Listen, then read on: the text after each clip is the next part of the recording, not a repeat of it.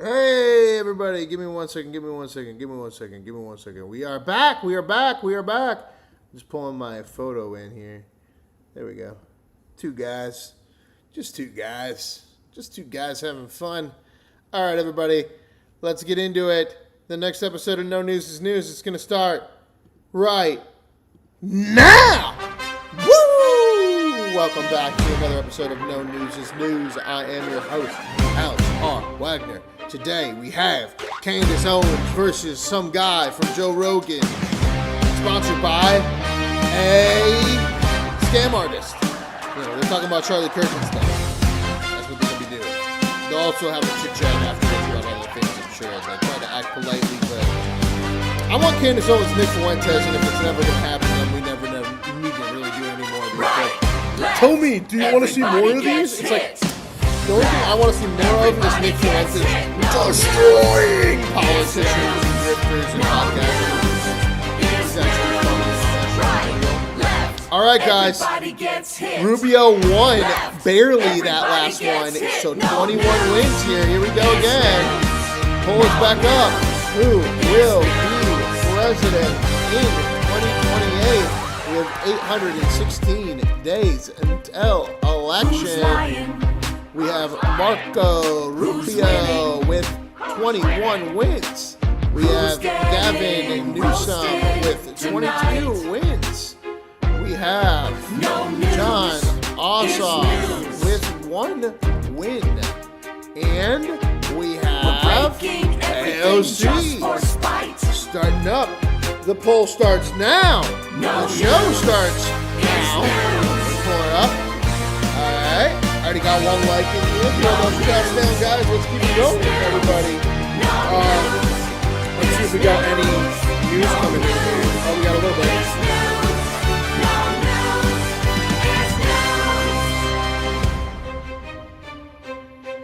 Who's lying? Whoa, I got some weird news for y'all. Who's winning? We got to wait until the song's over for this one. Who's getting roasted tonight? No news is news. Candace Owens versus some guy from Joe Rogan. On fire and it looks so bright. They're gonna talk about a person they both met once. No news is news. Was it the furry weird guy shooting up his boyfriend's heart? Or was it Israel? It's all Israel. I don't know. We'll have to wait for Patrick Bet David of the greatest scams of all YouTube to get this in here for y'all. But I also got some breaking crazy news here. In a minute here. Probably because the guy couldn't handle it. I'm just saying, I'm not trying to laugh or anything about this guy about his death. But like, to No News is News. This is the ironic one here, right, guys? Jason Arday, the British academic who resigned after plagiarism accusations, has been found dead. Jason Arday, the former sociology of education professor at the University of Cambridge who resigned last week after accusations of lying and plagiarism, was found dead at his home in South London on Friday. He was 41 years old. The Metropolitan Police has said his death was unexpected but is not believed to be suspicious. Arday was appointed at the University of Cambridge's youngest black professor when he assumed his post in 2023 at 37. He resigned after evidence emerged that he plagiarized parts of his PhD thesis and lied about extraordinary aspects of his background, including that he ran 600 miles in 6 days and raised millions for charity. His memoir was published in the U.S. earlier this week. All right, guys. Well, they don't even know if it's a suicide. We don't know what it is. Okay. All right. Well, let's get into it. Talk about Charlie Kirk. Throw out your thoughts. Are you crazy? Are you not? Who's crazy? Who's not? What's going on here? We don't know. Nothing's really going on here, right, guys? Okay, here's the thing, all right? We're going to give everyone a fair shot. The only person we're not going to give a fair shot to is Patrick Bet David. All right, here we go. Your claim is overwhelming evidence that Tyler Robinson killed Charlie Kirk? Opening statements, opening comments. Sure. And what I mean by overwhelming is I just find it very convincing. That's I think that's what most people mean when they say overwhelming evidence. So I have a brief opening statement. On September 10th, 2025, Charlie Kirk was murdered. Many of you already know a lot about the events which occurred after Kirk's death. You remember the ghoulish laughter, celebrations, and madness we saw from leftists all over, from TikTok invasions, debates, posts on social media, destruction of memorials, and things like this. Within weeks of Kirk's death, a cottage industry began to form, peddling various alternative theories on how he died. What special interest may have killed him, what nations were involved, and was our own government one of them? Because this was the first nationwide traumatic event in Gen Z's lifetime, the demand for answers was severe and palpable. The leading theory from the conspiracy verse is that Israel worked with the United States government to murder Charlie Kirk. Within a day or two of Kirk's death, Ian Carroll claimed that Israel killed Charlie Kirk, and the conspiracy caught on like wildfire. This theory was built on one misleading piece of evidence, that in his final days, on or around September 8th, Charlie sent a text message reading, "Jewish donors play into all the stereotypes. I cannot and will not be bullied like this, leaving me no choice but to leave the pro-Israel cause." This was sent in the context of a platforming dispute regarding Tucker Carlson. From this scintilla of misleading information, it was speculated that Israel killed Charlie Kirk because he would have successfully opposed the Iranian war. Now, that's a fun theory, and who doesn't like a good, fun conspiracy theory? I like them. But there is no evidence that Israel actually killed Charlie Kirk. And if Candace has some, I'd like her to actually show it to me. I'm open to suggestions, but to date, there hasn't been any. There is, however, tons of evidence that a leftist killed Charlie Kirk, just as Charlie feared they would. I believe Charlie Kirk, and I have the receipts. I already don't No, like this guy. I didn't have a dream where he came gay. to me and told me that the left killed him. No, he didn't come to me in a dream and say, Candace Owens betrayed him. That never happened. In fact, I don't need dreams of any kind because I hold in my possession never before seen messages from Charlie Kirk to his security team on September 9th. I just don't. Well, the problem that I have with people that have this mentality, he's reading into his phone his opening statement. Memorize it. You're on the great debate, sir. You paid $300,000 for this. You can't even remember your own fucking words. But also just condemning the other side when you're getting into a debate. It doesn't come from a form of curiosity, which means that you're not open to thinking that you might be wrong, which turns it into like a very combative energy to begin with. So he's already starting that shit. 9th, 2025. I'm going to share the message with you today, which is the first time this information's ever been publicly revealed. On September 9th, Charlie's security team wrote to him, yes, law enforcement has been fully supportive and agreed to a security plan and posture. Tomorrow's event will be covered by both my team and the campus PD. If additional support is required, patrol units will be available. I have 11 on site. Charlie responded with this. Okay, great. Remind them that they are there for one person's security only, because I'm somewhat worried the left is trying to kill me. That was a message sent September 9th. Well, that makes me like, what? Because like, if he was getting a feeling that someone was going to kill him, it's because they were already spotting him. And if you believe that just Taylor Robinson acted alone then why would Charlie Kirk have a sense 2 days prior?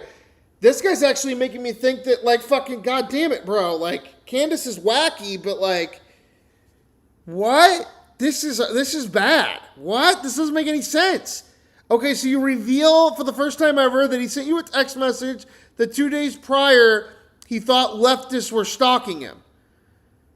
But they weren't stalking him. Somebody was stalking him, though, because otherwise why would he say that to you? You're thinking that he said that to you because Tyler Robinson was stalking him 2 days prior? He had a feeling 2 days prior? What? Or it's 3 days prior. 3 days prior. What? Whatever could he have meant by that? Well, I think he meant exactly what he said. Holy shit! That's crazy! Because, like, he just read that, and he's saying that that's the first time that he's revealing that or giving that information up. And it actually goes towards Candace Owens. To be honest, it goes towards Candace Owens. Before she's even said any of her wacko shit, this guy's like, yeah, Charlie knew that Tyler Robinson was stalking him 3 days prior. Here's the never-before-seen text message of him saying, somebody's stalking me 3 days prior, and I believe it's the left. What? That means that it was more than just Tyler Robinson. That means that more than one person, like that he knew that there was something going to happen. Why would you have that feeling? That he was worried the left was going to try to kill him. Now, we'll discuss this more later on in the debate, and maybe I have more never-before-seen evidence that exposes just how wrong and, in my opinion, idiotic many of these conspiracy This theories text to have the been. security team, not to him. Okay. But that's what happens when you rely on what's called the evidence of the gaps. In other words, they don't have evidence, they seem to just make up evidence. And what did they make up? Well, in my opinion, kind of whatever lined the pockets. And I think it's ghoulish to profit off of the death of a good man. But we came here today to debate, and so let's get to it. The debate topic today is, 1, my belief that there's overwhelming evidence that Tyler Robinson killed Charlie Kirk, and 2, Candace's belief that there's overwhelming evidence that Tyler Robinson was a patsy and didn't kill Charlie Kirk. In sum, the audience is going to decide who has more evidence supporting their theory. My theory is that the state is correct that Tyler Robinson is the killer, at least based on evidence so far, and Candace's theory that Tyler Robinson is not the killer and he's a patsy set up by the feds. To be clear, this is not a question of reasonable doubt. If it was reasonable doubt, and that's all it was, and that's all Candace was proffering, I wouldn't even be here having the debate with her. It's fair to have doubts, as a trial has yet to occur, and the state hasn't even begun to try to prove their case beyond a reasonable doubt, but Candace makes a more forceful claim. She claims that there's more evidence that Tyler is not guilty of murder and was set up as a patsy than there is for the state's case. And I just think that that's absurd. That is and she will absurd. not be able to demonstrate that in any way. In fact, she has almost no real evidence at all of her theory, whereas my theory is supported by compelling witness testimony, physical evidence, multiple confessions, all of which are independently compelling, but which are even more convincing as each piece of evidence corroborates the others. You'll notice the term overwhelming was included in both theories. This is because Candace Make demanded sure you double I tap, defend hit that like button, my y'all. use of that term, Come on, only which 2 I think likes, is fair, 250 people. in describing the evidence against Tyler Robinson. She, on the other hand, only wanted to defend her theory as merely viable. That is, until I showed her clips in which she said she believed the evidence of her theory, that Tyler Robinson's a patsy, was supported by overwhelming evidence. Only then did she agree to defend that position. Regardless, we're both defending the claim that there's overwhelming evidence on our side, so it's worth defining that term. When I say the evidence against Robinson's overwhelming, all I'm saying is that I mean that as of right now, I find it very convincing. I see almost no evidence at all, only speculation on verified claims and suggestions of things that could merely be hypothetically possible. Dreams, vibes, feelings, things like this. Almost done, by the way. I have no problem defending the state's case and welcome Candace bringing up any challenges she would like, but if I'm honest, the reason I was willing to pay the $300,000 for this debate was to finally have a chance for someone to demand Candace be held accountable for the unbelievable theories and claims she's been making. Candace's investigation is indistinguishable from a leftist operation. She couldn't be doing more damage to the right if she were trying. She uses her considerable platform to relentlessly attack one of the most influential conservative outreach organizations for young people, and she's making a mockery of the online right-wing commentary class. She's harming Republicans in an election year by dividing them. She's attacking the very organization Charlie spent his life building, and she's attacking the people he loved, including his wife. And it cost me $300,000, but today I hope that she finally answers for some of that. Thank you, Andrew. Candace? Did you get it out of your system?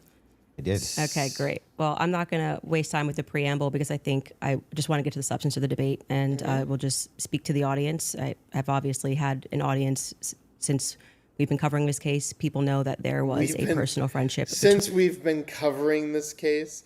Like, bitch, she was writing a book. She was predicted to be like part of the political right-wing elite. Then she got fucking paid for from the Daily first she went over to Glenn Beck's network, Blaze TV, and then only did 6 episodes and they had to cut her contract because she wouldn't adhere to the contract. Then she was at the Daily Wire and did the same thing where she wouldn't adhere to her contract, wouldn't do weekly episodes, wouldn't put them out on time.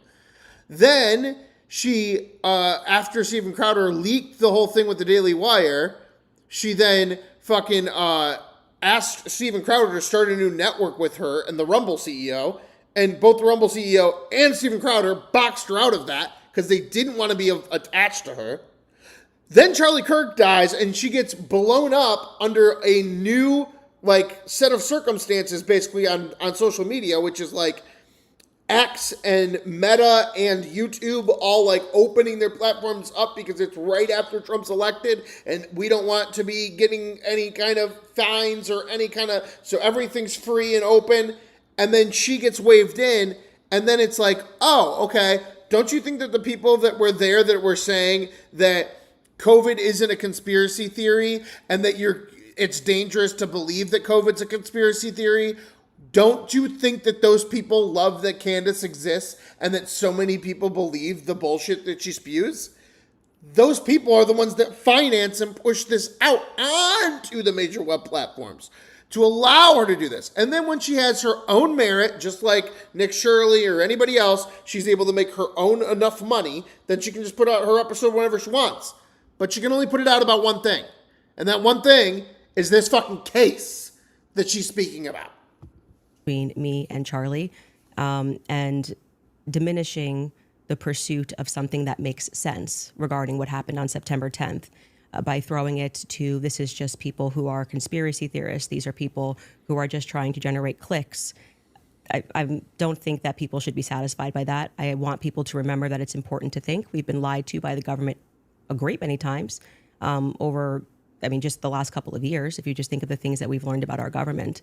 Okay, guys, before we get into the garbage that doesn't matter, I'm just going to give you a briefing on the news for the day, just so that we can understand that there's a lot of other things that actually do matter. Number 10, Libya's army chief killed in a plane crash in Turkey. 9, BBC reporting a UN statement highlighting ongoing severe restrictions. Afghan women described lives transformed under 5 years of Taliban rule.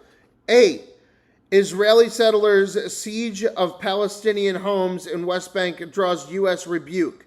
Settlers besieged homes for days in the occupied West Bank. The U.S. urged Israel Prime Minister Netanyahu to condemn the actions. Ambassador Mike Huckabee issued a sharp criticism saying the U.S. will not tolerate these kind of outlandish actions against settlers, with some reports noting rare language about settler violence activities actually acknowledged by Israel for the first time. 7, record rainfall in Japan kills at least 8,000 stranded. Unprecedented heavy rainfall caused flooding and landslides, killing 8 people, cutting power to tens of thousands of houses, and stranding about 7,000 travelers in the Tokyo airport. 6, Ebola outbreak in the DRC spreads for 6 provinces, remains among the worst on record. It is now expanding to the Boulogne province. Confirmed cases exceed 4,600 with more than 2,100 deaths so far. A near 47% fatality rate. Officials and the UN describe it as the fastest growing on record and on track to potentially surpass the 2014-2016 West Africa outbreak in scale. Response remains challenged by conflict, detention delays, and lack of specific vaccine treatments for the strain. 5. Colombia earthquake death toll raises. 281 to now 285. Update from Monday, 7.4 magnitude quake in western Colombia showed the toll climb to the mid-280s, with thousands injured, hundreds missing, and tens of thousands of homes destroyed or damaged. 4. Europeans' heat wave and wildfires intensify. Record or near record heat continues across parts of Europe. Wildfires forced thousands of evacuations and injured dozens in Croatia. Near destruction of the country's worst ever on record. Homes burned in the UK on its hottest day for the year. Fires also hit France, Greece, and Spain. Drought exposed skunk World War II ranks in the debris. Emergency alerts went out in parts of England and in Wales. Number 3, U.S.-Iran tensions escalate over Strait of Hormuz, carries deployment concerns. The Iranian military is not taking lightly Trump saying that he might turn it into a territory.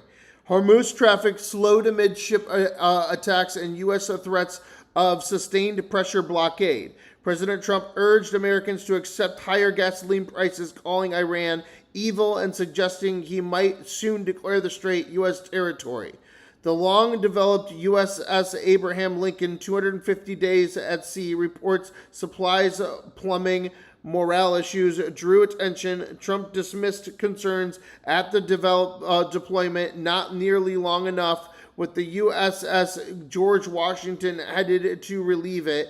Related oil spill risks appeared to the Gulf of Oman area. Number 2, magnitude 7.7 earthquake strikes eastern Indonesia. Tsunami warning issued. A shallow 7.7 magnitude earthquake hit Flores Island near Saturday local time, following by an aftershock of 6.1 magnitude earthquake, killing thousands. And number 1, Luigi Mangione pleads guilty. Anyway. And I do want to back say Candace this. Owens. What's been the most disturbing element, I think, for everyone is that not Double only does the tap, hit narrative that not like make button, any y'all. sense, which I'm going to demonstrate. I don't need to waste time with the preamble going through the points or trying to insult you or pretending that I've been running a podcast saying it's just dreams and vibes like I'm Miss Cleo. And that's the reason why it's taking so many influencers. It looks like $1 billion industry of influencers to dispute everything Candace says. Is not because I'm on my platform saying I had a dream last night. I don't think I think that diminishes you as an argument. Obviously, we have presented a lot of evidence. You just presented a text message and said this is evidence. Well, that's how this entire thing began. You're talking about how Israel got into the conversation. It was because immediately after Charlie died, one of the first things we saw was this push to make us all think and remember how much he loved Israel. It's because the prime minister of Israel, who's fighting like a 27-front war, felt that he needed to come do a little mini tour and to be, strangely, to state that I did not kill Charlie Kirk when nobody was having that thought that I can remember. Nobody was going, I wonder if Bibi Netanyahu killed Charlie Kirk. And then we had a round of influencers who lied and said Charlie was not changing on Israel, that he wasn't having any disagreements regarding that topic, that the day he died, he just loved Israel so much. And I demonstrated via a text message, which you just mentioned, and you're now contextualizing and pretending it was just about Tucker Carlson, which is not true. It was a part of a broader shift that Charlie was having over the last, I would say, actually, on your show, it began since October 7th, which is when I began asking myself more questions about Israel as well. And so, when all of these things happen in the immediate aftermath, and then I drop a text message after everyone is denying that, Tucker Carlson then comes out and confirms the conversations that he had with Charlie. Megyn Kelly then comes out and confirms the private conversations that she had with Charlie. People then begin to ask a reasonable question, which is, why are we lying about this? If they were forthcoming with that, and they had said, hey, Charlie was starting to ask questions. I think after October 7th, it's reasonable that people are starting to re-examine our relationship with Israel. We wouldn't be here today. But it has been lie after lie after lie, debunk after debunk after debunk. Yes, I did share that I had a dream that Charlie was betrayed. It's not a dream anymore. It's a reality. I look at what the organization has become, the people that they are partnering with, the lies that they are telling, the extraordinary people that they're sending out to say that I never... She conflates two different things, which is like, one is that AIPAC is going to push back at any kind of anti-Charlie Kirk being anti-Israel. Yeah, AIPAC put a bunch of money into Charlie Kirk. So when he dies and you say, actually, he didn't represent AIPAC, AIPAC's going to do everything they can to make sure that is not what you hear. That doesn't necessarily mean that a furry trying to suck his boyfriend's dick didn't shoot Charlie Kirk. I didn't speak to Charlie since 2018, and it begins to look like a conspiracy. And just as a historical fact, that entire term was created by the CIA to gaslight people after the assassination of JFK. So it's they're two separate things. There's two separate things. Why can't you ask questions about Israel and why will they push back? That's a separate conversation from who shot Charlie Kirk. Not exactly one that makes me nervous. Like calling somebody a conspiracy theorist is essentially saying that they demand further answers and they're not accepting the Fed slop. So I'm grateful that you came today. I don't need to, like I said, take cheap shots and discuss your manner of debate or your strategy. And I'm also grateful that you shared that you had that text message today, because everybody watching knows that I have been demanding not a debate, just an open conversation with Turning Point USA. They should be here. It shouldn't be you in that chair. It should be the person that took Charlie's place, maybe Erica Kirk, maybe Andrew Colbert. He's a spokesperson. And rather than doing that, they send us another influencer. So let's see how it goes. Right. See, okay, so she understands what she's doing. She's conflating two different things, though. The guy that's there, he has the same angry, argument that I have, which is you're saying that this furry didn't kill Charlie Kirk. This guy killed Charlie Kirk. And she's going, oh, really? Well, then why is Turning Point USA only in support of Israel? Why can't you say that that he was changing on Israel? Why can't you question them or talk to them It's the same thing as Nick Fuentes. You're not going to be able, the Jewish media, they are very much the inventor of cancel culture. That does not somehow draw the conclusion that this man didn't take a shotgun and shoot Charlie Kirk in the neck. It doesn't. It just doesn't. Just out of curiosity, are you between 0 to 100? What is the likelihood that you think Tyler Robinson shot Charlie Kirk and killed him? Based on the evidence right now, I don't know. I'd say 75, 85%. Candace? Yeah, me too. 0%? 0%. I'm at 0. See, yeah, because with every time that she dismisses the whole thing, she then reaffirms the question, why can't we talk to Turning Point USA? What was Charlie Kirk all about? Why was he so attached to Donald Trump? What is Donald Trump after with Israel? This, again, do we have to go back to it again, guys? I want you guys to see how Donald Trump and Charlie Kirk came together, okay? This is in September 9th of 2015, Donald Trump-Iran war. This is 2015. Where is it? 2015 Tea Party. Where is it? There it is. Here it is. So he End of the World playing, which is crazy. What shows up? Okay, but he shakes hands with Ted Cruz. This event is put on by Charlie Kirk. This is in 2015, and this was what Donald Trump went up there for 5 minutes to talk about. Incompetent deal. In front of the state. Boy, can we get a crowd? And that was 3 days ago, and look what shows up. And I want to thank you. So, I've been doing deals for a long time. I've been making lots of wonderful deals, great deals. That's what I do. Never, ever, ever in my life have I seen any transaction so incompetently negotiated as our deal with Iran.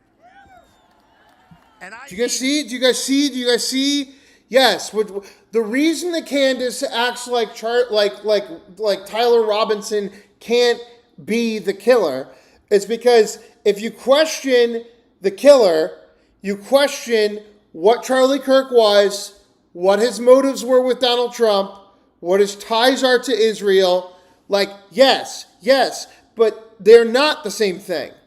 But with Candace Owens, they are, because the power is in the control of the media apparatus. And if you're asking the question of whether Tyler Robinson killed him or not, and you say no, you then have to follow the rabbit hole of what Turning Point USA is, what its influence is to Ted Cruz, what its influence is to Donald Trump. Mind you, also, Nick Fuentes, first episode of America First, influence to Ted Cruz. Ted Cruz shakes hands for the first time ever with Donald Trump at Charlie Kirk's event in front of the state capitol on September 9th, 2015. As he says, we need not agree to this Iran deal. And listen to the rest of this. Now, Ted and everybody else have gone through all of the details, and we can talk about the 24 days, which is ridiculous. We can talk about the $150 billion, which, by the way, they get, even if the deal isn't approved, they get it just for going to the table. We can talk about the fact that we have 4 wonderful people over there, and frankly, they're never going to come back with this group. And I will say this, if I win the presidency, I guarantee you that those 4 prisoners are back in our country before I ever take office. I guarantee. Okay, and he got that promise. He got that promise.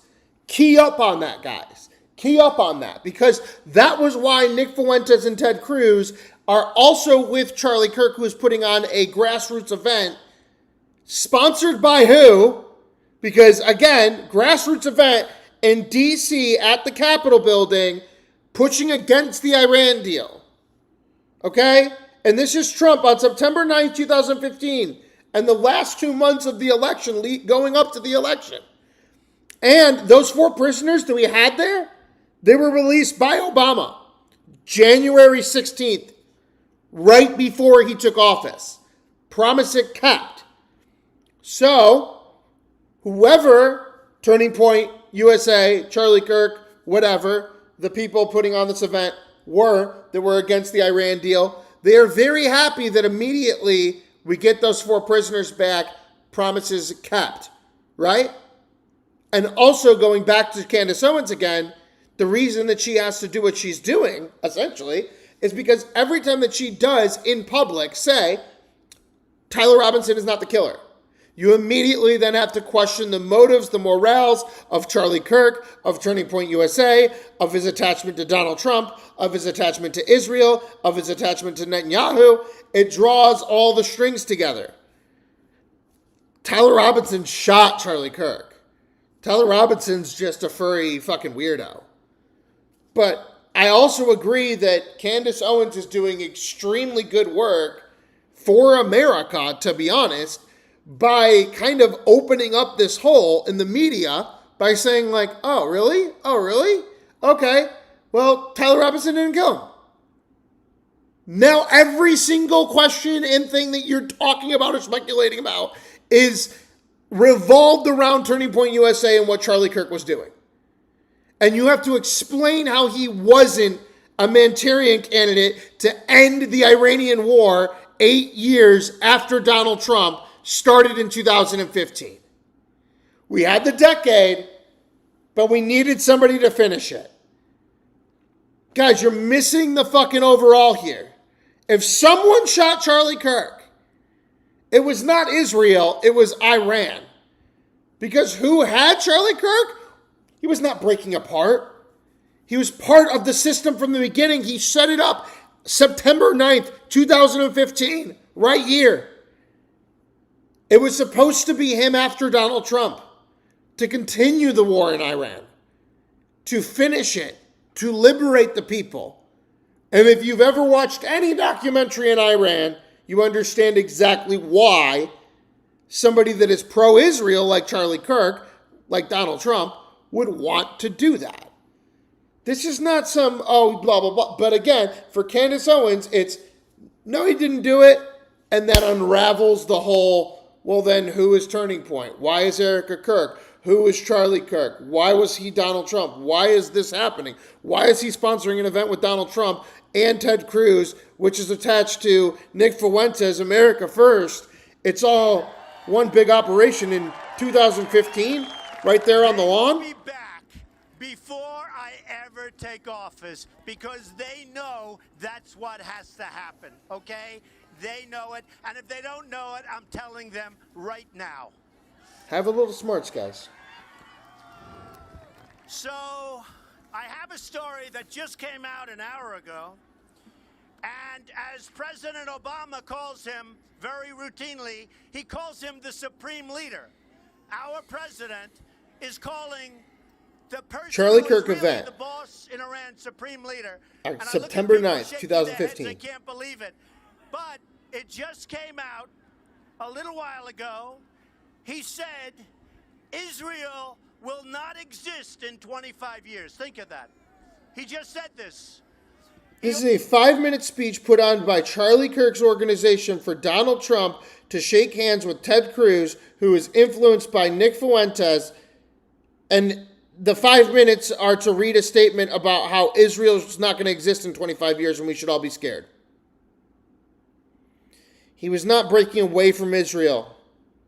And I don't even think that Candace Owens is here to even try to unravel those things. Or maybe she is just for her own audience. But the thing is that what she's actually doing by saying anything is exposing what the apparatus of the operation was. From my theory, guys, if you haven't heard it yet, this is literally it. Charlie Kirk supports Donald Trump through the whole GOP nomination in 2015, after supporting Ron Paul in 2012.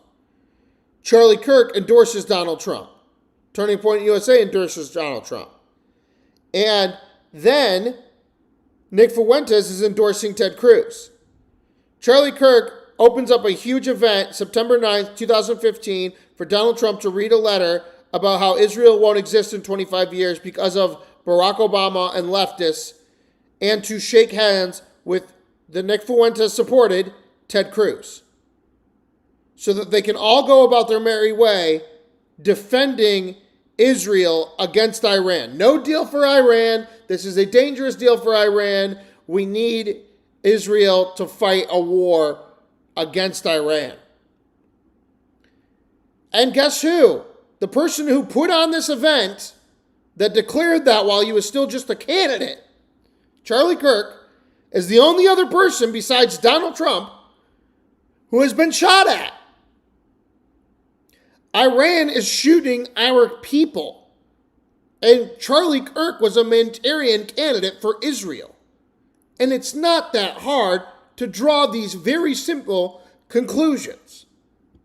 Also said very strongly, very, very strongly. And Taylor that Robinson this is a the end furry of our who shot him. dealings with the United States. We want nothing more. Maybe to Israel do with gave him them. some money. We're I not don't going know. to do anything right here. Or not We Israel, made this Iran. deal. But It's a definitely not Israel. phenomenal deal. We're not going to deal with the United States anymore. If Israel had Charlie Kirk still, Israel would be able to have 8 more years of war in America with American backing in Iran.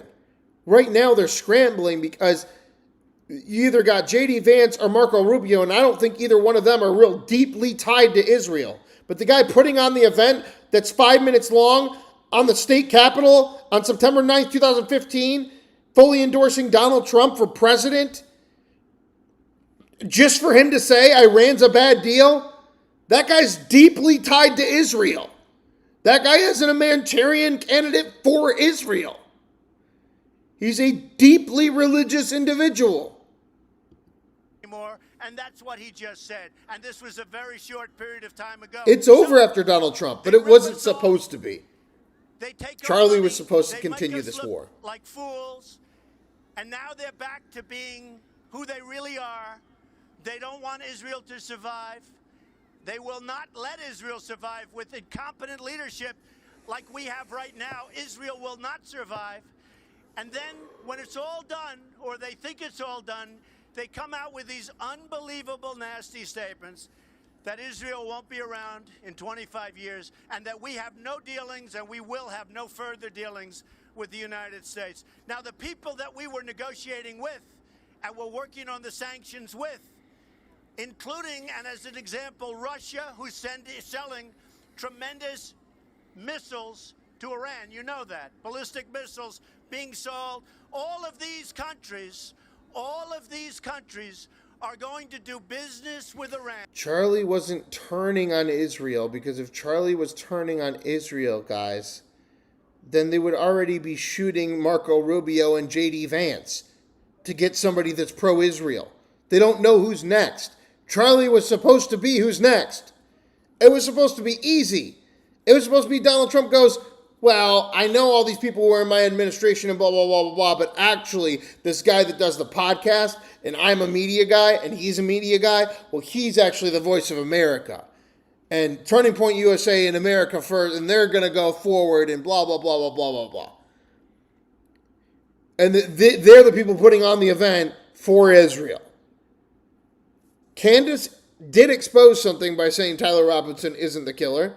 She exposed that Turning Point USA, Erica Kirk, and Charlie Kirk are deeply embedded in Israel. But they did not turn on him. There is no weirdness to, like, if anybody killed him that was in a different country, it was Iran to stop this. And right now, it's scary because if Charlie Kirk was alive, we would have at least 10 years to take care of this war. And right now, we have about 18 months. They're going to make lots of money and lots of other things. So I don't know how you draw whatever you draw from that, but that's how I feel. Because I see Rubio nor J.D. Vance continuing the obliteration of the Middle East the way that Donald Trump is.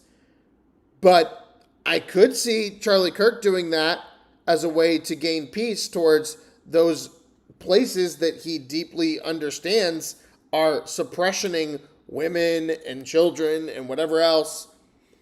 And when you have that ideology, you're dropping a lot more bombs for Israel than you are if you're J.D. Vance, paid for by big tech, or you are Marco Rubio, just a nice guy. Nothing. You're just a nice guy. I'm just a We nice are guy. led by very, Rubio's very just a nice guy now. stupid people. After that podcast with Katie Miller, Very, bro, I got very Rubio. stupid Fucking people. Rubio making me. We cannot Rubio. let it continue. We are a country that owes $19 trillion. We lose everywhere. We lose militarily. We can't beat ISIS. Give me a... Rubio might, but Rubio would still be not what Israel wanted. That's the point. Is Rubio wouldn't be a op for Israel. Rubio might be able to still do those things. J.D. Vance is going to pull out. You'd be like, I called up Mark Zuckerberg and Palantir, and they said there's a lot of pictures online of dead kids, so we got to stop that. It's like we go to a fucking Coca-Cola factory with him. Rubio, I can see him having more worldly relation to understand, like, because he even said in that podcast, he would love for us to be able to travel anywhere safely as American citizens. That's his goal as Secretary of State. And it's like, so he would have fundamental goals as an American to, like, better your life. But at the same time, like, yeah, he might do some of the self-destructive shit that Donald Trump is doing in the name of, like, repressive regimes, etc., a lot more than J.D. Vance would. But again, Charlie Kirk was turning on Israel. Bro, Charlie Kirk was 8 more years of the Iran war. Charlie Kirk was in the bag. Full endorsement from Trump. Guaranteed Israel president. It will change. He was the We will Manchurian have candidate. so much winning if I get elected that you may get bored with winning. Believe me, I agree. You'll never get bored with winning. We never get bored. We are going to turn this country around. We are going to start winning big league on trade, militarily. We're going to build up our military. We're going to have such a strong military that nobody is going to mess with us. We're not going to have to use it.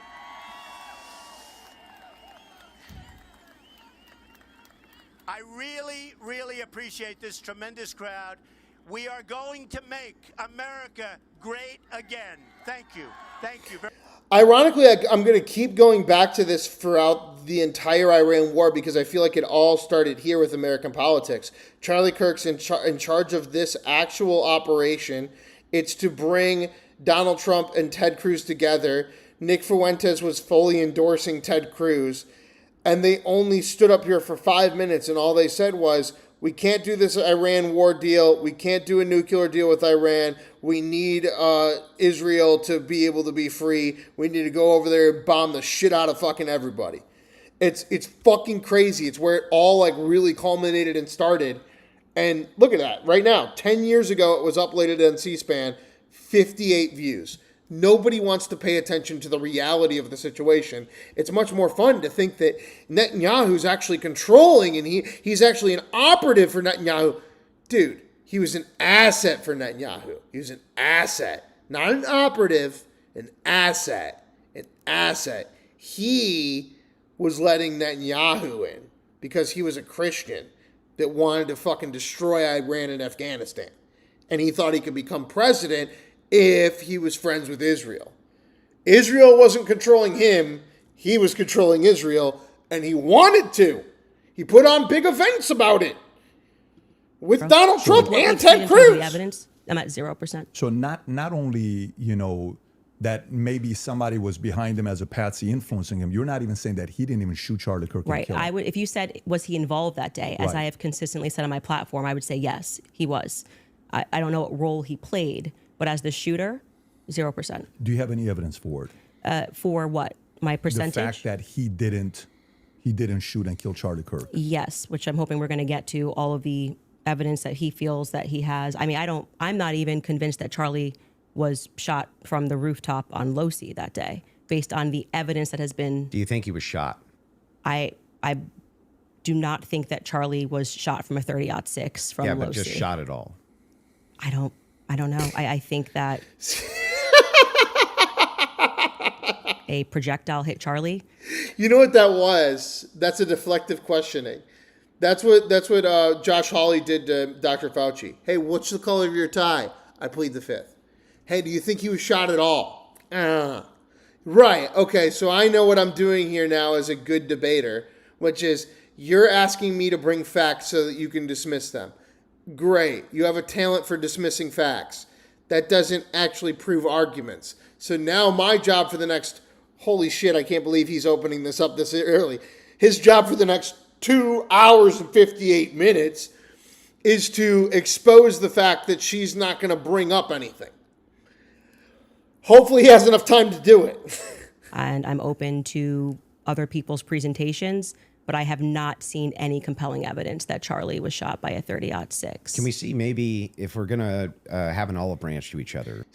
Can we see some sort of photo, some sort of something that gets you into that perspective? Because he already knows what it's going to be, which is she's just going to go, well, tell me what you think. And then he goes, I think this. And then if he says anything about what he thinks, she'll have an answer about why that can't be the case. Great. Everybody can play deflector. Everybody can play fucking conspiracy theorist. Not everybody can present their argument with founded fact. And that's what she's basically saying is like, I can't even say that he was ever shot. Okay, so you're never going to give us a distinguished reality. Like, you know what he should have done there? He should have went further with the distinguisher. He should have went, can you say what a woman is? And see if she would even give a centralized distinguisher to live them in the same room. Because really, I mean, we're getting there at this point with the whole, like, was he actually shot or not? Like, okay, you're not giving a distinguisher at all to be able to even have a debate. Can establish what we consider the facts of the case to be first. Right. Yeah, sure. Okay. So Okay. No. See, he's making the mistake. He should have said, can we distinguish what we think the facts are of that day? And then he should have said, and you go first. Because then she would have said something like, well, I know the fact isn't this, and I know the fact isn't this, and I know the fact isn't this. Then you take those three pieces, and then you go, okay, how do I build my argument where those pieces don't exist? And hopefully you can still build the argument around it, and you still defeat her, because then she's trying to spin webs around the things she already said she doesn't. She's not coming with facts because, again, she thinks that being a conspiracy theorist means that you can debate your argument. She doesn't have an argument.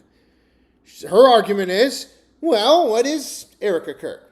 Why isn't Turning Point here? Who did shoot Charlie Kirk? I don't think anything is anything.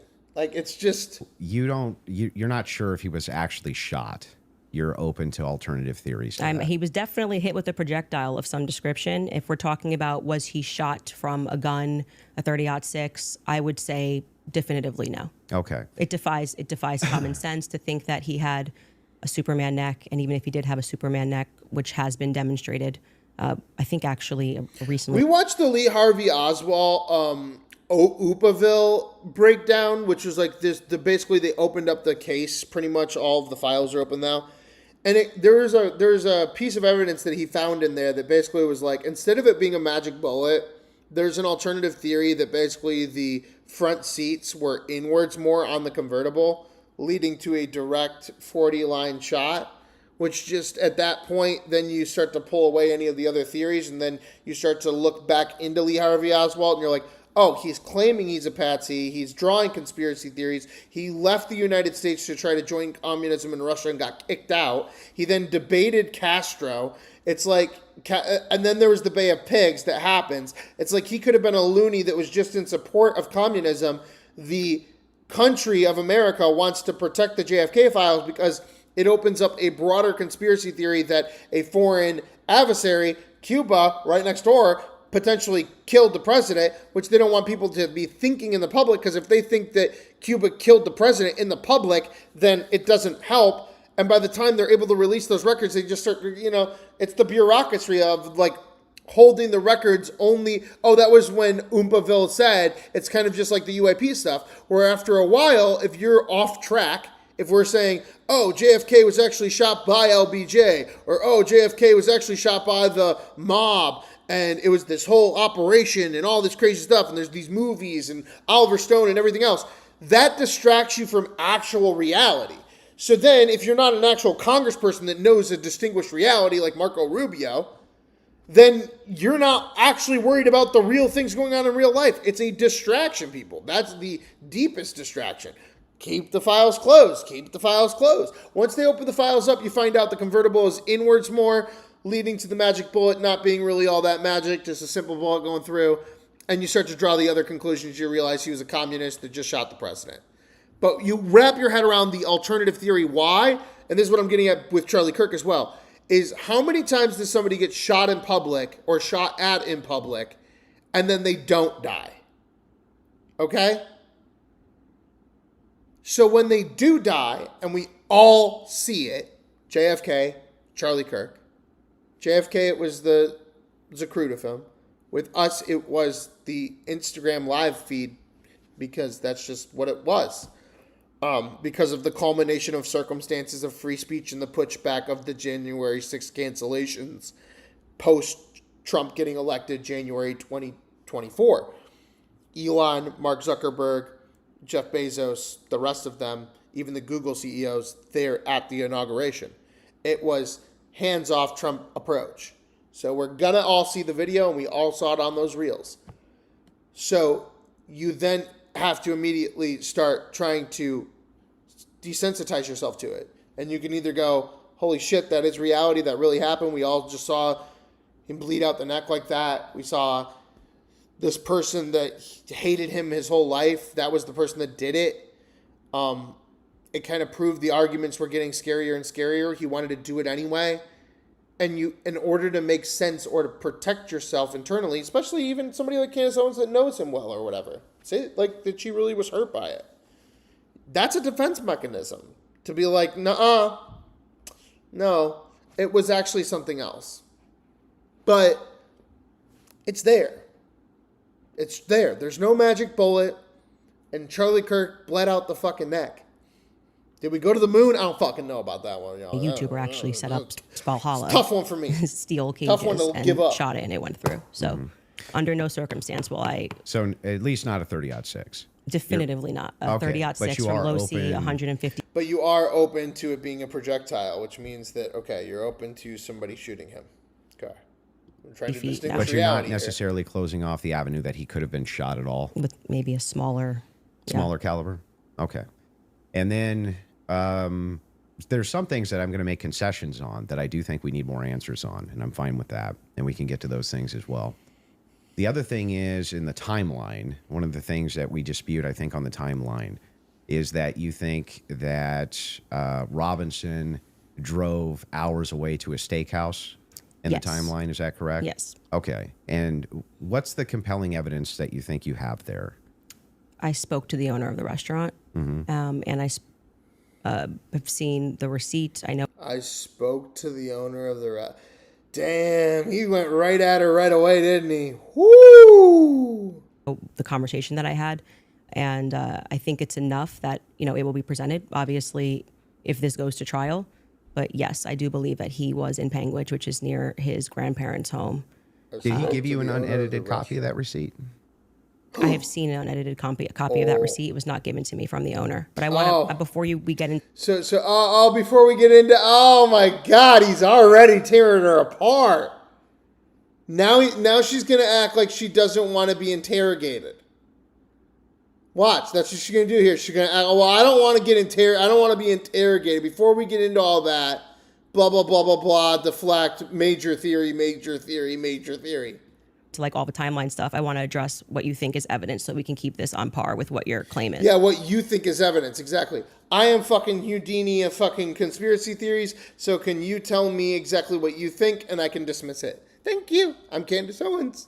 It's like, fucking idiot. If I was him, I would just respond immediately with, so what do you think? I also am like, why is Patrick David even fucking here? He clearly paid the $300,000. Since Well, I think this fucking podcast cucking ritual for PD.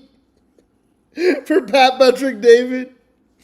Patrick David paid $300,000 to watch that debate. It's literally like a cucking ritual for podcasting. that's a piece of evidence that's in dispute, and that's why I'm. yeah, but because if we're not trying to get establishing to the whether there's timeline. overwhelming evidence that Tyler Robinson did this. Yeah, so if you whether want to then use starting the first, with if you want to use the first part of that for the internal critique, yeah, for you, we that's should go fine. over the actual Okay, evidence that so we feel. The first reason that I think it's compelling evidence is that Tyler Robinson's rifle was found. He's like looking down now. Bro forgot he's even on camera.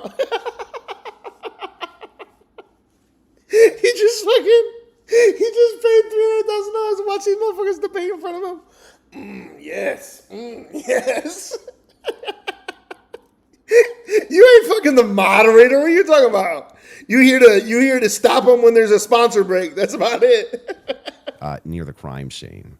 So I would consider that to be very good evidence. And also the fact of the matter is that I dispute this claim that a 30-06 could not have made this wound. I think that that's absurd. 150 grain Remington core lock absolutely could shatter when it hits the neck of any human being. When you say that there's some steel neck and it's a smaller caliber, you have to make a counter explanation. Why wouldn't a smaller caliber also go through bone? It could. I didn't say it can't. Right, exactly. So if that's the case, then ammunition is going to be the critical key here. And if we have frangible ammunition, which we do in this case, a flex tip. And here's the thing: half of a televised debate is the way in which you look. And when you're doing the fucking catty smiles and shit, and the you're wrong, well, you're just wrong.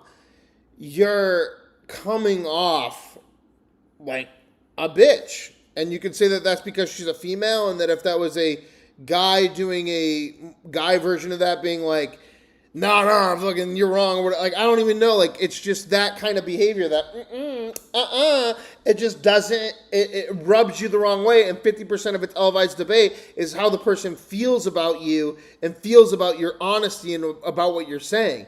And right now, I feel like she's just playing Houdini of like, tell me what's going on. Also, I feel like, why is Patrick David here again? Round. Well, I'm sorry, not a flex tip, a soft point round from a 150 grain Remington core lock. That's just a small jacket that goes around the actual lead piece.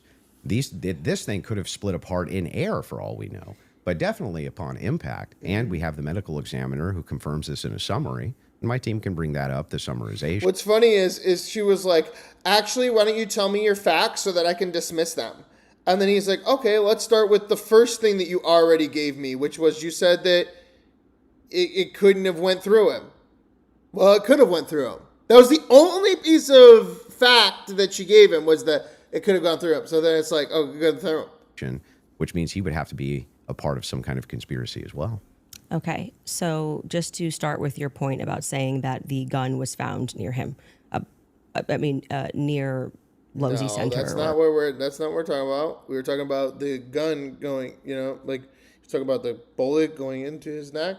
That was what this whole thing was about. Patrick David, where you at? He's like, I'm sorry. I guess off in the woods. That gun. Did you watch the testimony? Did you? Did you watch the preliminary yeah, we hearing? covered it live. Yeah. Okay, so forgetting what the summary of the medical report was, did you watch the testimony that was given by the Caitlin Oliver, the ATF woman, Samantha Carner, any of those people who went into the science of Yes, I recall. You're talking about the bullet when they- analysis? Yeah, when they went into the DNA. Okay, so that's kind of the most relevant part. Okay. I'm not denying, I've never denied on my platform or anywhere else that a gun owned by Tyler Robinson was found near the crime scene, right? That Okay. doesn't remove if you think somebody set up as a patsy, you could take a gun out of this room right now But and what you could about walk out and the plant it in the gun woods near a in the crime scene. neck? I That's agree. not convincing Saying that evidence it to I me. concur. I concur with the fact that that's a possibility. So that you logically are possible. you I think have said on a platform that you were a gunsmith. Mm-hmm. Okay, and for how many years? many years. For many years. Mm-hmm. You also said that you were an Army sniper. I wasn't a sniper in the Army. Okay. And I never said that. by the Sorry, way. your wife tweeted that you were an Army sniper. Yeah, I don't know. Like 15 years ago, she said something. Does it She said change that 15 was- years later? She said that it was colloquial. Why are we getting into this? Like, how does this have anything to do with the bullet going into the neck of Charlie Kirk? So I Army don't- sniper is a colloquial term? Yeah, I was never an Army sniper. Okay. What did you do in the Army? Did you teach this? Then I corrected it and said you taught rifles in the Army? No, I didn't teach rifle. No, I taught rifles as a private citizen. Okay. Mm-hmm. And I was an NRA instructor for many Okay. years So, alongside my gun shop. As with your expertise, when See, here's the thing: is Candace got to something with people, which is the exposure of what the operation was.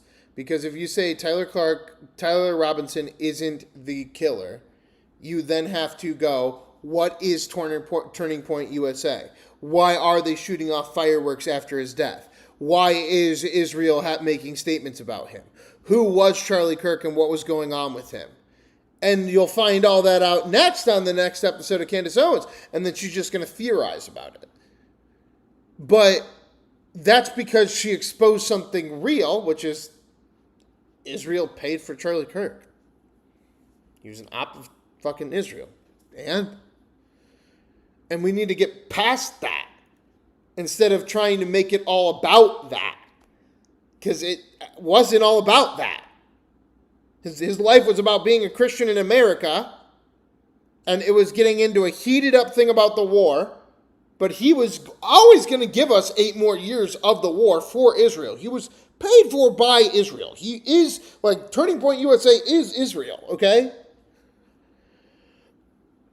But, like, what the fuck are you talking about with this Candace Owens shit? Like, she gave testimony on the stand, Samantha Carner, You're a fucking that retard. there was dust and there was debris Full that retard. was found in Not the even gun understanding barrel. what she's going towards. And then when we had Had her Alex the Jones moment and person lost who, and this was, I believe, Caitlin Oliver, who explained painfully about the DNA, the prints. Well, let's start with a point at a time. I'm not done. You said something, so I'm going to finish my thought, right? You don't want to do a point at a time? No, well, sure. If you want to respond to, Well, I but wanted I to want you to start respond to with 2 points. the I want you to start with 2 points. Okay. Dust and debris in the gun barrel. Yeah. Secondly, the fact that there were 5 sets of prints, 5 plus actually by the end of the testimony, 5 sets of prints for which we already had the woman who worked for the FBI forensics testify that above 2 prints, if you're taking a sample, it's no longer a science, right? She testified that when they took the sample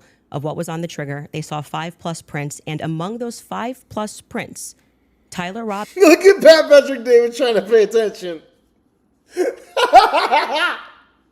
What the fuck are you doing, bro? Robinson's was the most degraded. So I would like you to explain how Tyler Robinson's prints could be the most degraded when she said, actually, you could have DNA on something that you've touched. You could have DNA on something that you've never touched. And to get DNA degradation, they've looked at pieces. Candace is 100% grifter who's attacked every organization she's worked for. Absolutely. Items 20, 40 years on that don't have degradation. Yet Tyler Robinson's prints, amongst 5 plus other prints. Little does she know that she'll be able to sit her in her corner until her audience slowly dies out because they get bored of it after the case. But this was the last $300,000 she'll ever receive. Because the rest of us, like anybody with common sense after this thing, like she's not even trying to, like, she's not even educated enough to be able to have a critical debate back and forth. She's just trying to be smart. She's the retard in the smart room. She's like, no, I'm gifted the other way. And you're like, no, Samantha, you go over here in the padded room. Were the most degraded on that weapon. Yeah. So let's get into all three of the claims. First, with debris. When it comes to debris, firing a rifle doesn't always blow the debris out of the barrel. Okay. You think there could be debris and dust. Yeah. He just fired the weapon. Sure. Okay. Not only that, he left it in a forest. Now, I don't know if you agree with me, but if you leave a rifle in a wooded area, it's also possible that debris could get in that way. But I'm not even sure that that's what the case is. I think it's far more likely that you fired the shot, it just didn't blow all the debris out, and it often doesn't. You'll find this if you take Grandpappy's dirty rifle, and it's all dusty inside the bore, and you go fire it. You'll often look down the bore, and there's still dust. Okay. Happens all the time. Okay. And the prints? Yeah, so the prints, we don't know all of the details on just yet. We do. It was excruciatingly long testimony on the prints. We don't, because they haven't gone to trial, so we don't know on the print front. But Tyler Robinson's DNA was on there. You made the Ooh, look at Pat Patrick David biting his lip. He's like, this was the best $300,000 I've ever paid for. I love this podcast cucking. claim that Lance Twiggs' DNA was on there, and it He was loves not. getting when she podcast gave the cut. testimony. No, hold on. First, let's go to your first point because that's wrong. We can get a fact check on that. What do you mean we don't know until it goes to trial about the degraded prints? She testified, and Yeah. this is the person who took the prints. Yes, but the problem is that inside of this particular testimony, you agree with me that there's going to be much more of the DNA analysis during the trial, right? But you also would agree that her fact is not going to change, that among the prints, his was the most degraded. Even so I'm if- asking you to but address that. How could that be here, possible? Let's give it, let's just grant this for a second grant it, yeah. as a possibility that his fingerprints were degraded. It's not a possibility. It's a fact. The Okay. person who took Well, right, but like later that might be disputed factually through others. Like if they have 7 different witnesses and fucking 6 of the 7 forensics fucking people they pull forward all say, yeah, no, it wasn't degraded, and one lunatic goes, it was degraded. Then you know who watches Candace Owens, but that doesn't, like, you know what I mean? But she's like over here being like, well, the first one said that it was degraded, so it must be a fact. And it's like, okay, all right, fine, let's acknowledge that. Now let's see where he goes with it, though. Hang on, Okay, I'm just okay. granting it for the sake of argument. You should grant it because it's a fact that so she now, presented. So now, Just let it go, lady. It's not a disputable fact. It's a clearly disputable fact. It's only one testimony. In a courtroom, it's a disputable fact. An undisputable fact takes at least like a 3 narrative. now it's granted. So what? Yeah. What do you mean, so what? Yeah, so what? What does that prove? Well, yeah. What does that prove? It was the lowest degraded of the bunch. What does that prove, Candace? More speculation. Again, just more speculation, not facts. It proves that if his prints were the most degraded amongst 5 of them, you're going to have to explain how that's possible if he's the one that recently fired the weapon. Why would... Huh? Okay.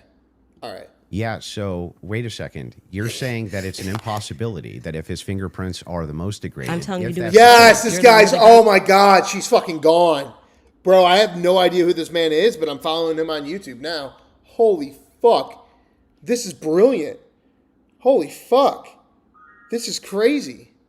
Smith. Well, So wait a explain it. second. How would a gunsmith give an analysis on fingerprints or DNA? Do you think that I work in a DNA laboratory So with your fingerprints? answer is I don't know. You can just say you don't know. But You I don't did. have to. Right. Yeah, he did say he doesn't know. You're the one that says that this is a factual piece of evidence. You said he has to say yes. He did say he doesn't know.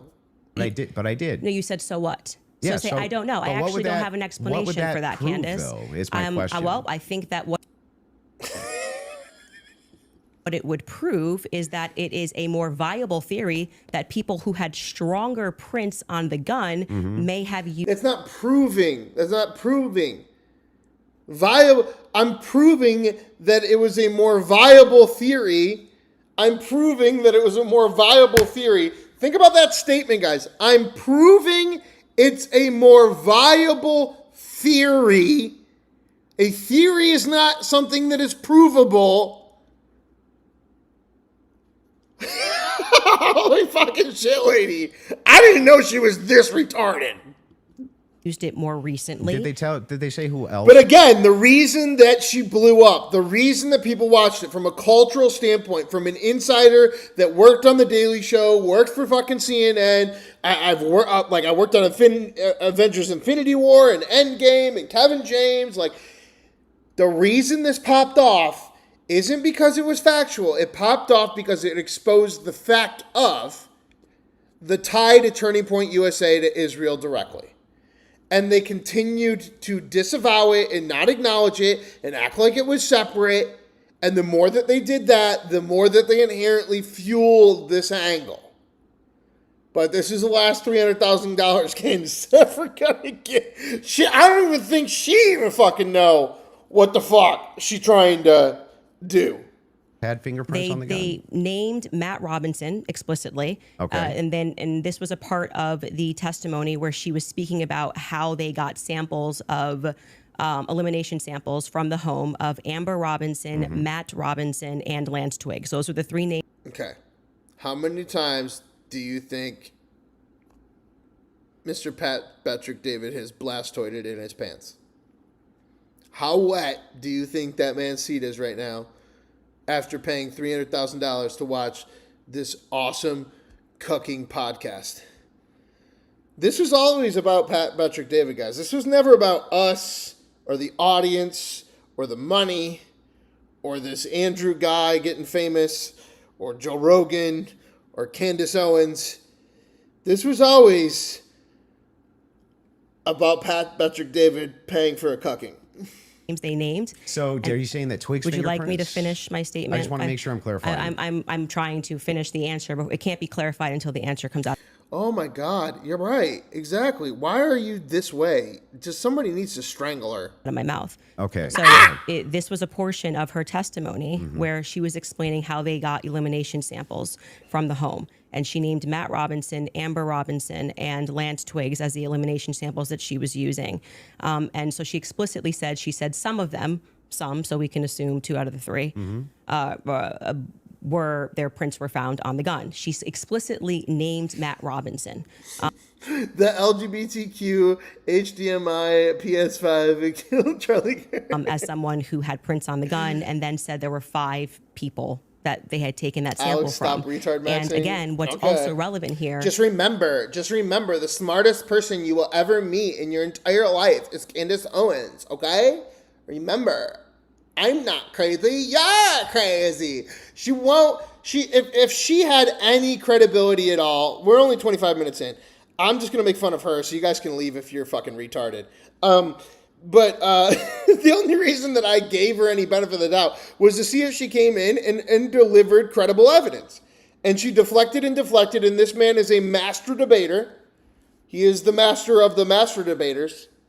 I don't know if that was because, is that what it was? Is because Charlie Kirk was a master debater too. Was he in the club with Charlie Kirk in the master debater club? But Candace Owens was not invited into the master debater club. I'll tell you that much. We've 25 minutes in, not in the master debater club. Is the earlier testimony, which came from the FBI forensics analyst, I believe it was on day 2, where she said that when you're using those mixtures and those samples and you get up to 5+, it's really hard to make any sort of a determination. So both of those things are relevant. If you can't explain why his prints are... but they're relevant if there's no other founded evidence. You're trying to use them as discrepatory evidence, I think is what it's called, to distinguish a fact that means that he wasn't there. It's highly unlikely that this happened, and it's highly unlikely that this happened. So therefore, the fact is he couldn't have. That's not how you do things as a lawyer, you fucking retard. are the most degraded, and you're saying he is the shooter. You go, here's a fact, here's a fact, here's a fact, here's all the facts. And they draw this conclusion. They'll go, well, there's not enough of a fact there, and there's not enough of a fact here. So that must mean fact. -3 plus -3 equals 7. It's not really a so what. It's an open-ended question that people have a right to pursue. It's not a conspiracy. It's actually proof of my claim that there is evidence She's that a he gun expert was now, yeah, set up yeah. as a patsy. That wouldn't prove anything. That about wouldn't him be, being yeah, a exactly. patsy. That wouldn't prove any. This is what's going to be funny about this is that this guy is actually so smart. He's literally going to. The reason I keep doing these Pat Patrick David fucking jokes and stuff though about him being cucked is because he clearly is that's the only reason he's sitting in that chair is because it was $300,000 and he had to pay for it. And so it could be on simulcast on all 3 channels, and he could get the bonus of all of it. But also because in the props for doing it to all the minions, but also because this guy isn't going to be able to debate Candace Owens. This Andrew guy is actually like really good at debating, so he's going to sit here and he's going to moderate her the whole fucking 3 hours because she's just going to try to go off the fucking braille end, and you should put this guy in front of Trump. Jesus Christ. If you put this guy in front of Trump, oh my God. Said it's evidence. Oh my God, to you support killed the claim that he could have been set up as a patsy. So this is why I said earlier. Because he waits for the entire answer from these people, and then he comes back and he goes, wait a minute, actually, no rebuttal right now. As the moderator, da-da-da-da-da. So what? Because even if it's the case, this doesn't have an explanation for it yet. That doesn't actually give you any evidence in your corner for Tyler Robinson being a patsy. Okay, hang on. I didn't cut you off, right? You would need to actually explain how this would demonstrate Tyler Robinson. This is tied into to Robinson being a patsy. Are you claiming that these fingerprints were Lance Twiggs or that he had any DNA there? I'm saying that it could be Matt Robinson, it could be Amber Robinson. That sort of information is going to come out during the trial. How would that tie into the idea that he's a patsy? Yes, though? because if his is the most degraded prints and the information that I shared on my platform is true, that this gun was given to Tyler Robinson as an heirloom. I had conversation with members of the Robinson family, Twiggs family, both of them. You know, I just unsubscribed because you're retarded? Okay. I mean, I guess if you're going to get all angry, then I can unmod like I said, you. we're not just dreaming. And if we're Actually, having this also like cringe, ew, like cancel culture, you're garbage, you're gross, goodbye, ew, Vinny Donuts. conversations, and they Yikes. told me that that gun was You only can have differing opinions. I don't give a fuck if you guys are fucking retarded or not, but like, I'm unsubscribing. Okay, well then I'm not modding you, but then also I'm like, why do I want to listen? Like, go, bye. only given to Tyler Robinson because it was a family heirloom. Okay, so it was his grandfather's gun or great grandfather's gun. Okay. What? I don't remember the difference. I don't remember which one it was, and so he got it because he's the firstborn. So, but he's not much of a shooter, is what I was told. And so he has this okay. because he So inherited again, it. another theory to draw zero evidence from. He wasn't a good shooter, so therefore, the end. He wasn't the shooter. So if I get something from Why don't you explain to us your theory on who was the shooter? I don't have one. I don't know. It's going to come out in the evidence later. Blah, blah, blah, blah. my grandpa, and I put it up on the shelf, and I own this, you could see that could be. How do we get to the patsy part? Oh, you don't let me ever get to the end of the sentence, so how could we get to the patsy? Somebody needs to have a timer on this because it would be hilarious because it's like 8 minutes to 3 minutes right now in her favor. And she's over here being like, you don't ever let me talk. Like, okay, woman. Okay, woman. Do we need to get out the stopwatch? Do we need to get out the fucking stopwatch, lady? Part Okay, if I can't get to the end of the sentence. I'll wait. So that could be a reasonable explanation. Oh, wait. Hey, moderator. He's like, I'm sorry. Hey, Patrick Ben David, you fucking fuck. And as to why there was dust in the barrel, Why because are he you doesn't here? often shoot this weapon, and he is indeed a fisher.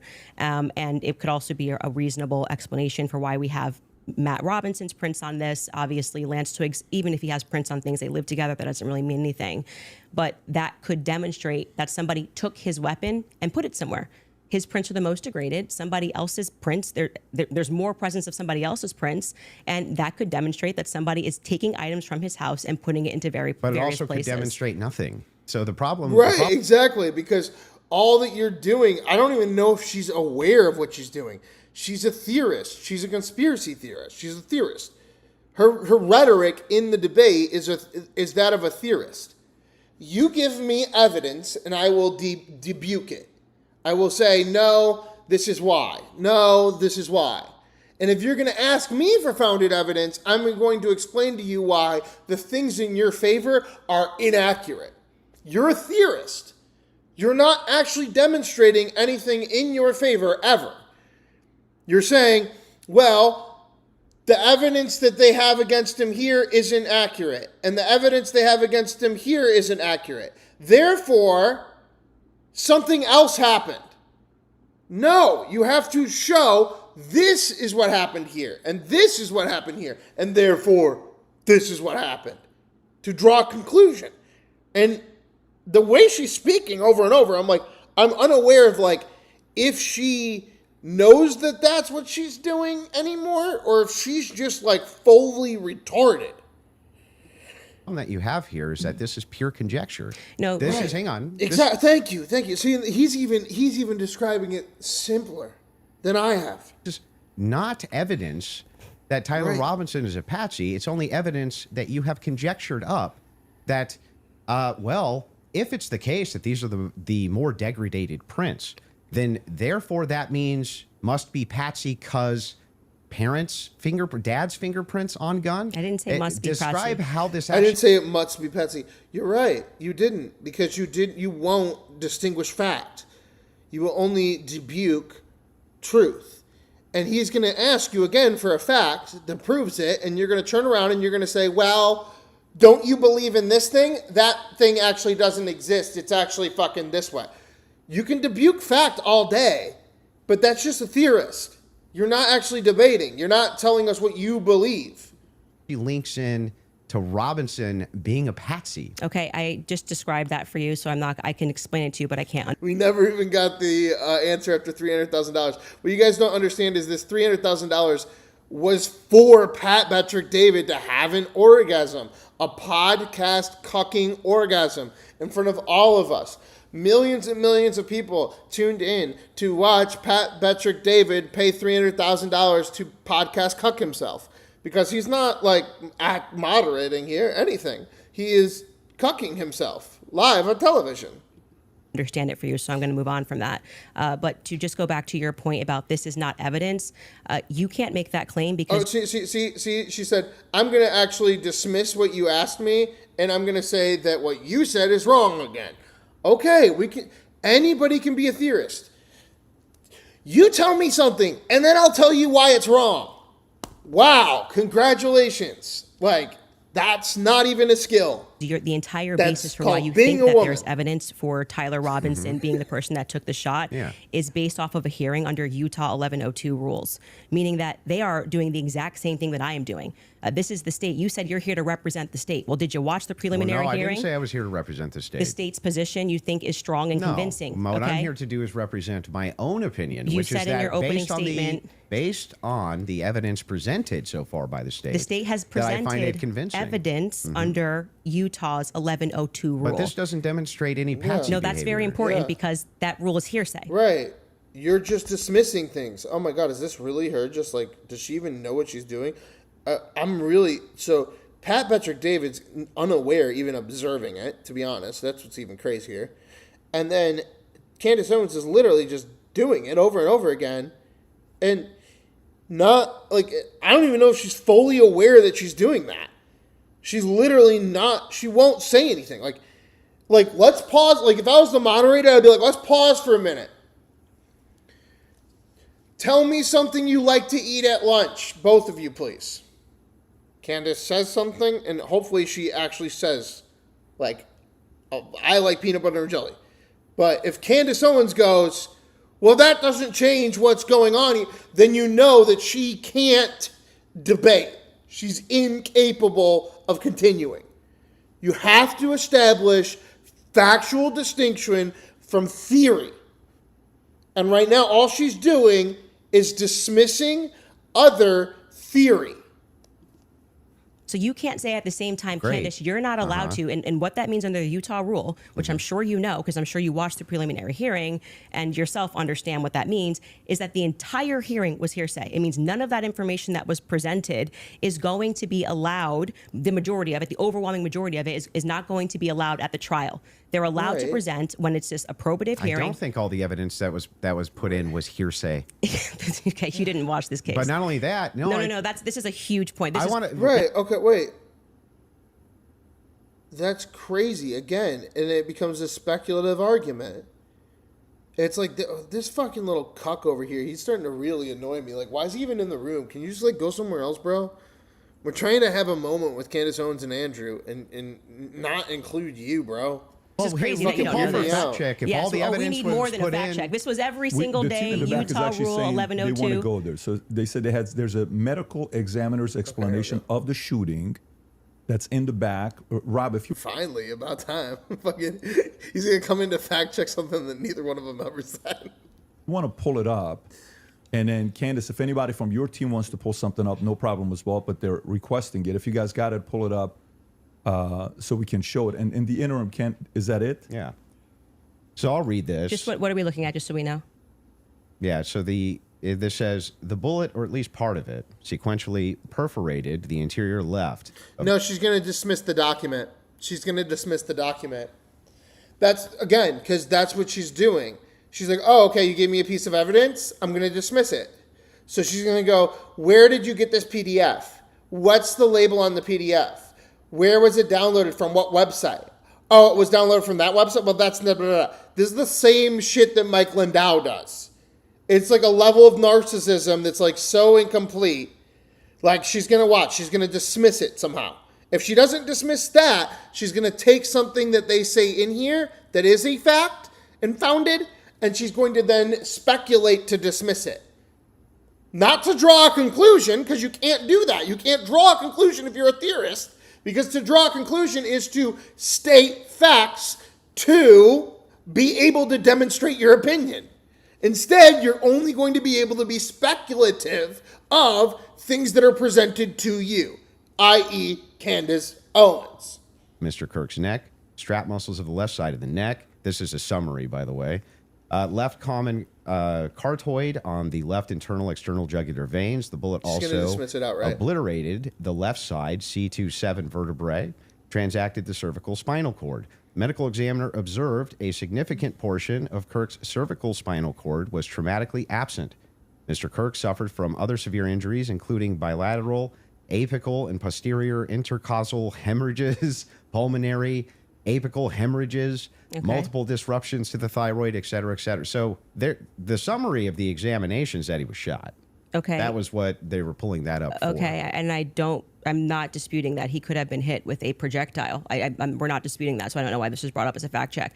Could you bring up 1102 Utah Rule? Because this is an unbelievable point that you're making by saying that I am not allowed to infer off of evidence. You can infer. I'm trying to follow the inference. But no, but your entire reason, like you asserted that you believe.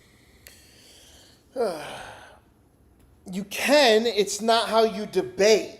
Like, she's now trying to bring up that you can infer in a courtroom. Yes, we know that you can infer for evidence if you know how law works, but that inference needs to be brought back with founded facts, which you have no fucking facts of any of it. You're just speculating around speculation. There's overwhelming evidence on the basis of what we saw in the Correct. preliminary hearing. The entire preliminary hearing was hearsay. Yeah, I'm fine with your inferences. But no, you just literally said Right. I couldn't do that. Yes, I can. No, I didn't. I'm just saying from your inference, how do we get to Patsy? This is how you got to Shooter. The Tyler. Oh my God, she does it with the whole thing. Well, he can't be a shooter because I already dismissed all your facts, so therefore there must be a Patsy. Again, like, you're not saying anything. Robinson did it No, the same no, way no, that I you didn't got to get to Tyler just Robinson. shoot her from that. Yes, you did. You again. This is something important, so we should pull up a fact check about what the 1102 Utah and under their constitution, for the sake of a preliminary hearing, they do not have to have hard evidence. They don't have to put people on the I trial, agree, they swear don't them have in. to. But no, that's why the entire hearing was basically hearsay. Officer Bagley But was not saying all of it, like I said. the overwhelming And majority. again, no I mean, disputes. outside No of disputes. the one But that you there's don't no- that you don't that's want to not get. what's Please Still don't cut me off. things in there, though. Outside of that is what's in dispute. It means not. that your No. entire brand of saying you don't have evidence, falls apart when the entire preliminary hearing is based off of insufferable, I hearsay. know, In right, fact, guys? Lance's testimony before But just they like had about Pat Patrick David, me and Pat Patrick David were both going through the same thing. We're like, oh man, we got 2.5 more hours of having to hear this fucking whiny, dumb woman talk about herself and not even understand what the fuck she's even doing. And then you look up at the ratings and you go, okay, I can do 2.5 more. 300 in the chat. Make sure you double tap. Hit that like button, y'all. Before he sat, and they said, this is not going to be allowed. You wouldn't even be allowed to do this. We'd be able to cross-examine him. The questions that they're asking Lance are all leading. And what did he say? And with that said, guys, we're going to go into our next hour of the show. Stay with us. Make sure you double tap, hit that subscribe button. $5 super chats, add somebody to the poll of the day. $10 super chats, remove somebody from the poll of the day. Our next round is going to be Marco Rubio up against Gavin Newsom. We're going to run the audio while I get it set up. Here we go. I'm the magistrate under Utah Constitution, 1102. It is my job to allow all of this so we can see if the state has enough here that we can then move to a trial, which will then, they would not allow this stuff. They would say we get to cross-examine Lance. Lance But just you're can't arguing willy-nilly things I'm not disputing. But the entire substance of your argument is that people can't infer off of evidence. No, That's what you're saying it's to not. me. When you say, Candace, Here, you I'll can't give you talk the about the degraded argument prince, which is now. a fact. Yeah, give I'm you not the saying argument. Infer that. off of that, Didn't say that. Tyler could have been a patsy. You're just telling you, making stuff up. So I'm here's not what the making stuff position up. is. I'm I'm not making asking stuff this. up. By the way, I'm I have Rule saying 1102 that ready I if you think wanna you. read Let's it. pull that up. Just Let's pull pull up that up. Rule I 1102. am Get there doing from the exactly what the inference. state did. Okay. I'm looking at a piece of evidence, and I am saying. But you're not showing me how you get there Can you from the describe to inference. the audience what Yes. Rule 1102 So this, means? just so everybody who's watching this at home understands what I am saying, even if he doesn't. What Andrew is arguing is that I don't have the right to extrapolate from Never a made that fact argument. like You're just making it up. Just purely making it up. I'm asking based on Andrew, based on can I your show my inference. evidence? You just showed yours. Based on your reliable inference. hearsay. You'll get a chance. Reliable hearsay What? in criminal Oh my God. preliminary Are you guys, like, examinations. retarded? The entire preliminary hearing that you just saw was on the basis of reliable hearsay. And what that means essentially is the people who are making the statements can just say, Patrick told me that he did this on Monday. Patrick's not here, and that is they can allow that into the hearing. That's just because it's just meant to be probative. And so it's the state saying, here's what we have inferred. So you are allowed to take a piece of evidence, and then you are allowed to infer off of that evidence, okay? And he has agreed with her on that. And he's also agreed with her that most of it was dismissed off of the preliminary trial. There's a reason I didn't even cover it live. I agree as well.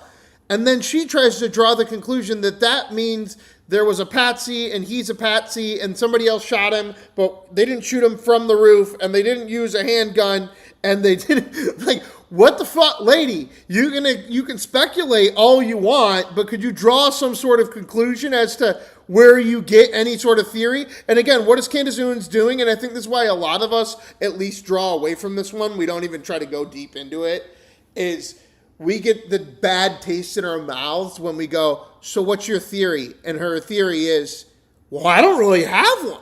I just know that this didn't happen. Like, it's just all speculation. It's all daytime TV. Okay. Case in Thing point, that's a nobody's demonstration disputing. of, to give you Nobody's that's a demonstration disputing of what that. I just did. I said the prints were the most degraded off of Tyler Robinson. And from that, what I am inferring is that it's plausible that Tyler Robinson was set up. That doesn't. Okay? That's the point in contention. That's not a Yeah. point in contention. That's the point in Yeah, contention. that is the point in contention. And then she's going to say that she's being interrupted again. She's just went out for 5 minutes. a point in contention. If you're saying it's a It point, is the point in contention. it's Yes. not the point in contention. I'm telling you that was Yes, what the that is the point in contention. That's exactly the point in contention. entire hearing allowed for. So the evidence that he is Great, but describing, we're asking you that now. he is using to argue his case. And again, like, she's the great defender of nothing. Candace Owens, everybody, the great defender of nothing. Because she isn't going to tell us what she thinks. She's just going to speculate on what isn't true. Is all based on inference, not fact. Great. Inference, not fact. Everything you're doing is inference. Everything you're doing is inference. So We're what they just- are inferring off of the facts. So again, we're going to take this, and I'm just going to even grant it because it's irrelevant. I'm asking how you get to the inference that even if you dispute that piece of evidence, that means patsy. I'm looking for the logical chain for how you get to that inference. What I am telling What is you your is theory? it's the exact same What way he literally just said. What is your theory? that when you tweeted, I think that this evidence is Oh my overwhelming. When God. they say that looks like Tyler Robinson's car, he drives a similar car, okay? They are inferring that that's Tyler Can Robinson. you walk me through the inference so Yeah. that I understand? It's not a fact. Yeah. It's not a fact. When you show a blurry image, which you kept citing that we No, have I'm images. talking about your inference that the fingerprints, even if they're degraded, equals Patsy. How do you get that inference? I didn't say it equals Patsy. I think it is enough evidence that it should be explored, which is exactly what this. Explored. See, so she's again. I'm not gonna.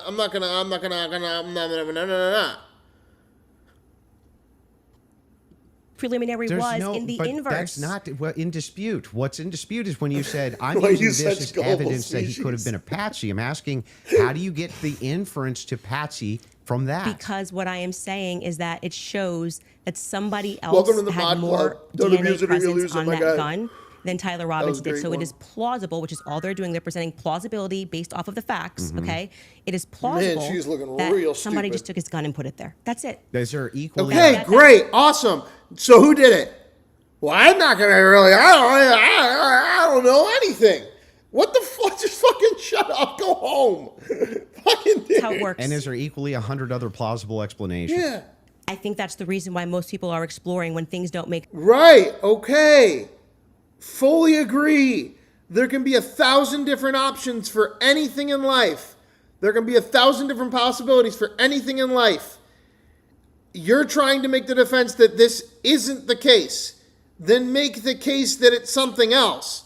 And if you can't, then you're just a fucking grifter. Sense. Got it. So, So- yes, at the beginning of that, this is how the court Right. process works. So Just so we're if- clear, If this there's is the 100 other state's evidence, plausible and they're explanations, inferring. 100 then, plausible, Candace, yes, why is it right. that we should go with this idea that it was a Patsy? Yeah. I'm not saying Why? that we should go with the. We shouldn't go with anything. We should just continue to argue and rebuke everything. This is what makes me so sad is that, like, if you can't understand fundamentally, like, debate language and, like, rhetorical infrastructure in your language, you're not going to be able to decipher what's going on here, and she's going to make you feel good. Because she never says anything unfactual at all, ever. Because she doesn't make an opinion. She just infers that anyone in the entire world about anything is wrong. Watch. idea that it was a patsy. I am saying that there is. Oh, just, I thought that was the whole defense, your whole claim no, today. my whole claim was that there is more evidence that he is set up as a patsy. How does that equal evidence of Patsy? I don't know how many times I can say this. Like, I'm saying that I am using the exact same mechanism that you are accepting for some reason in the Utah courtroom. Yeah. Right? To say, I'm going to look at the evidence and I'm going to infer an alternative theory. So you just saw the states and you're accepting it. And they. Right. What is your alternative theory? Do you see what I'm saying, guys? For the people that are smart enough to understand in the chat, and please let me know if you're smart enough to in the chat. Maybe we'll be able to get rid of all the fucking retards tonight. Because, like, that's what I'm getting at. She's not going to say a theory here. All that's ever been asked of her is, like, if you want to present an alternative theory with the evidence, what is that theory? And he's going, so Patsy, how are you drawing the conclusion that it's a Patsy? Who did do it then so that you can draw the conclusion that he was a Patsy? If he was still involved, how was he a Patsy? Well, I'm not drawing that conclusion. I'm just drawing the conclusion that he didn't do it. Then you have to draw an alternative theory. What is your alternative theory? They have not presented any concrete facts. You listed on your own Twitter that what you found to be convincing was something that looked like his car pulled into the driveway, a blurry image. No, I didn't. The standard white guy coming up the steps that could literally be anyone. This never happened. Can we get a fact check on that? Can we pull up his tweet where he goes over I didn't the say four? that's what convinced me. When you actually didn't say it's what convinced me, but you said Right. this is the evidence that you found to be overwhelming, and you named, I believe. We don't need theories, we need reasonable doubt. That's not how the court system works. You're taking all of the hearsay that she's talking about, all the hearsay, and you have to make your argument for what happened. You don't get to go in the fucking room and go, actually, it didn't happen. The only person that gets to do that is the defense attorney when you are prosecuting somebody. But when you're going to prosecute a crime, you have to come up with a theory. Candace Owens is essentially just the defense of Tyler Robinson. You might as well call her up and just make her the fucking lawyer for Tyler Robinson. Because she's playing defense attorney. She's just saying, what are your facts so that I can dispute them? Through speculative argument. Okay, well, if you're going to speculate, then you have to draw your own alternative theory. That's why you're able to speculate, is because you would be drawing a theory that you can't just leave the dots unconnected. You have to connect them then if you're going to speculate and not say fact. And then she's like, no, I'm not speculating that there was a patsy. I'm speculating that he wasn't the killer. What the fuck? Actually 5 things. I think you said it was his car. You said it was... Well, there's multitudes of things that I find You to just be said you didn't compelling say it, evidence. so we're going to get a fact check on that. You did. Go ahead. You said the blurry images coming up the steps. Quite literally, when Officer Bagley testified, they talk about when I'm talking about making inference, this is the most... Look at this dweeb on his fucking iPad trying to fact check shit and chat with people right there. Oh, okay, Candace Owens said fact check. We got to see if in any time in history, and you know there's people on Candace Owens' team that are like, yeah, in 2015, Andrew said blah, blah, blah. Like, dude, what the fuck? Is this a takedown? Or is this a debate over whether Charlie Kirk's killer was actually fucking Tyler Robinson? And if it isn't, and you're going to use inferred evidence, then please present your theory. I'm waiting. I thought was the most absurd testimony I've ever heard. And pardon me, it was More actually speculative Hull, fucking David bullshit. Hull. They asked him a question. How did you know the guy in the maroon shirt was the same as the guy that came up the stairs later that was wearing the American flag black shirt? And he said, they're wearing the same shoes. Why is that absurd? Why is that absurd? That's how you... It's absurd that somebody would change their shirt. What the fuck? decided these two are the same people. Oh, wow, what a scientific... she's really... They're both wearing Converses. Okay, that's an absurd thing to say. That is not... They also have the same body profile. They said that they were wearing the same shoes when you speculated that a switch of shirt was meaningful enough to distinguish that they were two different people. They then said, we have a separate piece of evidence, which is they are wearing the same shoes. Then if you say, okay, they're wearing the same shoes, then you respond back, and then they're the fucking same fucking body height and language. Like, what the fuck? These are the same people if we're both wearing Converses. That was what he said. That's what flew on the stand. But I still don't understand how that would be absurd. If somebody, it's an absurd thing. For instance, if somebody were to change their clothes but keep the same shoes on, wouldn't you utilize the shoes to try to track that person? If The they were changing idea their that on a clothes? college campus, two people wearing this totally different outfits but both wearing Converses can't happen is such an absurdity that I don't even need to like argue that. Yeah, everything by itself is like, this is what I mean. You guys, oh man, I feel bad for the people that are on our side now, because it's like, yeah, she's spitting facts, she's fire, she's got it under. You're right. How crazy is that? Two people wearing Converse, as if that isn't one piece of a giant spider web of a case against one individual on one theory. As she won't build her own theory, and she'll dissect each individual piece of evidence under the construction of it by itself. Yes, it's speculative evidence. It's evidence that there's a photo here with him with Converse on. There's a photo here with a person with a different shirt on with Converse on. We think that that's the same person. Now, if you, the defense attorney, say, actually, that doesn't mean that that's him and he really wasn't actually there, then you as the defense attorney would have to show receipts from Tyler Robinson saying, actually, he wasn't really there. Otherwise, the speculative evidence would probably reign supreme under the theory pinpointed to the other 70 other fucking clues and points in your theory as to why he did it. Oh, my God. I'm just going to let No people... shit. Why is it... No shit. No shit. Two human beings could also be wearing Converse and look alike. But if they're taking those photos of those two people, they think it's the same person. They can use speculative evidence. Okay. Just concede that point. Obviously, it's an absurd I thing don't. to say. I'm not I know sure. these are the I'm same not sure people in because they're both context. wearing Converse. Yeah, I'm not sure if in context that's what happened. But It even is. if it is, You can get a fact check on but it. even if it is, again, And it was if Hull. we're utilizing inferences, whenever we're dealing with logic and we're dealing with making a logical inference, we're going to take the entire collaboration of evidence and then we're going to make inferences from that. You would do that with any type of logical proposition. Right. Otherwise, It's you could exactly do what I said. You have to spider web it.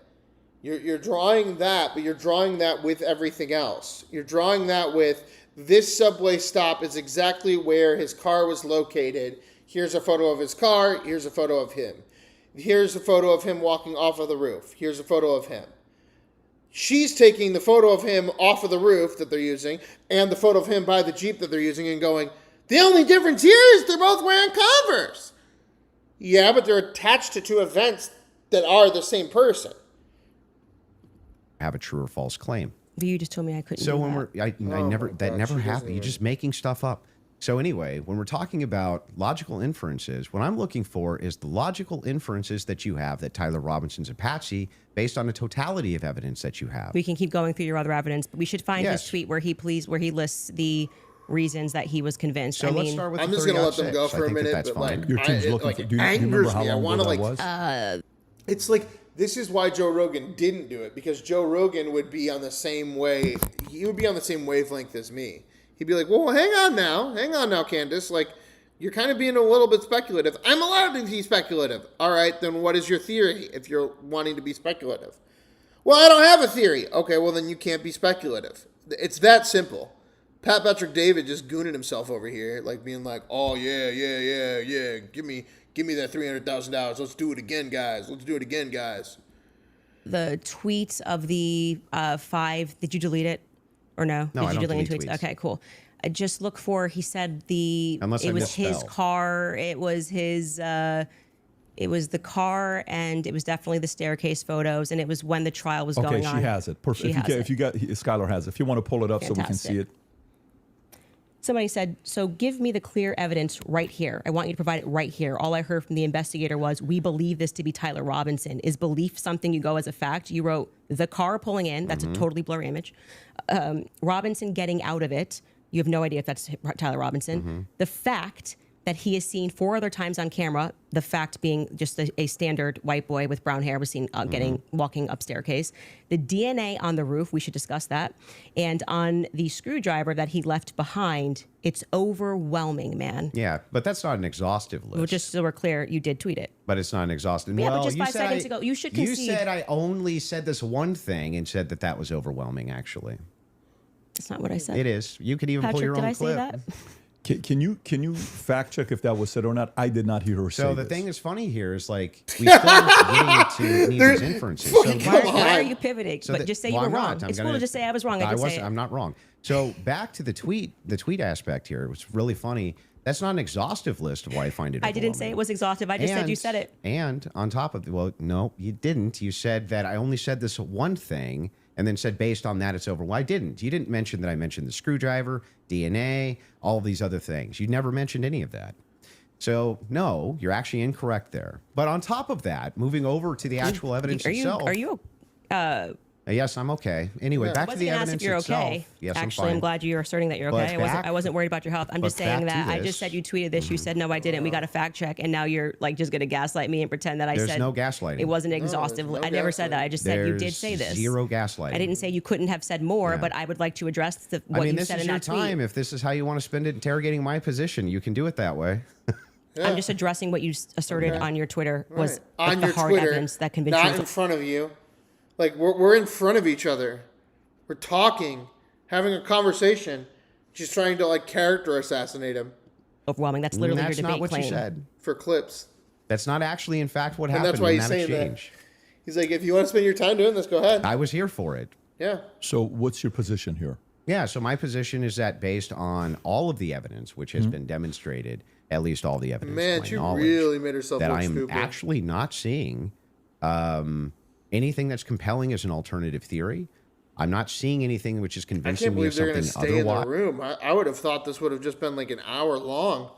At this point, it's like wrap it up. We're gonna still go 2.5 more hours on her.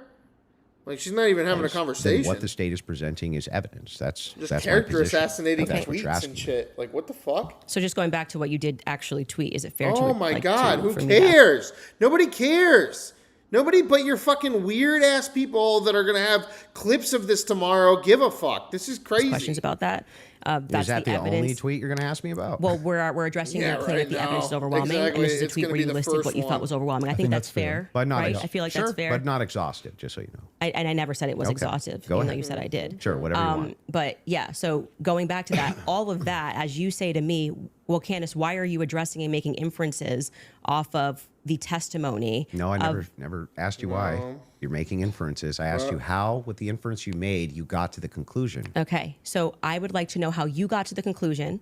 And I'm just going to throw it right back at you because Yeah, for some that's reason fair. you permit yourself to do it, and that's gonna what I'm say 'cause the demonstrating is that you FBI permit said so. yourself to do it, Mm-hmm. and then you say when I do it, I'm it's not a a fucking conspiracy. FBI right? agent. No. Like, what the How fuck? are you able to infer off of blurry staircase images that that is Tyler Robinson?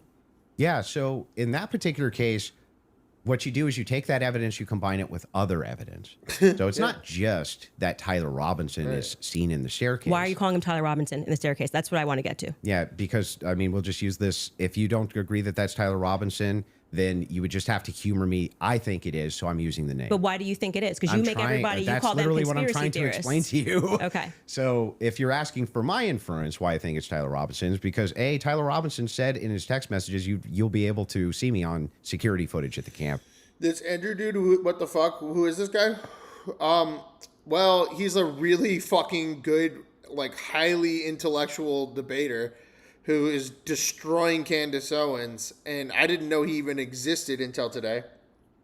Pat Patrick David clearly paid $300,000 for the interview, so he's going to sit there in the middle and just be cucked. But that's where we're at, and Candace Owens is completely a retard, and we're only 40 minutes in. It's unfortunate. Said it in his own messages. On top of that, Twigs, yes, you can pull them up if you want to fact check that. He did say. On Yeah, I top would. of I'm that, sorry. I actually think I really did miss that. I'm not saying you're wrong. I Yeah. don't remember him saying you're going to see me in. Yeah, Andrew I'm Wilson. paraphrasing, Can but we it pull was that close up? to Yeah, it. If I you don't- may I have think it, if that's And by you the not way, pull it up. Twigs himself said that he gonna had see me on the staircase? he had some maybe a tiny bit of doubt, but it sure looked like Tyler Robinson inside of this various surveillance footage that he saw. So Lance, sorry. Hang Go on, ahead. You're hang on. right. So there's multiple reasons why it is that I believe that that's Tyler Robinson, Mm-hmm. not just because of blurry footage. Did you have a dream? Just kidding. No, it's because I combined multitudes of evidences. Well, Okay. because So you let's had a dream, address right? those multitude of. Well, that's weird to throw that back at him. He was making fun of you, saying that Charlie Kirk came to you in a dream, and then you're like, "Did that come to you in a dream?" And he's like, "No, I just know that." What the fuck? All right, Andrew Robinson, who is Paleo Christian ChristCon, is paleo conservative online debater and host of The Crucible. Before 2020, he worked as an industrial mechanic and advanced robotic mechanic at Michigan food meatpacking plants through on-the-job training, no college degree. He has also stated prior work as a gunsmith FFL holder. During the 2020 COVID lockdowns, he was furloughed. Frustrated with progressive positioning, positions, he began arguing online, mainly Facebook, started crashing progressive panels, talk show streams, got invited on air, and performed strongly. Those appearances moved to YouTube, where he built a following through aggressive blood sport style debates. He later became a regular on the Whatever podcast. Oh, that's the one with all of the women that do like the OnlyFans and stuff. And launched his own show, The Crucible, his X account handle in March 2021. Evidence is the first one we're working on a fact check on because I do not ever remember him tweeting. That's me in the stair. I mean, or Well, he texting. didn't tweet it.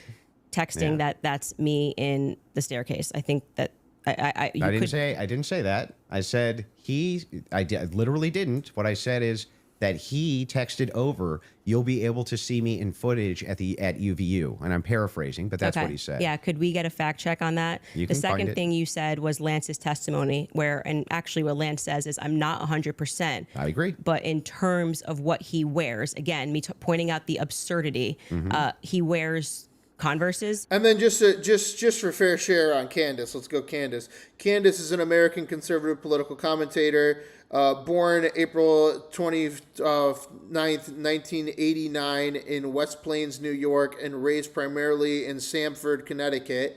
Her parents divorced when she was young. She was raised largely by her mother and parental grandparents.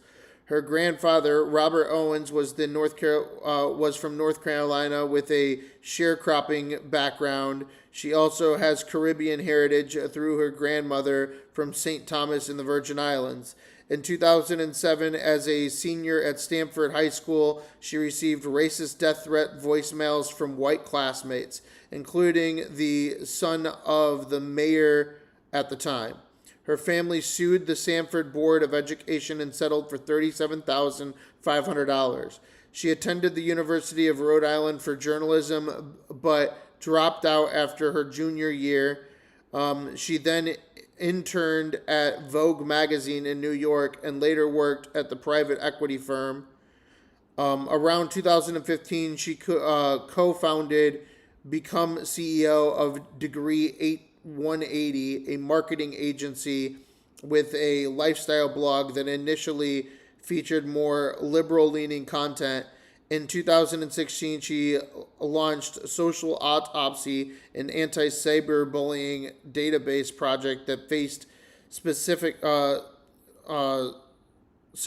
backlash.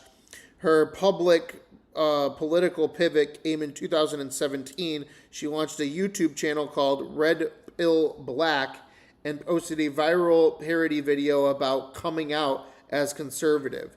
She quickly gained attention, criticizing the Democrats as one of the anti-Black Lives Matter movements. That year, she was hired by Turning Point USA, first as a director of urban engagement, then a communications director through 2019. She then pivoted to the Daily Wire after being fired and signing a non-disclosure. And then she was subsequently fired from the Daily Wire and then Blaze TV shortly after. She has also founded Blacksit, aimed at encouraging Black Americans to leave the Democratic Party.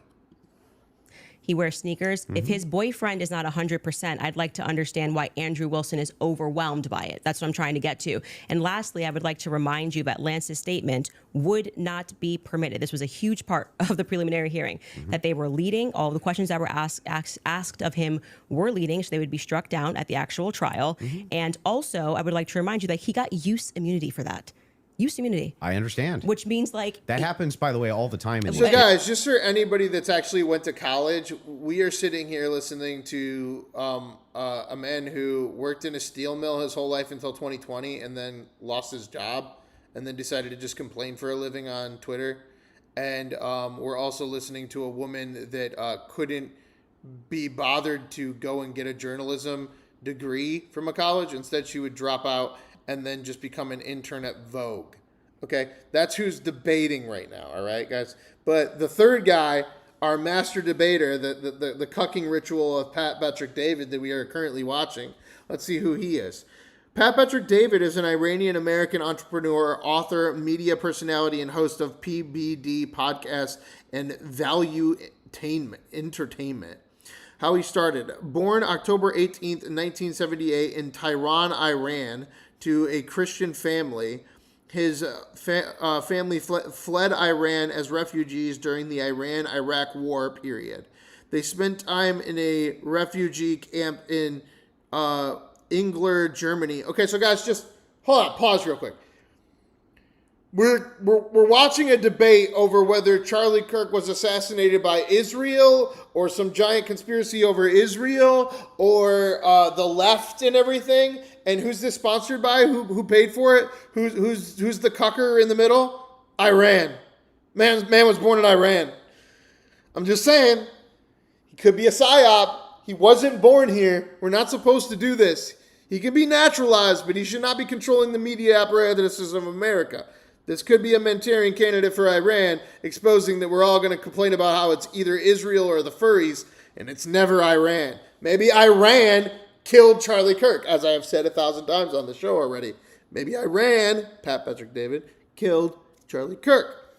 He graduated high school with a low GPA, 1.8, after a period of heavy partying and briefly working as a bodyguard for a Los Angeles cocaine dealer. He enlisted as the U.S. Army and served in the 101st Airborne. He briefly attended community college, then dropped out. All right, we're just going to... Guys. What the fuck am I watching? I am a college graduate. Or, like, what the... This man had a 1.8 high school, left it.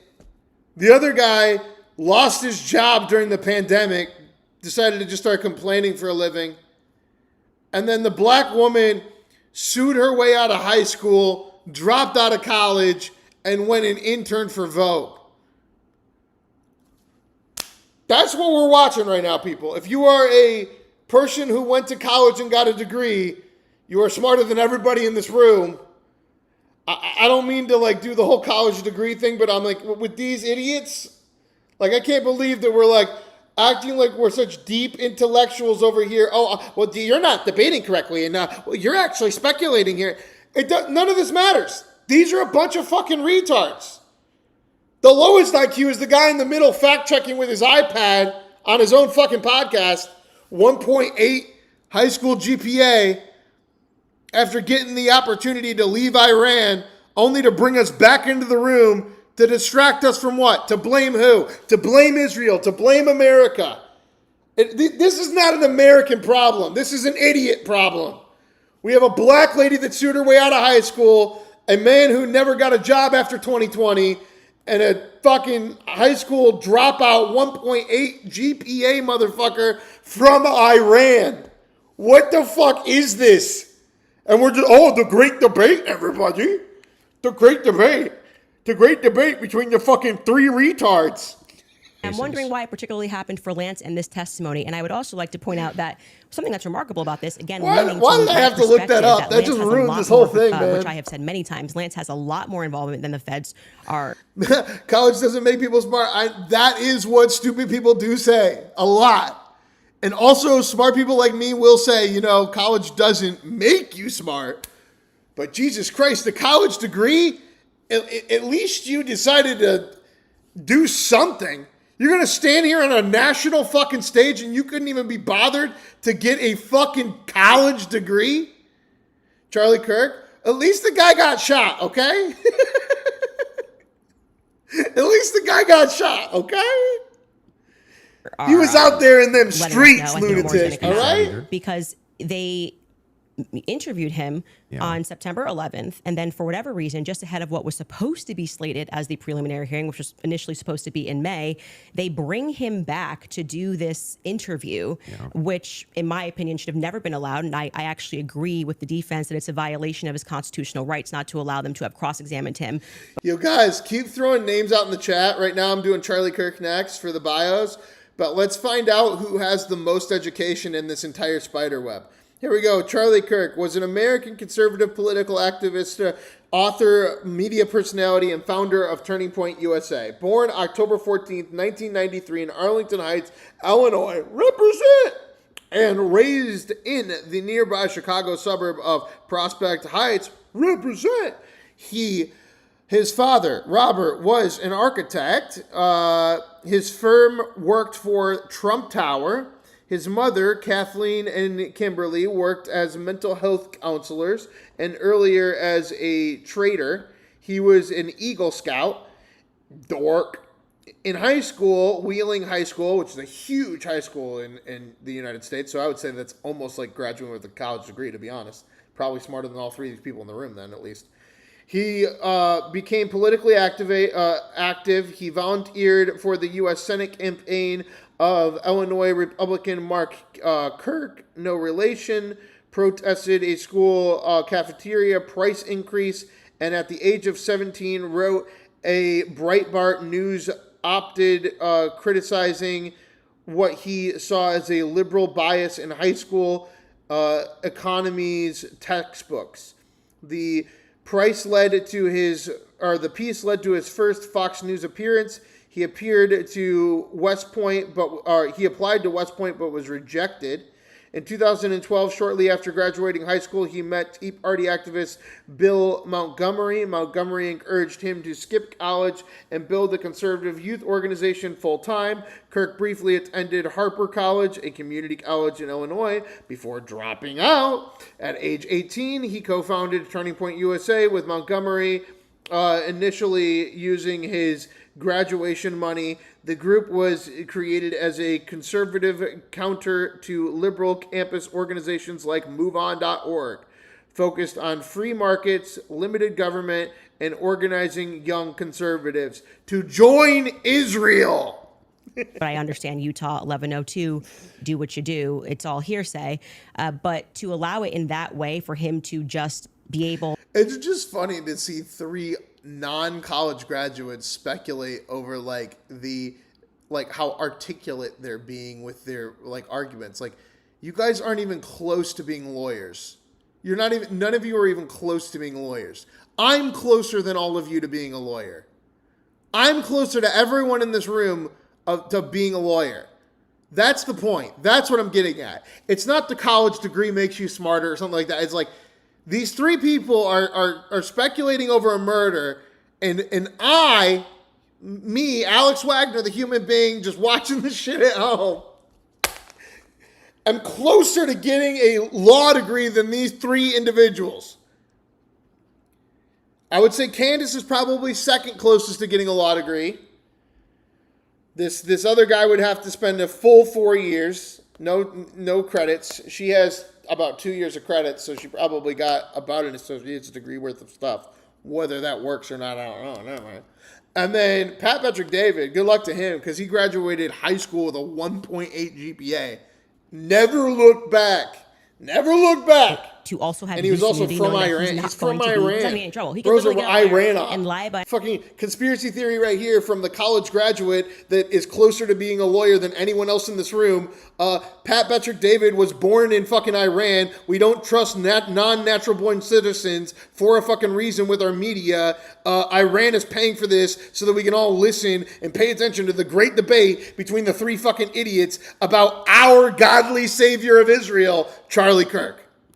Anything, and he's not going to get in trouble because praise Israel. Praise Israel. In April, I believe April 28th is when they gave that testimony to the defense. I think they shot it in like April 20th, 2026. God damn it, Candace. I don't even care about the kids at all now. I'm totally done. Between you and then fucking Tucker ruining that Hunter Biden interview, I'm like, all right, whatever. Asmongold's being banned for his comments about kids or whatever. I'm like, I don't care about no Palestinian. I don't give a shit about a fucking single Palestinian. I am as right-wing as you can possibly make me at this point.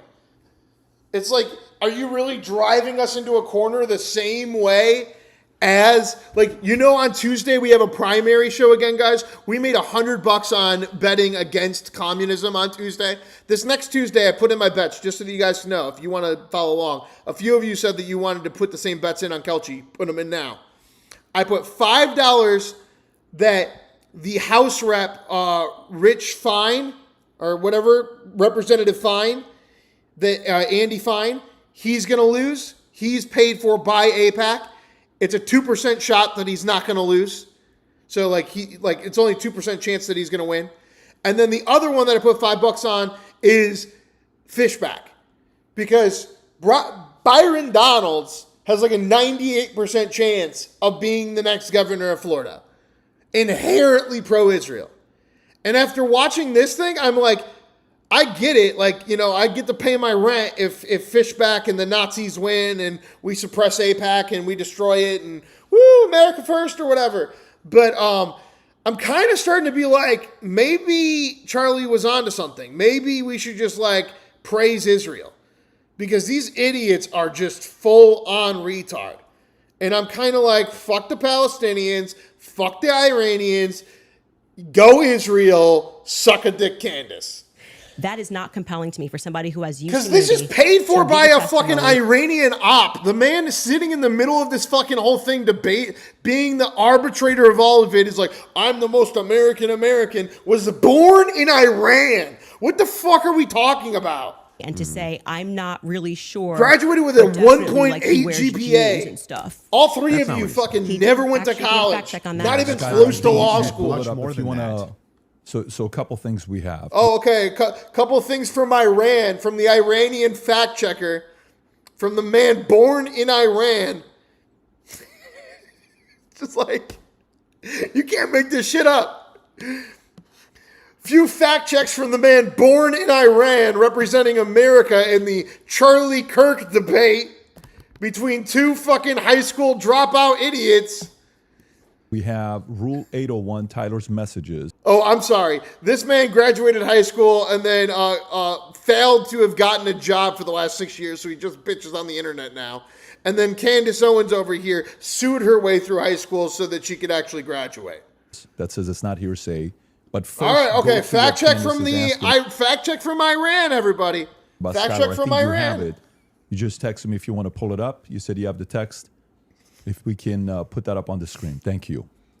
If you're gonna play into the conspiracy theories, like, come the fuck on. That's one right in front of you. The guy is born in Iran that is putting the event on. Like, we're done here. Like, oh, it's all Israel. Oh, it's all Israel. If it's all Israel, like, then let's start with Pat Betrick David was born in Iran. Let's start there. Look at the pictures from the surveillance footage. And Iran had a vetted interest in murdering Charlie Kirk and making sure that this war has to end in 2 years and not 10. Because if Charlie Kirk was president, he would be Captain Israel. And Captain Israel would make sure Iran was defeated. So, Okay. there you I go. literally said to you, it's not an oof. I said I didn't remember. Brought this, to you and by I'm happy to Iran. have a fact check on that. Okay. I didn't call for the fact check saying you're wrong. I literally said I don't remember that from the Well, time I'm just saying to you, like, Okay. I'm trying to be concise for you. And then also bring the 801 that you just said. What was the other one? Yep, the 801. Tyler messages saying it's not hearsay. If you have that as well.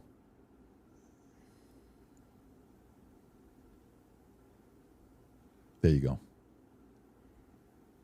Wait, what are we saying is not hearsay? I thought Statements you said that the are not messages. hearsay. A statement that meets the following conditions is not hearsay. It was hearsay. They said it in the trial. Hang on. Okay. Okay. Is consistent with the declarant's testimony, and the declarant denies having made the statement or see how these fucking retards are reading this shit? You guys listen to me read the news at the top of the hour every day, and I'm like, oh man, I'm so stupid. I'm not a journalist. Like, all these other people, like, I'm not trying to be a journalist. I'm just trying to make fun of the news, and I'm fumbling these words, or I'm messing up somebody's fucking name or some shit. These people never even went to fucking college, and they're like speculating over the most advanced murder that we've seen in America with an Iranian op, bro. has forgotten, or is consistent with the declarant's testimony and is offered to rebut the express implied charge that the declarant recently fabricated or acted in recent improper influence. Oh, lunatic libertarian brings up a great point. He says, bro, I'm glad someone else is starting to see what is really going on. As a film guy, this is better than Wag the Dog, wouldn't you say? Absolutely. Wag the Dog is that's the movie, guys. And that's kind of what I'm starting to speculate. Like, if we're going to do a full Candace Owens style conspiracy theory, what you're saying here is that this podcast is a Wag the Dog for Israel or for Iran. This is to divert our attention away from Israel, away from Donald Trump, away from supporting either one of them, to say no matter what happens out of this, at least we remember that Charlie died and it could have possibly been Israel. And you really walk away from this, and it doesn't really matter what side you're on. All that matters is that the show goes on. And who's the show going on for? It's going on for Iran. It's like literally right there. Also, another one, Snake Eyes. The actual assassination of Charlie Kirk and Snake Eyes, the parallels on that, yo, that one's fucking crazy.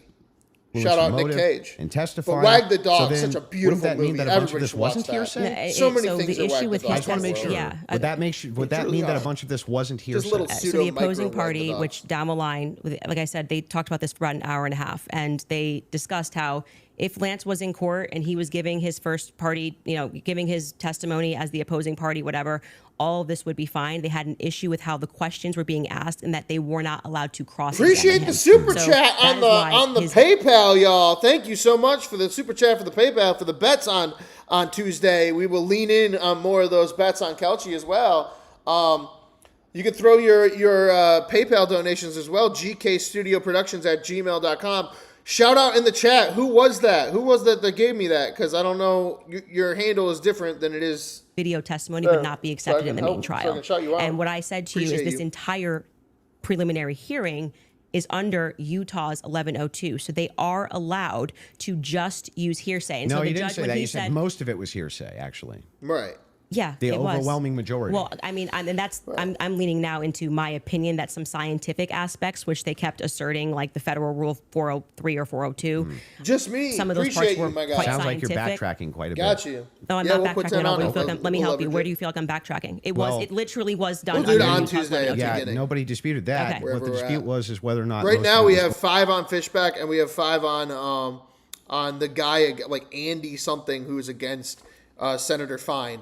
But both of them are AIPAC backed like Republicans, and with this nonsense today being front and center, I don't know It on was. Tuesday. Yes, Okay. that's a Do we fact. think that Fishback has a chance on Tuesday? Not backtracking on And that what at are all. the things How that- many times did you? I mean, Yeah. if you watch the preliminary hearing, it's like Yeah. they constantly. I'm 1102, 1102, Bro 1102, sniped 1102, Bro 1102. sniped the And the reason Fishback sniped iShow Speed live stream. Like he is knowledgeable on the streets, but I just don't know if I think the money's too much on him. for that is because it's allowed. I'm not saying it's illegal. It's allowed at this Mm-hmm. stage, but I'm just reminding you that when you're going to sit across from someone and your claim is going to be, where is your hard evidence? This is what I heard, and I agree with. Okay, where is your hard evidence? I have yet to hear it. We are 50 minutes in. Also, I just hate even rebutting these people now because I'm just like, I feel like such a yuppie. I'm just like, I graduated college and all of you couldn't bear to do that. And the guy putting this all together had a 1.8 GPA in high school, and you're all speculating over the most advanced murder in American history. It has to be so nauseating to be a lawyer right now. To actually be a smart person. Like, think about all the lawyers, the actual people that passed the bar that are out there right now being like, these fucking idiots. That's all they hear. What I'm watching, you are watching these states put Minions, on including a me. hearsay Yes. preliminary There's gonna be hearing, hearsay. True. and all of those things are not going to be allowed, right? Even when they got into witness statements and things of that nature. There's a reason why they swear you in and they say you swear to tell the truth, the whole truth. Did you, These write things this are not in statement? dispute. So it's the overwhelming majority of what you saw was hearsay because other people were representing other people's statements. They were saying they had conversations. We don't know where it came from. All allowed at this stage, okay? But it's hearsay. So it But doesn't. even a lot of that stuff may not fall under hearsay, under what we just read, right? But the evidence that you're speaking about, like when you're just when you say that we're going off vibes, you don't know Tyler Robinson, okay? His boyfriend is not 100% it was him.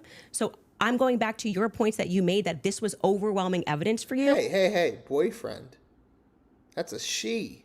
Don't dead name. Learn what side you're on, Candace. Where did That you come doesn't make from? sense to me.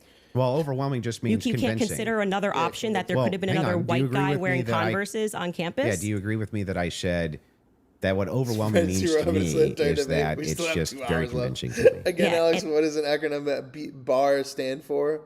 Probably fucking retarded or some shit. And I or find whatever. it to be completely unconvincing. fair. I because understand that I you looked can- at But those it, blurry- to me, again, it's the same thing as being a doctor. It's the rigor of the routine. It's the same thing as even having a college degree, especially with these people. There's no reason after 2020 that if this man wanted to actually better himself and better his life, that he didn't go and get a secondary education.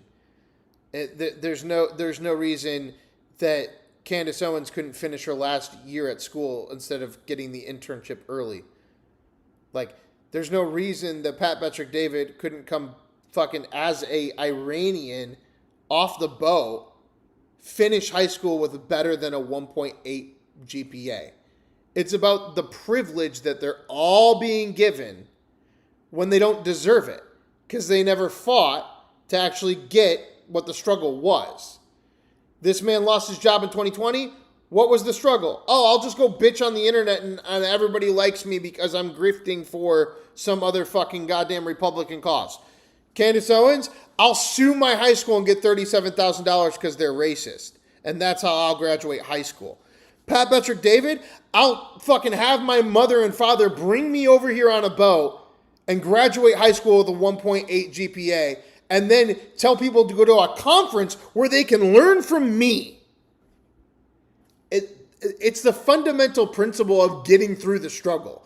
And especially when it comes to a doctorate or a law degree or passing the bar, you have to actually get through that. Even a fucking college degree, I would say it's way easier. But that's what makes it so much more disgusting. That these people who have all in their past, in their lives, refused, failed, and then decided to grift instead of continuing to provide, like, to prosper. Like, none of these people chose to prosper. All three of these people chose the devil's money. They chose to reevaluate and then grift. 3 photos that they presented and said, your statement on right now is that he's wearing Converses and he also like that's just crazy. But these aren't the evidences that I find the most convincing. Well, you said that in your Twitter. That's not the only thing I've ever said. He worked his channel from the ground up, and there was a blue-collar channel before. Exactly, I get it. But again, I've been doing this since fucking 2011.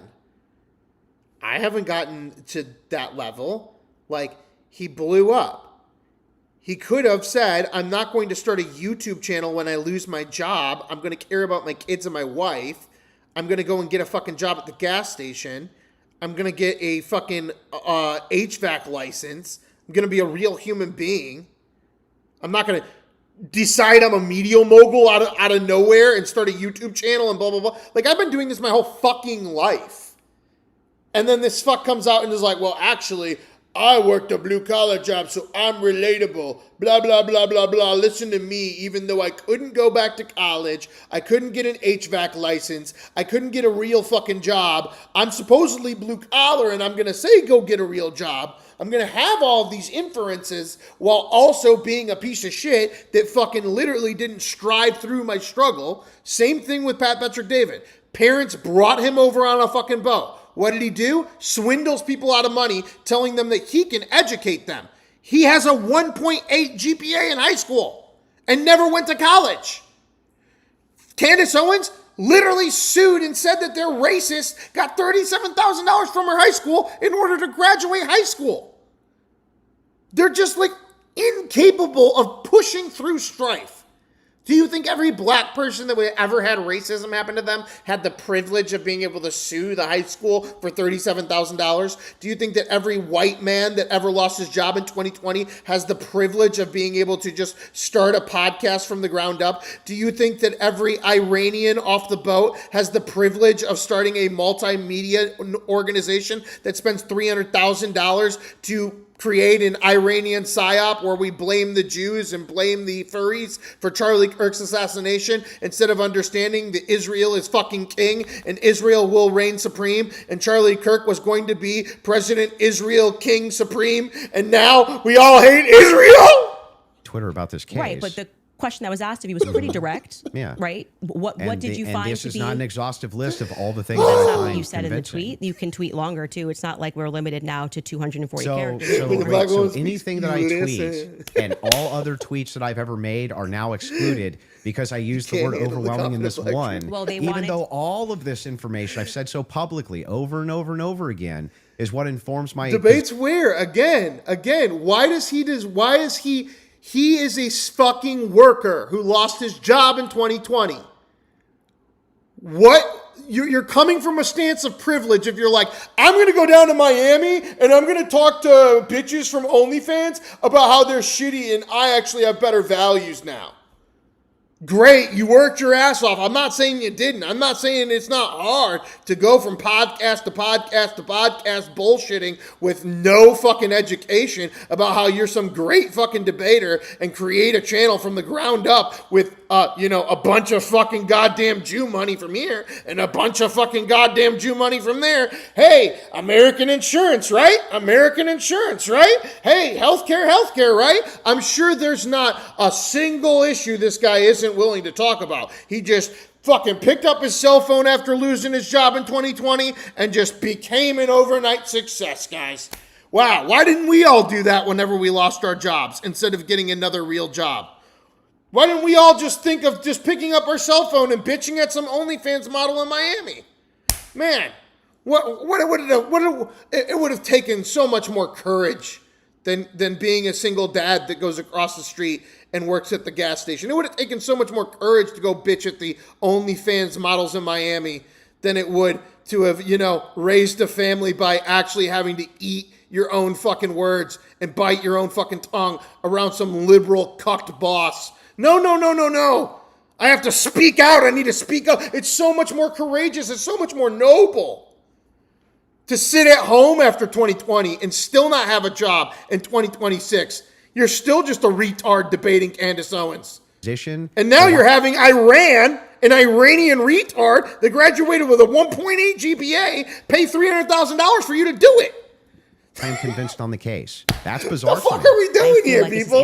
America is dunzo. This is idiocracy. The most overwhelming, and you answered. You mean from that day, from that particular day? I thought it was the White House. Hearing It's that I was not. It was responding this. to. The UFC White House was just the inferred incident. It was like, they're riding the motorcycles at the White House. The fucking place looks like a swamp. We're in a war with Iran. They're doing a cage fight on the White House lawn. No. We called up some retard that lost his job in 2020 and paid Candace Owens $300,000 to have an Iranian naturalized citizen with his goy slop feed us the great debate of the century. We're done. It's over. This is the last cash cow, guys. Get on it while you can. Choose your sides. Who killed Charlie Kirk? Was it the furries or was it Israel? Never say it was Iran. Brought to you by Iran, a literal man born in Iran. Okay, this is something you find to be more overwhelming? Let me ask you that question. Yes, okay, that's what I was saying, okay, go ahead, go on. What do you find to be more overwhelming? Yeah. Can we do this? Do we want to get into it, or do we want to do a quick I don't know. I might be too close to that Ivy League level with my Columbia College Chicago fucking film and science degree. My credentials are I was a production secretary for Avengers Infinity War and Endgame and Kevin James's The Crew on Netflix. COVID happens, I go, fuck all this shit, and I go down to Florida. I start a streaming app called Envy. We sell that back for $100,000 to Tubi and Plex. I get pseudo-divorce. We were only engaged. Thank God I didn't spend the money on the wedding. I moved to Texas to Austin, and then I just kind of sit by myself until the Iran war starts, and then I'm like, oh, mobile live streaming? Actually, you can get a chat organically? Oh, fuck. Like, you mean you don't have to pay $100,000 to somehow supplement your come-up story? Which is why I can't stand all these people's come-up stories, okay? I've been fucking doing this. I've been a YouTube partner in YPP since 2011. That was 1 year into college, okay, for me, okay? You don't get anywhere unless you have someone backing you with a lot of money, putting your face on a billboard, putting your face in people's faces. It's fucking ridiculous that everybody acts like these people they just did it on their own. Nobody does it on their own, including Candace. Or I'm fine to keep going, but we can also... Would you like to take a quick break? Doesn't matter to me either if way. we're going into a different topic, that may be another 30 minutes, 40 minutes. I don't want to stop you guys in the middle of it. Iran needs to take a water break. Yeah. So if we're for me, it's from the who blamed Charlie text Kirk's messages, murder. All of that is what I consider to be, from my opinion, that's the most convincing for me. Okay, we should discuss the text message confessions when we get back, if you'd like to. If you're okay, you don't pretend to be all knowing. That's more humbling. But also, Pat Patrick David literally takes money from Kelchi, says that it's not a gambling organization, to CoffeeZilla. Pat Patrick David has a thing where he literally tells you to come to his event and you will learn from him. If you're a humble individual, how would you say that you're learning from anything from somebody that has a 1.8 high school GPA and no other education? Fuck off. Pat Patrick David isn't humble. Pat Patrick David is a grifter who just sells you fucking tickets to his events. Just like Gary Vee. Okay. That's a good Most of idea. his money comes from like this app where you literally pay to text him. Called like mentorship or some shit. Where people pay like $50 to text Nick Fuentes and text him and text Candace Owens and text fucking Andrew Wilson here. Ooh, do you got a question for Andrew Wilson? Don't drop a $5 super chat on the rando and try to support the, actual independent fucking show that's just there because he's part of the industry and always has been, and he's just having fun here. No. Let's pay $50 and Pat Patrick David of a 1.8 GPA high school college degree or fucking high school degree from Iran off the fucking boat will answer your question for $50. But remember, he's a humbling individual who never acted like he knows it all. He just wants you to pay $50 for his 1.8 GPA high school education response to your question. People want to talk to me. Folks, we're going to take a quick ad break. We will be back. Oh, okay, here we go. Thank you. Why don't we watch the All right, ads? guys, nearly 2,000 years, Christians have lived continuously in a small village just outside of Jerusalem called Taipei.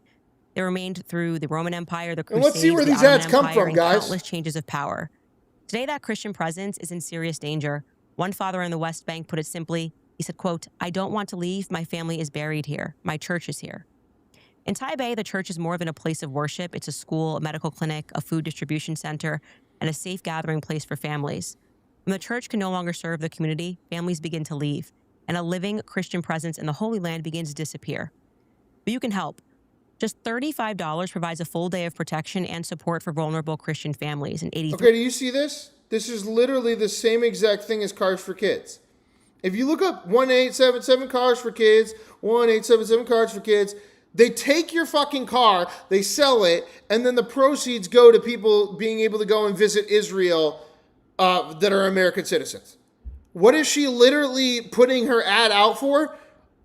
Give $35 to support Christians in the Middle East. To her American audience. Also, who owns this? Jason Jones. So this is who owns Candace Owens' voice, guys, by the way. Because, again, I am independently founded, independently structured, no sponsors whatsoever. That's why we're able to even read these things out loud. Throw those super chats. Help support the show. Hit that join button. Become a comrade. Become a bureaucrat. Get all 20 of my feature films plus 300 sketches in your inbox right now. If we don't have sponsors like BetterHelp or Black Rifle Coffee, we get to do things like this right here. Candace Owens is bought and paid for by her own verbal commission. Jason Jones, the founder and president of Vulnerable People Project. VPP is a U.S.-based Catholic-inspired nonprofit, blah, blah, blah. Jones, a film producer, author, activist, U.S. military vet, and podcast host, launched expansive projects, major relief works in response to the Afghanistan crisis and has been publicly identified as the founder and leader in news coverage of the Catholic News Agency, the CWR News Agency Report, and the EWTN.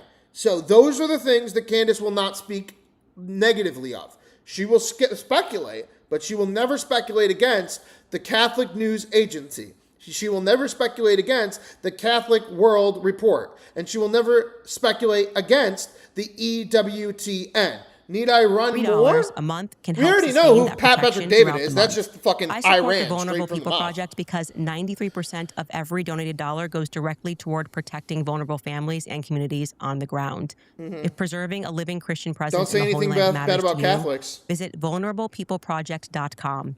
Again, that's If you're a vulnerable. Baptist and you don't believe in like Catholicism, don't ask Candace about her opinion on that. Project.com. She's bought and paid for. All right, you guys, do you feel like you're working harder than ever but still falling behind every month? we got Between even grocery more. prices, bills, and credit card debt growing, it can feel impossible to get ahead.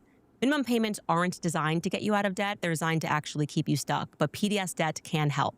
They can reduce up to half of what you owe on credit cards, personal loans, and medical bills, and it starts with a free 30-second assessment it's all good, at right? pdsdebt.com/Candace. That's why it's the second Stop ad. juggling multiple payments and get one lower monthly payment. The savings begin the day that you complete the quick She's not talking assessment. badly about that. If you're She's carrying not any talking badly balance on about your credit debt. cards, it's costing you money every single day. your There's fucking no mouth minimum comes to credit debt, score that's right? required. PDS Debt is the top-rated company in the industry with thousands of 5-star reviews and an A+ rating on the BBB. So get your free There's something 30-second wrong, she will. personalized assessment What today makes you think at that? That's the fucking that's the pdsdebts.com/Candace. retardation of people that don't understand how the industry works. Once you get a sponsor, then you become famous, and once you have a platform, then like Dave Chappelle said, they tell you what you're supposed to say. Okay.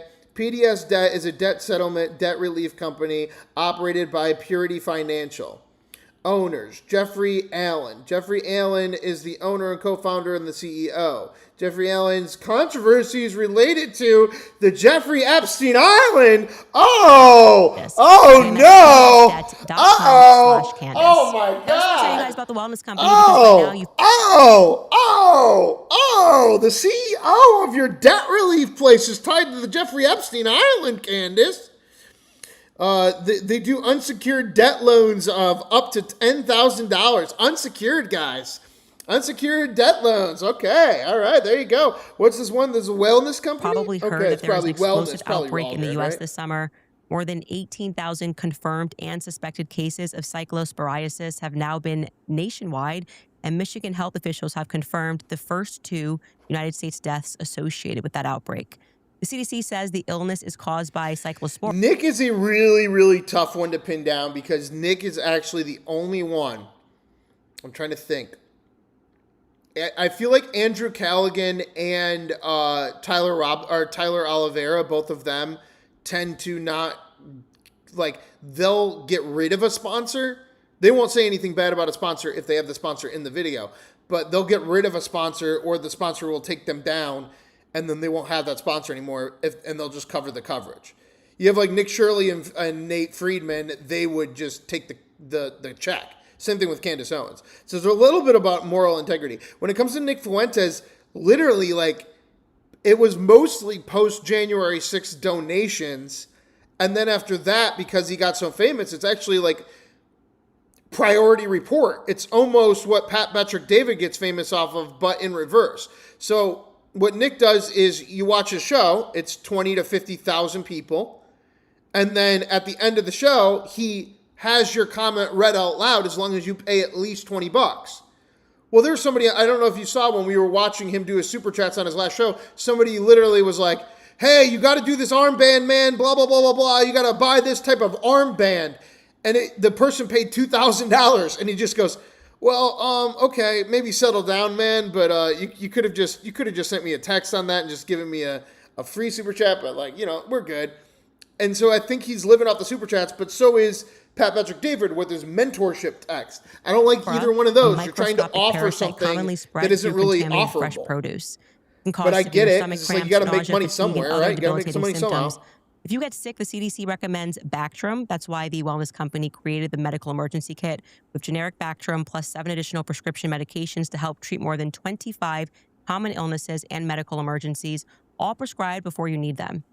Getting your kit is simple. You complete a secure online medical questionnaire. And then if it's approved these by guys, the wellness company, they're tied directly to RFK and the Maha physician. movement. Your So kit ships basically, directly she to is your literally door. tied So don't to wait until you're sick to wish that indirectly you were to prepared. Trump. Visit But, she's here to fight them, twc.health/Candace right? and use code Candace at checkout Nick is an to asshole? save up to $45 off plus free have our shipping. opinions. That's twc.health/Candace.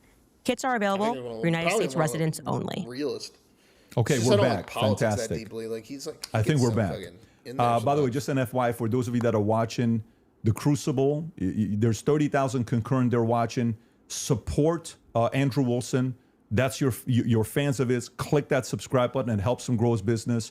If you're watching Candace, I think there's 225 to 250,000 concurrent right now. We'd like to see that 300, 400,000 number on there. Click that button as well to subscribe and share it with your friends and family. And if you're watching it on PBD Podcast, do the same there as well. This allows us to have more conversations like this. The mainstream media. Yeah, I know. The mainstream media hates when Iran posts a fucking video on YouTube. Hates the fact that we're having these conversations right I now. know, they hate it. They hate it.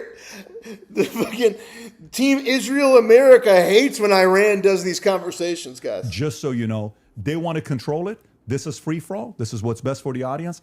That's why we like freedom of speech. Having said that, let's go back into the text conversation you were having, right? Okay. Let's stay there, and then we'll go into the cross-examination stuff in about 30 minutes. Okay. 3 that idiots sounds in a fair. room. Okay, so yeah, I used basically 3 pillars for the totality of the All right, we're going to keep the audio rolling on this, guys, but we're going to go into the next hour 3 of our show. It starts pretty soon here. We're going to have another runoff. Marco Rubio advances to the next round here. evidence. Okay, so if you want to know exactly what those 3 pillars Stay with us. are, Double tap. Hit this that is like going button. to be the testimony with the text messages and the confessions. This is going to be the physical evidence, and this is going to be the totality of the summary of the case. Okay, so right now we're focusing on one of these pillars in my defense, which is fine. I understand that I have to defend my claims as well.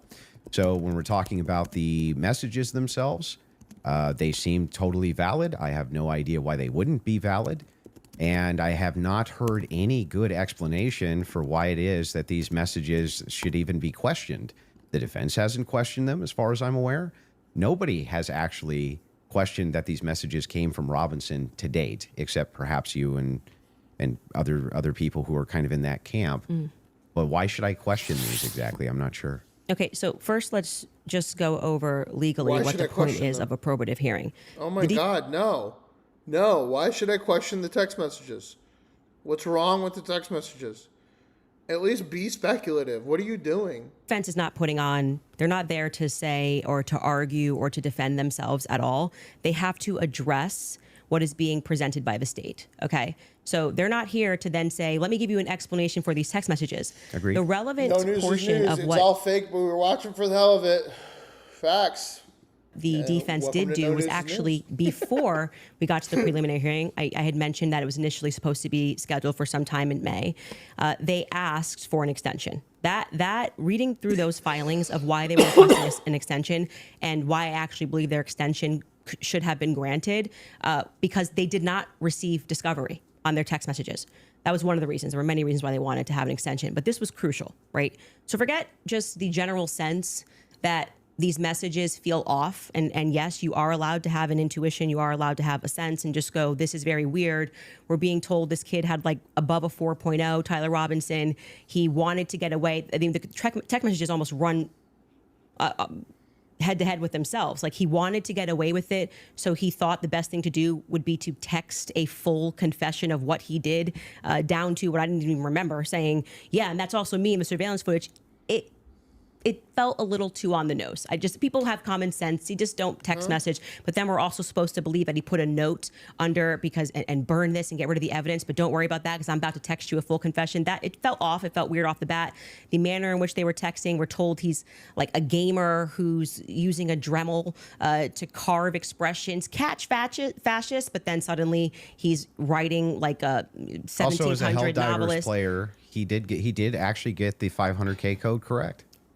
Yeah, I'm not a gamer, so we'll say that if we start debating that, you'll be way over my head. But yes, but my point being yeah. is just that first, it's a general sense of why people had a reaction to these messages that seemed like they were written by Jane Austen rather than like a kid who games and writes catch Yeah, but do you see fascist. how that's intuition? That is, I Yeah. am. I just said that. I said just parking aside the intuition of just something feels wrong here, which you should follow your intuition. You should actually do that. If you say I the think you COVID got- vaccine, So now she's gotten to intuition, and she's admitting that she's going to move away from the intuition and into the facts.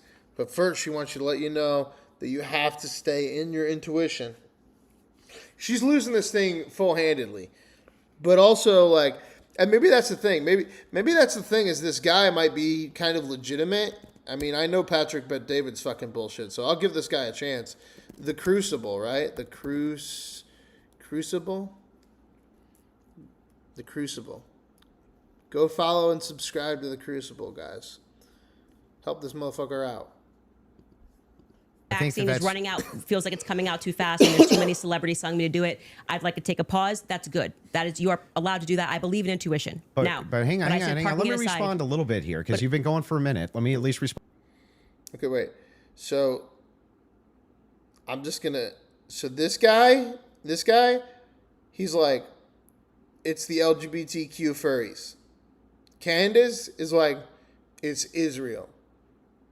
And the person sitting in the middle of them was born in Iran. On to a little bit of this. So the first thing is like when people bring up the COVID vaccine. Those are just facts. Now you guys go ahead and speculate. I don't need to do the Candace Owens things. I'm just going to give you guys 3 facts here. This man is defending LGBTQ curries killing, or furries, curries? Curries, the Indian furry. All right, so this man is defending Charlie Kirk being assassinated by LGBTQ furries. Candace Owens is essentially taking like the speculative approach of saying, it might be the Jews.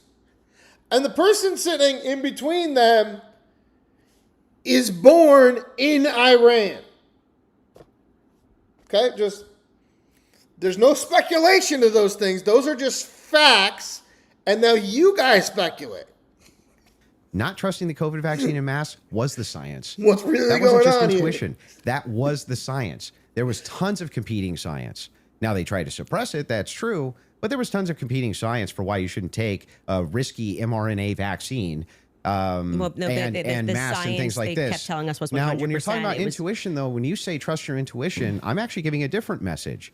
You actually should be very wary about trusting just your intuition. It is true that intuition can be useful, but it has to be tempered with logic, reason, explanatory power, and evidence, not just intuition. That's why we're parking it aside. Intuition's the first step. Something feels off, right? Okay. That was my first step with COVID. I don't like the way it's being pushed. It shouldn't require a celebrity campaign. Now you're drawing speculation from that. Like,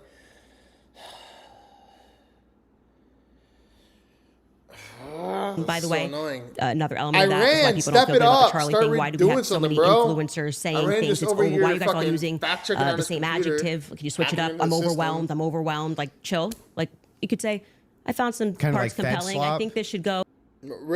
Kind of like the fence slop. Now they're both doing it. I'm about to unsubscribe to you already, my guy. Now they're both doing it. First it's Fed slop. Now it's defense slop.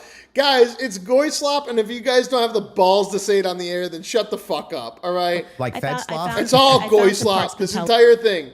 This entire thing is goy slop. This entire thing is goy slop produced by Iran, which is crazy. But there's only one thing.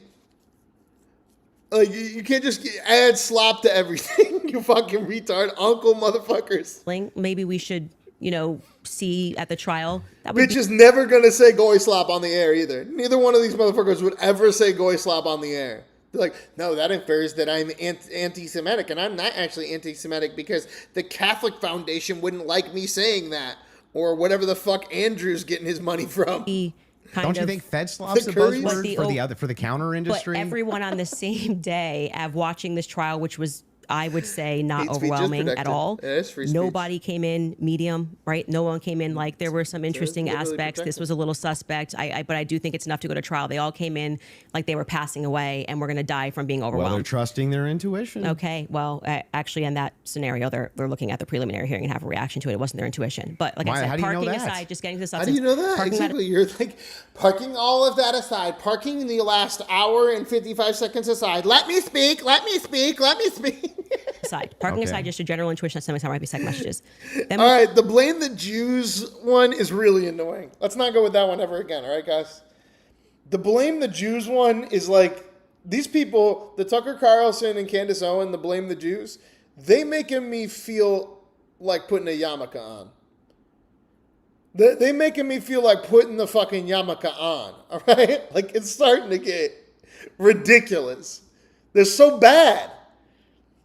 I mean, if I have to go with a team, I'm going Team Furry, but I think I'm just going to go Team Iran, Patrick look at the Bet-David. filings, which came from Born the and defense, raised. and they were requesting an extension saying, we have gone to the prosecution Who and we did have it? requested all of Hey, this stuff. Patrick, who do you think did it? I don't really have opinion here. I'm born in Iran. In discovery. Yes, you are saying that you took Lance's phone, okay, and that you collected his phone on September 11th and that you sent it off or whatever. You took a picture of the text messages and we are being given these text messages to review. Crucially, Kathy Nestor said, I have not even been given access to my client's phone during this hearing. She said I haven't even been given access to my client's phone. She can't tell I you. just hate how people talk. It's not even interesting. It's just quarreling, confusing slop. Like, yeah, well, I don't like that kind of. Hey, some free speech is not free speech. He got it. He got it. Nice job, Matthew. You did it. He got it all the way on there, including the S. My guy. You, as a part of their discovery request, is it's not enough to say to me, Oh wait, I gotta judge our mods on that real quick, okay? I did 24 hours. I want to tell you guys I was proud of that. I did 24 hours. I'm also proud of Mike for doing 24 hours. I'm starting to question y'all, okay? TBI with your 600, and then Two Gun Cohen being real nice with 300. Woof. Oh my. Candace, I just got a text message from Candace, and I say I didn't send that text message. Maybe that's what her client's saying. We don't know because we're not at the trial, right? Maybe he didn't send those messages. Could there be someone who logged into his Discord? Could there be someone who logged in There to his could Apple? be, but that would be George could be sending text speculative, you messages right now. fucking We are married. He weirdo. has What are you every doing? login that I have. And remember, he's up for a death sentence. So if I'm able to sow reasonable Okay, doubt, just to clarify the hate speech, real speech, in the Supreme Court case, they said speech that demeans on the base of race, ethnicity, gender, religion, age, disability, or any other similar ground is hateful, but the proudest boost of our free speech, justice, is that we are protected the freedom to express the thought that we hate. Quote, the thought that we hate, guys. out with common guy- sense. for that he guy that may got the- come during the trial, and when they actually have to Don't address do it, these points, no. say, "I did not write those messages. point. I That's was not what I here. say." Lance, my boyfriend, was logged into my." I even have to retrain myself not to say faggot, okay? I have to do that because I'm pretty sure it's not allowed or whatever. My Or phone, something. logged into my I'm gonna leave Apple that ID and one my alone for a iCloud, while, sending but messages. I used to say that know one that we all have the the time. capability Now because I my gotta, husband like, does get it. rid He of has that capability to send messages from my phone. The It is N-word, though? not That one's- convincing I've to the never- public I'd when, never- for whatever reason, the I'd FBI would not, FBI combined with the SBI, it was not the prosecution's fault. They made that clear during that hearing, would not allow them that discovery request to be able to see where did that message come from. Hey, I mean, this is purely a joke, okay? Okay, YouTube censors, this is purely a joke. But I'm just saying, maybe we have too many colored people in charge of the investigation. Candace? Because you're saying my client was here, right? I want to know if that message actually I'm was saying you're black and Cash Patel is something. So if we're all just inferring and drawing conclusions out of thin air, out of that are just speculative of I don't even know what.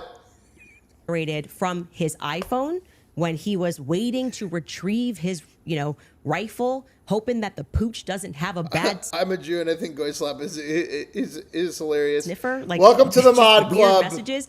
I want to make sure that yes, it was actually you've him. granted He was yourself holding access. his phone, and his boyfriend didn't just log in to his computer when he Need was more home. Jewish Lance was his overlords boyfriend. in our That is Mod a Club, that is too. a crucial fact Give here. us some money or something. That discovery was not met by the time we got to preliminary hearing. So I Recap the rules for the Mod Club. 5-minute timeout for anything that's just pissing you off. And then a 24-hour ban only for breaking 1 to 3 rules. Billboarding, which is what that guy was doing. That's what I'll say that guy was doing. He was billboarding, all right? Spamming or death threats. Other than that, keep it going. unconvinced by these text messages. Just as you feel convinced by them, I feel unconvinced by them. Okay.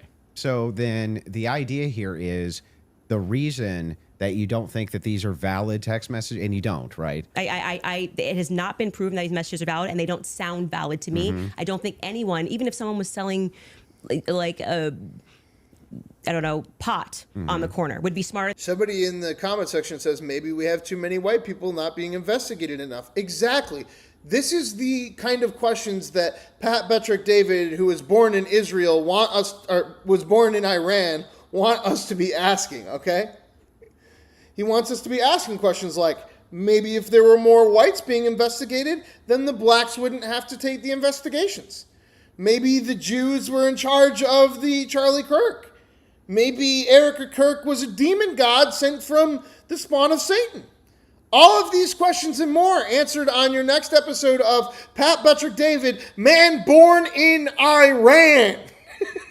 Than to write a full-fledged confession. Buddy Flag, he's a Christian. I thought I would Buddy get away Flag, with Buddy's it, a and I was Christian. hoping never to tell you until old age. And then we're being told that he He's wanted not to on commit trial suicide, here. and Charlie but he Kirk's just said he dead wanted to get body away with is. it, but he's not Like, smart okay. enough to, I don't know, maybe not text it's such a confession like we've never seen. I think this would be like the first time ever somebody has start to finish written an entire. I'm in this surveillance footage, and I'm here, and I'm wearing my Converse. You know, I'm being a little Calling facetious him here, in. It's but wild, it too. was a little ridiculous. I see. It didn't pass a sniff test for me. You have kids, and you do. love them It's more than just free anything. speech. I do. If it was the case, That's why that person, again, he got banned for billboarding. He did not get banned for saying the N-word. If he wants to type the full N-word out on his own account and get himself banned through YouTube's community policies, he's rightful to do so. I'm not regulating that language. That's not up for me. That's up for the community service of YouTube to do. The only regulated language we're doing here is billboarding, spamming, or death threats. that 'Cause you those are thought things that keep the that chat your safe. kid was innocent? Wouldn't you be out telling everybody and their brother that you thought that they were innocent? And also, wouldn't you maybe recant and say, hey, he didn't actually confess to me. He didn't actually, none of this happened Yeah. the way that the state is presenting it. What would have prevented the parents from testifying? Well, two things I can answer that, and if you watch my show, I be keep telling you it's not billboarding. vibes. So right after the shooting happened, Lance Twiggs, the FBI put him into a safe house they paid for. They went to the parents as well, to Matt Robinson and Amber, basically said your life's at risk. There could be somebody who jumps up and wants to avenge Charlie Kirk, and we're going to watch you. And they went into a federal safe house. What happened next is that they started thinking that the feds were maybe gonna, maybe not as honest as they thought. And How do you know any of that? Yeah. So you gotta watch the show, right? Yeah, no, how do you You gotta watch the show? Bro, what? She's like, you gotta watch my show. And then the guy in the middle is like, I don't know, I'm just Iran. I'm just here for Iran. You guys go at it. Jews or fucking transgenders, just don't look my direction. Don't look at Pat Buttrick David spending $300,000 as a man born in Iran. Why are we allowing this guy to be platformed in America like this? This man is literally paying to trash the #1 murder case in America on American soil while we're at war with Iran, while being born in Iran. Naturalized citizen, my asshole. I had a source within the Robinson family. You have a source. It's time to go back Yeah. to Anonymous pro-World War source, of II, course. y'all. So there's no way for us to This guy verify needs to go that to what the you're saying camps. right now is actually even That's what true. I'm saying. Do you find it to be reliable hearsay? No, I don't find it to be reliable at all. It's just a source. Yeah, I'm well, just, I I'm see just this doing guy. what the What you're prosecution. doing So do is I, a but cool it's getting me the story. views, not just truthful. like Iran. Hang You on, must hang have on. You think that Pat Buttrick David likes sitting here and not talking? All that man does is fucking talk. The only reason he doesn't like talking is he's like, wow, look at those views. Wow, look at those views. Even when they come back from the commercial break, he's like, hey, we got 200,000 in the live chat over here, and then we got over here, and double tap and hit them like buttons for Iran. Thank you. And back to, is Israel or the furries responsible for Charlie Kirk's death? Don't look at me. I was born in Iran. You're hated giving watching- us. you must have hated hang watching on, the you're giving preliminary us. hearing. You're giving us a cool, Okay, cool but story. wait, You're okay. saying that according to your sources, that the reason. I'm sorry, that that's the parent- real fucking story here. Is that it's the battle of the furries versus the fucking Jews. Paid for by man born in Iran. haven't recanted any of this. Recanted what? They have no statement from the parents. I'm just Wait, I just want to make sure that You're not stepping in. If it was the case, it was You're being cucking yourself. reported in mainstream media that your father came to you and said, "Hey, is this you? What's going on here?" And then he and one of his buddies took you in where you turned yourself in. You wouldn't go out and be like, "No, that's not what happened." That isn't what happened, though. You're just wrong on this. Okay, maybe Yeah. I'm paraphrasing. So, What am I wrong So on? what is your, sorry, just so I'm clear, What am I wrong on? where is your evidence that the parents turned him in? Well, no, I didn't say that. You said I there's the mainstream media? I said with a sheriff friend. Yes. But the father did confront him, The father confronted what? Tyler Robinson. And where did you learn this? That the Tyler Well, I mean, that's confronted part him? of the official documents. Our fact checkers can pull that up. But yes. But I'm saying, but when you say official documents, do you mean you saw this on CNN or you saw this play out in the hearing? No, this was one of the things that I went through and fact checked pre-debate. Are you talking about like the charging documents? I think it was it could have been in the charging documents, but we can pull them up. No, and yes, are you disputing this? Do we have that in the back to pull it up? 'Cause I can know- already tell you what you're talking about, the charging documents, because this go is ahead. where we had to figure out where this story came from, because everyone was operating under the assumption that Matt Robinson turned him in. Until we got to the preliminary hearing and we understood, like I said, even for that, when you are charging someone, you can use hearsay. It's all probative, right? Sure. Nothing. So they didn't. It's complicated. It's not complicated. Iran paid for Candace Owens and a retard to sit down and give us some goy slop, and we all fell for it. Have not statements. It's not like Matt Robinson, even though he was interviewed that night. Amber It's not Robinson was complicated. interviewed that night by Was a it Fed, the separate Jews or the rooms. furries? Tyler Don't Robinson blame was interviewed by a Iran. Fed. Brought to you They did not by produce statements Iran. saying my son did this. I believe my son did this. But what happened was they did interviews, but also the crucial person here, who you just brought Y'all up, gotta go is watch Mike Wag the Mitchell. Dog. Mike Mitchell is You the understand. biggest unknown in this entire case. Everyone keeps saying they heard from Mike Mitchell this, they heard from Mike Mitchell that. So when the But we don't know who person Mike wrote up Mitchell the is. report We that night, asked and it was for Brian Mike Davis Mitchell, who and Mike wrote up Mitchell the wouldn't what arrive became when the he charging Mike Mitchell. document. He after they transported Tyler Robinson from the Washington Sheriff's County office up to, I think it's Salt Lake City. I think it was 4 a.m. in the morning. I think I got up there. He then writes the what becomes a charging document. So he's basically saying, we all spoke to a bunch of people and here's the information that we got, right? We've not seen that. So it could have come from Mike Mitchell. Mike Mitchell could be saying, I don't know how this negates the point, though. Why it wouldn't truly the negates parents? the point, because you don't have a statement from the parents. Yeah, you are going. Why wouldn't they just correct the It's not correcting. That doesn't misinformation? negate the point. The point is that we now got the preliminary hearing. If the parents were the ones who said, "I'm turning my son in because he's guilty," I didn't say they turned him in. I think you're talking about the over. You said it's been the narrative. Everybody's known this. The narrative initially, which I think you agree with, was that Matt Robinson knew his kid was guilty and turned him into the police station. What actually happened in terms of Sheriff Brooksby, who was present there and gave a press conference, what happened was this Mike Mitchell character essentially peer pressured him, and we can get a fact check on this. We can find Sheriff Brooksby's press conference, and he said, they know it's you and you're going to come in peaceably, or people are going to be banging down your door. He was a undercover cop, which I don't like that. I don't know what he did undercover. It's very hard to find anything about Mike Mitchell, but he worked with them for 20 plus years, the police officers.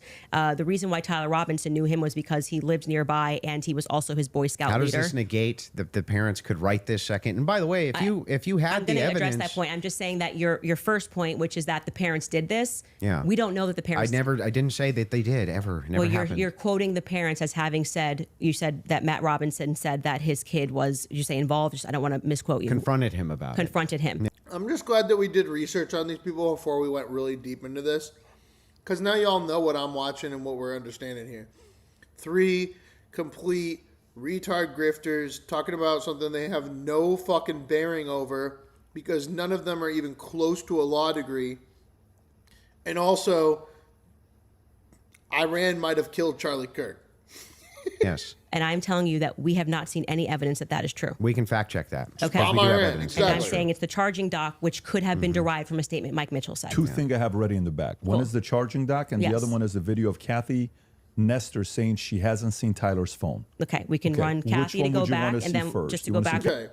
Iran wants to know which phone would you like? You're fucking nuts. Kathy first? Kathy first in court saying she didn't In get her what client's phone. world? Yeah, and then I think In we'll go what to world? the. If you're Nothing okay with not- that. Would thing we not in trust dispute. this motherfucker? These are all things that are not I'm even just a disputed. Christian. Yes, we don't do I it. gave me We yours never an get infant. to the thing that I am disputing. Well, you were. I'm I not was just loyal providing to an answer. We were Iran. coming back in There's from no a such break thing as because a you were splinter talking cell. about the text messages, something that you felt was concrete. So it was just my rebuttal to you that it's not concrete because they haven't had a chance to actually answer that, and she didn't even get to see your client's phone. So that's effectively, again, the state saying these messages are real. You don't get the discovery on these messages just yet. She will during trial. They will actually get Don't you discovery on think the that messages. would make their case fall apart if it was the case that they weren't able to actually pull the data off the text messages? Do you think the prosecution would go to court with fabricated text messages? It's called winners and losers. They may not be fabricated, but by the way, as what they are saying, like I said, if there was somebody logged into his phone, they may not be fabricated. That's the point. So let's get to the They just let's could get be to somebody the else. parents fact check. That Yeah, was so the I other was one, saying, right? I believe what you're talking about was derived from the charging doc, which was signed off by Brian Davis. Let's pull it up. Let's see if that's correct.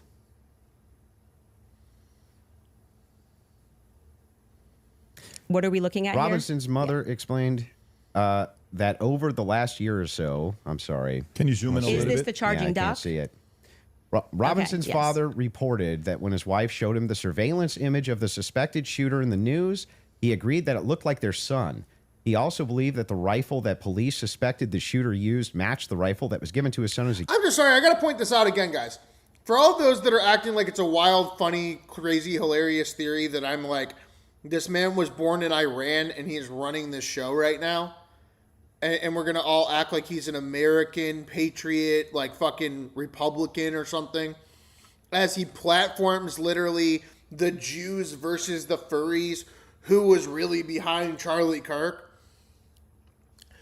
Need I remind you that every single person against illegal immigration that's in the chat would say, we need to stop these Chinese anchor babies. They're going to come over here and take over, and they're going to vote, and they're going to become candidates, and they're going to run things for China. And yet we're supposed to believe the narrative that Pat Patrick David came with his parents from Iran as Christian refugees when he was an infant?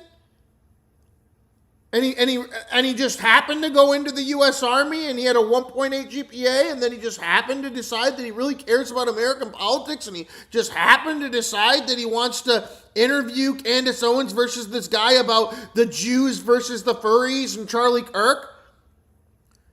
In any other decade, this man would have been on a fucking military tribunal. But we live in retardation land, where we're like, oh, well, Pat Patrick David's a right-winger, and he's friends with Joe Rogan, and he actually gave us a lot of money, and Couchy this, and Couchy that. gift. To As a fuck it result, up! Robinson's father contacted his son and asked him to send a photo of the rifle, which makes sense with the text messages. And here's proof. Yes, Iran.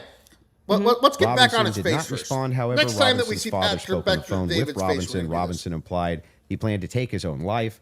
Robinson's parents were able to convince him to meet at their home. Yes. So this is proving my point. This is from the charging document, correct? Yeah. So what I'm saying to you is that 3 people got interviewed on that night. Mike Mitchell got interviewed, Amber Robinson got interviewed, and Matt Robinson got interviewed.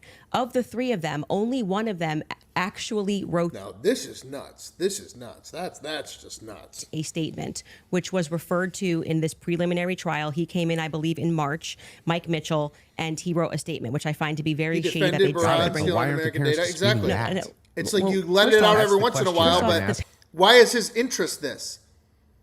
He 1.8 GPA in high school, and his interest is to go and fight post 9/11 for America, and then go and do podcasts and shit after being in the military to be a part of our political influence as a foreign-born national, whether it was as an infant or not. And then the country he's coming from is one of 3 countries in the world, Russia, China, and Iran, that literally does this.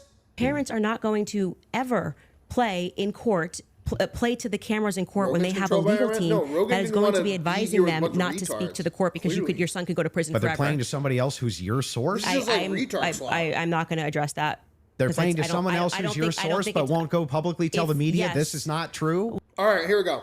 So this motherfucker, this fucking Iranian fucking splinter cell, clearly, yes, Iran has used refugees and asylum systems to place or recruit spies in Western countries, specifically the United States.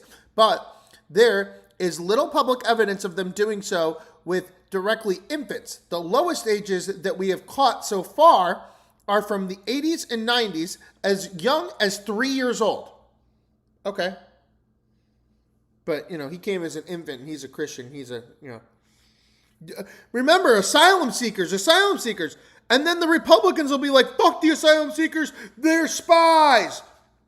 Okay, and then you go and you listen to Pat Patrick David, literally born in Iran, came over here as an asylum seeker from Iran. No, sir. Documented Iranian practices involving refugee asylum seekers. Iranian intelligence operatives have repeatedly exploited refugees and asylum processes in Europe and elsewhere.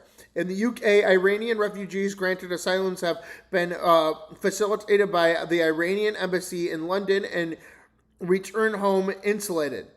Once back in Iran, they are often blackmailed or persecuted into mosques and then returning back to Britain. There is also concrete cases of Iranian asylum seekers later charging with spies or espionage as young as 3 years old inside of the United States. This is because their splinter cell activity was broadcast or made public through direct terrorist actions post 18 years old or older. So again, because they went the radical route. That I just said. But then this guy is doing the podcast for us, guys. He didn't do the radical route. He actually is on our side. He's an American. He's an American now. Huddled masses and all from Iran, pro Iran. I have a source, so I want to be very clear and take it from somebody who is involved and permanently sued. When I have to take my lawyer's advice, I mean, there's so many things that I want to respond to when people are speaking about. Yeah, but it's bizarre that they would utilize a source which would get the information to Not you, produced but by wouldn't just Israel, go to the media and be produced like, by actually, fucking that's all Iran. wrong. I am telling you that you would nary find a lawyer who would advise you to go to the media. And, This mother. What hard proof is there that Iran was to kill Charlie Kirk?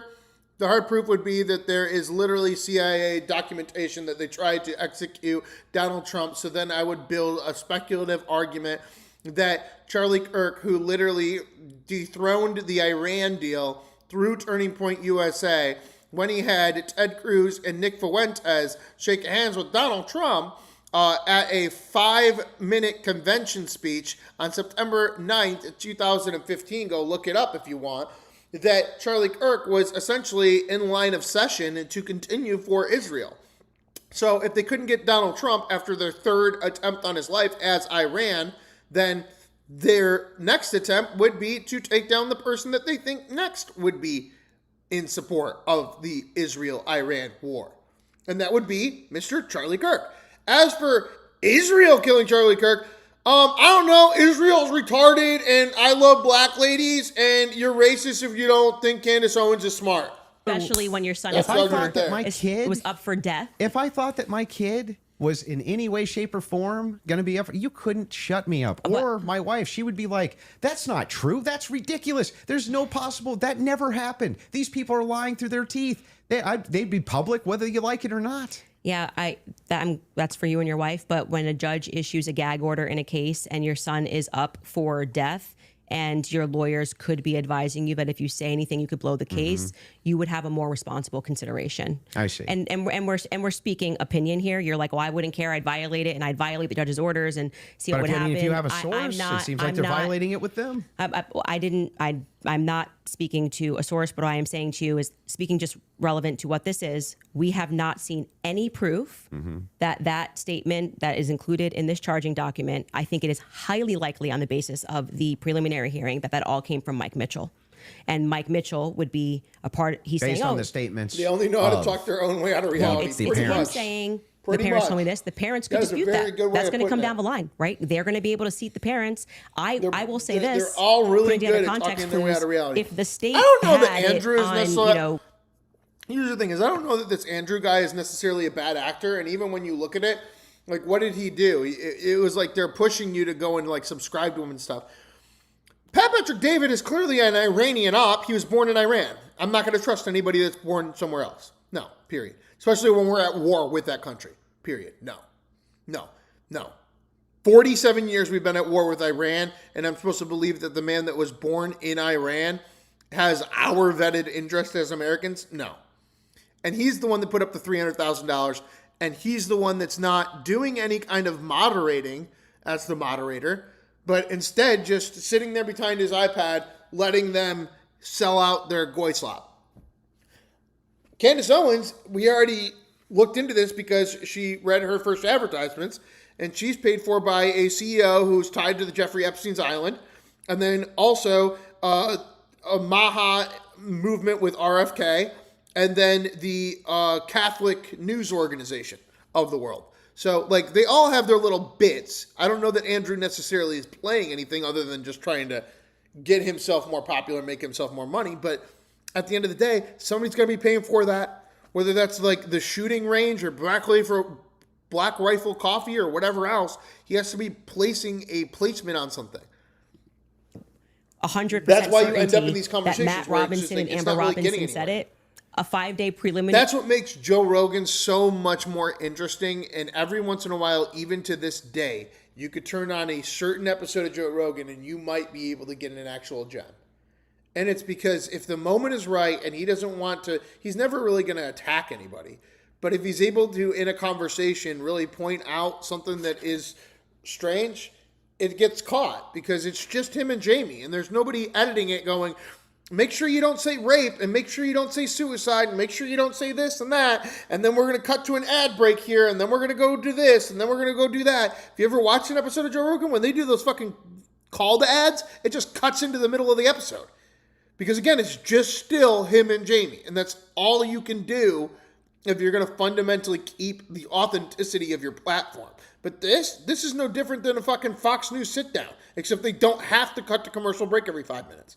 Hearing would be a good time to say we have enough evidence, and I can tell you why Matt Robinson made this statement, and here is his statement that he signed. That would have been a good time to present that evidence. That would also be a good time for the defense to say that's just totally fabricated. No, it's not. It's the wrong time. Why couldn't they? That is completely the wrong time. Why couldn't they? Because what they're doing is they already said they didn't receive discovery. They literally can't. They literally can't because they can't. They did not receive discovery. You're saying that they didn't receive that information? No. They just received the text messages. But in order to... That's not the text messages.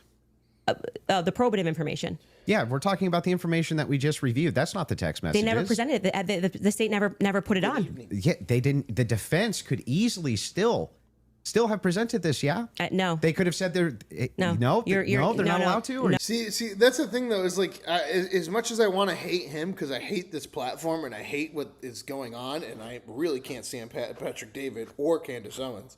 I don't think he's a bad actor, or he isn't yet. He hasn't shown himself as a bad actor at all.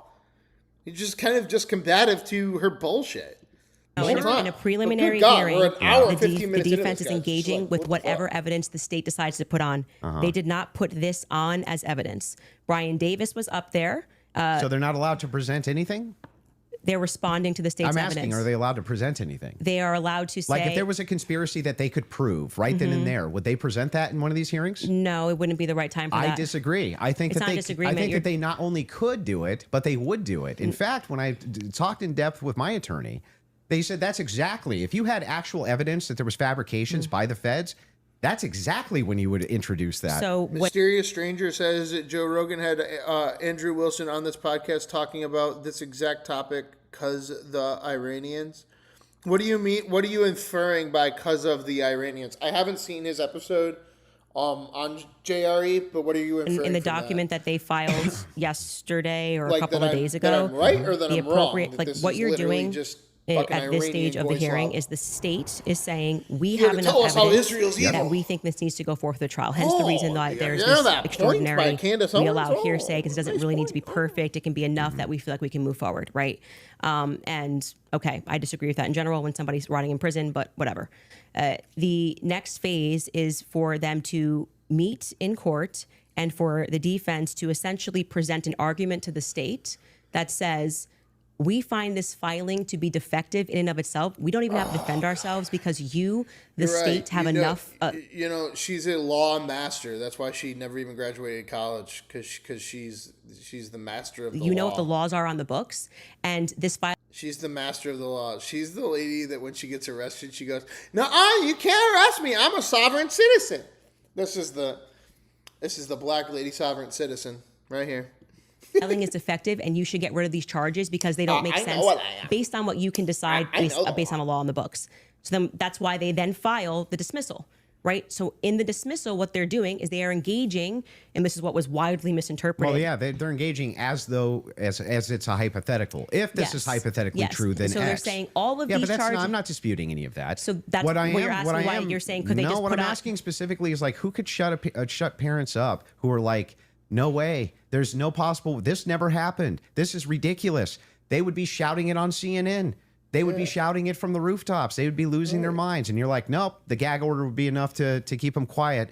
Not enough for them to talk to your source, but enough to keep them quiet. I think that that's quite ridiculous. But I'll even concede this whole point to you. Let's just say maybe this was misconstrued, right? There's a little bit of reason to doubt it because we're still waiting for the evidence for trial. If that's the case, then why not take the same standard for the evidence that you present? You're just waiting for trial. Right. Well, you didn't do that. Wait That's a the reason second. we're here. Wait a second. I just want to make sure that I got this right. That's your argument to me, right? My argument to you is what? Sorry. Your argument to me is that, hey, wait a second, Andrew. There's not enough here that convinces me, right? Well, that's actually my rebuttal to you, is that you are saying, why are people engaging in what you term to be conspiracy theories? No. I term it to be thinking. They're just thinking because they're recognizing there are a lot of holes in these stories and that this is not strong evidence. And she doesn't have a theory that she foundationally is going to tell anybody anything about or even say anything that might make her not true. So then the minion audience, the 50%, the low IQ 50% of America, goes and watches her and goes, she tells the truth. She never lies. She never lies. And she's telling us we should ask questions. And I'm asking questions. Okay. Right?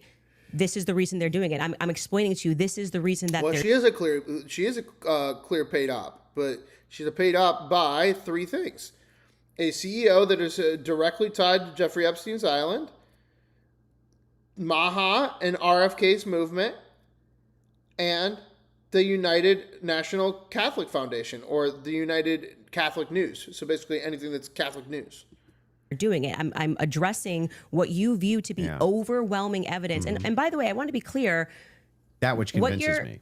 But thus far, every point that you've brought up, every point that you've brought up, did you feel like this is beyond a reasonable doubt? I mean, you realize remember what I said in my opening. Going to be it's not beyond a reasonable doubt. It's just what I find convincing is what I find overwhelming. So why are you so upset when people say they don't find it convincing? If that was the limitation of the claims that you made, if it was just, wait a second, there's a little bit of problems. There's some problems in this case that I have questions for that I want answers to. Nobody'd have a problem, actually. Least of all me. I would be the least likely person to have an issue with you, any of your fans, anybody saying. In fact, I've had tons of Discord calls about this. My position's always been clear. Of course, conspiracies exist. Some of them have way better evidence than others, but I've seen them myself. I know conspiracy. In fact, the federal government has hundreds of thousands of laws about conspiracies. They see them everywhere. We both know this, right? That's never what the problem is. The problem is when you make claims outside of, well, wait a second. I'm just questioning evidence here. I'm just questioning what the state's case is here. I'm just asking questions. It's when you make claims outside of that, where you claim that there's good evidence or good standards you should believe because, and then it turns out that it's all nonsense or it's wackadoo stuff or it makes no sense. And when we have a chance to cross-examine your evidence that you've presented, I'm going to show a lot of that. A lot of this conjecture that's based on literally nothing, that leads from no inferences whatsoever. Like you couldn't even infer it logically. That's the problem. The problem has never been whether or not you can't even infer what you're saying. Are you saying that the Jews did it? No. Are you saying that this happened? No. Are you saying that this happened? No. And so on and so on. Forever and ever and ever. Just said, there's not enough in this case so far until we get to the trial. I remain unconvinced. I'm sure there's tons of people who remain unconvinced yet until we get to the trial. I think that's fine. I think it's fine. There's people who are convinced too. That's never been my problem. My problem is the claims which are external to that. Okay. I'm not sure I really care if you have a problem with what I think in my own spare time. I don't. This dumb bitch is just fucking toasted. Roast her the fuck up now. I don't understand this lecture that you just gave. But beyond that, what I'm saying is that the state is allowed to use. This is what it literally said you just inferred and inferred and inferred and you didn't say what you're inferring. And then she just goes, why'd you give me this lecture? Okay. This is what my problem is. You guys are not allowed. Yeah, you guys think while it's still legal. You can. You are allowed to do that. So, but anyway, going back to you saying I wouldn't have a problem. I think I just demonstrated pretty thoroughly that what you claim that you have a problem with is exactly what the state is engaged in at this stage. So it just doesn't make sense. That's not the case. In fact, So the if people thing look is, and they say, the thing I'm is looking at funny. the gun and I see and I'm inferring this, and someone else says, I'm looking at the gun evidence and I'm inferring that, they're both doing the exact same thing. They're not. You're just saying, I want to do it for the state. That's propositionally false. And That I'll is not explain, I'll propositionally explain false. exactly how. It is the case that every proposition is going to have a true or false conclusion, period. That's just logic, right? It's the law of excluded middle. All propositions are going to be true or they're going to be false. When we get into when we're making inferences based on propositions. We can actually come to true conclusions with false premises inside of a proposition. In fact, what we're talking about here is not really whether or not smart. He really you is. feel that you're convinced by this evidence, But you felt like you were right? convinced. Sure. But here's the thing: when you ask me my reason, Andrew, Also why looked are him you up. convinced He by doesn't even this? have I can sponsors. give you my He's reasons mostly why I'm super convinced chat by based. it, why it seems reasonable and rational to me to be convinced. Throw that You could super even chat in say, there, help but support Andrew, I'm Canada. just not convinced by it. Come on now. If that was the limitation of your claims, we wouldn't even be having this conversation. That's why I wanted to have the conversation, in fact, was so that we could move into your actual claims that you've made, which transcend the idea of I'm just asking questions. Before we get into that, your team has one thing they want to show before you go into Okay. that. So if you want to pull that up, this is the prosecution filing Straight here from Iranian media now. showing defense The Iranian had is full speaking. discovery by April 1st. Pure-blooded They did not. Iranian is That's not speaking. true. Wait a second. Yeah. They did not. That is not true. Wait. What did they just fucking destroy her on there? Hold on. Be convinced. You could even say, but Andrew, I'm just not convinced by it. If that was the limitation of your claims, we wouldn't even be having this conversation. That's why I wanted to have the conversation, in fact, was so that we could move into your actual claims that you've made, which transcend the idea of I'm just asking questions. Before we get into that, your team has one thing they want to show before you go into Okay. that. So if you want to pull that up, this is the prosecution filing showing defense had full discovery by April 1st. Oof. They did not. That's not true. Wait a second. Yeah. To date, the state's prosecutors have disclosed all evidence that is presently and reasonably available to them as required under Rule 16 Utah R Criminal, to be more precise, as of April 1st. Yeah, that was not 100%. That's why they're caging that by saying what's reasonable. There was an entire, and we can pull this up. Like, we should now play the Kathy Nestor clip. Oh my God, lady.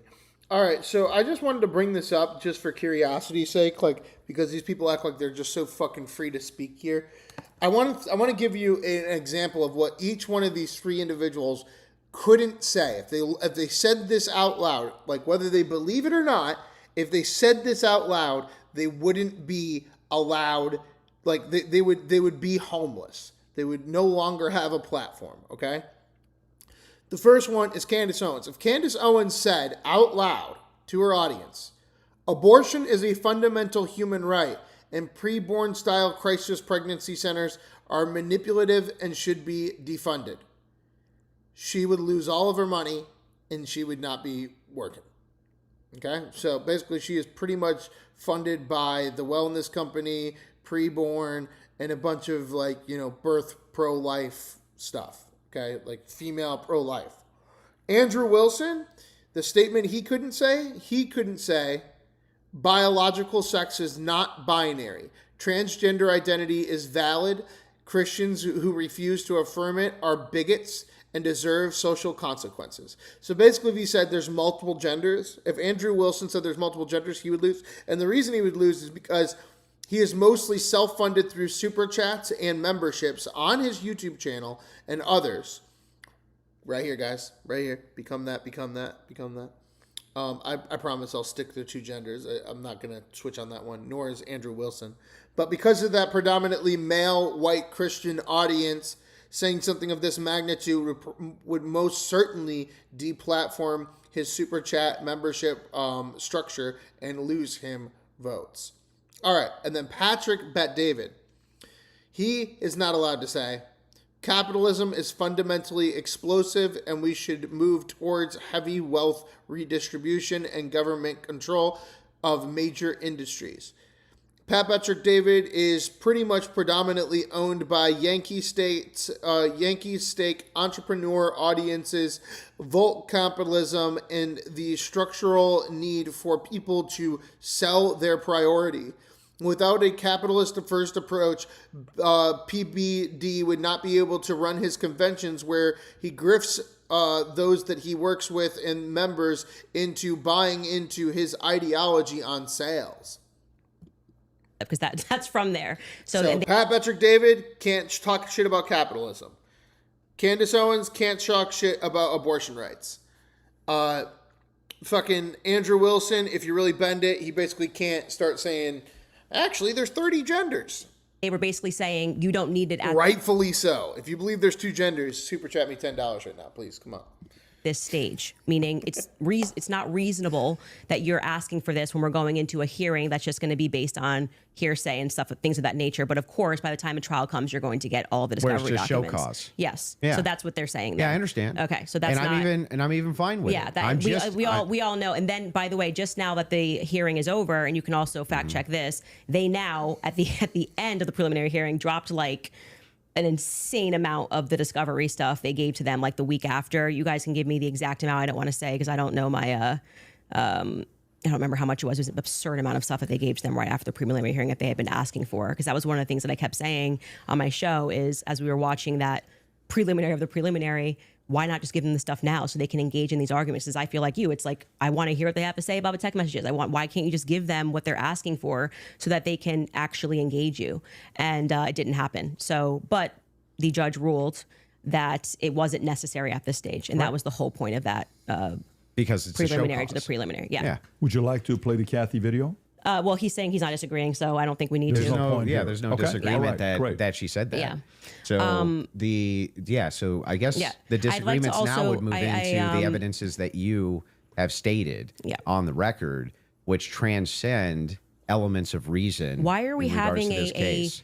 transcendental conversation now? Because I mean, Because first, they're all because related to this your case. entire thing was about looking at the evidence, which never made sense to me. Again, because all of the evidence that you felt to be no, she doesn't overwhelming wanna was get into hearsay. that, That was bizarre to me. You told me that I could take as much time as I No, wanted you to can. question you on No, these but things. I'm just asking you just to lay the groundwork of what you're saying is Because you've problematic. made That many, you decide many that it trips claims. into I'll something explain. else. And I do still want to hold you for going through because we've discussed the gun, we've discussed your. And you can hold me to those things, but I yeah. would like to get into the and things we that should you've discuss said. the screwdriver as So, well. and I'll explain exactly what the groundwork is. When you make claims which pass the idea of I'm just asking questions because the state's evidence is not convincing, I think you have to answer for those claims because they are in regards to this case. You're saying, I have a claim. It is in regards to the assassination of Charlie Kirk, which is what we're talking about, not just the case of Charlie Kirk, his assassination. You should have to answer for the claims that you've made in regards to the assassination itself. You should, yeah, agreed. So if that's the case, then I would like to finally dive into Yeah. some of that evidence what you've and dive actually into said. Well, it. just to be clear, and I'm happy to have you talk about, like I said publicly, you want to engage in some conspiracies, but I said I want to make sure that we get to the substance of our debate. The substance of our This is debate part- this is the major is me substance. demonstrating Main that all of substance the, of the debate. quote unquote evidence that you feel that you have, which demonstrates that Tyler Robinson shot Charlie Kirk. You don't find convincing. I get it. It's been invalidated by the testimony that we saw, and in your answer for when I Well, you haven't explained to you that he had invalidated the it. most degraded prints was I don't know. Okay, well there lies my ability to process that. It's just fine for you Okay. to not be convinced up to this point. All of your viewers, everybody watching, nobody's just gonna- giving. you're conceding Nobody's on giving a that. dispute that if all your claims ever were just up to now, the evidence that the state's given, I'm just kind of not convinced. That is not what's been happening. What's actually been happening is that you've made tons of claims in regards to this case and in regards to the Kirk Now you don't wanna be assassination, dodged which are from. far above and beyond. I just doubt the state's theory. Okay, yeah, I mean, sure. those are I the do things doubt that the state's theory. I also am get welcome it. to say what I think. If you want to move into opinions, if you want to talk about it's Erica Kirk, opinions if you want now. to talk about Turning Point USA, I'd like to talk about all and of get it. into it, I'm Yeah. totally happy to do that. But I just want to say that, like, I do not feel, because I've said what's important to me is that we exhaust this topic first of our actual debate claims. I do not feel that you sufficiently have argued that the evidence is overwhelming. sorry. Candace, question for you. That What, Tyler But I am Robinson. sorry you feel that way. Candace, one question. What evidence do you need to see for you to Sorry, say you Tyler feel- Robinson killed Charlie Kirk? That's a great question. And let me just pull back 1 second on the Pat Patrick David thing. Maybe the guy's just curious. But he does sell you a $50 access to a text message. And he does take money from Kelchi and tell CoffeeZilla that it's not whatever. So I don't want to say that just because he was born in Iran and that he moved over here that he is a splinter cell, deceiving us and Iran shot Charlie Kirk. But I also actually don't want to expected in this not say preliminary that, hearing, actually, 'Cause fuck Candace Owens. almost the inverse of what he was saying is true, right? So this is now the time the state is putting on their evidence. That's the purpose of this hearing, right? The state is using hearsay, but they're also putting on their evidence. So I was just expecting some sort of a slam dunk. Like, we got him on camera taking the shot. At least we have him clear on camera. You're telling me this guy drove 13 hours all around. Like, we can definitely show you a picture that it's going to be beyond a reasonable doubt. Before we even get to the trial, people are going to see and go, oh crap, like it was really Tyler Robinson. I was expecting to at least see evidence that, because I had reported early on that the source was saying that Tyler did not step foot on campus that day. It is my perspective that he had something to do with something. I do believe he was disposing clothes at this stage, at this phase. I do believe he was disposing clothes. He was involved somehow. I find Lance to be more suspicious, if I'm being honest with you. And also, like I said, the use immunity that was given to Lance by the feds, the fact that the feds didn't ask him any questions, the fact that I spoke with Lance Twiggs' family, and they were like, it's very weird that the feds are not asking him more questions. He's exactly the person that I would imagine to be involved in some stuff. Allegedly, I'll say allegedly. But when we got to the preliminary hearing, there was not a single piece of evidence that I felt was slam dunk. I was waiting for that, a photo. I mean, anything would have made me go, all right, I think this could be the guy. If they had handed over the discovery on the text messages, since that was their big ta-da, we've got the text messages, that would be the first thing that I would hand over. But actually, who was holding them up? Like I said, it wasn't the prosecution. You're They're not right to gonna be say satisfied even after they arrest we're the handing kid. things over, and we You're gonna heard keep the this defense going argue forever. on behalf of the prosecution, saying it's not them and it's not the FBI, to it's her the messages. FBI Let's go. that's holding on to things. Is the FBI took everything. The FBI took the gun. The FBI took initially the screwdriver, Candace on and then when I DNC heard again. testimony about the things that they found that were suspicious. Example being the backpack. That's something that really bothers me. That they say they traced the shooter, they traced the route that he went on, and then there was an abandoned. We know it looks like he's wearing some sort of a backpack. We know that there was an abandoned backpack found at the bus stop in front of a library, and they felt that this should be taken into evidence. They took it. The FBI, this was the testimony of Amanda Baker, I believe her last name is, but you might want to fact check that because I think I'm blending last names. She was the forensics for the FBI. And then she says she gets a call on the 13th and they stop testing on this backpack because they find that the backpack actually belongs to somebody on Charlie's team. But if you know the map of the layout of the campus, you're going, well, what the hell are they doing all the way up? This is nowhere near anywhere.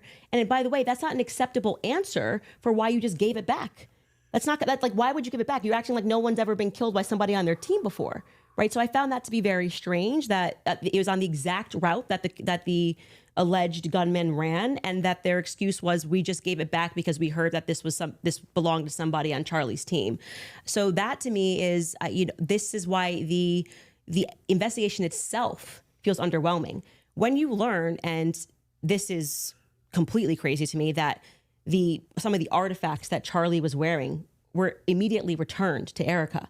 That's absurd.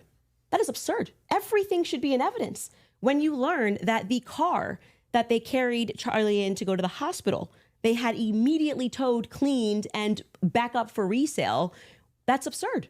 That should be sitting in evidence. And any police officer that you speak to will say, or a person that's been involved in a crime will say, I didn't get my stuff back for years. That had nothing to do with anything. It was just around. And they kept it into evidence until the trial was over and it has to be approved. I think somebody said by the attorney general has to sign off on giving you those objects back. And we were told this is all fine. And we see, this is just one example. I love my Erica chat. I holding appreciate you all. I really appreciate the chat and the people in here tonight, guys. You are, for the most part, at least recognizing the batshit craziness that we're on right now. Double tap, hit that like button, hit subscribe. We're almost up to 150 likes.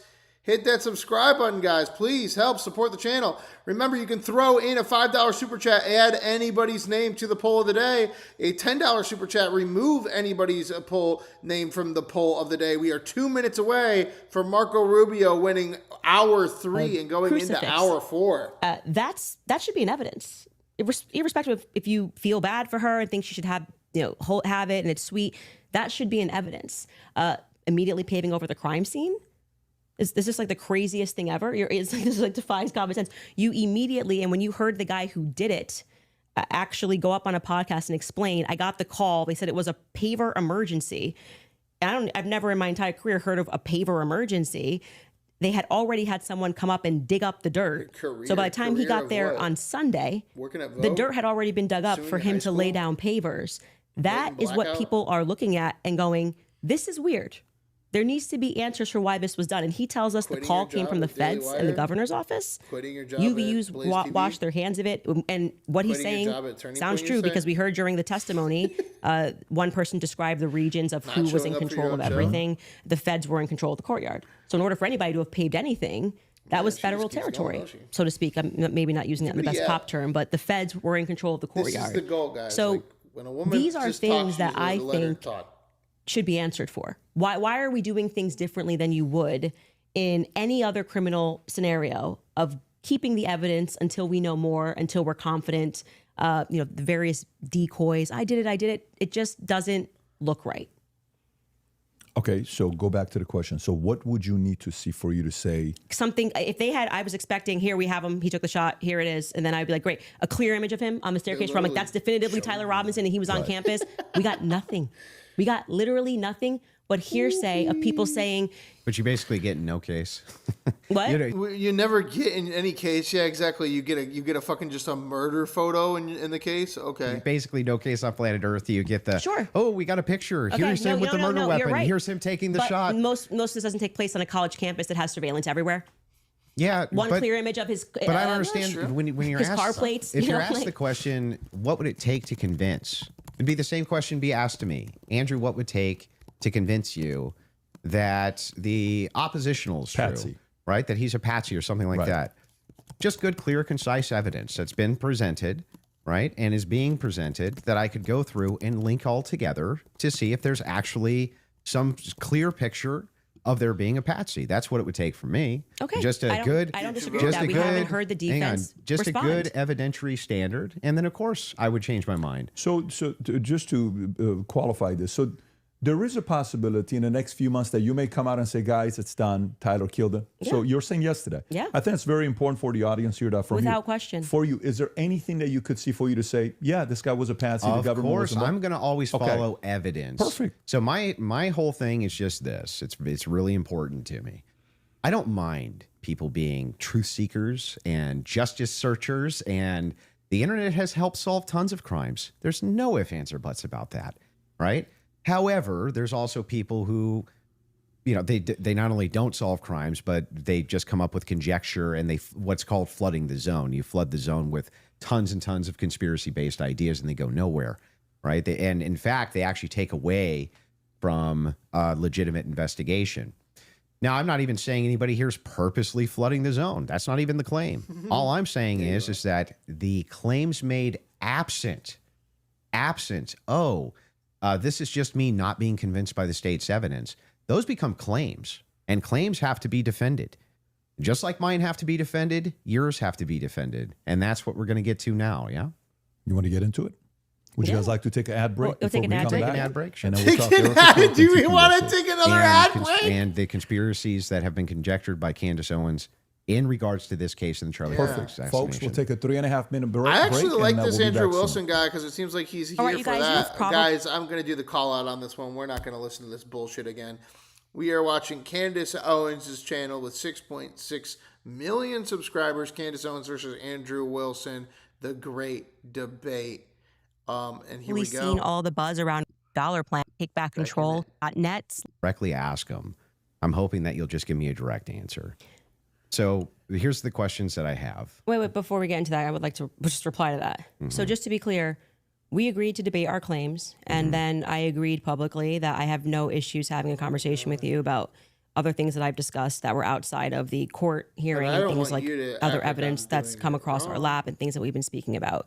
But I just do want to make it clear to viewers that for whatever reason you think that you have a right to sort of depose me. I'm not deposing you. I just want to ask you some questions. You literally said that I want to be able to question Well, this is you. a meta conversation. Right, We're having but a meta okay, so debate. now we're transcending. Like, let's use a I mean, word there's no- to there's use a no- word nothing that you're transcendent.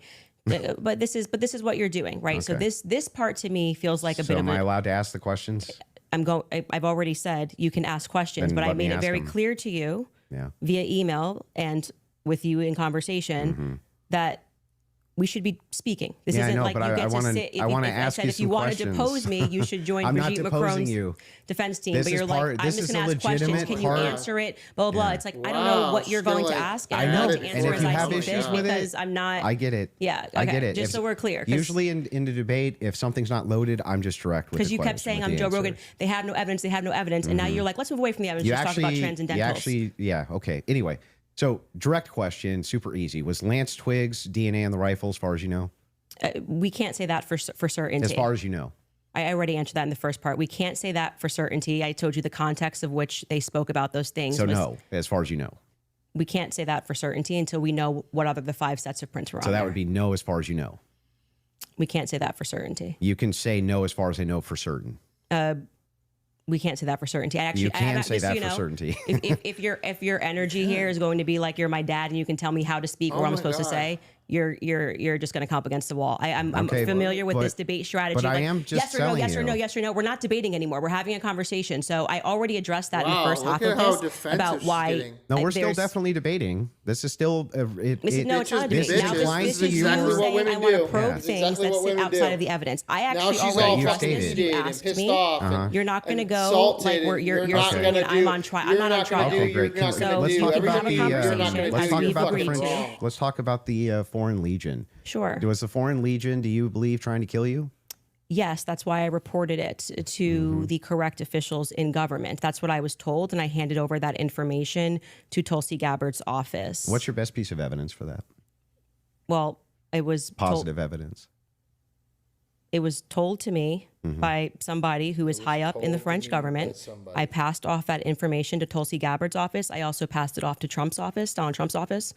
And that's all I can tell you. I wouldn't be able to probe any evidence because I don't have the power to do that. I'm not the federal government. And I would also like to say that this becomes this other piece of what you do, which is when people say, I was told this, and this is the evidence that I have, and I'm willing to have that conversation and write the email to the correct government body that deals with this. Like, I can't hack into Emmanuel Macron's bank account and say whether or not the information. I agree. But then you go, well, where's your evidence? It's like, well, my evidence is that I reported it. I did the right thing that you're going to do. So if somebody calls and says, hey, Andrew, there's a valuable evidence is death that threat you heard against you, something. and that person definitively has the rank to be able to tell you this, and you say, well, what I'm going to do now is I'm going to report that to the feds. And then I go, what's your evidence? It's like, well, I got the information, and I gave the information that I got from who I got Hit it to that the like right button, body guys. of Get to people. 150. Come And on. that's what I did. Got it. I just want to Cool. make sure. And so I'm not it- trying to trap you. Well, I just want to make sure I got it clear. and that's why I say I want to know what you're doing now, because this has always been the thing. It's like, we actually can't win on the overwhelming claim. So we're just going to go and bring up everything that I think can try to embarrass her. I reported I'm exactly not as I trying to received embarrass it. you. I just want to make sure that I get your Yes, positions clear. I have not said, yeah, go ahead. Now, you have stated multiple times that you believe that Israel's involved in the death of Charlie Kirk. Can you give Yes, me... we can pull up the clip. Can I'm sorry. I'm just saying. I finish the sentence? Go ahead. Can you give me the context for what are you talking about? Like, when I say, generally speaking, why people think that Israel's involved? Mm-hmm. Okay. Where's your question? Yeah. Do you have any positive evidence whatsoever that Israel killed Charlie Kirk? Well, I couldn't say Israel was on the ground and shot and killed Charlie Kirk. I would say that there are various things that we're trying to establish, one being a motive. And since I don't believe that Tyler Robinson and his transferee... Guys, this is so weird. This is so weird. Pat Patrick David was born in Iran, and he's just sitting there in the middle being like, don't look at me, guys. Don't look at me. Don't start accusing. Like, whether he's wrong or right, he's feeling it right now. Like, don't start coming up accusing my people. is a convincing motive because he was fired up about politics, which Lance testified that he never spoke about with him, nor do I believe that he was, so into LGBTQ issues, since Lance testified they never spoke about LGBTQ issues.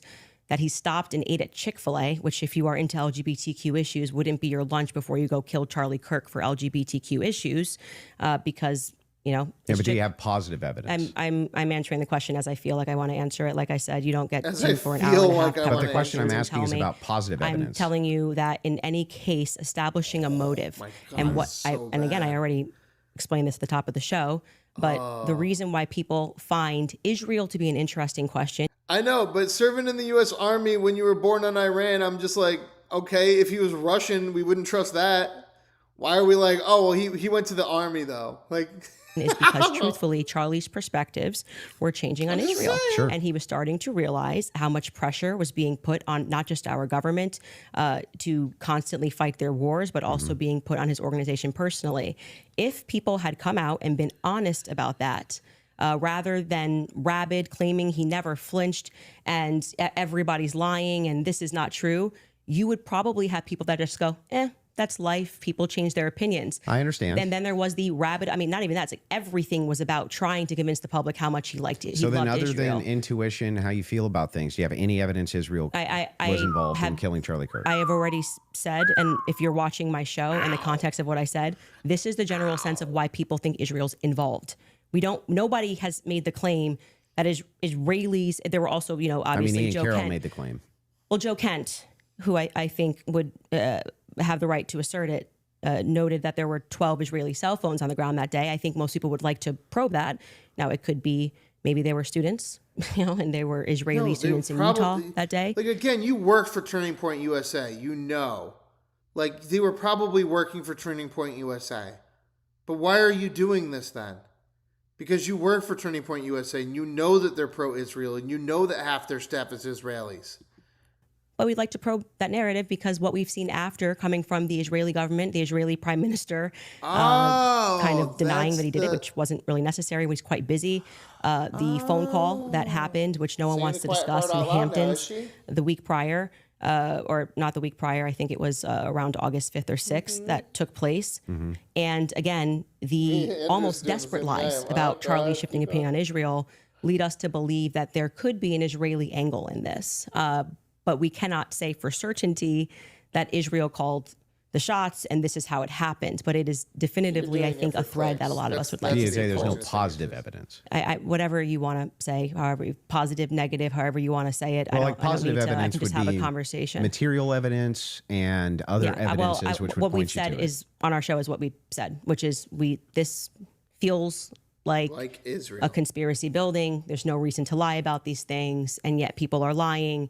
BB ain't acting right. The Hamptons thing was weird, and the way they tried to shove the Israel narrative down our throat immediately. I mean, the day he died, posting a picture of him with an American and Israeli AI'd photo on the president's feed doesn't feel right. Do So you have any evidence? Why does it that, not feel right? Eric He was Kirk an at TV op for USA Israel. participated in That the murder of wasn't Charlie a Kirk? fucking. I've That was never an said open they thing. participated in the murder of Charlie Kirk. So how could I say that I have evidence they Weird participated in the conspiracy. murder of Charlie Kirk? Okay. When she so used to then you work don't for believe that they Turning Point, did. knows that half of them are I Jews. never have said that statement, so I'm not going to get you to ask me personal questions about things that I've never said on record. Okay, fair.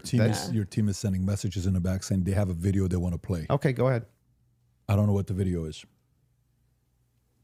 Oh, I know. It's going to be something embarrassing. It's a fucking If you- sex tape of Candace.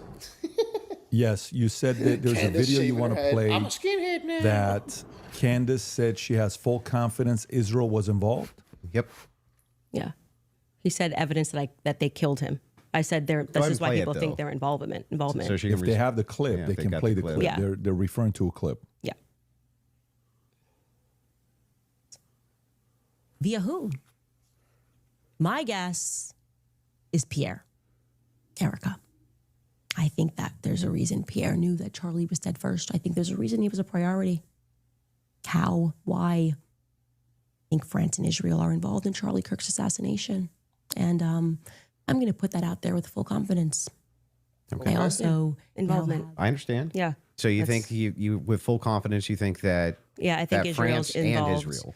Yeah, I mean, the person that gave me that thing that I reported said that French Foreign Legion were on the ground that day. Mm-hmm. Again, this would be at a professional limitation for me to then go like watching a and 5-year-old probe that lie. information that I handed over. I can't do that. I'm not But the you United don't have States any government. positive evidence of Okay, that. okay. Right? Liz, I don't. Can you just stop? It's actually just like annoying to hear you keep saying positive evidence. I've just asked me what I think, and I just tell you, yes, I think they are that's involved. a claim.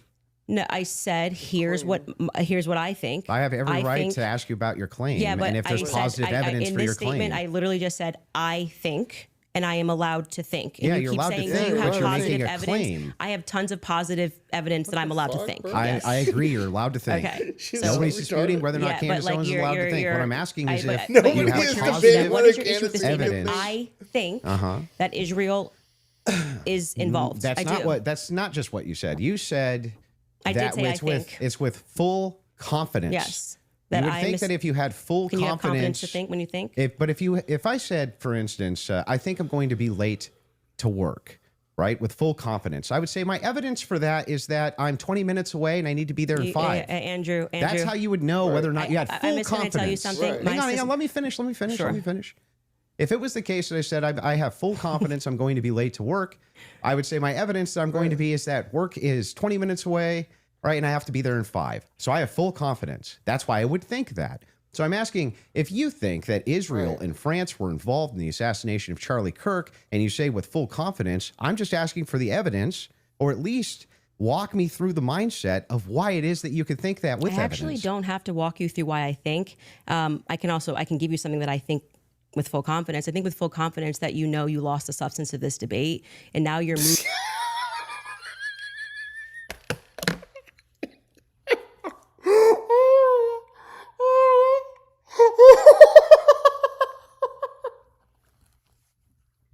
Yo, it's just every woman you've ever met, man. It's just every lady you've ever met, man.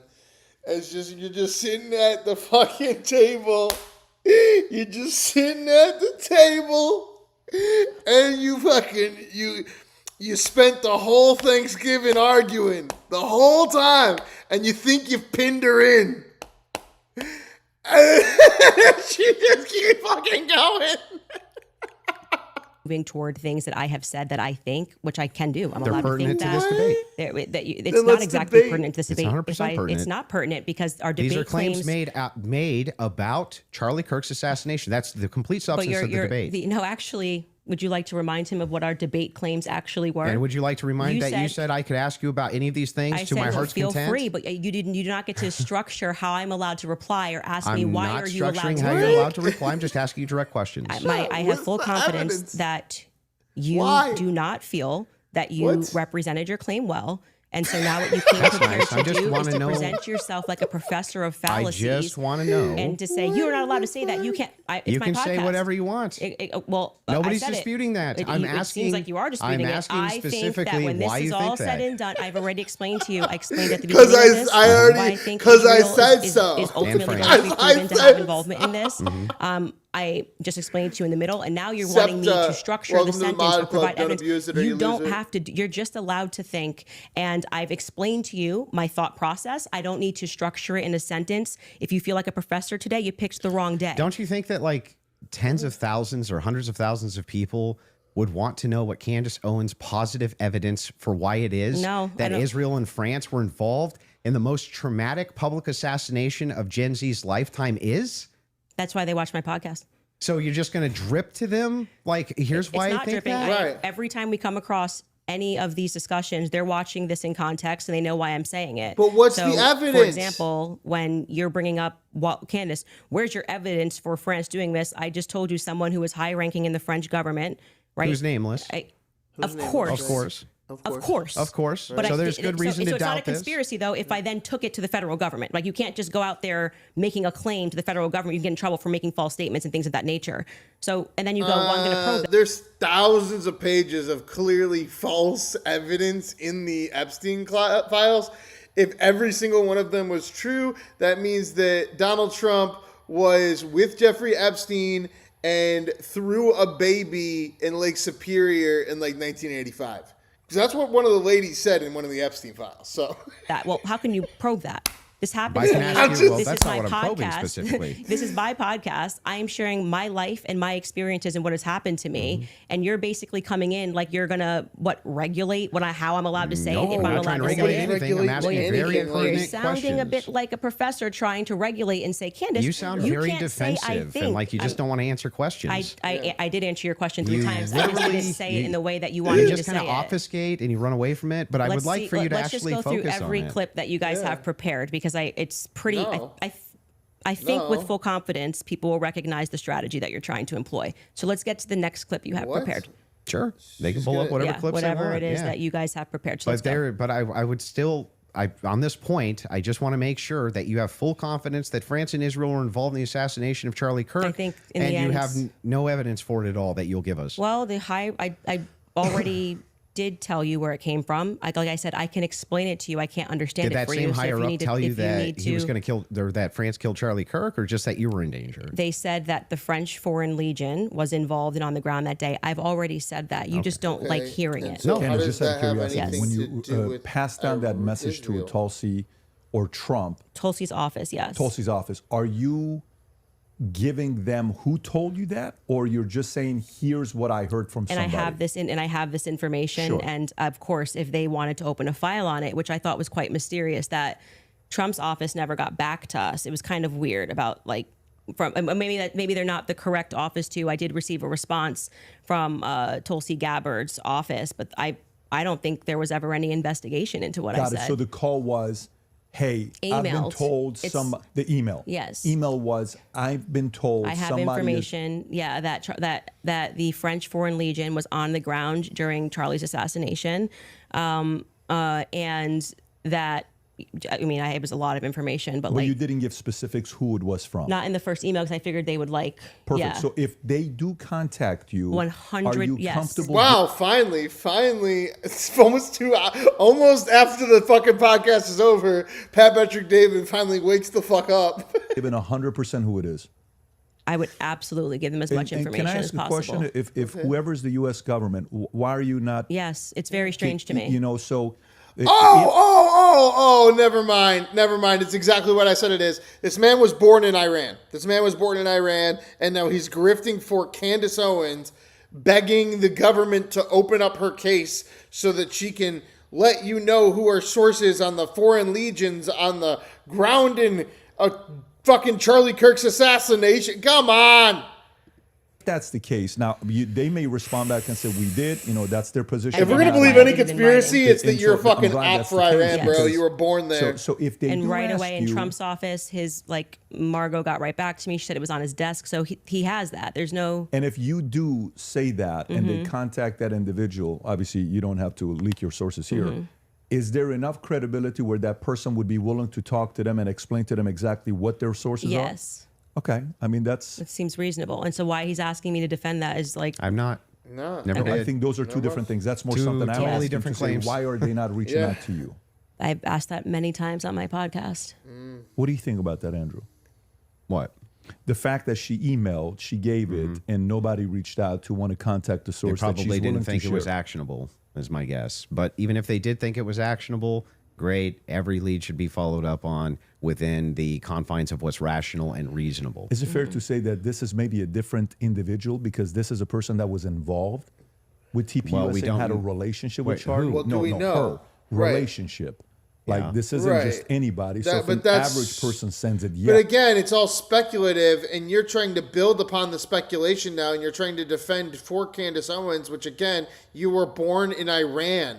You fucking Iranian fucking op. You want to start doing conspiracy theories, you Iranian fucking op. You non-American. we don't know who the source is. We don't know any What of the this. fuck, bro? Wouldn't you, if you were in that What the department, fuck? wouldn't you want to, even you assign it to- Remember, this man graduated high school with a 1.8 GPA. The 1 year people. old There's guys no that guarantee say- they didn't look into it. Yeah. How do we know? We don't How know. could they No, if how they didn't could come they if get she didn't give it the to them? information, more of the information, because it And was a by the way, long file. Yeah. This is a separate. This Did has you got send nothing them to do the with the guy's debate. name? This is more on. Well, I sent the email, assuming that's I'm saying like you go and you make a report. You think they're going to come back to you and say, "Hey, what's more information? We're investigating this," and that didn't happen, and which is what I raised. No, I I'm found asking, that did you send them the especially source of because the this was at claim? a time where they were saying that They wanted to explore every possible No, they lead. didn't I source even of the texted claim. Dan Bongino. course But did you- So actually, it was three. You It was three never sent offices. Let me ask the one question, and then executive I'm gonna come to office, You just Dan emailed Bongino, as Candace and Owens. the So she, as Candace Owens, just emailed 3 different people and was like, they didn't reach back out to Candace Owens, so they didn't even get my and stuff. Tulsi Gabbard's office. Okay, so a follow-up to that is the following. Mm-hmm. If they contact you to say, is that specifically to the French government or Israel's involvement in the killing of Charlie Kirk? That wasn't about Those Israel. are 2 separate things. That wasn't about Israel. It was Okay, they were got it. saying the French Okay, well formed then that person as a part. then again, the original claim was that you have all this proof that Israel did it. Part of it was saying that it was the French Foreign Legion that was on the ground that So day. I'm surprised And they haven't think called you. Then I find that to be very strange Very- too. I do as well. Because who would want to make a report? Like, I mean, I've never But- made a report with the federal but Let when me he government. ask one did- question. but Let me when he just did ask one send question. it- Let me just ask one Okay. question, and then I'm going to bring Okay. it to you. Sure. The question is in regards to, I've not seen that clip, so I'm seeing it now. I'm full confidence. I believe that Israel French was involved. Is that also based on a source that somebody told you that Israel was involved in the assassination? See how he's trying to now help her and explain to the full audience of all 3 channels that Israel is involved? And see how this is a man that has a 1.8 GPA in high school, grifts for a living, makes you pay $50 to get a text message from him, and was born in Iran? Charlie Kirk, or is that a gut feeling? So in terms of Israel, I mean, what I've said is what I publicly have said here. Converted I do Catholicism- think that Catholicism because at the she's a end of fucking- this, she we are paid going to to find it. that Israel was her involved. number one I do. sponsor is Catholicism. Now, in terms of any of the hard evidence that's been presented, I think this has been a huge problem that a lot of us have had is that they won't even explore anything else that was going on in Charlie's life personally. So if we're not satisfied that Tyler Robinson did this in any way, then every alternative theory should be explored. Other evidence should be brought forward. We've done that in our capacity. Like when people keep saying she has no evidence, it's kind of crazy. I think we've broken like more stories than any news source in the world. I mean, down to pictures, details, police officers, what the dog's name was, because we're not. And you can get all of it if you go to CandaceOwens.com and you subscribe today. Like, shut the fuck up. Then bring it here to your great debate. This is the big moment. This is the show it all. And then you're just going to say, well, we have it. And we do it all the There's a time. conspiracy here. The police officers that were involved, the many police, sheriff's offices, Patrick Ewing's that going were along with it 'cause departments he's that were fucking involved that an day, all Iranian knew that op. there was a conspiracy down to the It's U.S. all to Marshals. get us believed there was a distracted and conspiracy. make They us not support my Israel and sources America at the in U.S. the war. Marshals were saying they were basically sent on a wild goose Literally chase that what they day. But do you do. see how you They've said done my for sources? 47 years. You're Am I not not allowed to right have here. sources? Well, Like the thing is funny. So is CNN allowed to have Well, sources? hang on. I but have we can't? sources. If I said I have sources that claim none of that's true. In fact, my sources claim that her sources are lying. My sources claim that there is none of them believe that there's a conspiracy. My sources claim all of them really think that Tyler Robinson was a lone gunman. If I just said that as hypothetical, wouldn't you say what? Yeah, I think what probably Right. adds weight is like then when I drop photos of the car that no one was supposed to see, people go, okay, her sources are legit. So, and then when what I say is then proven in court and nobody knew those things, people are recognizing that my sources are legit. When I say Charlie was scared in the last days, and then I dropped the text message, which you've just learned about a couple of weeks ago, of him saying he was leading the pro-Israel cause when everyone was lying about that, then they say, I think Candace's sources are legit. So I think what's happened is I've actually built up a rapport with my audience that it's not vibes and dreams, and that's why they keep watching my content, because like, for example, when I just the other day released the content Another of stinger. the shooter on the roof doing a Another lateral crawl, teaser from then they're Candace. going, New episode I don't next think these are just Wednesday." vibes. It seems like Candace's sources are legit. So I've proven myself in the market. Yeah, I'm not sure that would legitimize your sources as being legitimate when it comes to the idea that, oh, they all believe that there's a conspiracy going on, which is actually what your claim is now. How Well, would that I was actually, just- hang on, I'm almost done. Not How I would was that talking to PVD. How but would that I'm- legitimize? Well, it's not his debate. How would it legitimize these sources? That even if it's the case that you get some court footage or some things like this, why would it legitimize that your sources are telling you all the marshals believe it's a conspiracy, all the police believe it's a conspiracy, everybody believes it? How would that legitimize Well, any what of I that? am saying to you, and you are not forced to believe it. So let me just explain what I was answering here, and I think that you understood what I was saying. Is I have, because people trust me, compiled a lot of information and presented it to the public, and this information has been proven true, We've presented photos, we have presented videos, never before seen stuff. The public has never seen it. And so what that does is your audience goes, okay, when she says that she has these sources, clearly she's telling the truth. Now, whether you would then go, well, I'm going to believe her when she says they don't believe, they think that there's a conspiracy, that's up to you. You cannot watch my content. I'm not here to tell you that you have to watch my content or believe everything I'm saying. Well, I'm don't just you think making my questioners should get questioned as bro. well? I'm just making my content. By who? I'm not committing a crime, am I? By just like saying what Well, I I think and mean, collecting aren't evidence. most of the people you ask questions of not actually committing crimes? But what do you mean they should answer questions where? Like at a police station? Like no, what are you just saying? like if you want people to come in and answer questions for you. I have questions about this in the investigation. Guys, hit that double tap, hit that like button. If you're watching right now, double tap, hit that like button. Let's get us up to 200. I You're have watching questions No about News this. is I have News. questions Hit that about that. You want them to subscribe answer button. your questions. 7 days a week. Doesn't it with the seem totally news. fair that you answer back the questions people have for you? No, they're not answering our questions. So it's also fair that they don't answer them. So you're That's why I okay. said So I just Andrew want to. Colvett should be in this chair. He's not. But That's isn't his that a double? prerogative. But isn't that a double standard? No, it's not because he's not doing it. Yeah, but what that would still be a double standard. If you're requesting that he does do it, then that seems to infer that you think he owes you answers. Oh, so inferences are allowed again? And they never weren't. So that seems to infer God, that what the fuck? you think that he owes you answers. all If that that's the this case, is, then don't you owe answers? Yeah, well, I feel like I'm answering your questions and his questions about. I mean, I'm talking about Andrew Colvett. His position is he's a spokesperson for Turning Point USA.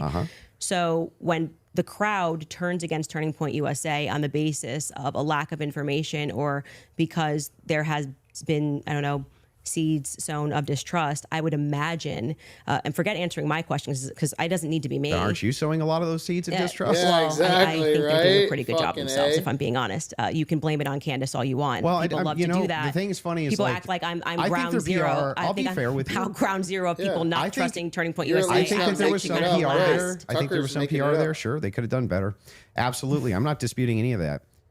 One thing, though, that I want to just directly ask you is, do you actually believe that anybody in TPUSA or Erica Kirk or Erica actually participated, had foreknowledge of, or facilitated the murder of Charlie Kirk? I'm not going to get myself into a legal pickle here. Everything I've said is on my Legal podcast. pickle? How I would that think get you in a legal I think pickle? firmly Pickle. that Legal pickle. if I was the What the investigating fuck, officers, I bro? would seat them all and I would Legal ask pickle? questions. You're I not would, at this involved, phase. lady. You I don't. I'm closer Okay, to getting what a does that law mean? license than you. What does that That mean? you do think so? I think it was not a sufficient investigation into what we know to be true of 80% of homicides. It's usually conducted by someone you know, right? And the fact that that was never even What is- considered, like I said earlier, the What backpack the was returned. How do you know that was never considered? how Because do they you gave know? back the backpack as just one example. They gave back the backpack. They gave back the That doesn't show a conspiracy. well, I mean, it shows that the police trusted everybody and didn't just hold things up for a Yeah, second. they and be- ruled them out as suspects. that quickly. I'm not comfortable with that investigation. It's a pretty big organization. There's a $100 million incentive. People, this is What $100 million incentive? what I'm saying is his organization, like it had grown to, I think it was 100 This plus is so per year.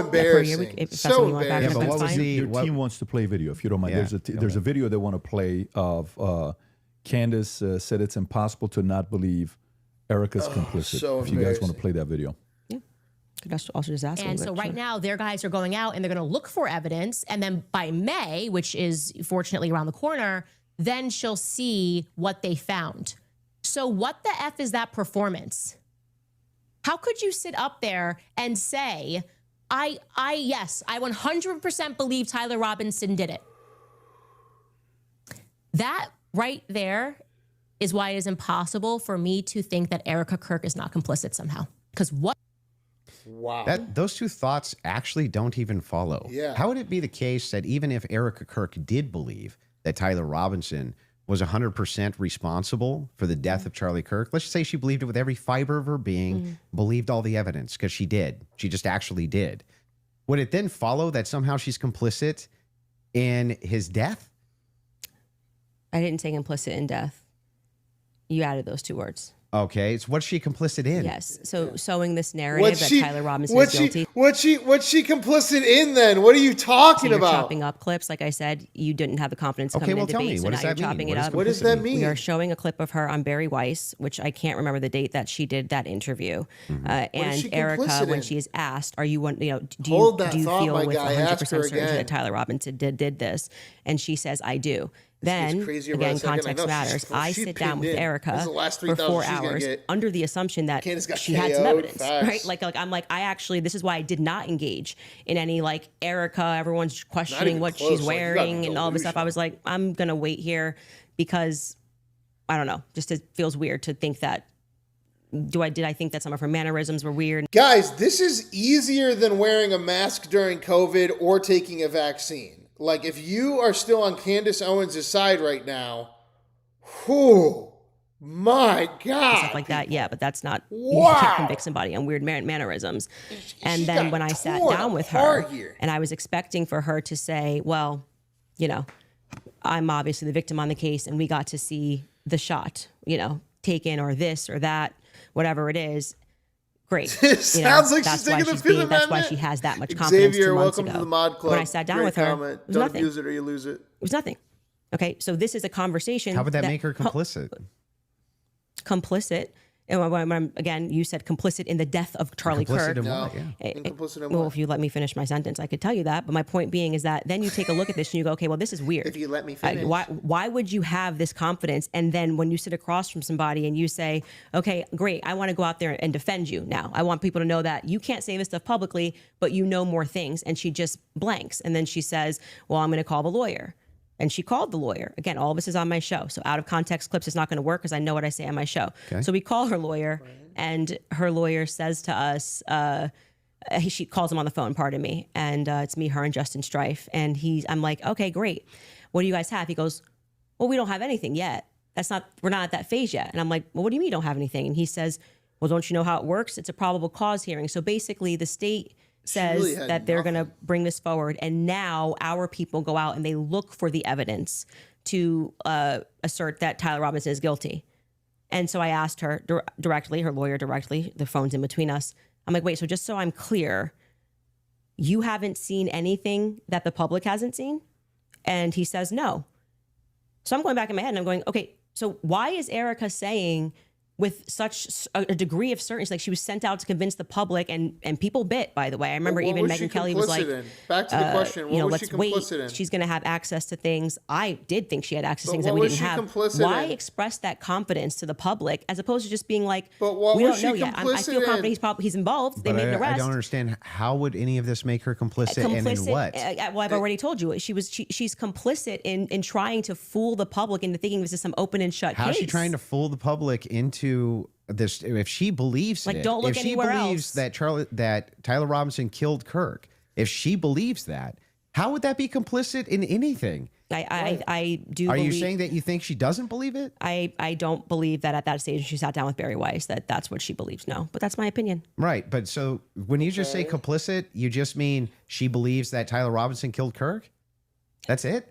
That's what we were talking about. That's why I said if your strategy was to dice up clips and take it out of context and make it It's seem not like I that said you she can was tell me Nobody's taking everything. anything out of context. Yeah, but then why bro. not just play the full thing? Like why? What? Because when, we don't have like infinite amounts of time, I'm guessing. What the You fuck, probably man? don't want to Well, watch. I'm going to go back to my theory that you didn't feel confident that you could defend your claim that it was overwhelming evidence. So now you're trying to move towards doctored clips and getting Well, me to there's no respond to doctorate it. anything. I'm just making sure that we got this right. Yes, That what you're actually yes, saying I is do that believe Erica is just complicit in and believing when it. I re-examined her actions backward she's because I did complicit in not believing have it. this She's not perspective of complicit her in the murder. at the Remember that, beginning, which is guys. why it's so. If you're a Candace Wacko, she just now confirmed she is saying she's not. Erica Kirk is not complicit in the murder anymore. So if you're on that train, get your pitchforks out for Candace Owens. She just admitted Erica Kirk is not complicit in Charlie Kirk's murder. Oh no! Funny to me It's that all you guys make it unraveling. seem like I'm ground zero. People thought Erica was sus from day I forgive him, and I was not a part This of was that. I did earlier not today. lean into that. I did not contribute to that. I was getting actually terrible messages from my fans being like, Candace, you and Charlie always say to go with your intuition. You won't address this, how we all feel about her. Things changed for me when I saw that Zoom call. I will tell you that. for sure. And the fact that she lied to me. So I sat across from her and, I wanted to have that conversation publicly, but they're probably grateful they didn't do it publicly. She told me some lies. And so the next thing that happens naturally when somebody lies to you, when any person lies to you, whether it's a toddler, people only lie when they're trying to obscure something else. Have you addressed what that lie was? Yeah, I've talked about, we have a list of lies that we've been told by, we can find that, I'm In the sure. meeting with her. Well, no, I didn't want her to cage up. I didn't want to do this, and because I didn't know what to expect. Like I didn't know if she was going to be like, I'm so overwhelmed with everything, and I don't know who to trust at the organization, and I don't know what I'm doing. Like I didn't know. I didn't want to. Just out of curiosity, before anything happened with Charlie, how close were you and Erica? Not very close. So there's not a relationship. Right. No, I would say it's totally normal. Like it's not like there was any issues at all. We were always nice to each other. It just is our life went to a different phase, right? Right. So It went into a different phase. I'm making a lot of money off of talking about her dead husband. So, like, she doesn't like that. And we had a private conversation, and I'm not going to tell you what happened in that private conversation, but I was kind of surprised at the way that she was acting. But, at this point, this is about me going into a different phase than her and making a bunch of money. Charlie and I This is literally hitting the like, ground, running around. this is a biblical story, guys. She's like she's the person breaking the fucking commandment of lying and making a bunch of money off of it. And pretty soon, God's going to come and strike her down by lightning or some shit. I'm traveling It's 4 fucking days crazy. a week. Now I get married. I find love of my life. I get married and I get pregnant. I've been pregnant. I haven't Starting to stopped make being me think pregnant. that fucking And what you want out of life changes. You don't want to be Goddamn Kirk running was around Jesus. for 4 days a week and traveling on a plane nonstop. You suddenly Of want to start building Nazareth. at home and live. I was desiring that suburban life. Did you guys ever do the double dates? You, George, her, and Charlie? Was there ever double dates between the four of you? I was engaged to George quickly. We were planning our wedding. I was kind of in my bubble with George. George traveled with me and Charlie, but Erica and him were just starting to date at the beginning of 2019. George and I were planning our marriage. So George really got to know Charlie. I wouldn't say that I really got to know Erica. I was just rooting for them because I knew how I much didn't really Charlie get to know wanted anybody 'cause I wasn't showing up for work, find and that's why I love. And got so I was fired. kind of his From there, wingwoman and Blaze TV, throughout that phase. And I Daily was just Wire. happy. And I never was under the impression, obviously, And that I they were never going to really get did anything married until when they were dating. after So it this wasn't like blew I up, and now I have a lot was of money, conscious. so I I have really to need to do get to it. know this person. And But I'm still gonna probably so not it do it was that much, 'cause just I made a kind lot of of money normal already. that by that time, because of where I was in my life, Especially that I this wasn't $300,000 spending here. any time getting to know Erica So, per so, se. so the complicit part about Erica to you, is that a gut feeling? You think It transformed when she lied. you can take the lead? I'm just asking questions. Yes. If Yeah, you want to well, interrupt, go for it. I actually don't. I still don't understand what you think she's complicit in. Yeah, so when I say Erica's complicit, that's my opinion. When you tweeted Erica's too retarded to kill her husband, would you like to explain how you developed your evidence, your positive evidence for the fact that Erica was retarded? Yeah, sure. So Yeah. I just think all women are retarded.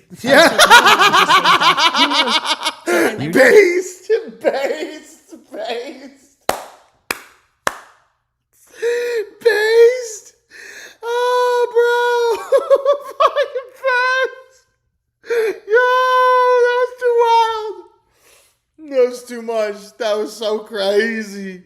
And by the Oh way, my and God. what dramatically transformed your opinion of Erica after going to the headquarters? Because you were pretty hostile about. I wasn't hostile towards them. You don't think calling somebody too retarded? No, Is- come on. That's like normal tongue-in-cheek stuff for me online. Oh, you're being tongue in cheek. Usually when I call someone retarded, I'm being Yeah. tongue-in-cheek, yeah. Yeah. Oh my God. Like, what the fuck? Like, this is so. Oh my God. This guy is me, bro. I need to get sponsorship by this guy. Holy fuck. I've never even fucking seen this guy before. Holy fuck. This guy is so. Oh my God. Like, for instance, you got supporters. I mean, What if the you fuck? were, if you were, Like, that's what's so crazy is she can infer that Israel killed Charlie Kirk. She can infer that Erica Kirk murdered her own husband, but then she's going to sit here and try to condemn him on the word retarded on Twitter. Why did you call Erica Kirk retarded? Because all women are retarded. Why did you say the word retarded, though? Why are you doubling down on retard, you fucking retard? going to use the same exact argument. You would take a supporter like Owen Benjamin. He called you bad names and called your husband bad names. Are you just, you're just like, well, No biggie? I've never answered him on anything that he said. I'm saying that you now are her biggest defender. So do you still think I'm she's not too, her biggest defender. Do you still think she's too retarded? No. I didn't know Erica Kirk. I'd never met her before. Okay, but you had an issue with Turning Point being led by a bunch of fembots talking about Still the do. feminist angle. Yeah. Still do. And then suddenly you go to the Still think it's a headquarters. terrible You idea. you go Still into the do. headquarters, Trying and to now all of a cancel sudden him. you've got text messages Here we that go. you're sharing with Deflect, them. deflect. You say that you and your wife are getting involved with management. No. I'm not involved in any management at Turning Point Well, USA. I'm pretty sure there is a clip of you where you say that your wife went to their recent conference and sat down, and then when you were on Joe Rogan, No. Hang on. I'll explain what happened just so that you understand. Yeah. So I was invited there to do some debate training. That's literally what I was invited there to do. Yeah. Mm-hmm. On he did take recommendation. that check. So I went down and I did some literally debate. looked That's that the up. first That's time I the ever met only anybody. money he's at ever TPUSA. taken from Okay, and then anyone. you said you sat down with Erica. Well, I didn't sit down to her. I talked to her in a hallway. Yeah. So you didn't sit down and speak with Erica? No, I didn't have like some sit down long conversation. We talked in a hallway. Okay. For, Is I that don't when you know, gave her maybe- the hug? Yeah, gave her the hug right there. My wife did too. We were both very sorry for what happened. Okay, to so her. at what point did you start receiving text messages from that you cited in your opening statement? Oh, that I you- just reached out to TPUSA and said, I'm prepping for a debate. Is there anything that's pertinent that I can use here? Do you find it interesting that people have been asking for, basic answers to questions, and you're saying that you walked into their headquarters and reached out and they It's instantly... amazing, isn't it? If you reach out in good faith and you're not demonizing them and saying that they're complicit in the murder of people's deaths, that perhaps they're actually willing to release things to you that are pertinent, other than thinking that, perhaps you're diabolical.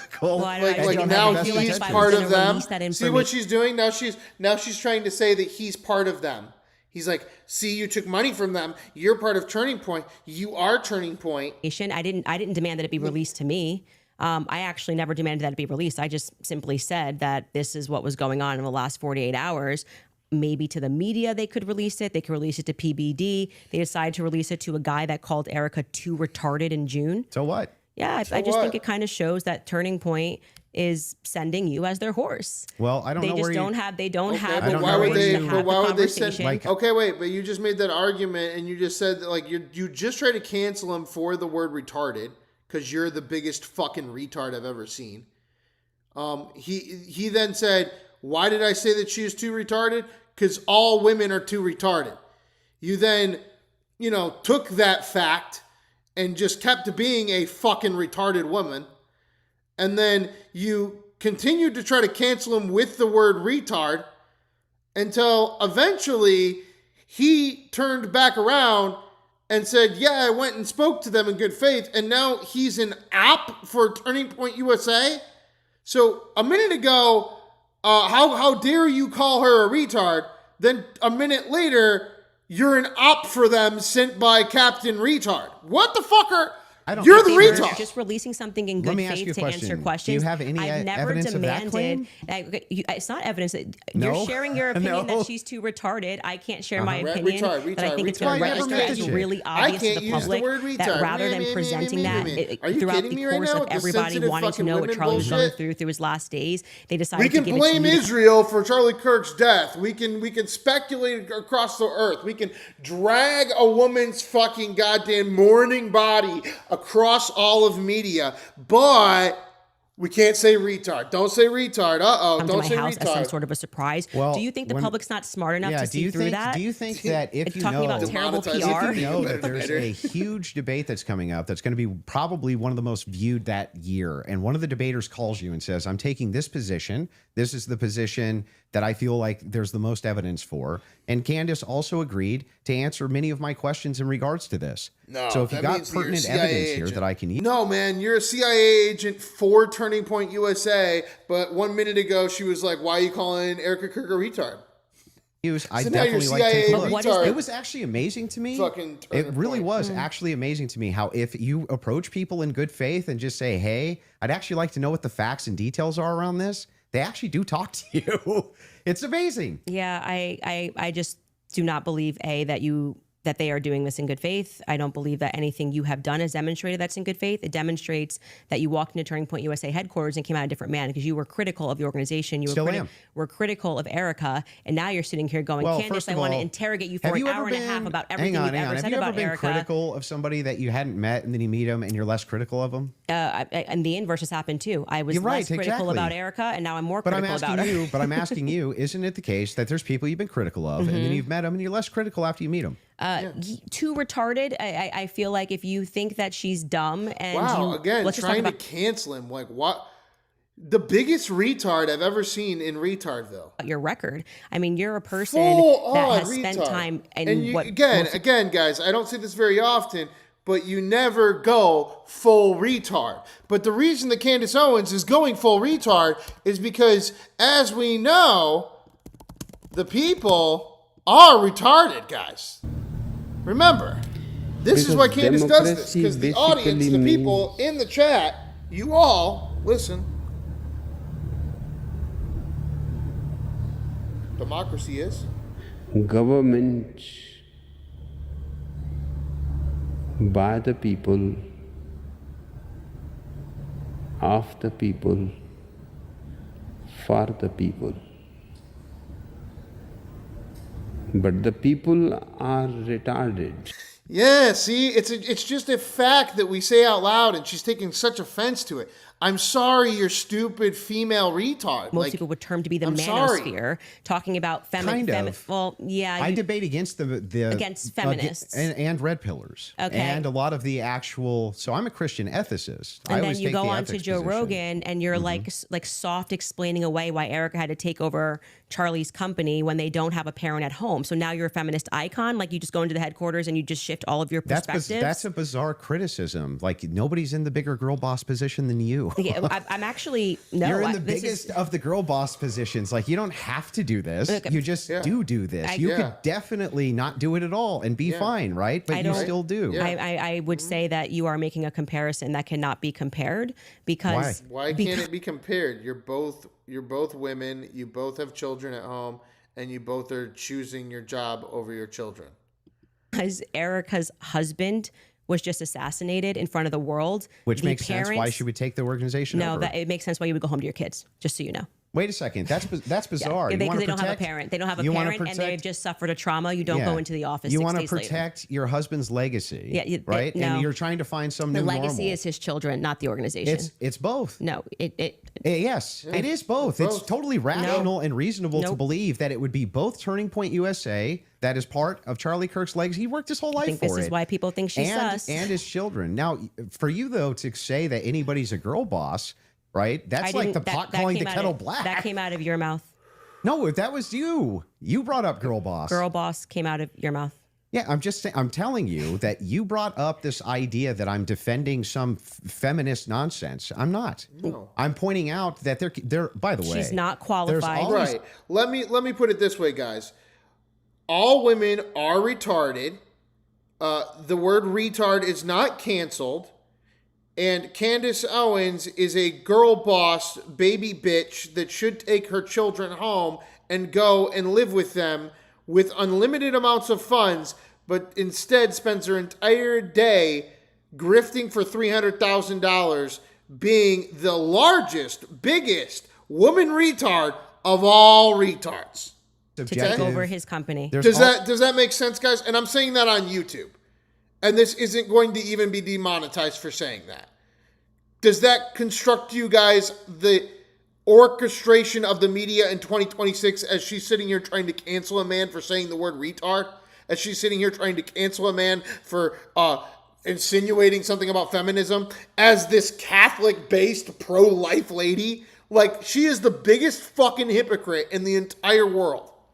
always objective outliers to. And I each do not mean situation. any of that in any kind of political or motivating stance. That is literally the hypothetical of expression that's allowed. She's a retard. In fact, it's the exception that proves the rule. And the interesting thing here is like, I'm still just as critical of feminism inside of TPUSA as I've always been. And I'm just as critical of any It's pro-Zionist ridiculous. position as I've ever been. None of that's ever changed. By the way, I would think it's the most rational, reasonable thing on planet Earth to do if you wanted to actually see an organization change, to try to work with leadership or reach out to leadership to try to do so. Doesn't that make the most amount of sense? I would like to state for the record that I think Erica is underqualified to run the organization. Sure. And on the more emotional aspects, I Just a raw agree psychopath, with pretty much. what seems to be a majority opinion. Oh, of course. Not gonna say it's I'm a Jew scientific. now. That any first ever woman that Wagner would Jew. leave her kids and go right into Everybody. the office after their husband was publicly First I was a assassinated Nazi, does now not I'm a have their Jew. priorities straight. Okay, well, I understand that you can have those criticisms, but I'm not understanding still how that would make her complicit. I don't have to keep answering the same question. Okay, So well, let's do you let's feel get like you team got is an answer asking to how your- it's complicit? Your team is asking to play a clip, so if we Okay. want to play See this what I clip, mean? Like, he is clearly an Iranian op because he's like literally protecting Candace, protecting her stances, and not like even approaching the captain obvious of the room, which is like, what is Erica Kirk apparently complicit in if it's not the death of Charlie Kirk? And where is the proof that she's complicit in that? And nowhere in that segment did anyone get even close to that answer. So either this man is like even more retarded than Candace Owens, or he was born in Iran. He was born in Iran. If we're spitting out conspiracy theories unwarranted, he was born in Iran. to just finish this segment on the Erica Kirk topic, we can spend some time on that as well. So Okay. if you guys are ready in the back, Then we're do ready. some more ad reads, right? And causing that 30-06 diameter, as would happen with a patent explosives, as we've demonstrated to you in the past, it accidentally, because of how Charlie was. Yeah, he's a veteran of the U.S. after he was born in Iran and shipped over here as a non-natural born citizen, and then got a 1.8 GPA in high school, and then went to the Army post 9/11, and then decided to get himself involved in American politics as a foreign-born citizen.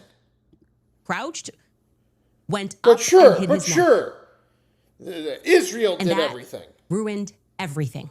That ruined everything. It was problematic. It's the reason why Terrell then had to scramble to get the cameras down, because they were never supposed to see it. They could have said reasonably that a 30-06 got eaten by Charlie, much more reasonably, obviously, than saying that the chicken bones in his And also, neck. I would say again, it's crazy that these same people that would be like, oh, that's crazy to speculate that about Pat Patrick David. It's like those same people, if I said he was born in Russia, would go, oh, well, then he's a Russian asset. Oh, he was in our military? Well, that's what Russia would do, is infiltrate our military. If I said he was from China, you would do the same thing. He was born in China. When? How?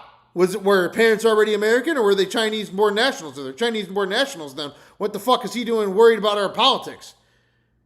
But somehow we're at this point where we can have a right-wing figure that goes, hoorah, America. I went and fought for America after 9/11, and he's literally fucking born in Iran. As if they don't have spies in Iran. As if they're not splinter cells in Iran. As if we're not fighting birthright citizenship over China, anchor babying people for a Manchurian candidate. Like, he's fucking stopped it born in because Iran. He ate vegetables. They panicked. That was what. Then that's why Terrell's nervous on the phone with me. Again, this is my theory, and I am now very much sticking to it. Okay. They panicked. It's the reason Erica had to step out. That's why she would have gotten on the phone with Terrell so quickly, because I was going, why is Terrell saying, well, I didn't want Erica to relive. Oh, that's why I did it. He didn't have an answer. He was nervous. It was crazy. But he acknowledged it. He spoke to Erica immediately. Why did you speak to Erica immediately? So do you believe that there was a shape charge that killed Charlie? Hey, can I ask you why you keep starting clips mid-sentence? Bro, what? She gonna act like that was out of context? That was literally like 3 minutes long.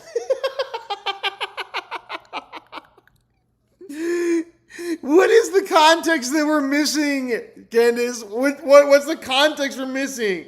Stop talking about the editorial staff. Probably to get to where the clip is. No, it doesn't seem that way, because you can always start a clip at the beginning of a sentence. Like you're just it's completely out of context. Wait, But I didn't so prepare the in clips, but yeah, I think I didn't, like you but were it's kind of fine ready. to ask it to back Like it up. I said, I don't need to say what's happening here because the internet will clock it. But in this episode, The internet we are will clock now it. going, If and that's you- why I said, if you ever wanted to vomit more in your life, vomit now. Clock it. Clock it. Candace Owens and her people are going to clock it on their fucking holy shit. The internet is dead. Everyone is a clock it retard. we're now going to look at some Clock alternative it! theories. I made it very clear. We're that this clocking was a it! theory that I didn't want to We're look at. clocking it, This is, alright. I believe, because I don't have every episode in my head, but I'm pretty sure this is an episode where we presented the evidence that was in the car, the photos of what was in the car, right?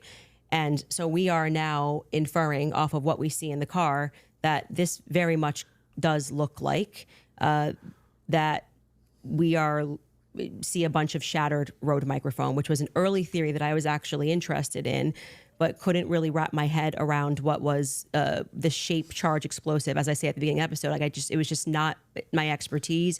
And I was concerning myself with timelines and stories and statements that didn't make sense. Without question, Terrell Farnsworth is someone who made me think that we were missing a big part of the story.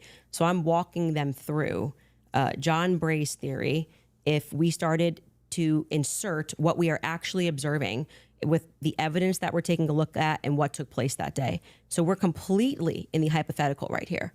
And you're now introducing If this. that's the anyone case, love if you're just liar IQ? hypothetically Yes, exploring it, and that's why I'm just why- asking directly. Yes, but that's obvious when you watch it's this really episode. So getting- that's why it feels Guys, we're 3 likes away from America 250. We're 3 likes away from 250 likes. Make sure you throw out those super chats. Add somebody to the poll of the day. $5, anybody you want. $10 super chat. And it goes into, or you can remove somebody from the poll of the day. Become a member, hit that join button, become a comrade, help support the channel, keep us independent, and not Iranian sponsored like this weird dude that's doing this cucking ritual that he paid $300,000 for, and we're all watching. like You're watching I'm No in the News is middle of an interview News. with CNN when they like pull up random clips and they're No, I'm like, just And once we get to 250, we officially hit the IQ max, guys. We are going to get high IQ individuals into the chat. All we need to do is get those 2 extra likes. So make sure you double tap, hit that like button. Once we get those 2 last likes, I'm telling you, the IQ will rise. Oh, there we go. Thank what's God. this? You Woo! watched the All right. episode. You I'm know just what it trying is. to make sure. 256. Do you think that your alternative theory, The high I think IQ John people are Bray's coming theory in. should be Yeah. explored. Yes. okay, I promise. do you think that Charlie Kirk was killed with an explosive? I think that is a possibility. Yes. Okay, And it good. should She be thinks explored. it's He's a done a mic lot of that work on exploded it. on John his Bray neck. has done good work, and I think that that's why that theory is now starting to gain steam since we In Fauci released we the trust. second set Appreciate of you. the photos of what was in the car. $2 super I think it's chat. viable. So this was the big thing I wanted to get into with you on the explosives too. Mm-hmm. What you, my what guy. is it about that theory that's actually compelling to you? So I looked into the explosive mic theory multiple times, Mm-hmm. and the biggest thing that stood out to me is there's no explosion. there's literally no explosion. In fact, there's videos when the shot rings out that kills Charlie. At least it sounds like a shot to me. People are actually like looking up towards where the gun is being fired. They're looking away for where the sound is. Like, where's the actual explosion? Well, for every person that you say looks away, there's going to be a person that was looking forward. True. We have former Marines that have gotten on and said, In the plane? it looks to me like there's an explosion under his shirt, right? You obviously saw Rob O'Neill go on to, I'm forgetting which platform it was, where he said, it's the first thing I thought was it looked Rob like. O'Neill is the man that killed Osama bin Yeah, Laden. and I think he's qualified to say what he believes he saw. We should actually, since they're pulling clips, we should run that clip of Rob O'Neill and what he said and what he that's fine. observed and his. Okay, all right. Guys, we're going to keep the audio rolling on this, but we're going to the next hour of our poll of the day. Remember, $5 super chat, add anybody to the poll of the day. $10 super chat, remove anybody from the poll of the day. Going into hour 5 here. experience. So I'm going to take that. And also there were people who immediately spoke to the media that day who said the same thing, that they thought that something happened under his shirt. That was actually, if you go back to like my first episode when I was just observing what I saw with my eyes, I was asking the serious question. I was seriously saying, why is it like somebody shot him from underneath? Why is his shirt moving first? That doesn't make sense to me. And I'm That's not. because of air dispersal from the bullet. So whenever a bullet is shot, a projectile shot, you can actually run this experiment yourself if you have a rifle. Take like an empty box of ammunition and put it on the table and then fire it near the muzzle, and that box will actually blow off the table. Okay, so Rubio versus Kamala Harris. question for you: does that get it box going. go sideways off the table? It can. It can. Yeah, it can. It depends on the dispersal. You 3,000 pounds of energy, five 2,000 starts pounds of now. energy coming at you. That's how much it carries. Well, it's not 30-06. 2,000 pounds of energy. Well, we can fact check that. That's- How many pounds of energy is it? A 30-06 being shot 150 yards away. That's a great question for Grok. I'm going to say when we looked at it, it was between 1,500 and 2,000. I'm pretty sure pounds of energy coming at you, and you just go upward and to the side. I don't really buy that. I'm going to just say I just think that that's not but possible. It doesn't go through on top of that. So there's another miracle. You didn't get blown backwards. It didn't But go if through. air is- But I also want to say that you're saying this can happen, and Rob O'Neill is infinitely more qualified, I think, to speak on that. Why? And because he's actually shot and killed people. Why would that have anything to do with anything? Did Because he slow down all the videos of the people he shot to see if their clothes moved? well, why are you able to assert your position as a fact? Because I'm gonna tell you how projectiles work. He's not even gonna I guarantee you, this guy's not even gonna disagree with what I'm about to say. If it is the case that you have energy and you have mass, and the mass is moving in the air has to go somewhere. It doesn't have a choice. I think you're totally BSing right now, man. Not I'm only am sorry. I not BSing, I'm telling you the truth. If a bullet is moving in air has to move out of the way of bullets. But maybe not at the bottom of a shirt here. I don't know. I disagree with that. I'd like to say for the record. Yo, somebody, one of you Candace supporters, throw down that $5 super chat. Let's get Candace in that poll of the day. Can we make Candace president? What happens if Candace is president? Does the end of the world happen? Is that what Captain Iran wants over here with his cucking ritual for $300,000 as he makes us all watch this debate? You do these sorts of things where you assert something with a lot of confidence, and You can fact check it. Your Fact check if shirt, bullets displace air. Not about whether it displaced air; it's where it dispersed the air. It was underneath his shirt here. It's not underneath the shirt. A bullet's this big, and you're telling me it's going to hit his neck, Candace, and then it's not it is underneath beneath the his shirt. The It shirt starts puffs. up here, and the collar's moving, and then you see the wave here as he's moving backwards. No.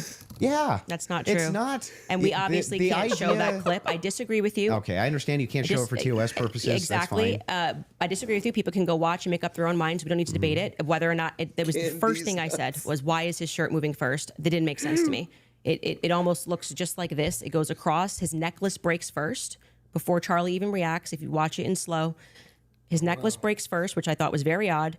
And then you see a puff here, and then the next thing you know, there's the entry wound on his neck. I would not confidently assert that I see smoke. I've never said it on my Do you platform. think that an explosion generally has smoke? I don't think that there's any quality. Fuck.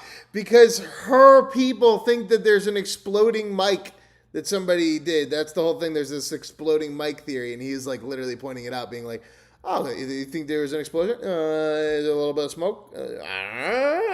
Version of video that would get us to be able to answer that question other than Terrell's 4K footage that he has from the front. So There's a lot of, if you look at the Israeli pagers, it's assumed that it's a similar, if not the same type of explosive that was used inside the pagers that would have been used inside of this road mic. I think that you should, since you love debating, you should debate someone like John Bray, who's worked on that theory for 11 months, and ask those sorts of questions of how a shaped charge would work. I presented the evidence of what was in the car, and I also, at that episode that you're clipping, said John Bray has done an unbelievable amount of work on this, and I think he has debated a ton of people, actually, regarding this topic. So that's the route that I would send you on. For the purposes for the purposes of my show, I do believe, to answer your question, that it is a hypothetical. I mean, that it is a theory that should be thoroughly explored. There's two clips your team wants to show. One of them is the Rob O'Neill clip, since we're on it. So if you guys are ready in the back before we go to ad break, if you want to pull it up, this is a good time to do so. Before we go to ad break, remember, guys, ad breaks in this, the biggest debate ever, $300,000 ad break. It bothers me about this. Nothing in particular. And it's not like I'm out there saying big lie or a conspiracy or someone did it. I'm just saying I've been in a lot of shootings. I've killed more than a handful of people. And this thing looked shady off the bat. I mean, I've killed people closer than I saw the camera. And I've never seen a shirt move like that. That looks like an explosion to me. Just the fact that no one started doing first aid to Charlie Kirk. They were more concerned about getting SIM cards out of cameras, removing cameras, and then getting him off the X somehow. didn't seem a lot of concern for his life. It seemed like just clean it up. And then, I mean, I've been told they paved it over a couple days later. And then you get Erica Kirk behind all the razzle dazzle, and she's really quick to forgive the alleged shooter, which technically says that was him because I forgive him, but that you can't forgive Candace Owens for having an opinion or asking questions. And they mock people by saying, "Oh, I'm just asking questions." Yeah, I'm a SEAL Team 6 sniper. I'm asking a lot of questions. No one wants to answer them. And you're able to ask. He's actually said very little about the explosive there. So I'm he just saying he observed, he said he's shot people up close and he's never seen a shirt move like that. And it looked to him like an explosive. That's what he just said. But when I play that video at full speed, I can't see a shirt moving. I can only see a shirt moving when we slow it way down. So if I'm in real time, I'm just assuming this, right? If I was in real time and I was in like a close quarters combat, you kill somebody situation, and I shot them, would you even see the shirt move? Well, I just feel like 5 minutes ago you were arguing that it was because the bullet carried air. Now you're saying you don't see the shirt move at all. Yeah, but that's if you slow it down, the disbursement of air, that's where you're going to see it, right? It's going to be very quick. Very, very, very, very fast. Yeah, that's not what I saw, and clearly it's not what he saw, and he thinks that there could be an explosive. So I'm just saying to you, people disagree with you. Your opinion's not a fact. That's all. I understand. I think that's a good place for us to, if we have another break, and then we can keep answering any questions. Break for everybody. Yeah, I mean, I think ad break for everybody. Yeah. Sounds good. Perfect. We'll do a quick. Brought to you by the Iranian State Media. Cool. All right, Why? I was born in All right, Iran. you guys, I want to tell you about ethos. But I'm telling you, life it's not about that. It's actually about the fact that I am a fucking ally because I went to the U.S. Army. They're going to pull it up just to have you respond Well, to it. you don't have to play it because, like, if you're saying that when I initially watched it, I thought that Lance Twiggs' DNA, like, he was directly responding to that because the testimony was a bit confusing. They started by saying that they were going to, like, explaining how they got the samples, and they said Lance, Matt, and Amber Robinson, how they got their DNA samples. And then they started speaking about the gun and said, multiple prints were found on them. And then they moved and they said Lance Twiggs's DNA was found on the screwdriver. When I went back and rewatched it, I realized, well, they haven't officially said that Lance or Amber are on the gun. So I think I've already conceded that we don't know that. So I think, like, but if you want to play the clip, this is directly you saying That's the moment of this entire thing. Is Candace moment? How could you call women retarded? it is on the gun. Twigs. Yeah, The women are fighting. Like, They're gonna fight I already this guy. said to you, They're like, gonna I've made fight that this guy. The concession. women are gonna fight But just to be clear, whenever I make a mistake, I just correct it. So that's why when you were asking me 3 times, I've already said we don't know yet, and I've corrected that mistake. So if the purpose of you showing this is to demonstrate that Candace makes mistakes sometimes when she's taking in a lot of information and she's reading through legal documents and she's trying to remember 9-hour testimony. It's to demonstrate something else. It is, in fact, the case. We're all going to make mistakes. Yeah. I'm going to make mistakes. And I've already on the case. I've already You're going conceded. to make mistakes on the case. Yeah. But in this case, you were very adamant that his DNA was on the gun itself. Yeah, so I'm just saying that it's not ruled out. We know that there's 5+ prints. I've said this so many times. I had to rewatch the testimony again. It's like 9 hours a day. It got very scientific when they were speaking about this. And I think I wrongly extrapolated that they meant all 3 of them were on the prints when the only person they officially named was Matt Robinson. So we don't know yet if Lance Twiggs has his DNA on the prints, DNA on the gun officially just yet. Okay. I've already conceded that. Sure. So that's fine. And then the last one is one with Erica Kirk. Sure. This is like the Erica Kirk. All right, Well, Erica. You could just sit down with me, Erica, but we could do it this way. This goes back to a previous claim that you made. Yeah, by sure. bringing it This up. way, like she's getting attacked. Straight by to Erica jail, through straight him or to something. jail. For questioning, at least, Erica. I don't care who's mad. I really do not care who wants to be upset after this episode. Really, you will be wasting your breath. You can spend $1 billion on influencers because this is all becoming increasingly inexplicable. You are asking me to be an idiot, actually, and I cannot do that for you. Someone once commented beneath this show that if the situations were reversed and there were this many verifiable lies. So straight to jail? Yeah, so that's the show intro. And straight to jail is a monopoly term. Okay. Like, you know. So do not pass go? Yeah. Like, Do not collect $200. Yes, it's You're going straight to obviously jail. tongue in cheek, and then I explain that actually I think that she should be brought in for questioning because of inconsistencies. So this is the exact episode when I started to think that she should be sat down and questioned, and I still believe that. I still hold the perspective that Erica should be sat down and she should be properly questioned. Do you know that she hasn't been? No, actually, that would be a great thing for the spokesperson of Turning Point USA to say that she's already but sat through. why do they- I mean, my guess would be she hasn't because they returned everything to her. Yeah. But Why do they owe you that though? Why they don't owe me Yeah. anything. That's my show you're watching. Just, the clips that you're pulling are Yeah. from my show. So if I want to say something on my show, I can say that. I didn't say can. they owe me something. I don't think that's ever, You unless you can, have but another if you clip. say like you need to be sat down for questioning Yeah. and you don't even know if they haven't been, that's strange, right? Do you know if they have been? No, I have no idea. So you're just saying, what if they haven't been? Yeah, if your you're just kind of entire filling the air if your with entire thing just is junk. if you're no, it's not junk. If the query is why is it that Erica Kirk's not being sat down for questioning, but you have absolutely no knowledge whether or not she's been sat down for questioning or not, what that does is it creates an innuendo. It creates an inference. It creates out to the ethos that this should be happening because something's wrong here when you actually don't have the knowledge that anything's wrong at all. I just think that my opinion is that she should be sat down and questioned. But you're not sure if she hasn't. What I've learned from this is, thank God Candace Owens is married and old. Avoid her. Don't say hello. Okay, don't say hello or she'll cancel you. He called all women retarded. Yeah, and you're not sure if she has been either. So, like I said, I feel like now you're just kind of filling the Well, air to with my nonsense knowledge, because this Turning is Point's to- like, we want to my make knowledge, sure that you go in there and nobody- you defend Erica. And I have to say, I don't think you've done an extraordinary job Great, at that. but I'm not here to defend Erica. The thing Well, is, I though, would is say like that since 4 out of 5 of the clips that you Yeah. had on the ready when we asked you guys ahead of time. I mean, I want to just Yeah, I wish there was a assert timer. how You can professionally see we how have much dealt with this fucking time debate. she's taken As you up. can see, we have not planned any gotcha Yapping. clips for Andrew. I expressed to him that what we were going to do was just to use people for fact checks, and because I might not remember something, or I do remember something, and you're saying no, and that is what I think will register to people as very Well, wait, fair. I expressly we did not take out wait, of what? context clips of Andrew But to I try to repair. expressly said Please that don't I cut was me gonna off. bring We did claims, not. right? No, when you said you were going to bring claims that Your you would want me to claims. speak to, you didn't say I intend on sitting you down with out of contexted clips to which we said to you before in an email. What's out of Any clips that you want to context share about with us, them? send it over. Let's assert a Explain. debate claim so that we can both be Well, ready how to are they out of respond to it. context?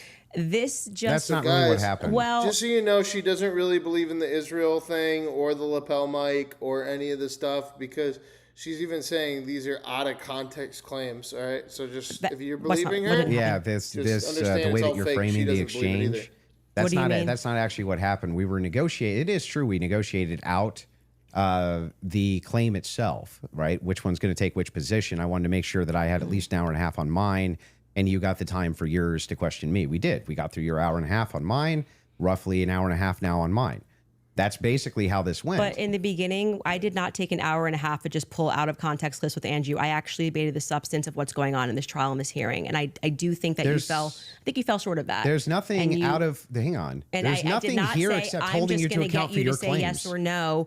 Well, hold on. We Yeah. were supposed to be debating the case This and is whether part of or the not case. there was overwhelming evidence. These are your claims about the case. No, you then admitted that now you're getting into another sphere and you want to talk about the transcendentals and things that I've And we said. got through- And like 4 yeah. out of 5 of your clips are about Erica Kirk. So the general I perception don't think 4 out of 5 even is were. your Turning Point's horse. Oh, I so you think just- quite just- a few you of just- them were. you Was just- there 3 just made it Ericas up? or 4? So you're just making stuff Can up? we get a count of how many were about Erica? I feel I like think it was 3. 3. Okay, Yeah, 3. I 3. said 4. But those are extraordinary sorry. claims, which is why you're asked Okay, about them. well, right? okay, but the point being is now you're veering into trying to get me to defend my opinions, and then you completely shirk responsibility Your when I claims. See point what out. she's doing now? Before she gets off the air, she's going to now try to contort him into.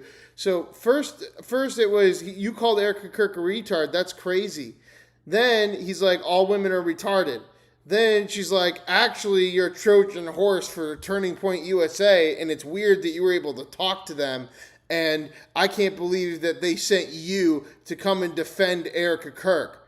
The man who called Erica Kirk a retard. Like, nothing you say makes any sense, Candace. Yours. No, they're not Nothing. claims. When No, you they're tweet claims. Erica is too retarded, you go, that's just whatever, and then you move on. No, It's a no, claim. no, no. It's no. It's not just whatever. You asked him, why did he call Erica Kirk too retarded to kill Charlie Kirk? And he responded not with just whatever. He responded with an actual claim. All women are retarded, including you, Candace Owens. If you want to keep walking past that, you can. But he did. He specifically gave you the fact that you, as well as all other women, are retarded, in his opinion. And I'm responsible for the claim. Yeah. Well, earlier when I brought it up, you said that it was tongue in cheek. Yes, sure. Yeah. That's me responding to your criticism Okay. of the claim. That's all I'm doing here. I was interested, and And I'm happy to get into also the Patsy stuff now, if you would like to. well, Your that team was has one more supposed clip be they want the to whole play The from one 7 more, days okay, ago. sorry. They got one They more had clip. to. and We then were can getting go to into the Patsy stuff, and you stopped it, and I was explaining to you. Oh, they have one more clip. Okay, let's go. They want to hit the minimum of 4 clips you were saying with Erica. So 100%. This is absurd. See, but look at how he's laughing too. It just reminds it like I really think that Pat Patrick David is actually a fucking Iranian op. What fucking business do you have as a foreign-born citizen, infant or not, involved in anything to do with anything political or pop culture in my fucking country? Go back to yours, especially if you're going to take this stance while we're all watching this. It's fucking weird, dude. okay. And this is the one you're saying from 7 days ago.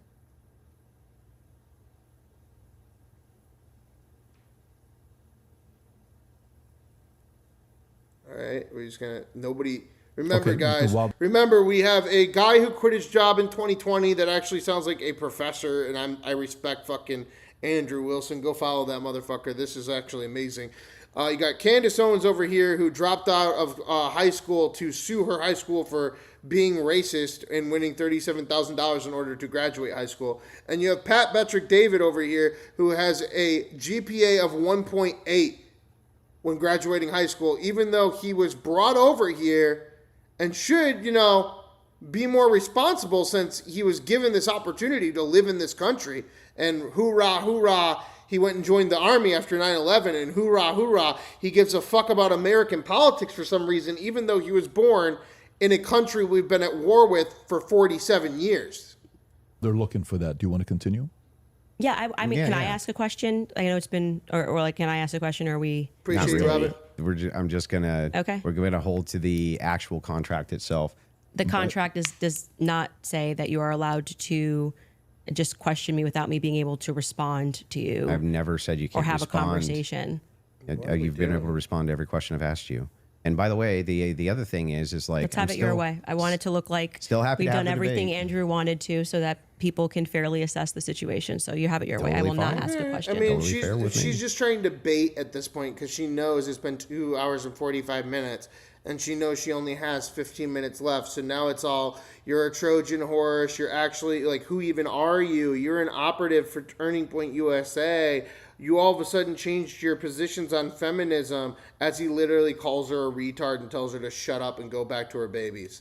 Like, guys. So are you good with What are we asking the question or doing? no? You said no. Waiting for the clip. Okay. So you want to wait for the clip first? Okay. You guys Yeah, have it I in would the wait back? for the fucking clip too, bro. Because it's like, Okay, fuck this beautiful. shit. I paid $300,000 for this. $300,000 to have this dumb bitch be like retarded Kanye West. And by that, I mean like Kanye West, but with like no points. Usually anything that Kanye does, there's a point You to need to it. Your Jeopardy team thing. told me they had it. So That's what I heard. Okay, there we come go. on, guys. Did this crime. Okay? Because Lance I Twiggs can't hear this. My has thing his went out. Just DNA tell me what on it the said towel. louder. It's fine. Lance Twiggs has his DNA on the rifle. Lance Twiggs And to has be his clear, DNA on the Lance rifle. Twiggs' Said this- considered this 4 DNA times, was but I don't not know why they feel as like they need degraded to- as Tyler Robinson's DNA was on Tyler's rifle. It's Tyler's rifle. No, you but also Lance's said, it's DNA not as degraded on the rifle. Yeah, because I thought he was one of the things. But I've already that's what I mean when I say that. Like, it just seems like you're not actually here trying to engage because Huh? Lady, all he's trying to do even before you is- got to this, and I knew that you had some secret I'm clip giving no planned, fucking. I said Now, to see, you that's what I when mean. I We're at the rewatched end. We're at testimony- the end. So now it's time for the narrative. Actually, the reason Joe Rogan wasn't here is because Joe Rogan is actually a Turning Point USA operative, and you're actually a Trojan horse for Turning Point USA, and that's why I was saying retard. It's actually when you blink twice and you say retard, it actually means you're anti-retard. And what you're saying is anti-retard to Erica Kirk. And the reason that Erica Kirk was doing that was so that Drewski and I could talk about how Erica Kirk was actually tied to you. And this is all about how Turning Point USA and Israel are trying to conspiracize against us, against me and the guy that was born in Iran. The lady who had to sue her high school in order to graduate, and the man born in Iran. Yeah. They're trying to stop us American citizens. The lady that was literally had to sue her high school for racism in order to graduate high school, and the 1.8 GPA Iranian-born citizen. Bodie, I realized that they didn't explicitly Let's say believe Lance those Twiggs. guys. They said 5 Let's believe other those guys. profiles were on it. Not the man and that that his was the most was degraded. done in So 2020 and I hope your team feels pointed this shit fulfilled out. in playing that. Is there any more? I'm happy to play every clip that he has on the ready. I love how they keep acting like she's now acting all of a sudden, like within the last 5 minutes, all of a sudden she's realizing the show's wrapping up. She's like, it's got to be like 15, 20 minutes left.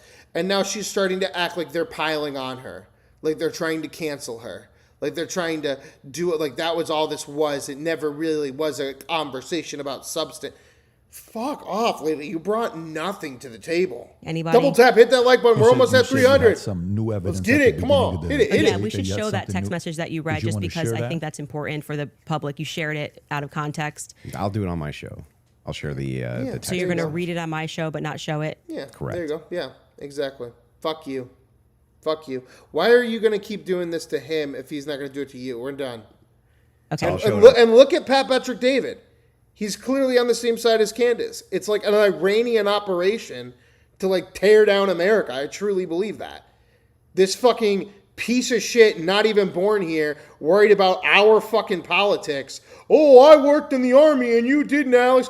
1.8 GPA, and this black lady who is offended by the word retard, who had to sue her high school to get a fucking goddamn GED, is over here fucking yelling at the American who's just like, hey, asking a quick question. Any theories, any proof to any of this bullshit? No. My No, show. none. But that's- Zero. That's what I'll do. I'll show Zero. Can I ask why? Because we're Well, done because here. I want to drip out the evidence. Yeah, exactly. There you go. Got to Exactly, drip out exactly that what you're doing. evidence. Yeah, Keep gotta people drip it coming out. back for the show, Yep, right? gotta keep I them don't coming know back if for the show, Snark right? serves you so well. I'm just saying, like, I'll release Do it that. there. And fuck Yeah, you. that's my intention. But yeah, I'm fine with closings if you want to Yeah. do closings. Well, I also would just Yeah, because at this point, yeah, that's the whole thing. It's about showing her that she's not going to get what she wanted.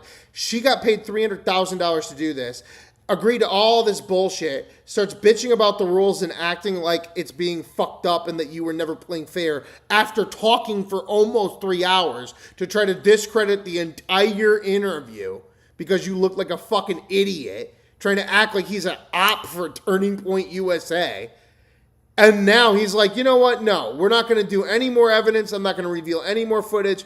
Everybody come and follow my channel. Hopefully I can get something from that. Go fuck off. Bye. And now she's like, oh, well, actually, I'm speaking. I'm a retard woman again. Here we go. if I may ask a question, is that permitted? Go ahead. Just so I also have clarity. I'm speaking. Remember Kamala Harris? She's in the poll right now. I'm speaking.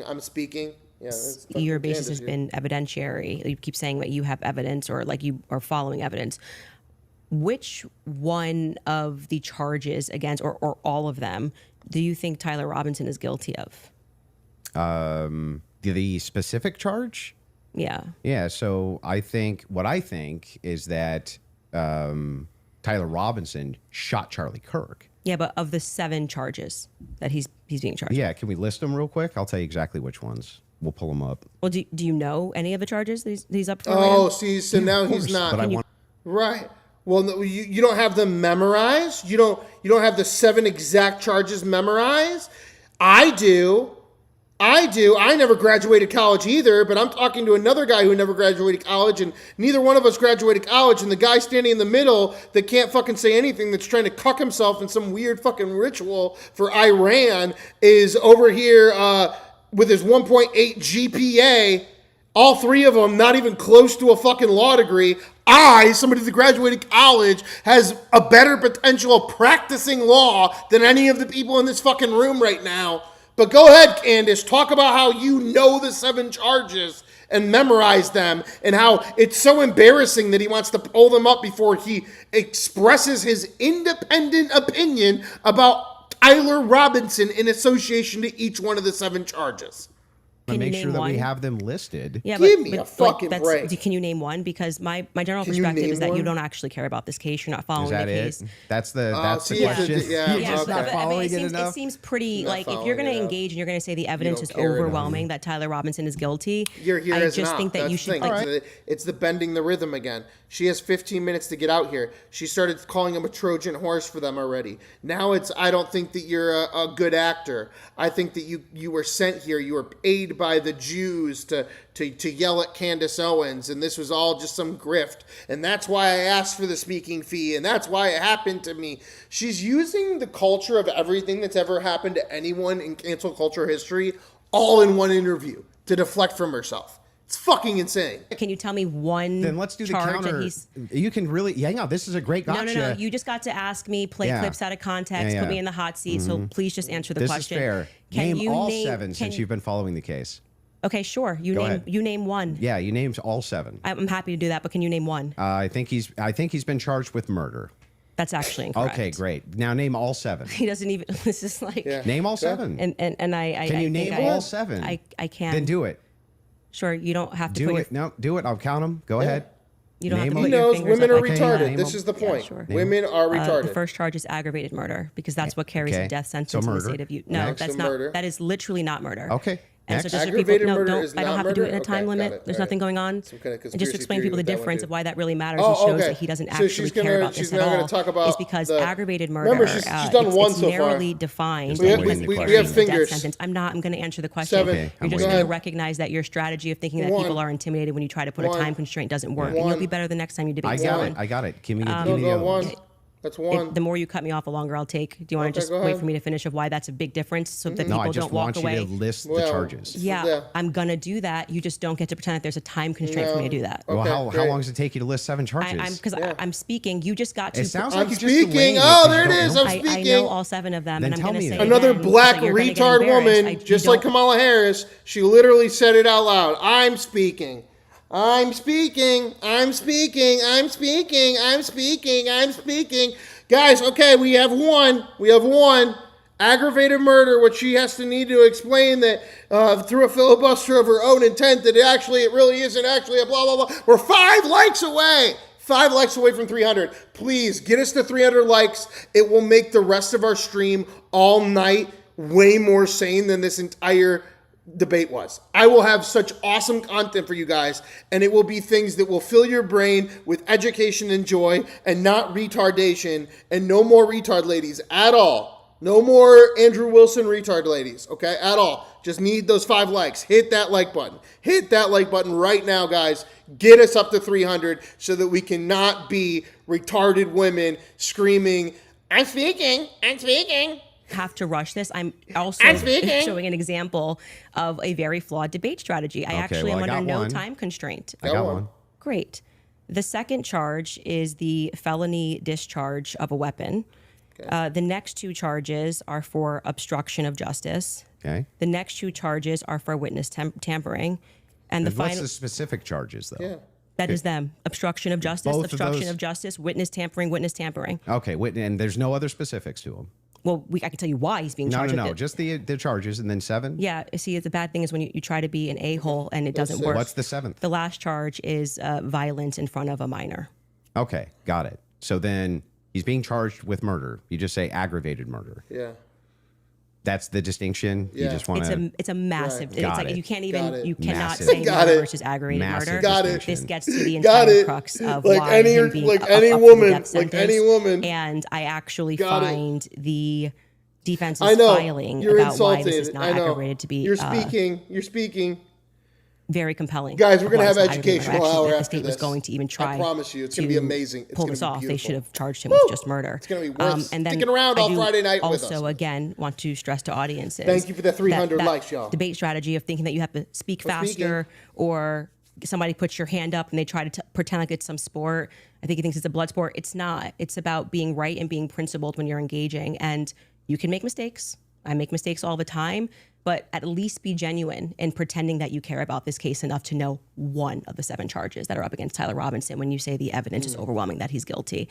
If you would Pretty like sure the most fucking historical case in U.S. history besides JFK for murder, I'm pretty sure anybody can speak on it. And I'm pretty sure that a woman that dropped out of college to go be a Vogue assistant after suing her high school to get her high school diploma for racism for a text message and winning $37,000 really isn't the first person I would think of when looking at the law of Utah. Okay? move to final statements, I'm fine. I want to make sure credibility, Andrew has had the retard time lady. Got it. that he has requested. I think your team would like to pull up the 7 charges that he just asked you about. If you Sure. guys want to pull that up just to confirm the 7 you went through.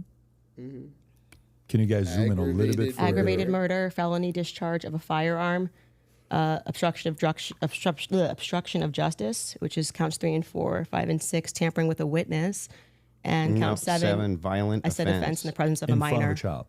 Yeah.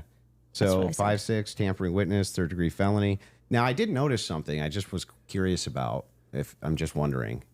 When you pulled out your phone just before you asked that question, did somebody by chance text you that question? You can check my phone. I'm just curious. No, you can absolutely not. I have not had one communication with a single person. Not But even my no, producers he's who are in doing. there. He's smart enough to play her game. He's like, I see what you're doing. You're trying to be able to get up and walk out like it was an unfair conversation. But you've been sitting here for 3 hours, lady, saying nothing. And now you're gonna try to get up and act like I'm some kind of Israeli bot or something. All right, sure. Then were you looking at your phone when you saw that? Time we were here. You want to check my phone? I'll show you phone. I'm happy to do No, it. nobody because wants you're just to going to check get your double phone, lady. embarrassed. Where's my phone? Do you want to see it? I'm just can. curious. Yeah. You can literally do that. Here you go. PBD, you're the moderator. Okay. Take it. Let's see See it. if anyone was texted at all during this debate All right. about the violent charges. or Yeah, anything. let's ask the guy that was born in Iran. I'm looking through this. You give me permission. You so I'm have looking full at, I'm not gonna permission to give go names. through my phone. I don't need to So cheat. the last one has nothing to do with it. It's just a compliment. I haven't even read my text messages. That's so a compliment. He's reading them. You're okay. You'll give me permission. I'm Yes. just going to read 3 of them Yes. to 1132 because after that, I don't need to read it. And you know their texts. Could have been Telegram. Could have been something. All like I that. have is Signal. You can check that too. I only have Signal. Telegram I only used in have Russia, Signal. and that was it. I downloaded for I'll Russia. take your word for it. Yeah. Then- I don't need to I Okay. deeply care about this case. I don't need to I pretend get to it. know If you stuff that deeply I care don't about know. the case, I Yeah. just, I have my other No, but question that's is what I about mean. steakhouse. I don't need to pretend to know stuff about the case, right? Because she's trying to say that he is literally just a paid operative for Turning Point USA to come and defend Erica Kirk. She's played her examples the whole time. She's like, "Oh, you talked about Erica 4 times. Oh, you were anti-feminist, calling her a retarded. Now you care about her. Oh, you don't really care about the charges because you said murder, not aggravated murder, and you don't know the 7 charges." It's like, House receipt.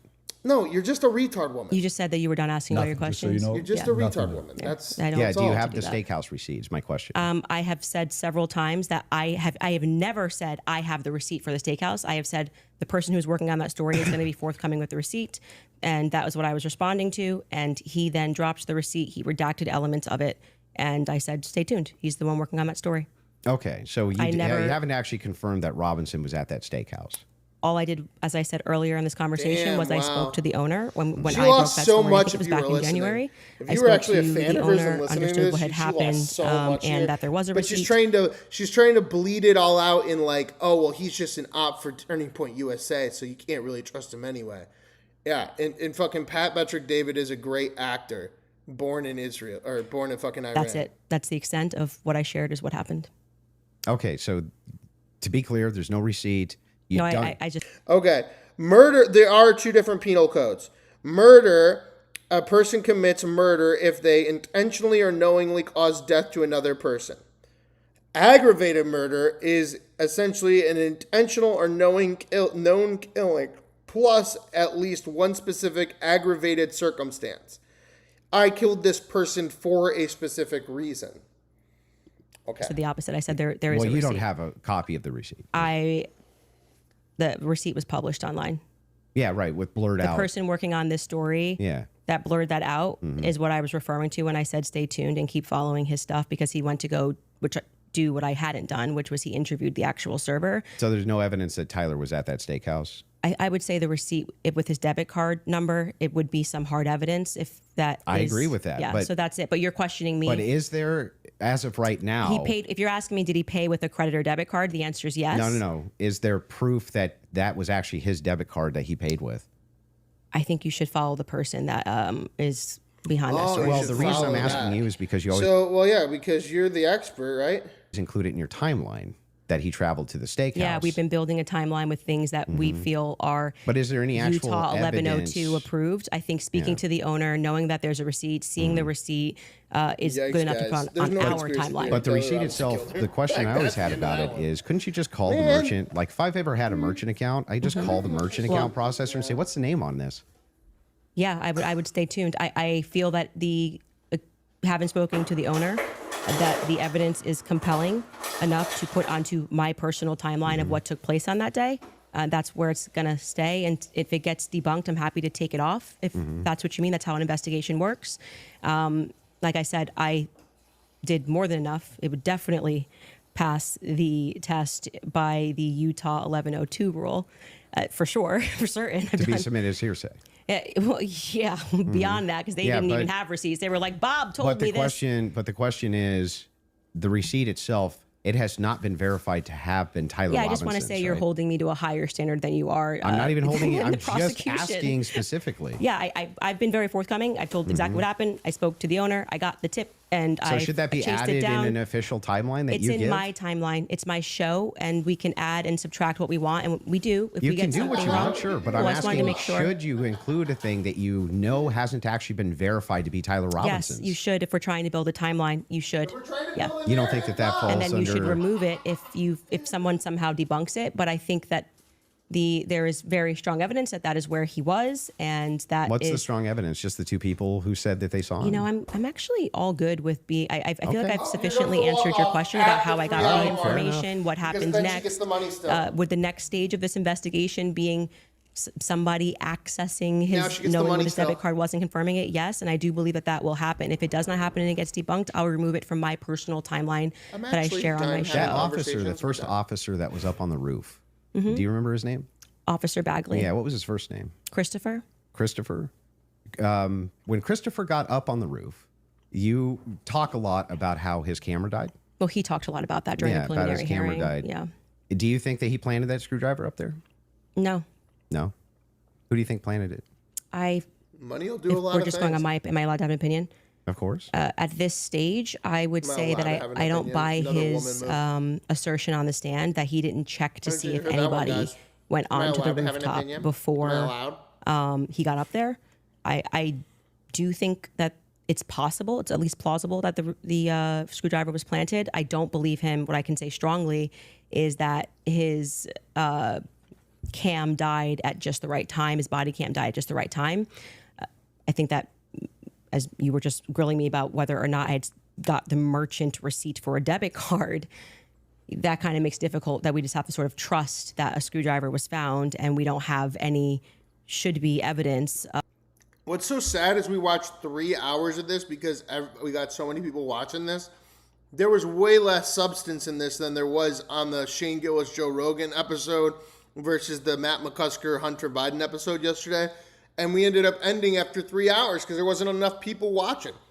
We're watching literal nonsense for 5.5 hours now tonight, guys. It's like Of a crazy. police body cam. Please stay Like with I said, us. you accept Double that tap, hit stuff, that like and button, then hit are like, subscribe. "Did you call the merchant and get?" Like it just seems That's like something good up next. you. Well, I'm not adding. hold, I'm like not I said, adding you this hold the to prosecution to Well, the wait a state second. to a higher standard I'm than not you do adding to people. unconfirmed evidence to an official timeline that I'm putting out either. What do you mean an official timeline? This is my Well, this is timeline. the- I made it at home. So then This is it my would be timeline. official to your show? Sure. Yeah. Okay, great. So then your official timeline, Candace Owens' official timeline, Yeah. includes a steakhouse stop that has not actually been confirmed at all. Well, yeah, it hasn't even been discussed by the prosecution, so it's not like you're debunking that it happened. Well, there's no evidence No, for it. there's no evidence for There's it. no good evidence for it at all. There's no camera there. And the steakhouse receipt itself has never been confirmed to be Tyler Robinson's. I'm assuming this is just like a talking point they gave you, and you got to like keep pushing this, or like. Oh, I've yeah, been yeah. following it. Yeah, they. See, now it's they. See, she's been here for 3 hours talking to him. Now she's talking to they. very closely on X. The receipt you weren't even following the charges of Tyler Robinson, but you really You wanted think to know. that I've been following it do you very think that closely on because- X. Wait, you think I'm calling owners of do you know steakhouses that- and having a wait, conversation. You're following Congo Yeah, on I X. literally followed the entire BDP trial was or the terrible. preliminary Yeah, no. live. I That's was why I live called with them an an attorney. Iranian We the whole covered time. all of It was it. the You only think way to because I have a make it work. momentary or lapse where I'm like, oh, it's murder? No, it's aggravated murder. Come on. You didn't know any of the That's charges. splitting you Didn't, no, that's not hairs. splitting. It means you didn't follow the preliminary hearing at all. No, it doesn't Like mean you that don't at know all. any of That's the charges that are ridiculous. against him. When this is like getting literally to the crux, Oh, aggravated man, murder versus murder. It's a ridiculous. death sentence. And not only that, let's point this out. One of the major things here is that this is your official timeline. It's mine. Right. Yes. Who else could it be? Who else? Right. It would be Candace What's your Owens' issue? timeline. I just don't know what What's his your issue issue is with my timeline. What's your issue with that? What do you mean? What's Well, your issue so- with that? That's the issue. Yeah, it's crazy. The fact that, again, Pat Patrick David is so either retarded or Iranian that he doesn't understand what he's doing. Well, the issue is that the entirety of fuck? the evidence revolves around two people who claim that he was there and supposedly a receipt. There's supposedly a receipt where Tyler Robinson paid for his steak and his soft drink. No alcohol, right? No alcohol, right? You know nothing about the case. But anyway, this particular receipt, they could have called the merchant account, confirmed it, this type of thing. To date, this receipt has only the blurred information on it that would actually give you the information to confirm whose receipt it is. We have to date, nobody has confirmed that this was actually Tyler Robinson's receipt. And yet, inside of Candace Owens' timeline, which she states over and over again, when she says, this is the longest 13 hours, this is 13 and a half hours, the requirement for about roughly 5.5 or 6 hours of that is that he went to the steakhouse. And that's not been confirmed at all. Not even a little bit. I feel like saying that I spoke to the owner of the steakhouse is me, like, not just being on X looking at opinions, but actually doing the legwork. And that's why like I said, if you think this builds up a rapport with your audience and makes you seem like a serious person, we don't have to keep belaboring the point here. I feel like I've demonstrated that I did as much as I could to confirm this when it came in. I spoke to the owner of the restaurant, obviously took down everything he said, noted that there was, in fact, a receipt that he pulled. That receipt that was published is real. A debit card and a credit card was used. Everybody else is going to drop If off. I'm for afraid. some reason somebody misidentified something down the line, or we be find like, out it's a different Tyler Robinson, I'm happy to remove it from my timeline. But for right now, I think that there's enough under the Utah 1102 rule for me to keep it there. I don't really think we need to keep going into circles about this receipt. It's my timeline. I don't know why the 1102 rule would apply here for your Because timeline. you were constantly cite things that are said in that courtroom that have less evidentiary support than me contacting and speaking with the owner of the restaurant. It's not like I dreamed it, as to use your expression. So it's in my timeline, and I'm going to keep it there if that's cool. Sure, you can keep whatever Great. you want there. I'm just saying that there's no evidence I'm he going was to ever keep it there. there like you. No he's hard bond paid evidence for anyway. again. Yeah, I'm fine with closing. Okay, so the last thing we're going to do before we go into ad break, right after this, will be final thoughts. I'll be asking both of you if anything on your opinion, thoughts changed on the case, and then we'll finish it up from there. So with that being said, a 3.5 minute break, and then we'll come back for final thoughts. All right. All right, you guys, if someone followed you everywhere Team that you went, Iran record news, over here fucking But letting you know. Live. Others were thinking this was pre-recorded. This is not pre-recorded, just so everybody knows.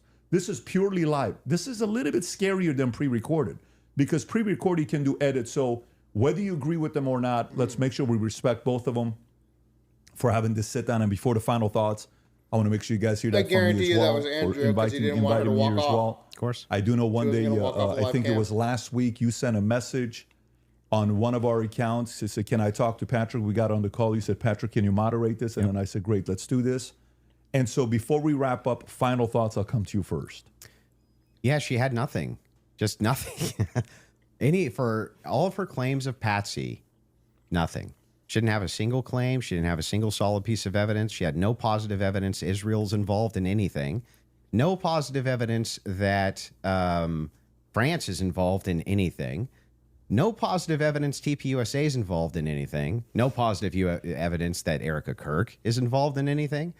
When I ask her about her claims about Erica Kirk, yeah, it's just funning. It's just funning, you know? Or, yeah, I do think that she needs to sit down and ask some questions, but, or answer some questions, but you know what? I don't even know if she has. Right. He was right to just like, maybe tear she apart has. I have no Obama. idea. Yes, I'm going to have an official timeline with unconfirmed evidence. That's just fine. Hey, it's hearsay. If that's good enough for the state, it's good enough for me. But my biggest problem with the state is that they're admitting all this hearsay. She's a contradiction machine. On top of all of this, the thing that I wanted to get out of this more than anything else was to just demonstrate one thing. Yes, it's true. I'm not perfect on the case. I'm not going to ever pretend that I am, and never did. But what has been made very clear to me is that there's nobody with an alternative theory that has any evidence for it at all. None. Zero. And the continuous kind of expression. It's so true. We're running an investigation. What kind of investigation builds a timeline out on a receipt that they don't even confirm? What kind of investigation tries to make these bold claims that Israel's involved and France is involved and all these different players are involved and never shows any evidence? We're just asking questions. It's again, like I said in my opening, it's always intuition, my feelings, how I feel about things, how I think about things. Andrew, how many times did you hear this today? Andrew, you can't tell me how I'm supposed to think. Yep. Yeah, nobody's trying to tell you how to think. Trying to think how But you should rationally come to your conclusions based on evidence and facts. And the truth is that 90% of what you're saying is simply intuition based. It came to me in a dream. It's intuition. Almost none of it has any evidence at all. Just, I'm skeptical because these people over here said things, and that makes me skeptical. And it's like, but no evidence. Note this to the audience, to everybody watching. You might hate my guts. That's fair enough. I get that. I'm not the most likable man. I understand that too. But there was nothing. I mean, no evidence at all that Tyler Robinson was a patsy that was ever put forward by Candace this entire debate. Now, maybe you could say that we stalemated when it came to whether or not Robinson did it. She says, I found the evidence convincing. Unconvincing. Andrew says he found the evidence convincing. I would agree with him okay, on that fair too. enough. Maybe you can't do too much about that, but there was nothing. She had nothing on the for actual Robinson proof. being a patsy, nothing for any of her conspiracies, nada, zero, zilch, and she backed away on a bunch of them. This is the first time I think she's ever really backed away from the Twigs thing. First time I've heard her back away from the Erica thing, back away from TPUSA, being very cautious about making any of those claims now, whereas on her show, much more likely to be making those claims. So she just had nothing the entire debate. Zero. Candace. Well, I think that is quite a conclusion. Admitting somewhere, maybe we stalemated. It probably signifies what I've been saying from the beginning, that you didn't feel. It's this internal liberal woman bullshit. I can't stand her. She's clearly a grifter. She clearly was never a conservative and doesn't have a lick of conservatism or Catholicism or anything in her bones at all. Because this is the epitome of feminism, of liberal woman. Soon as she just got roasted on the end, she just gets that little smirk and just sits internally and goes, well, if that's how you guys think, then that's how you guys think. And then goes cattily back to her audience to insularly gossip to make herself think that she's all okay. Like, it's fucking insane. That you were strong on the actual facts and the evidence, which I was willing to engage with you. I wanted to go over the screwdriver. I wanted to go over the towel and the things that you've mentioned. And you wanted to then move the conversation into a defense of Erica Kirk and her character, and what I've said about Erica, which is my opinion, and I have not edited that opinion after discussing with you. I would like to extend a compliment to you for being willing to sit down and to have the conversation. I still walk away feeling that the people who are jumping on the bandwagon about this case don't care about this case. They don't care about Erica Kirk. It tends to be follow that they take a meeting with Turning Point USA and they come out and suddenly have a lot of junk to say about Candace Owens. And I do want to also stress that Turning Point First, USA Taylor tried to Waits- pepper him with Taylor something is as a now- surprise. He showed clips that were meant to be a surprise. I did no such thing. I stressed to PBD from the beginning that I was grateful he was taking this on and that I wanted this to be a clean debate because I believe I can win this on the merits, and I believe that I did win this fully on the merits by engaging the evidence of what has happened. I do still believe that there is more evidence which supports that there are more people involved and that Tyler Robinson has been set up. Can you? I can't believe that we're living on two separate planets like this. Because my live chat, like, making me realize we're living on two different planets. Because there's no, I didn't see a goddamn thing from her. And that none of the it's evidence not even a that was bias. presented It's was just like- in any way overwhelming, which is demon why I waiting. think you wanted to move to end that discussion quickly and to speak to me about France and to talk about this Panguitch receipt and my timeline. I want to remind people that a lot of the at-home investigators, which you were open to, as you called them, internet sleuths. I think it was on a show that you did right after Charlie was assassinated that internet sleuths would solve this. This is the reason why Charlie, a year on, is still a conversation every single day trending on Twitter.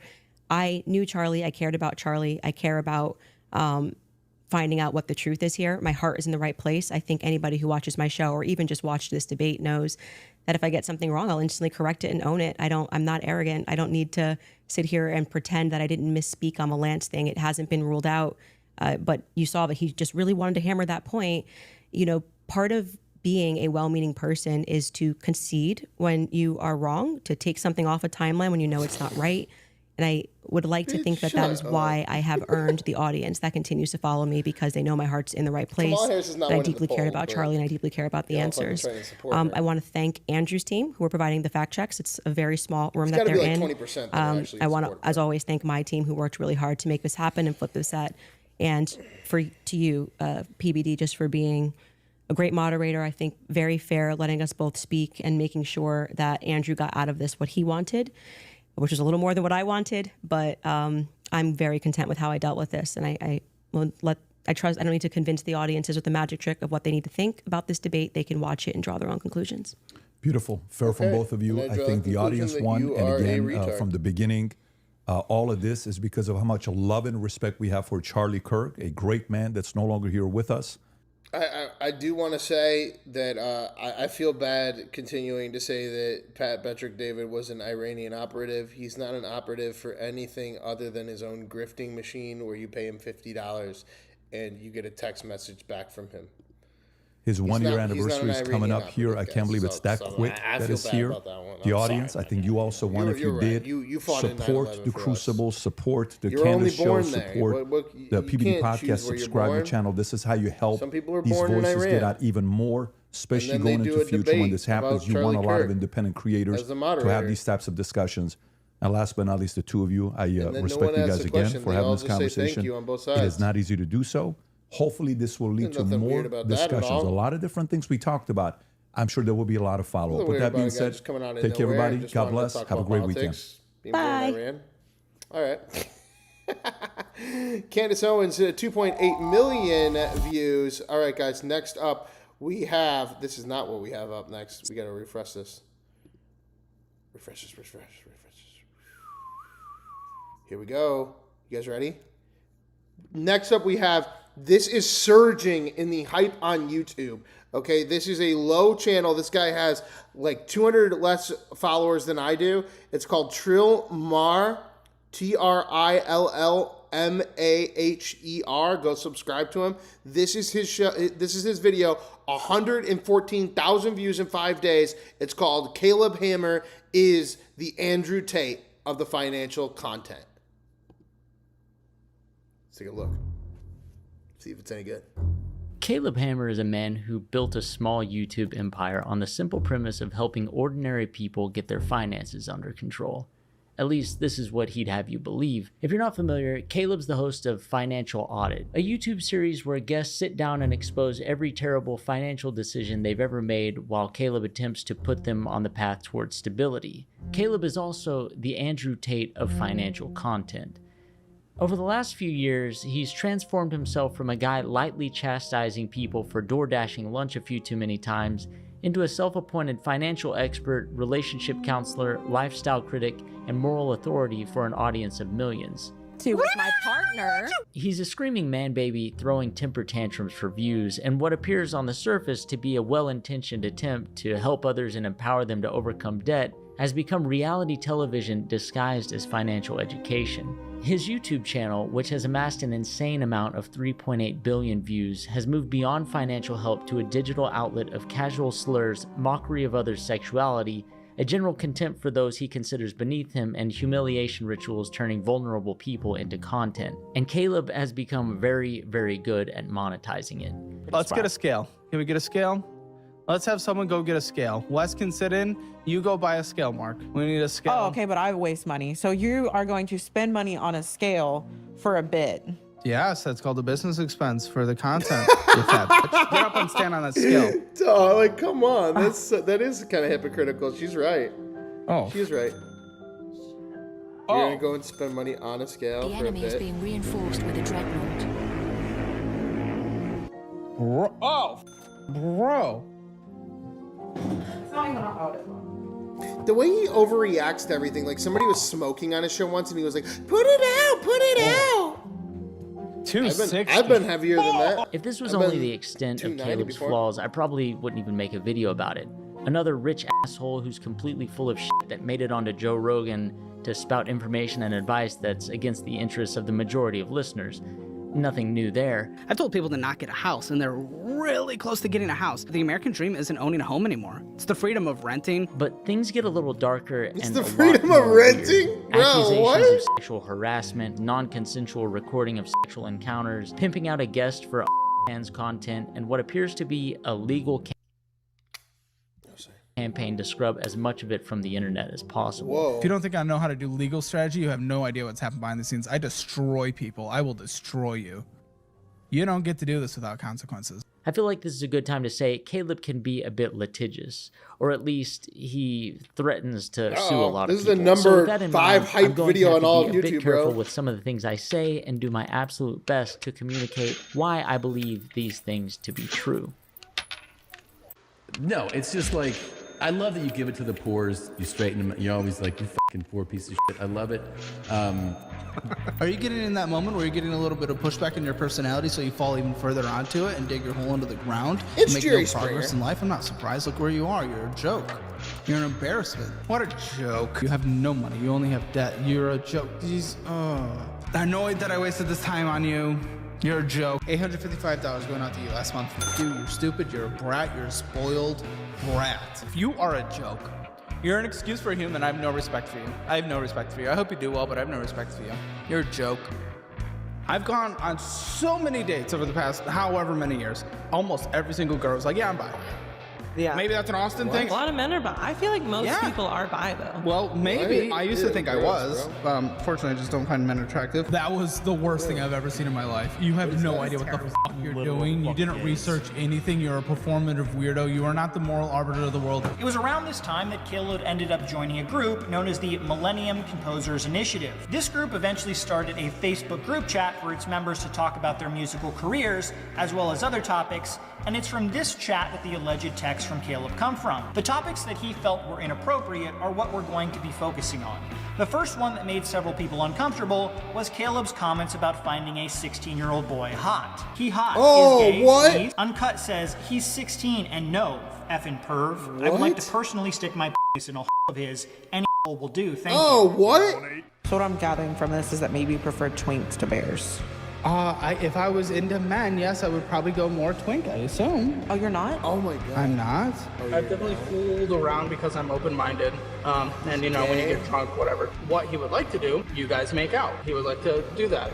He would like people are not to play bi, with your dick. He wants to do whatever you're willing to do. Comes with more money. I mean, do you watch the show? I've told many times how I thought I was bi in college, but I found out just I like vagina. I don't think that's how that works. Humble beginnings, every problem creates a market. Here in my garage, just bought this new Lamborghini here. But you know what I like a lot more than materialistic things? Athletic greens. Athletic Greens is an all-in-one vitamin mineral probiotic drink that also contains... Guys, throw those super chats. Get us away from Athletic Greens, yo. Breath, as well as your $1 million. What it really takes to become a millionaire. Ah, In the PBD. modern internet landscape, if you have a problem, regardless of what that problem is, there's an expert to help you solve it. Fitness influencers help you build muscle and lose weight. Hustle culture influencers promise to help you get rich. Relationship coaches tell you why you're a no pussy getting ass loser. You're broke! You're f***ing poor! Independent news sources, regardless of your political stance, will sway your vote. They gaslight you, they manipulate you, they promote narratives. The only one who's not doing that is Robert F. Kennedy Jr. You vote for J.D. Vance or Gavin Newsom? Well, I'd have to vote for Gavin Newsom, Me of course, too. 100%. I wouldn't blink. There's no What doubt. about you, Hassan? I'd probably vote third party. You would?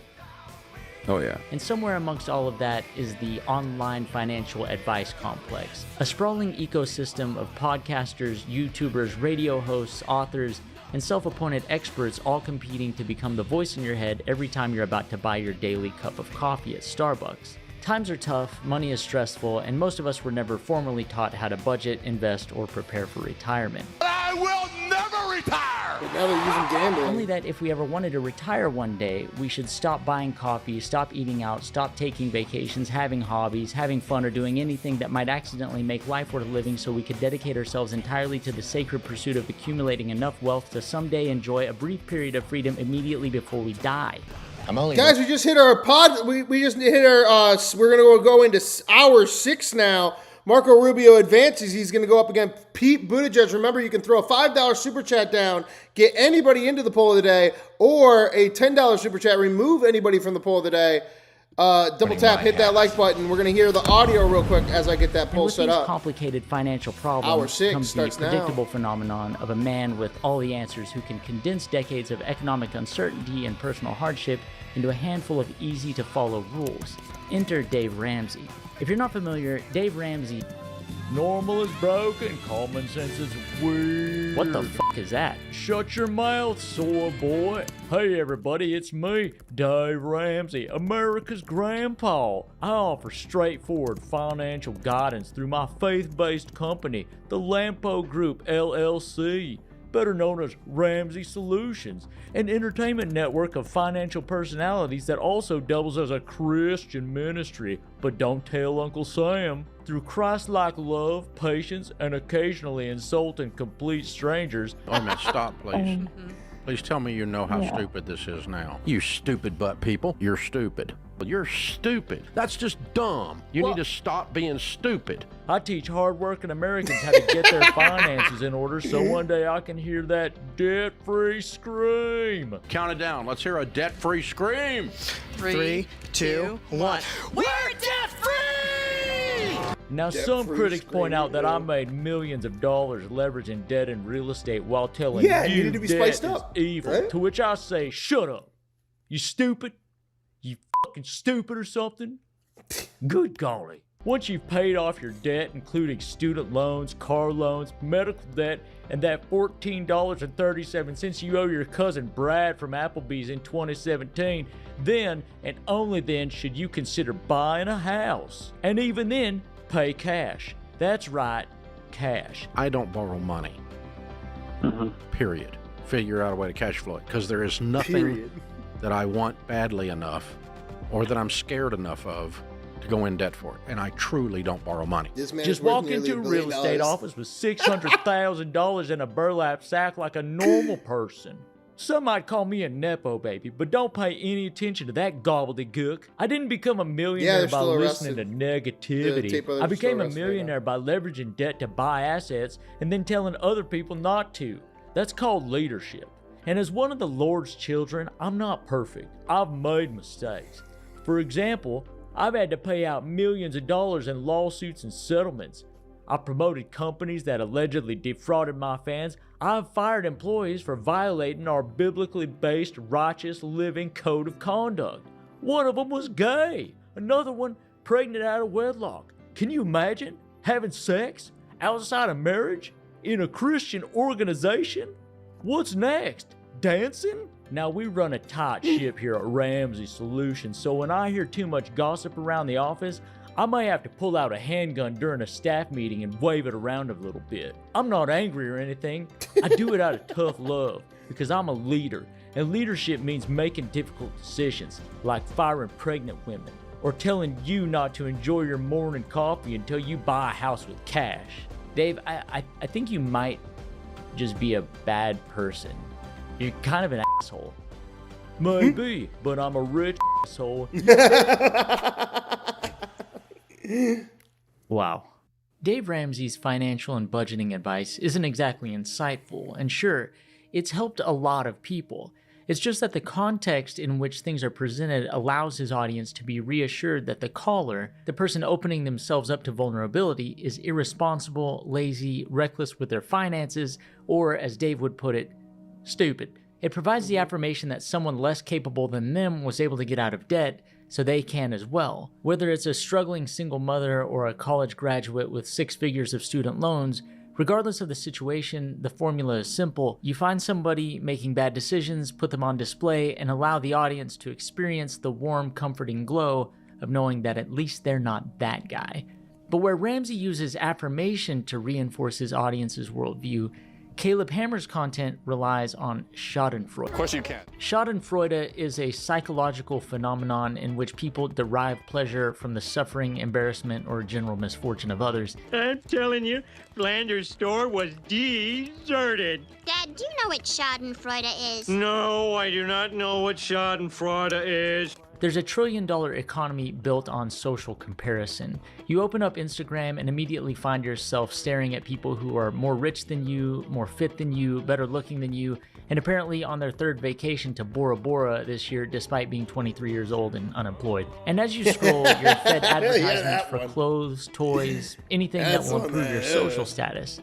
And as we're all aware, this is everywhere. It's just a reality of existing with a smartphone. The result is a constant feeling like you've fallen behind or you're somehow less than. And after spending all day comparing ourselves to people who seem to have figured everything out, it's only natural to seek out someone further down the ladder. In the poverty porn economy, financial hardship becomes entertainment, and every guest provides the audience reassurance that no matter how bad things may be for the viewer, they're still somehow superior. This is Rickety Cricket. Ew. He literally has the worst life imaginable. He ain't lying. And that's exactly what Caleb Hammer's financial audit provides. The majority of Caleb's audience are not watching for financial guidance. They watch because they want to see a blue-haired liberal with a septum piercing get berated by Caleb. Any financial education they pick up along the way is And just it gets a bonus. frustrating know now that I because had of that. to with my partner. Because sometimes he was he's my wrong. partner. I And trusted you're him. like, He what was are your you doing? boyfriend. Yeah, you trust him. We all should look into things. You have no skeptical part of your brain? Everything about Caleb's behavior on Financial Audit comes across as an inflammatory, exaggerated performance, as if his goal is to trigger the libs more than provide financial education, or rather to get clicks from people who want to trigger the libs. Listen, you got a nice big check because of the child tax credit. Thanks to moi. You're welcome. We're funding you. You guys are net contributors. You're a part of the lower 50% that contributes 1%. Okay, that's fine. That is how it is. We're progressive. That's good. Not complaining, kind of a little. But that wasn't always the case. Caleb's content has changed over the years. If you look at his behavior in the early days of his channel, he was, dare I say, kind. $2.75 a day, $19.25 a week, $83.65 a month, or $1,003.75 a year. That's actually a lot of money. Take a look at a clip of one of his earliest videos where his guest was spending too much money on Starbucks. Let's see, we got Flight Path, we got Lucky Lab, Potbelly, Lucky Lab. That was a big. Yeah, $70, yeah. I know. No high-pitched squealing like a pig, no insults. He was outright cordial to his guest. Compare that to recent episodes. $31.42 of purchases! You're at the credit limit. What is the fee possibly? Late payment? I don't know. Great. Oh my gosh, so nonsense. You don't give a you don't care. And that begs the Guys, we're 5 away from 350. Double tap, hit that like button, hit subscribe. Get us to 350. Come on, please. question. Why the hostility? It's so fucking stupid. Why do we go in and spend $5 when literally, again, I'm happy I worked with them now. I got it now. This gamer sub shit. You see this? Oh, it's for an ad. The hostility and insults drive views, which then drive engagement, and those two things alone will impact YouTube's algorithm and help spread Caleb's videos. And if you're thinking, okay, big deal, he's got to stick up his ass over coffee, it gets much, much worse. Yeah, it gets worse. Caleb casually Especially uses the the pedophile R one. word, You and watch while that that one, that was alone may not crazy. be enough to concern many, to refer to a lady's autistic daughter using the word multiple times is extreme. You have a kid that has so she's not. Well, but you're getting payments. We're talking about No, retard it's not again, guys. payments. You're getting money for that. retard. I will to be. do that for her. Yeah, to help her with that. Wow, that's crazy. She's not. Autism is not mental retardation. There's two. That's two. I'm not going to comment on that. And while the Yeah. mother's surprisingly casual response leads me to be suspicious of the validity of the Crazy. situation, I'm more interested in Caleb's comfort in using the word to the face of a parent with a disabled child. Caleb is pretty comfortable with slurs. In a recent video To a titled "He disabled Called person, My too. Employee the N-word," Caleb brings a black employee into the video to be called the slur, which has to either be staged or a blatant HR violation of some sort. Yeah, he's like, oh my god, I can't believe you said Caleb it. has What? established a pattern of exploiting the guests on his show, so it shouldn't be much of a surprise that the same exploitation would include his employees. Every person on Financial Audit is less of an actual person and more of a prop. Caleb's The like blue me. hair liberal, OnlyFans creator, DoorDash addict, Except I all come from the archetypal industry background, caricatures so I to know be how to used for content, get the attention each having without one being thing a in fucking common. dork. They're all inferior Oh my to God, you're Caleb smoking your and chai! apparently his viewers as well. Oh my God, you're a This is liberal! where I find Caleb's on-camera persona the most interesting.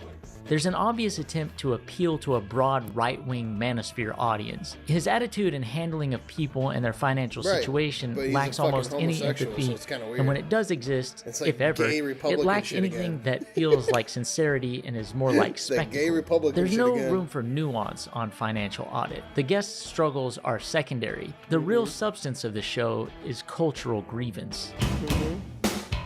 Very true, because I'm that was the whole assuming thing with there the means My Little yours. Pony Are one with the we on pedophiles. the they He them couldn't get pronouns past it, but the guy was pipeline? reporting Okay, pedophiles. great. I love that. He kept Sure. calling the guy Why a not? pedophile. Art degree, they them, and blue hair. We get it. Not only does Caleb display a distinct contempt for his guests, he also seems to reserve a particular disdain for the progressive left. More often than not, guests on Financial Audit fit one of the previous mentioned archetypes related to a stereotypical liberal.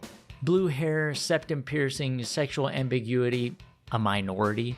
If there's something there for Caleb to mock or at least comment on, Caleb will use it for views. You are the second person today with the holes in the ears and the septum piercing. What creatures have we drug off the street? And while yes, Financial Audit does have right-wing guests on, they don't have to suffer the same scrutiny of their liberal counterparts. Oh, of course. yeah. You're gonna be around those blackies. Them. In fact, But that was Caleb seems after to be he more was, fond and of that's them after he prompted and their racism. blatant That's what I mean. racism. Like a lot of the So it's time, like, I doubt you he's the guys are one that going on does it. carnival. And she was like, yeah, those blackies, don't clip me. But that's what she said. Oh, don't clip me. So, He's on your mom's house. Yeah, unprompted. Unprompted? No. Nothing. And No. what's crazy? What he said is, well, you won't even go on those carnival cruises, will you? You won't even go on those jungle cruises, will you? And then she responded with, no, fuck those blackies. Because I actually He kind of prompted it by saying Carnival Cruise wasn't inherently I've had a lot black of N-words cruise. recently. Not on the show? Not them. Oh, right. Not You're them, saying a bunch of no. N-words When are I showing told up. the N-word. Okay. Yeah. People have started dropping the hard R. I don't What? know why. So when Caleb says Hard he R? can't figure out why more Hard R? Wait, hard R? You mean retard? Caleb, you're a retard. guests have started feeling comfortable dropping Wanna know racial why? slurs on Because you're Financial calling it Audit, hard R. it seems worth asking the question whether it's just a coincidence, whether it's staged for content, this. or if Candace he's just Owens trying to spent cancel years people who are cultivating retard exactly today. the kind Like, of what the fuck are we environment doing? that would welcome someone comfortable saying it. At times, there's some sort of an attempt for Caleb I'm to here. You keep telling me to stop the video. I'm about to ban you. I'm not stopping the video. I'm not going to be listening to you, period. I'm actually going to tell you to fuck off right now. Okay? Thank remain you. politically ambiguous. But Next the time you things he say says it, I'm obviously fucking banning put you for him on the spamming. right when it comes to culture war Ain't playing this issues. fucking game. We don't listen to people that look like you anymore. I don't know if you know this. You've lost all the power. What does that even mean? Yeah, what does that even Are you? mean? Is it a woman thing? No, SJW thing. And we don't listen to people like you anymore. We really don't. You guys have no power. You guys were like 0.5% of the population I don't even know what online. SJW is. You're a performative virtue signaling weirdo. We already know that. Huh? Is It's that just okay. because? Is that just because of the piercing and the color? The color and the weird earrings. Ironically, Caleb doesn't seem to recognize he's become exactly the kind of performative, virtue-signaling internet personality he spends so much time mocking, while his show itself is carefully curated to Almost provoke a ironically reaction, bad. not unlike the people he claims to despise. Guests' hairstyles, tattoos, pronouns, sexuality, or political identity become part of the conversation despite having absolutely nothing to do with paying off credit card debt. Details that aren't financially relevant but are culturally relevant and signal to the audience exactly what kind of person they're about to watch get humiliated. Maybe almost like your guys' feminism is just performative, not actually resulting in anything positive for women. I mean, the positive part is that I get a choice, and that's... Do you? Yes. No, you actually don't. Are you right now? Now I have to ask you, feminist to feminist, are you... What the are you talking about? You have a choice. What do you mean choice? There's no choice. He's not giving you a choice. Where's your choice? You don't have a choice. This isn't feminism. This isn't helping you out as a woman. And I don't want you to be all of a sudden convinced that you have a choice. I need a break. Wow. Okay. Take a break. Take a break. You're good. And with all that considered, it would still be easy to dismiss Caleb as just another internet grifter cashing in on the reactionary right-wing manosphere pipeline. But Caleb's fascination isn't just outrage alone, his real fixation appears to be power. And the more I learned about Caleb's history, I realized what we see on camera And that's isn't the nearly as concern much of a always, when problem it as the becomes person power. off camera. And Caleb were leaked. If there's anything, Oh. any connections that I have, which I've built a lot of connections in Austin, anything that I'm able to kind of link you to, I definitely want to be helpful. You said, oh, I thought you said you didn't want to until you learned more by discussing it in person. You don't have to do anything you don't want to be very clear. Does that help? And then in the voicemail that we're listening to, and then does that help clear some things up? If you're not interested, it's totally okay. I'm just trying to be a nice person and connect people to opportunities. I can let him know you're not interested if you're not. And then the person said, I'm dead. And he goes, haha, what? Yeah, I mean, it's easier now. I know and have a better understanding of what it is. And then he goes, so what do you think? He still wants me to vet ya, and I can make him. I'm not used to OnlyFans. I'm straight. I'm like, not play with your dick. He wants to give you a job. And then if you wanted to give a job, you could. He would eat. You could top him. He could top you. Whatever you're willing to do comes with more money. When that audio message was first leaked, a lot of people claimed it was fake, and in 2024, with advancement in AI voice cloning technology, I understand why some people believed that. However, despite that, Caleb has confirmed on his Reddit, as well as in emails to me, that the voicemail you heard is 100% him, and he makes no claim to it being altered in any way. This alone would be enough to support my thesis comparing Caleb Hammer to Andrew Tate, which is to say, Caleb Hammer is a power-fixated pervert who exploits the financial circumstances of others for his own personal gain. So right after we got done filming, his friend left. He sat me down on his couch. This is in not the going where I living room, thought and it was he gonna asked go, me if I bro. wanted to do another show, another production. I was like, yeah, cool. And then he just quickly, like after 2 minutes of talking, ended that conversation. And for about like 5-10 minutes, it felt like forever. He kept asking if I would do sexual favors for him, basically. What it felt like was him trying to say, oh, it's for OnlyFans, because he was recording it. He wanted to record it. But it really just felt like he wanted to have sex with me. Like it really was just like very uncomfortable. Caleb has not, as far as I can find, clarified who this mystery OnlyFans person is. So I'm just going to assume that it's Caleb. And since Caleb has expressed an importance of journalistic integrity among YouTube content creators, and even though I don't consider myself a journalist, I reached out to Caleb for comment. Hello, I'm working on a video essay about Caleb Hammer's show and controversies. While I don't consider myself a journalist, Caleb has expressed an importance of journalistic integrity from YouTube creators. So can Caleb confirm the OnlyFans creator discussed on the voicemail with Zeke in 2022 was not Caleb himself? To clarify, I'd like to be able to say with certainty whether or not Caleb was the individual who could top or be topped by Zeke, as mentioned in his voice message. Thank you, Trill Mar. Unfortunately, I never heard back, so at this point I can only operate under my best good faith assumptions and what evidence I have, that leads me to believe Caleb Hammer has a secret OnlyFans account where he pays to rub dudes down and even occasionally get his out if participants are up for it. And there's absolutely nothing wrong with that. In fact, I encourage it. So when I say I believe Caleb Hammer is a closeted power bottom with a secret OnlyFans account that he pays former guests to be on, I say that with absolutely zero malice. Being a YouTuber is the blessing of a lifetime. 99% of it is fantastic. You do not want to be a single YouTuber because it is impossible to date. I had a weird exit on dating apps. I went on this date with this weird girl who says she doesn't trust men. And then we had an awkward date. You know, I was like, I wasn't feeling it. So I was like, you want to fuck? And she was like, no, I don't want to fuck. And then she freaked out afterwards. And then she reported me on dating apps. And then Hinge, Tinder, and Bumble all banned me. I want to show you. That's crazy. Unfortunately, you don't get banned unless you did something wrong. Modern young woman in grand display.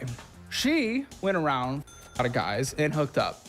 Okay, that's good. She consented to it. They consented to it. Then she flew here in Austin, chose to meet up with a guy. The guy wanted to hook up, and she just made him sound like a creep. He was in my... No, you said he was trying to. Yeah, he was in my hotel and like trying to take off my clothes, and I'm like, no. And then eventually I like open up the door. I go, get out. Unfortunately, I don't believe that. I do not believe you. And I know people like you in my own experience and my own friends' experience are just liars. While having a secret OnlyFans account where you're getting your isn't a problem, being such a toxic narcissist you're getting banned from dating apps is. Back in 2025, a Reddit user posted a story about how she went on a date with Caleb, which led to him being banned from Hinge, Bumble, and Tinder. I don't exactly know what it's like for women on dating apps, but someone told me she got over 1,000 matches in less than 48 hours. She also made it abundantly clear that the average dating app isn't populated by the best and brightest of mankind. I'm watching you, you bitch. You're gonna die tonight.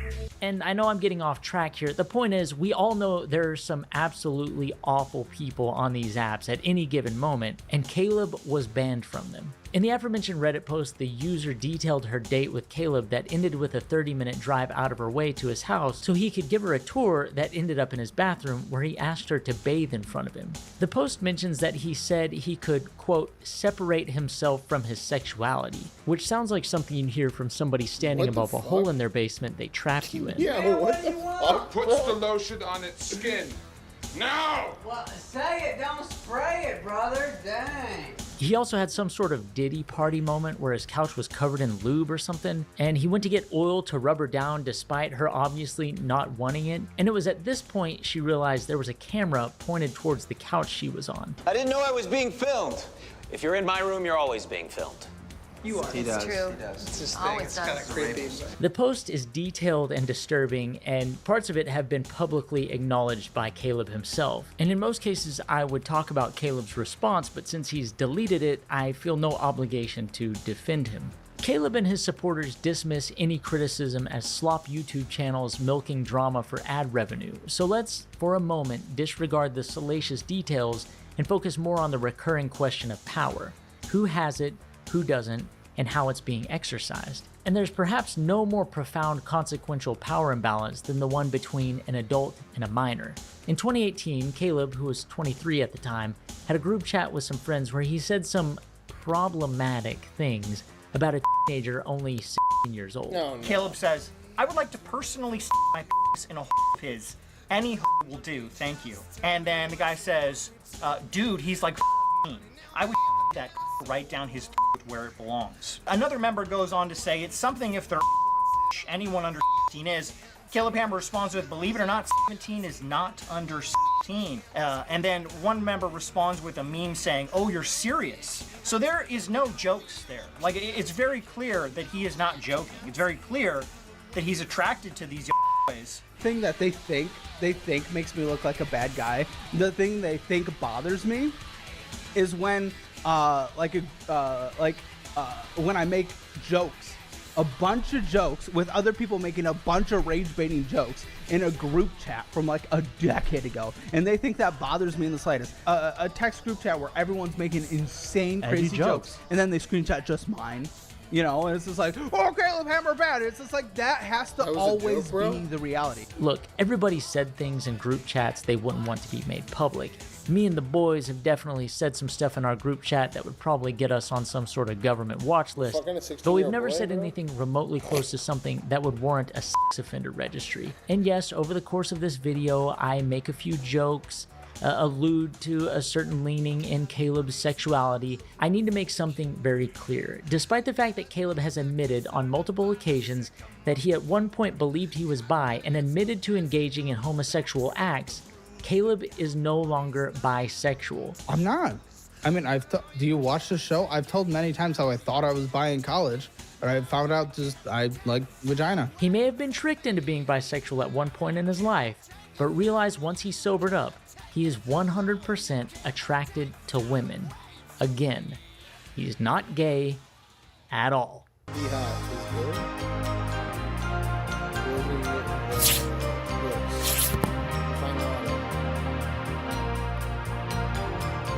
When I started researching Caleb Hammer, I thought I was making a video about a loud finance YouTuber who screams at strangers over Starbucks and DoorDash. Then I thought I was just making a video about poverty porn.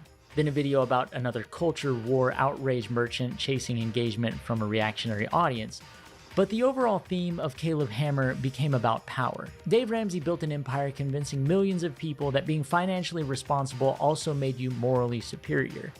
Andrew Tate built an empire convincing young men that dominance was the highest virtue, and Caleb figured out how to monetize both. Humiliation is the product, and power the business model. And that question of power continues to surface regardless of whether you're talking about guests on the show, an employee, a person in his private life, or just a random minor. Caleb has earned a reputation for responding aggressively to criticism, including threatening legal action against critics. That's his right. Caleb threatens pretty much anyone who says an unkind word about him with a lawsuit. And he may do that with me, but I just don't give a fuck. Caleb, if you see this, squeal like a castrated piggy, make your threats, and inevitably puss out and post about it on Reddit. As affording of personal accountability as Caleb may be, criticism and examining publicly available statements, videos, and allegations isn't defamation.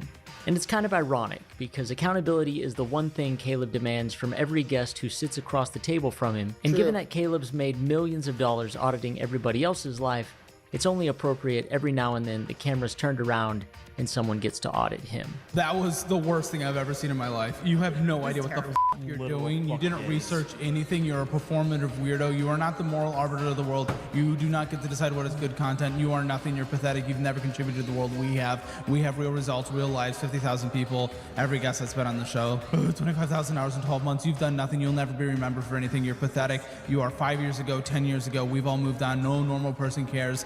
And ladies and gentlemen, say it with me one last time. This show is not for you, and that's okay. See you in court, bitch. I want to take a quick moment to say thank you to all the members who contribute to the channel. It's all right, the guys. only way This is this channel only has 22,200 subscribers, so go help them out. Trilmar, TRILLMAHER. Caleb Hammer is the Andrew Tate of the financial content. 5 days ago, 114,000 views, and number 4 or 5 on YouTube's most hyped content right now. Let's get into the next one. And now we have where money actually comes from Johnny Harris. Johnny Harris, 857,000 views from yesterday. How money actually works.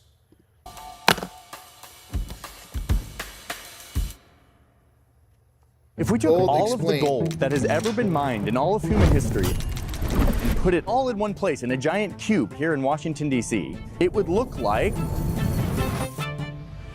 this. Oh, this is it. I mean, it's pretty big, but I kind of thought it was going to be a lot bigger. So what's all this gold even used for? Well, 45% of it is used for like decoration and jewelry. You got necklaces, you got earrings, you've got this giant Buddha that's just solid gold. There's an old Egyptian coffin made of pure gold. Largest gold coin in the world, it's got a kangaroo on it. It's 45% of all the gold. You got a small portion of all this stuff that gets used for industry, stuff like the fillings in your teeth or electronic components that use the special properties of gold to work. But then a huge portion of all of this gold is just sitting in vaults around the world, mostly in New York and London, in the form of bars, gathering dust.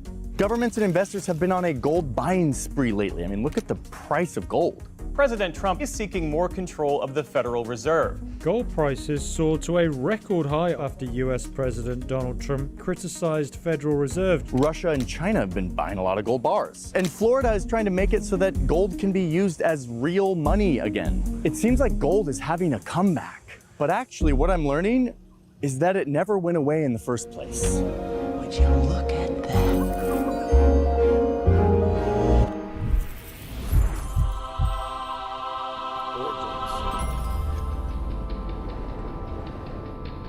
So how did all of this gold get here to Earth? Well, a lot of the gold that humans mined came to us on one of these, an asteroid loaded up with heavy metals that formed from exploding stars. If you zoom into one of those metals, you'll see some really weird looking atoms. The electrons are moving nearly the speed of light. This absorbs the blue light and reflects the yellow and red light. Asteroid? Look, it's yellow, it's shiny, like the sun. No other metal does it quite like this.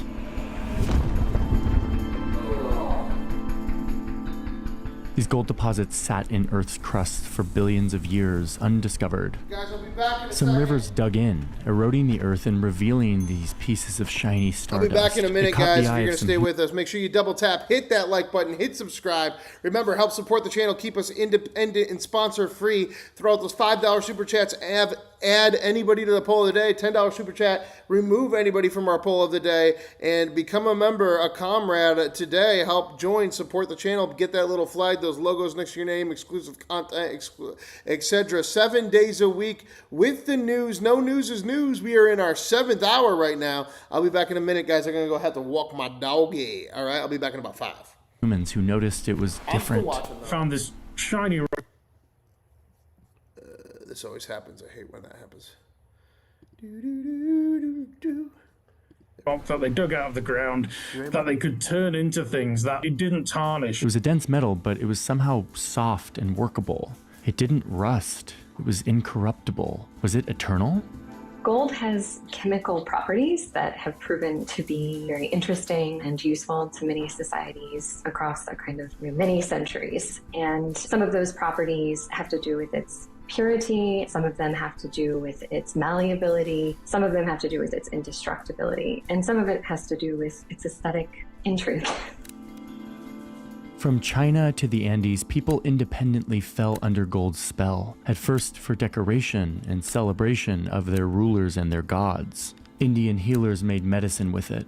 To the Inca, gold was the sweat of the sun. They covered their temples and adorned their faces with it. The Greeks made statues. King Solomon plated his temple with it. And 6,000 years ago, this guy was buried with a gold bracelet, with beads, with a scepter, with a sheath. Oh, and not for his sword, but for his... Yeah, I mean, I guess it was pretty valuable stuff. Chinese emperors ingested gold, trying to become immortal, which, spoiler alert, doesn't work. But as humans gathered in larger and larger groups, empires grew, they became greedy and hungry for more land, the story of gold starts to evolve, helping kick off one of the most significant psychological inventions humans ever came up with, the invention of money. It's a commonly accepted medium of exchange that many people are willing to accept it. In early societies, one of the most common things was cattle. Yep, we're talking about cows. We'll get back to gold in just a sec. Let's go inside the human brain to see how money evolves. So yeah, instead of just trading something I want for something you want, humans started settling on commonly useful things that they could carry around and that would be valuable to most people. Historically, lots of objects have served as monies. You got barley, salt. Cows were something that many people needed for food. They were transportable because they could walk. They were pretty easy to maintain because they ate grass. This is the most obvious version of money. Something that is practical and useful. It'll help you survive. But they also have drawbacks. Cows don't make good money. That's a weird sentence I never thought I would say. But yeah, they spoil, they're hard to divide, you can't easily bring them to faraway places to do trading. So eventually, humans found something better. That shiny, soft metal pulled from the riverbeds. It was easy to shape, to split up. So it's easy to carry around, it's easily divisible. And it just looks cool. I mean, humans love shiny things. So that was like a nice added bonus. It was rare, but not too rare. Like there was enough of it, but it wasn't like everywhere, which like that's an important part of this. But gold doesn't feed you. It doesn't keep you warm. It doesn't shelter you. Yes, you can make jewelry and like a dagger out of it or something, but like it's not that intrinsically useful unless we introduce a very powerful ingredient to the mix. It's a very human ingredient called belief. This guy believes gold is valuable, and so does this guy. If someone believes that gold is valuable, and so does another person, that belief turns metal into a system. He trades it for wheat. I'll give you gold, you give me wheat. You then take that gold and go trade it for salt or fabric. Gold becomes valuable not because of what it does, but because what we believe it means. So this is a big psychological step for us. From cattle, which has utility, to gold, which has no utility but is scarce, durable, divisible, universal, and don't forget, nice and shiny. And all this is made possible because of collective belief. Belief that if I have this metal, I will be able to go use it to buy things that help me survive. And if everyone believes it, then it works. Gold and silver became the dominant monies throughout the world.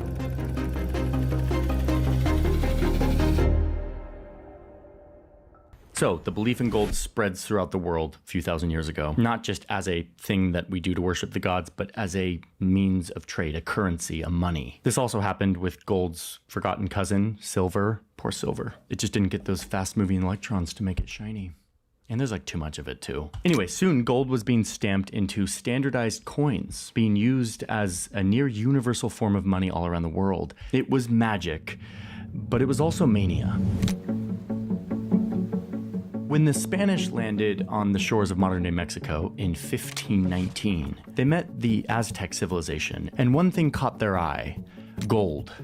Lots of gold, including these gifts that the Aztec king was presenting to these Spaniards, giving it to them for free. The Aztecs were using lots of gold, but not as a currency, but as decoration, for worship, for armor, for blades. It wasn't economic, but to the Spanish, gold had become economic, a means of trade. It was wealth, and here it was in extreme abundance, and they wanted it. Or in the words of one Spanish conqueror, we suffer from a disease of the heart that can only be cured by gold. The Spanish ended up massacring the Aztecs with their weapons and their diseases. They took as much gold as they could find, these statues and masks and jewelry and blades, melted them down, shaped them into uniform units of value, and stamped them with a seal of authority. They spent the next century ripping through the Americas, chasing every rumor of golden cities and sacred wealth, places like El Dorado, Cibola. Men fevered by greed for this shiny metal stuff, fueled by conquest and spoils that built their cathedrals, and ended up kicking off a race among the European empires, a race for more and more gold. Let's not forget what the Spanish found when they came to the New World. Gold. Mountains. And then, of course, this leads to a cottage industry of renegade sailors, sometimes hired by other empires, trying to intercept these ships going to and from the New World with hopes of finding one of these chests full of gold. Now, I was disappointed in my reporting when I discovered that most pirates weren't actually after gold and didn't find a lot of gold. They were after more boring stuff like lumber. And they didn't really have these X marks the spot type maps where they buried their chests of gold. Look, it's the X.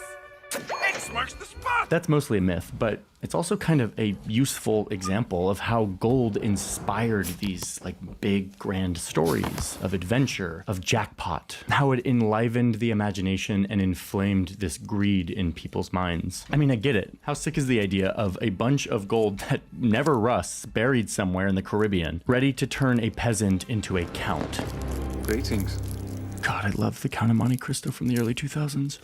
So by the 1800s, this psychological leap is complete. There is a near universal belief in gold as a currency, a means for exchange, the universal money. Big European empires had already torn across continents in search for it, and now it was the turn of regular people, the dreamers, the risk takers, the desperate men who joined the hunt for gold. Men with nothing to lose, chasing rumors of riches, and doing pretty reckless and extraordinary things, all for a shot at striking gold.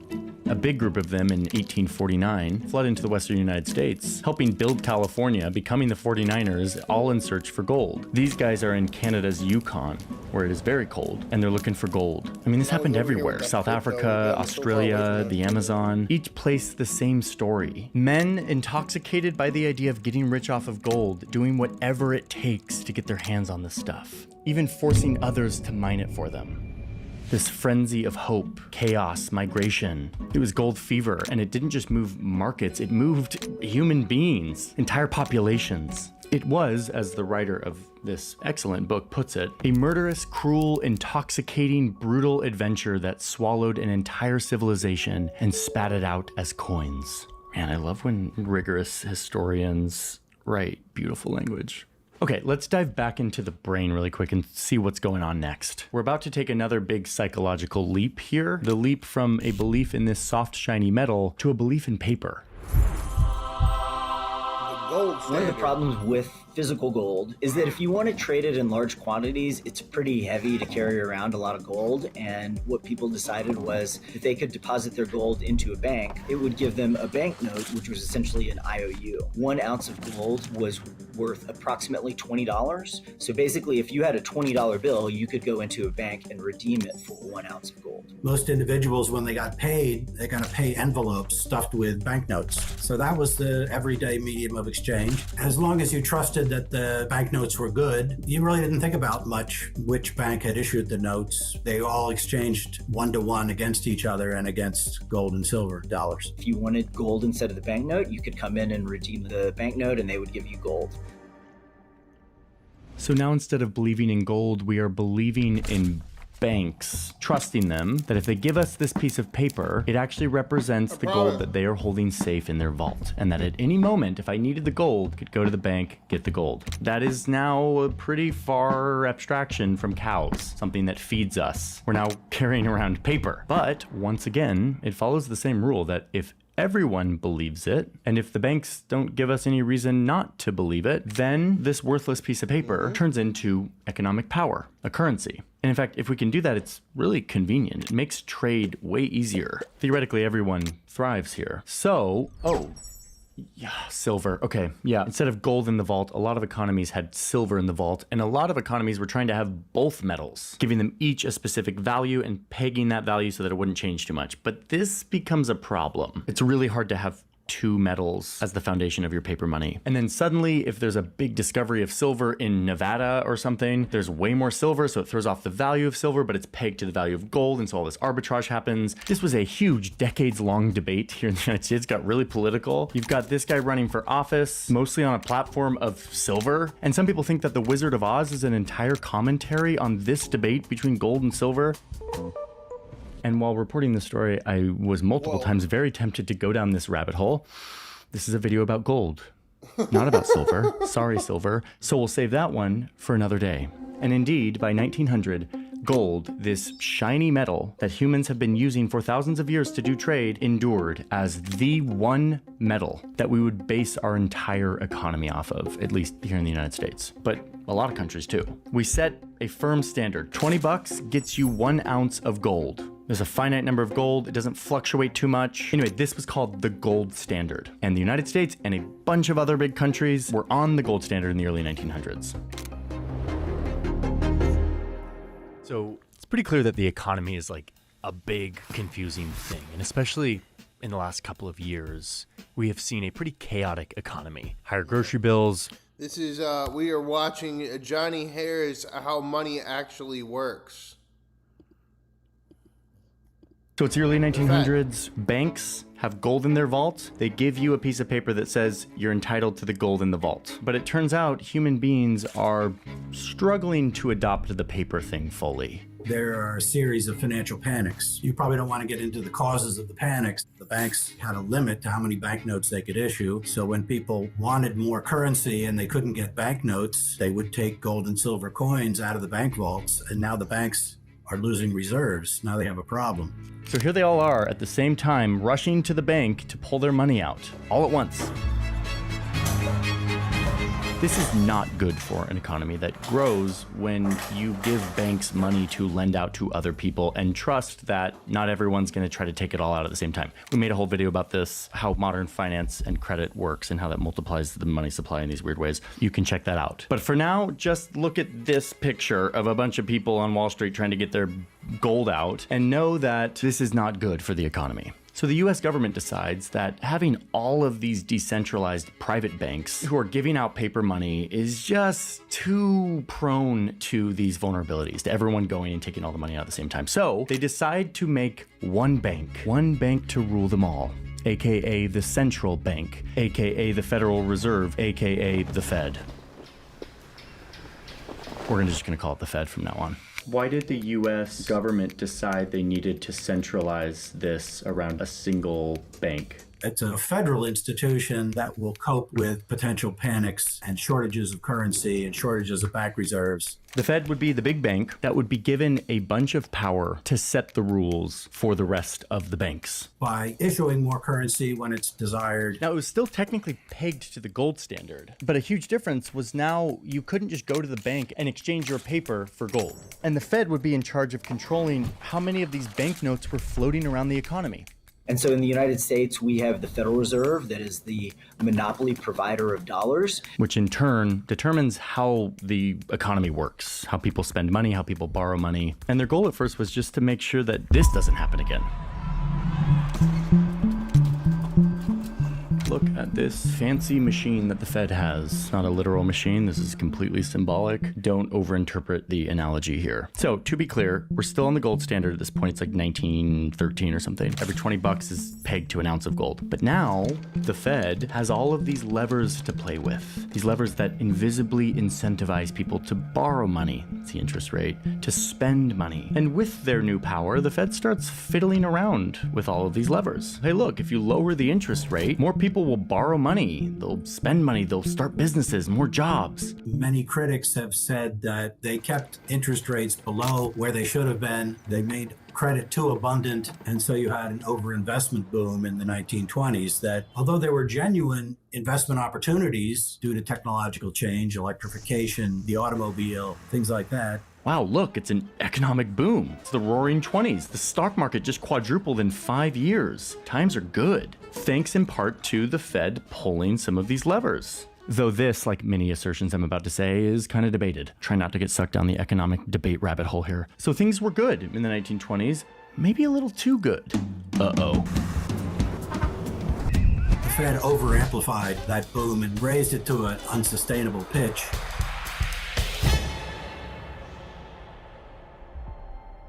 The bubble burst, the good times ended, and the US and the rest of the world falls into a Great Depression.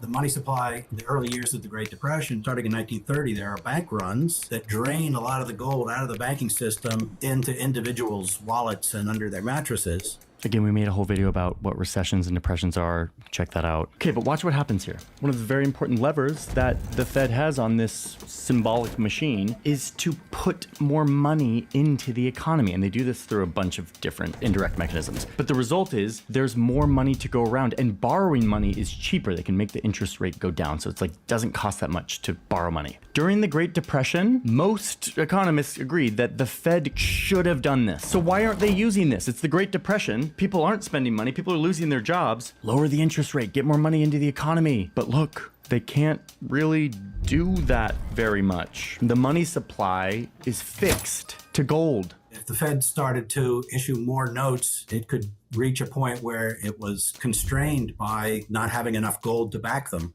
If you lower the interest rate, then people are going to borrow a bunch of money. But then what if they show up to the bank with all that money and demand gold bars in exchange for their paper? They might do that. Everyone's kind of panicky. So the Fed is envisioning this nightmare scenario where all of their gold goes away and the whole system falls apart. So instead of lowering the interest rate, they hike it up. They defend their gold. The historians who debate this stuff don't agree on all of this, but they do agree that this course of action made the whole thing worse, made the Great Depression last a lot longer. 10 years of misery. And so the Federal Reserve, instead of saying, hey, we made a big mistake, we shouldn't have caused this bubble in the economy, they said, you know what, we need even more power to control the money supply. And that's what happened.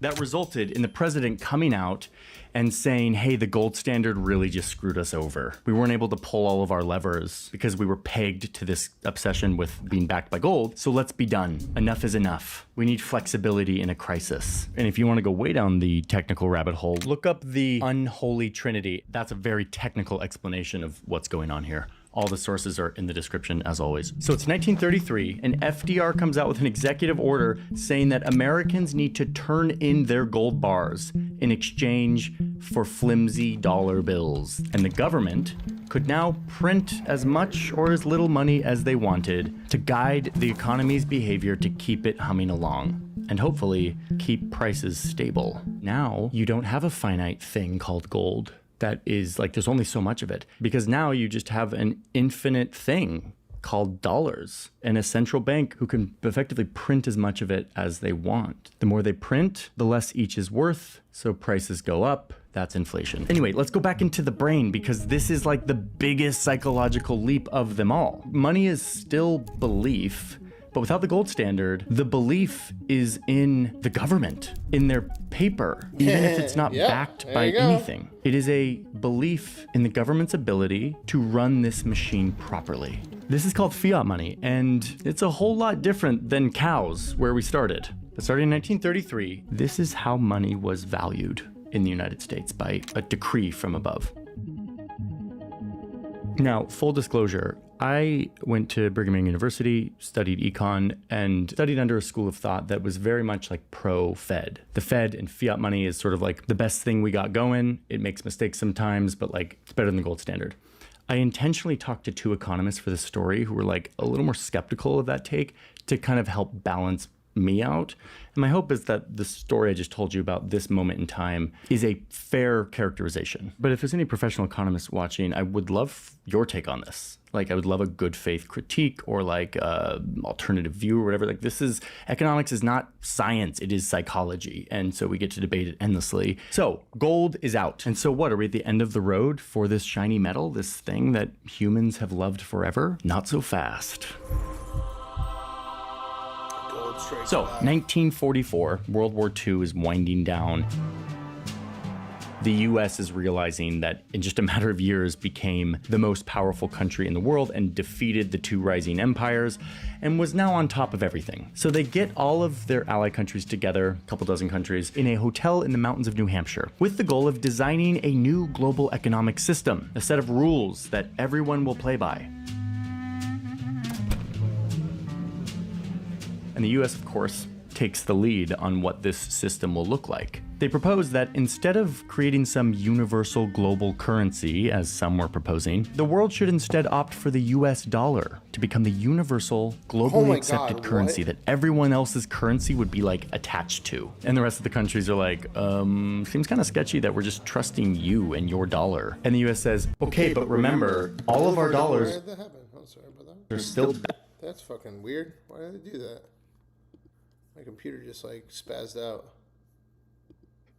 backed up with gold. Normal citizens can't turn it in for gold, but we promise to you countries that all of your dollars can be turned in for real gold bars, $35 per ounce. You can come to us and exchange them for gold whenever you want, and we'll promise we'll keep it in the vaults. Speaking of the vaults, look at our vault. This is Fort Knox, it's in Kentucky. This is where we keep our gold, and we have a lot of it now because a lot of you all, world, gave us your gold in exchange for weapons we made for you during the war. So the dollar is king, and we'll back it up with gold. Take it or leave it, guys. And they It's indeed our took savior, it. that's for And the dollar became the king of global trade praise, and love, investing. And gold was once again at the center of our concept of money, but not for long. Turns out the US couldn't keep its promise to back up all of its dollars with gold in its vaults. They were printing more money, they were giving it out, and the world catches on. And some countries get kind of pissed. Until finally, there were so many dollars that they started to redeem them, Germany and France in particular. Like France apparently sends a Navy ship in the 60s to show up to New York to be like, hey, we're gonna give you our dollars, we want our gold. And the Treasury ran out of gold, and we shut the gold window in 1971. I have directed Secretary Connally to suspend temporarily the convertibility of the dollar into gold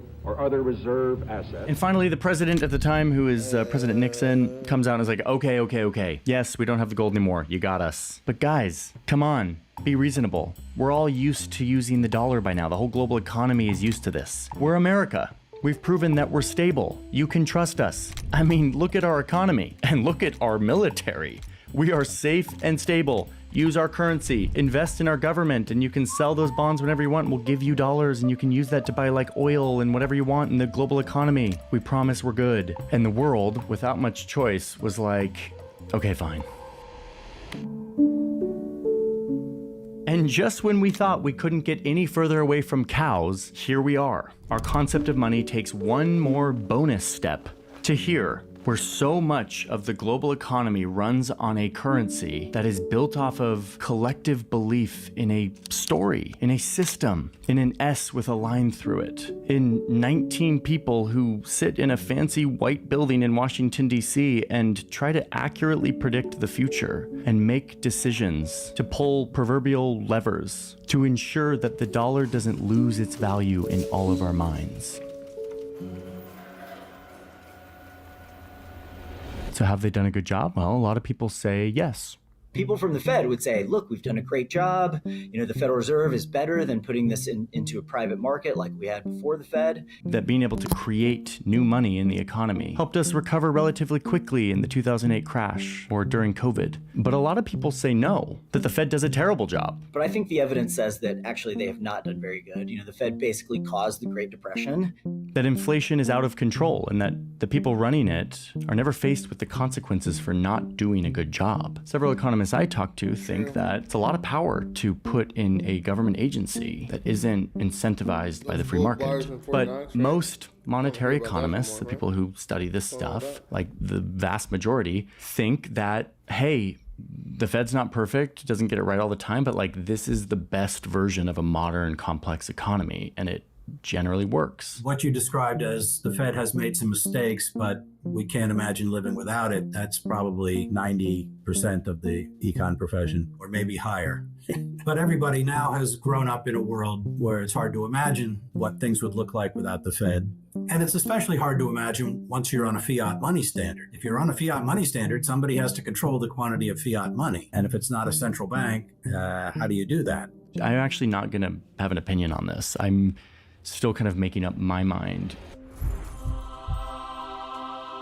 So let's wind this video down by getting back to the central question at the beginning that we started with, which is, why are people buying gold again? Why is this happening? The price of gold is near an all-time high. Have you seen the price of gold lately? Gold is up more than 13% this year. So since we've gone totally off the gold standard since 1971, and in fact, even before that, people have started holding gold as a hedge against inflation. Despite all of these mental leaps and these vast abstractions of economic value, here we are, turning back to gold.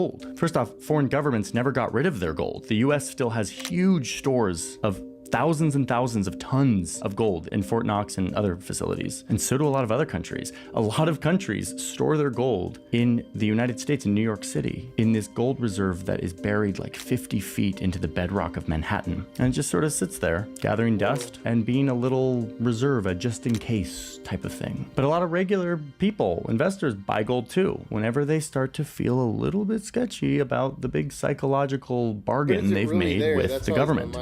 All of this this is pretty, actually, kind of squishy. It's very mental. All of this requires us to believe, but over here really requires us to believe. And even trust a US government and an economy. And recently, that trust has been waning. America has rival nations that are trying to get the world to stop trusting the dollar. They want to replace it. They don't like how much leverage it gives the US. The US economy and government have also been kind of all over the place recently. The stop and go of tariffs from the Trump administration's first few months in office got people really spooked. Like, can we trust these people with our entire sense of value in our currency? And now that Trump is attacking the Fed and threatening to control it, people are turning to gold in a bigger and bigger way.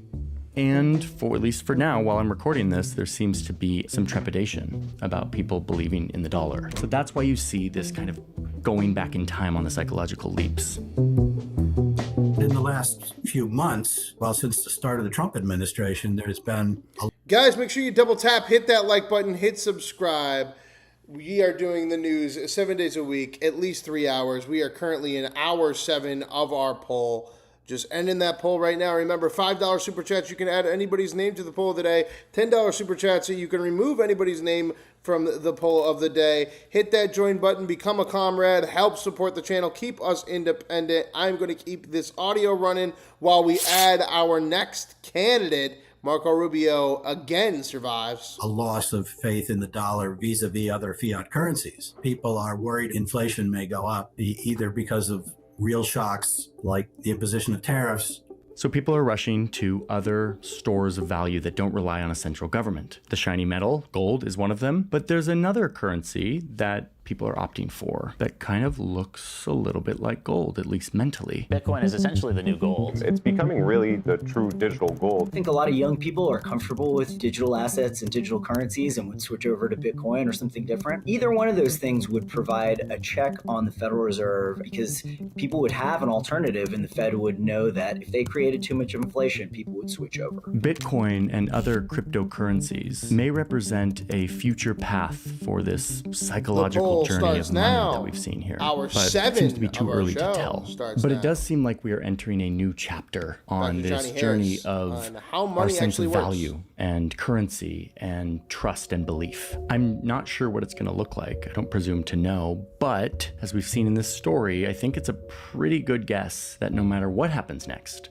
no matter what we invent with crypto or whatever, that shiny metal, that thing that has fascinated us for thousands of years, the thing that can be divided and stored and doesn't tarnish and that shines like the sun, gold, I think, will always remain in the background as this thing that we turn to when things feel uncertain. One of the things that making all these videos has taught me is Okay, guys, so that was how gold is explained. We'll get to the next piece of Johnny Harris's puzzle on the entire how money actually works in a second. But next up, we have how elevators are secretly making housing more expensive from Reason TV. Behind these doors lies one of the most important technological Dropped today. developments in human history, and one of the most underrated. It's not as iconic as the automobile or as ostentatious as an airplane, but the simple, unfussy elevator completely revolutionized how buildings are designed, how cities are laid out, how people get Rubio went around, for Trump where again. we live Rubio and won where last we time, work. though. Rubio's still winning There are now. millions of elevators in the world, and an estimated 1 billion people set foot in one each day.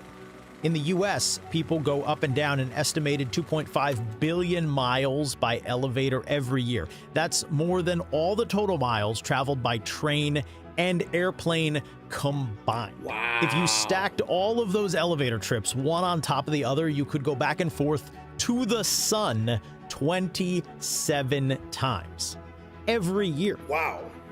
Elevators every are not year? just a convenience, they are essential to modern cities. Simply, you couldn't have tall buildings without elevators. But we don't build as many of them in America these days, thanks to special interests and overbearing government. And that is also reshaping cities in ways that make them less affordable and less accessible.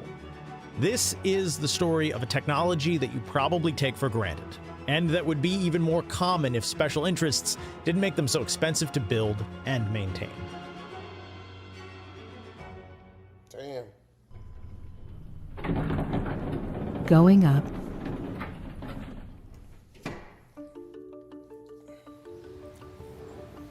The history of the elevator doesn't really begin in a skyscraper or an apartment building or an office. It begins right here in what is today Bryant Park in Midtown Manhattan. And fittingly, we're surrounded by buildings that literally wouldn't be here if it weren't for elevators. It was right here where probably the most important development in the history of the modern elevator took place.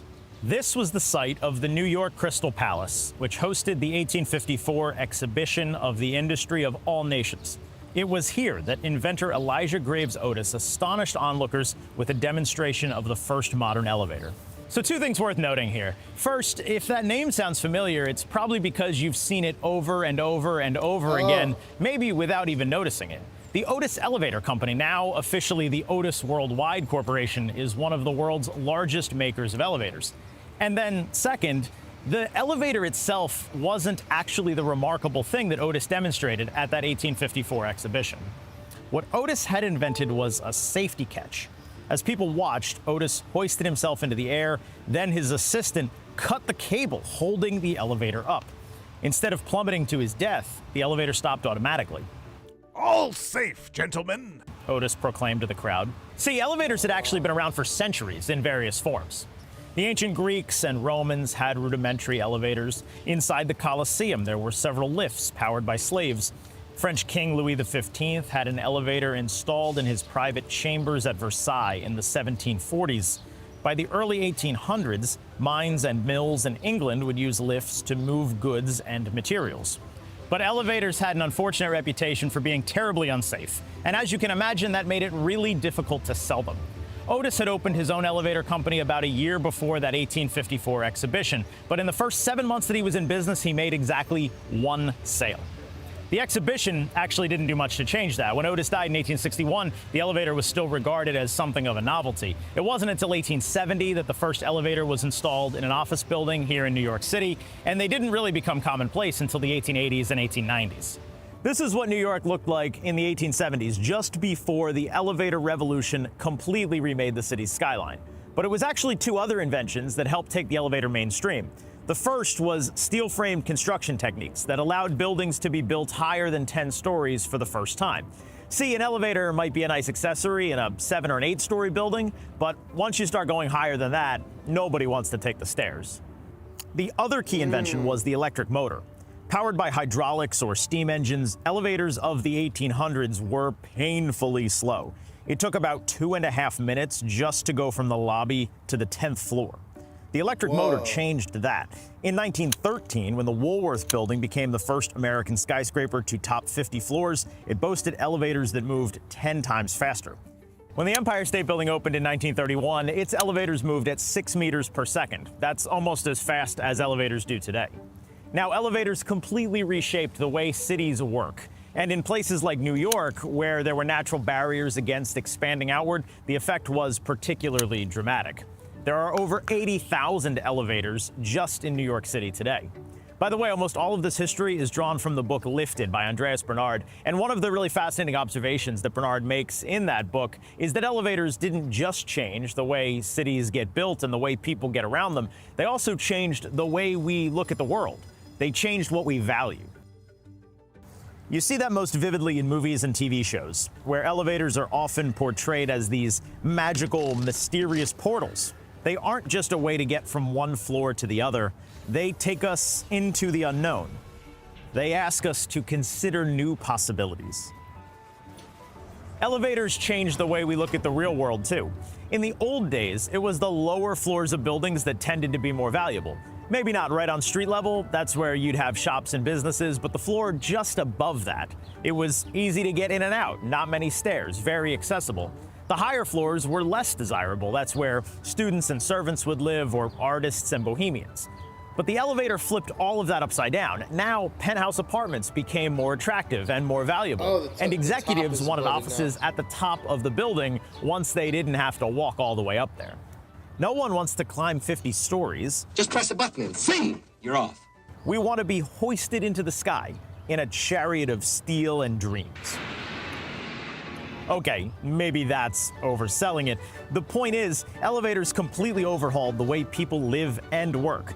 They are among the most essential technologies in modern cities, yet we tend to take them for granted. Or at least we do until they stop working.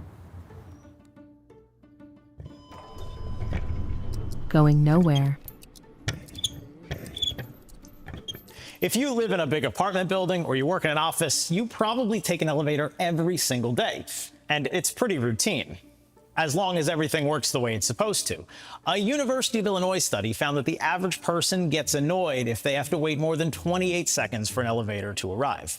But when the technology does what it's supposed to, we tend not to think about it at all. It's a little bit like using a pen. You know, when you're writing with it, it just kind of disappears into the background. You don't think about the ink and the roller ball. It just becomes an extension of your hand. The philosopher Martin Heidegger, he called this Zuhandenzeit, or ready at hand. It's that feeling that you have anytime a tool or a technology just kind of disappears and becomes an extension of yourself, until the pen runs out of ink, or until the elevator doesn't show up. And then suddenly, very abruptly, you become aware of the tool's existence. You might take an elevator multiple times a day and never give it a second thought until it's broken. I guess I'm taking the stairs. Oh, shit. A broken elevator isn't just annoying. There are 30 million Americans with mobility issues or disabilities. For them, or for parents with kids in strollers, a broken elevator is a real problem. And that's especially true when the broken elevator affects a mass transit system or public housing. In New York City, the Housing Authority was sued by the Federal Justice Department in 2018 over an astonishing backlog of elevator repairs. And even though it has improved in recent years, the average elevator outage in 2025 in New York City public housing projects lasted more than 7 hours. That's an 18% increase from the previous year. For me, a broken elevator could mean an annoying climb up a bunch of flights of stairs, but for somebody in a wheelchair, it might mean a missed medical appointment or the inability to get to a grocery store. Oh, and getting a broken elevator fixed, that's not cheap. The Center for Building in North America reviewed annual expense reports for apartment buildings and co-ops in New York City and Washington, D.C., and found that landlords spend an average of $5,000 per elevator annually on maintenance, repairs, and inspections. In Europe, the costs are much lower. Annual costs for maintenance and repairs in Spain are about That's a dumb poll, and neither of them will be president, and and you're dumbasses. Again, if you're not a brokey, you could super chat $5, add whoever you want to that poll of the day. If you're not a brokey fucking loser leftist, you could super chat $10 and you could remove somebody's name from the poll of the day. So if you wanted to remove both these guys' names, you could just do a $20 super chat and not be a walking, talking retard. But that's you just keep doing you, okay? Order as much as they are here. See, we might not think a lot about an elevator until it stops working, but we think even less about the elevators that never get built in the first place. In the United States, we have more than 1 million elevators, which sounds like a lot, but compared to other countries, we're actually falling way behind. The US has about 3.1 elevators per 1,000 residents. On a per capita basis, France and Germany have 3 times as many elevators as we do, and some other countries have a whole lot more.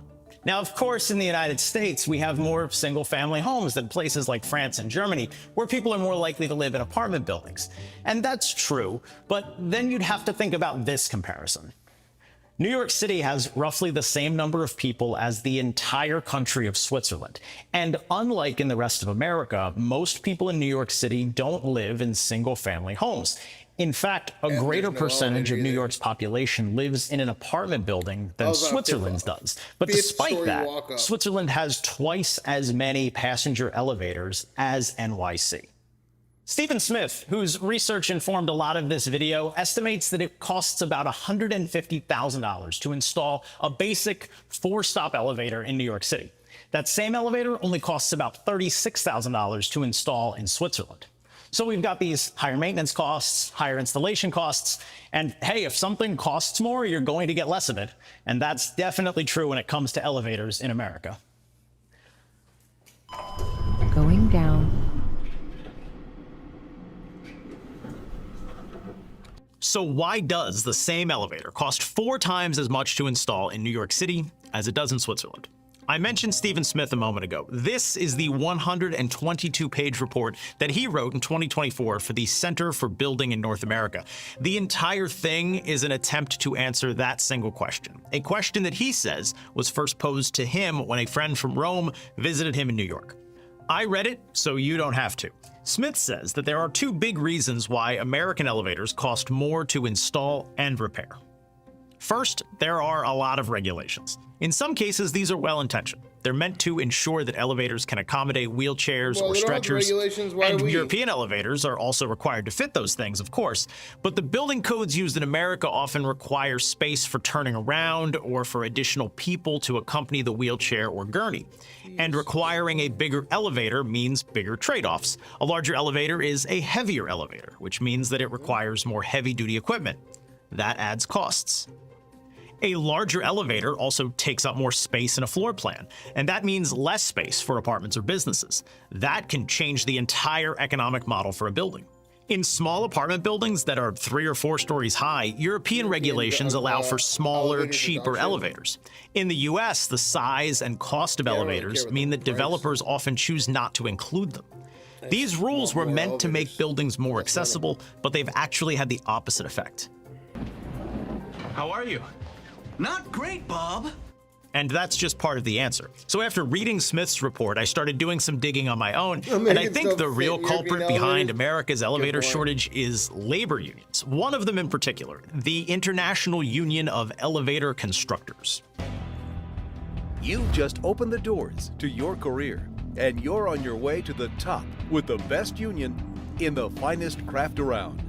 Welcome to the International Union of Elevator Constructors. Jesus fucking See, Christ, labor stop costs it. are the single Why is biggest this part even a of thing? installing or fixing an elevator. Oh it's my one of the God. highest paid specialty construction jobs in the U.S., with an hourly wage of about course. $49 in Siphon 2023. them out of us. And the union works hard to keep those costs high by limiting entry into the profession. In 2021, more than 1,500 people applied to join New York City's local union of the IUEC.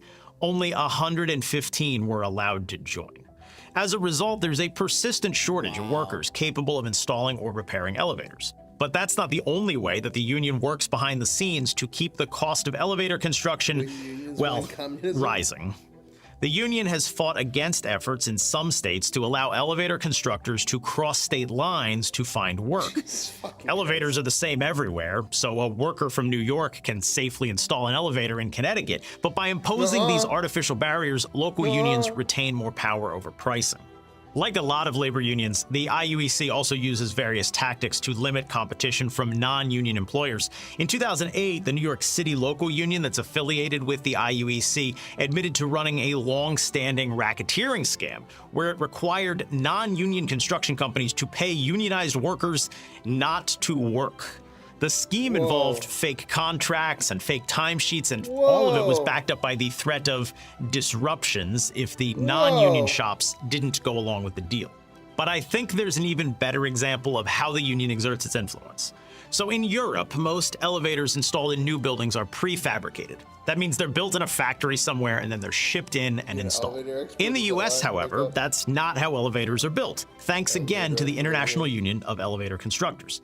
When developers use prefabricated or pre-assembled elevators, union contracts often stipulate that their parts must be disassembled and then reassembled on-site by union labor.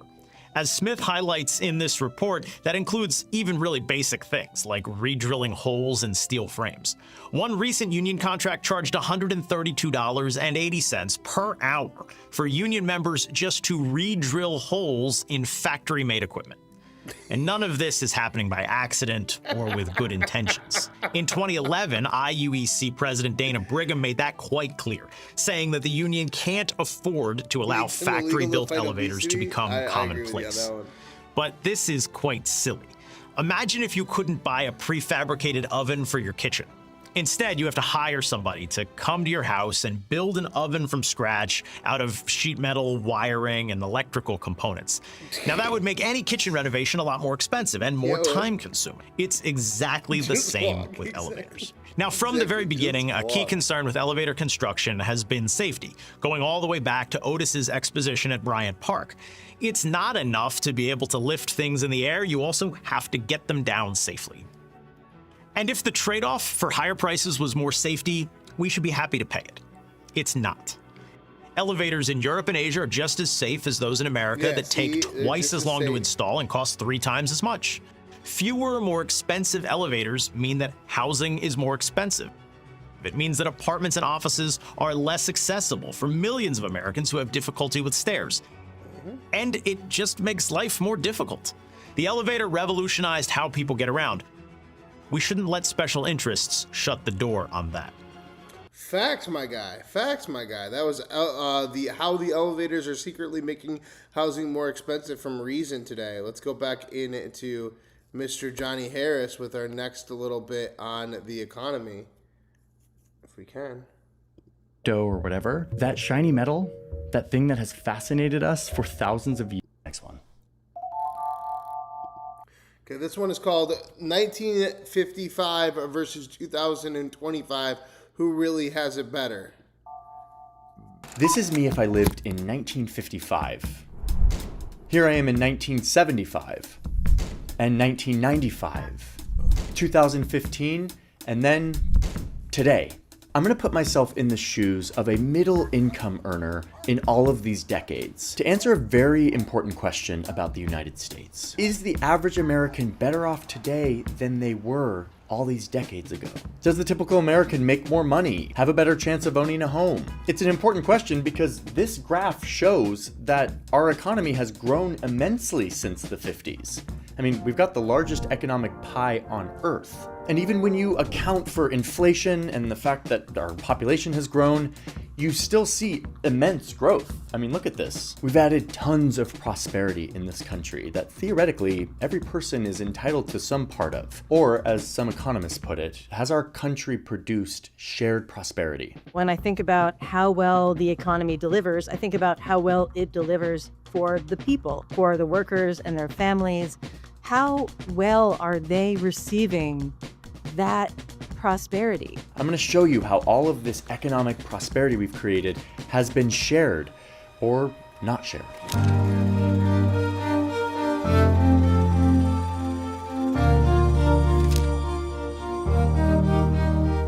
And in all of this, I want to get to the bottom of perhaps one of the most important questions in our country, which is everyone able to move up? If they work hard enough or if they get educated, can you climb the economic ladder here? Are you going to do better than your parents? Can you reach higher levels of income? Can you change your relative position? The American dream, we sometimes call it. A, quote, dream of a better, richer, happier life for all citizens of every rank. Is that still alive? And if not, why? I believe that answering these key questions is incredibly important for the future of this country, which is why we've been deep in all of the data, and I'm going to try to lay it out as clearly as possible by traveling through time. As always, all of the assertions in this video are fact-checked and linked in our sources. So with that, let's start traveling back in time. Can't repeat the past. Why, of course you can.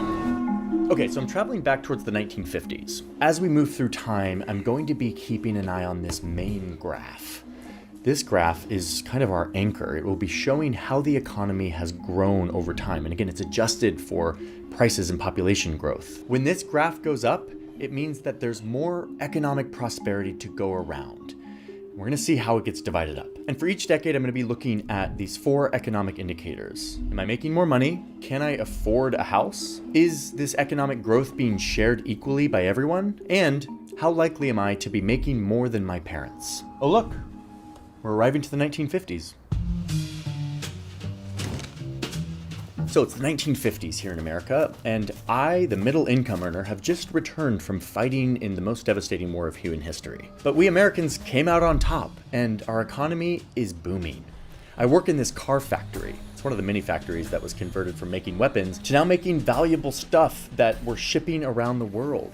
Our country is getting rich. I am making an average income. So my income right now is $4,400. In today's money, that's more like $41,000. We're going to adjust everything for modern dollars, in this case, 2023 dollars. Prices are higher these days, so our money's more valuable to make it all make sense. Okay, wait, pause. I'm not going to do that every single time, like talk about the inflation. I'm just going to say everything from now on in modern dollars. It'll allow us to compare a lot easier between the decades. Okay, with that, let's get all the magic going again. Pretty cool, right? Let's meet my family. So my wife doesn't work. Only a third of women did back then. And really, she doesn't need to. My factory job supports the whole family. And look, I own that home. I paid $84,000 for this thing, again in modern dollars. That's actually not that much more than my yearly salary. This is considered very affordable. And a major reason why is because the government is helping me pay for a lot of this. And they've got the cash to do it. I mean, look at the top tax rate for the rich. So a booming economy and all this tax revenue means that the government is helping build all of these suburban homes and is giving us veterans good deals on mortgages so that we can get in on the prospering US economy, start building wealth by owning a home. Our returning serviceman who was starting his own business would get a financial boost from the government. Our money would be advanced to buy property or a home. We're coming out of World War II. There are absolutely lots of public programs. Policymakers today and back then had a lot to do with how typical workers and their families were doing. Okay, so the economy is booming. Let's see how all of this prosperity is being shared. And for that, I'm going to show you this amazing graph. I love this graph. We're going to see it over the decades, and it tells a very useful story. This is my income, the median earner. Here's the income of the top earners, and this line is the low income in America. And down here is like years. Okay, watch what happens. Ready, go. Look at this, look what's happening. All three of these income brackets are increasing their income at the same rate. We are all getting in on this prosperity. We are sharing the spoils of a booming economy. Nice. In the roughly 2-3 decades after World War II, we saw what I would consider broadly shared prosperity. As the economy grew, as workers became more productive, workers across the board were actually seeing gains in their living standards. This is a great indicator that income equality in the United States is good and healthy. Okay, last thing for the 1950s, let's check in on the American dream. Can I move up the ladder? There's a really nice data set for this that says that I am nearly 100% likely to earn more than my parents. There is upward motion in the economy. The American dream is alive, at least for me, which is an important caveat here. Women were mostly left out of this economic version of the American dream, and so were people who weren't white, like Black Americans, 10% of the population, over 1 million of whom fought in the war, but upon returning were met with these custom maps that were drawn to determine where they could and could not buy homes. They were largely left out of all of this government help that allowed me to get education and buy a home and build wealth. But if you're just looking at the numbers, the 1950s was a really good time for the median income earner. You could have a family, work in a factory, and be loaded with opportunities to move up the economic ladder, thanks to a booming economy and a bunch of government programs. So now let's move forward in time to the 1970s.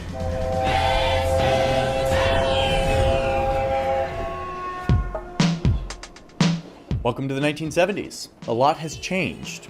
The economy is producing a lot more prosperity to go around, as you can see by this graph, and we'll see how that's all being distributed in a second. But first, let's check in on my pay. I'm still working in a factory. I now earn about $66,000. That's an improvement from the 50s. Or should I say we? Like millions of other women, my wife has entered the workforce. They still only earn 60% of what men do, but look, they're breaking into the workforce. Nearly half of all women are going to be working by the end of the decade. Partly as a push for freedom and economic autonomy, but partly as a necessity. It's becoming harder for a family to be supported by a single earner. The result is that our income is better off than it was in the 50s, but things are also kind of expensive right now. Inflation is up, partly because there's war in the Middle East and they're cutting us off oil, so there's long lines at these gas stations and everything is more expensive. Anyway, check out my house. I had to pay $230,000 for this house. Housing is getting more expensive, and the government is raising the interest rate to slow down inflation, which is making my monthly payment a little more expensive. Home purchasing is becoming a little less accessible to the median,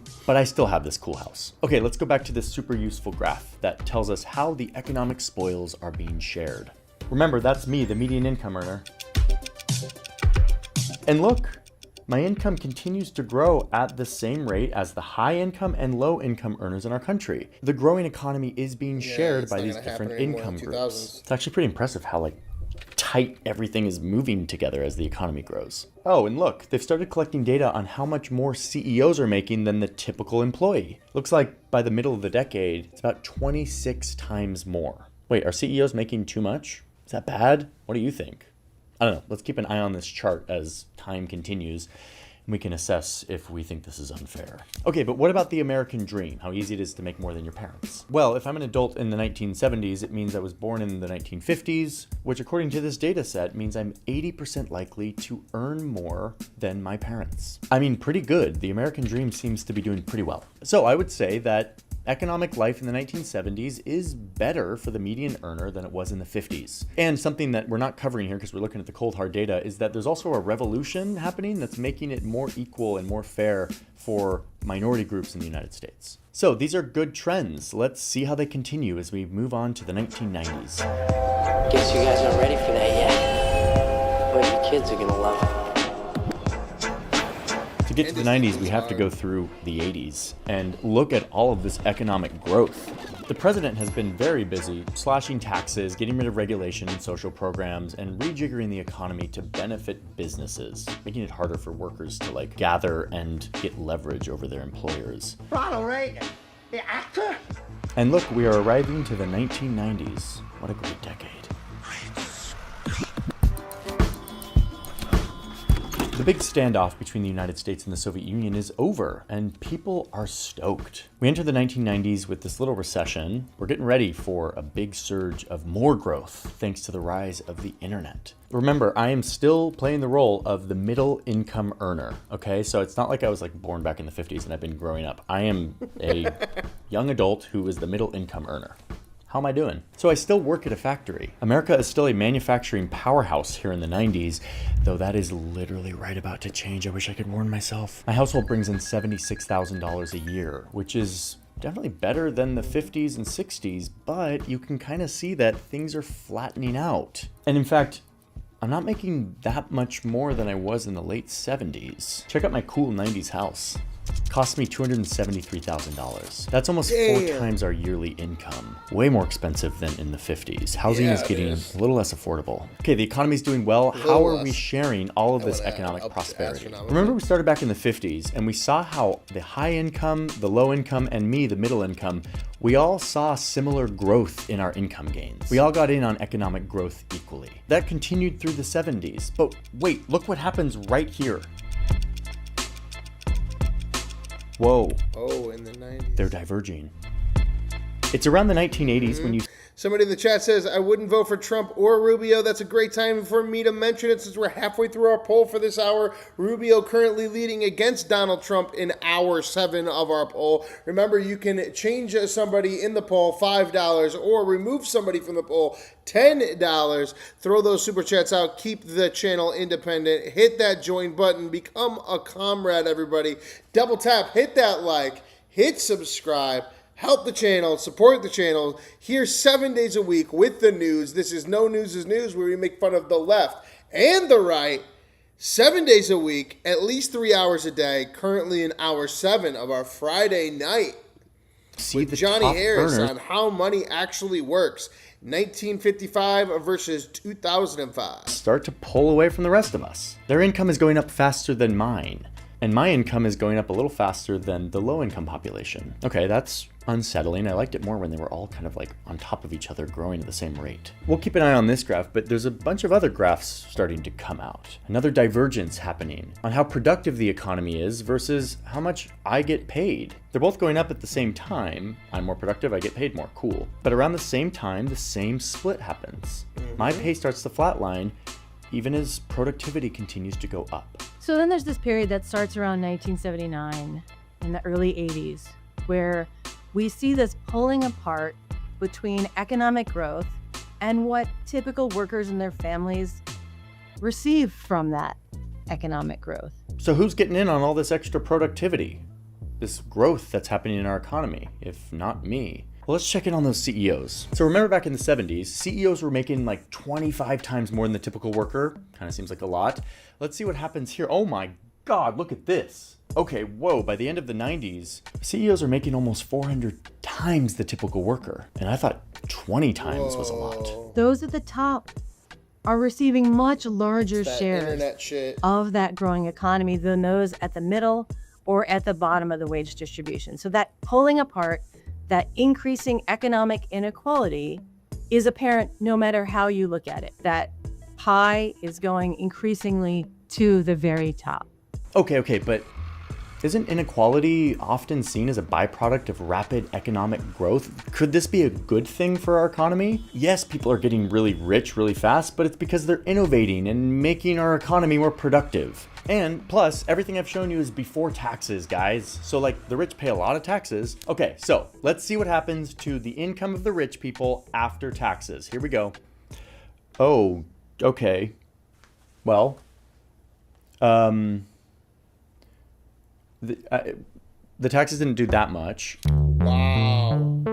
There's something going on here. The rich are getting really rich really fast. I mean, what these lines all show is that 1980 was kind of this inflection point in our economy, where the top earners kind of started to get in on most of the prosperity. And yes, there are economists who argue that inequality isn't bad for an economy. It actually spurs growth and investment into the economy, and eventually that raises all boats. It trickles down. And advocates for this way of thinking say that we shouldn't focus on inequality, but instead on poverty reduction. Okay, poverty reduction? How we doing? Poverty plummeted after World War II, but you can see that at this time, in like 1980, when inequality starts to get really bad, poverty basically stays the same, goes up for big series of years. So this is concerning, and this is my interpretation of the data. I'm sure some of you have very different interpretations, and I would love to see you down in the comments. Anyway, let's check in on the American dream. America's all about big risk, big rewards. So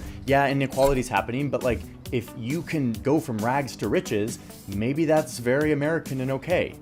If I was born in the 1970s, I'm now an adult in the 1990s, and the data says that 59% of us born to the middle income will out-earn our parents. So that means that 40% of my peers here in the middle income will earn the same or less than their parents, even as we are seeing all of this economic growth. I mean, you can see this trend here. The American dream of being able to move up the ladder is becoming less and less a reality for a bigger and bigger portion of the population. Okay, so that was a big change from all the trends. Let's see what happens next. People assume that time is a strict progression of cause to effect, but actually it's more like a big ball of wibbly-wobbly, timey-wimey stuff. Okay, we're moving into the new millennium. America's fighting a couple of wars. The economy's actually doing pretty well until, whoops, whoa. The bankers got a little loosey-goosey for a couple of years, making obscene amounts of money and crashing the entire world economy. But okay, let's move on from the biggest recession of our time. We're arriving to the 2010s. This is a world that most of us are familiar with. Let's see how the median income earner fares. I don't work in a factory anymore. All of those jobs have dried up and been shipped to Asia. So I now work as a middle manager at an insurance company, and my household income is $81,000 a year. Which is, wait a minute, same as 1997, but wait, during this same 13-year period from 1997 to 2010, the economy grew by this much. I mean, that line's going up. The economy's making more stuff, there's more prosperity. Even when you adjust for inflation per capita, the economy grew. There should be more to go around. But my household pay is the same as it was 13 years previous.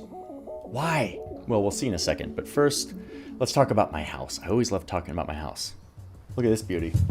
I can still afford a house. In fact, here in like post-recession America, housing prices are actually pretty low. The bubble burst. Interest rates had to go down to stimulate the economy, and so home purchasing was actually pretty accessible for a few years. But don't worry, housing prices will be back on the rise in a second. And in fact, they'll start rising faster than my income, making housing less and less affordable. And homeownership still seems to be available mostly for certain groups, and not as much for others. In fact, that hasn't changed much since the segregation days. Meanwhile, I think I know what's gonna happen to this graph. Yep, the rich are just getting richer faster than my income is going up, and my income's kind of stagnating. Okay, what about the CEOs? Did they pay a price for the big bubble person? Nope, they didn't pay. I mean, they kind of did up and down, but they're still by the end of the decade getting paid hundreds of times more than me. Maybe they think they are hundreds of times more productive and they deserve it. I mean, you get the point on the inequality stuff. This is what we've been hearing about for a long time. All of these graphs have the same shape. This great divergence that happens in the 80s, where the economy is growing, but the wages for the average person just kind of flatten while the top earners just sort of get in on all of that prosperity. Okay, but the American dream, you can climb the ladder, right? So if you're born in the 1980s, which I was, you're now an adult in the 2010s, and it looks like for the median earner, the majority of us will earn the same or less than our parents. Yeah, this is a problem and probably doesn't seem fair to a lot of people. But wait, there's hope. Star Trek, Terminator, Time Cop, Time After Time, Quantum Leap, Wrinkle in Time, Somewhere in Time, Hot Tub Time Machine. Hot Tub Time Machine. Okay, I'm back.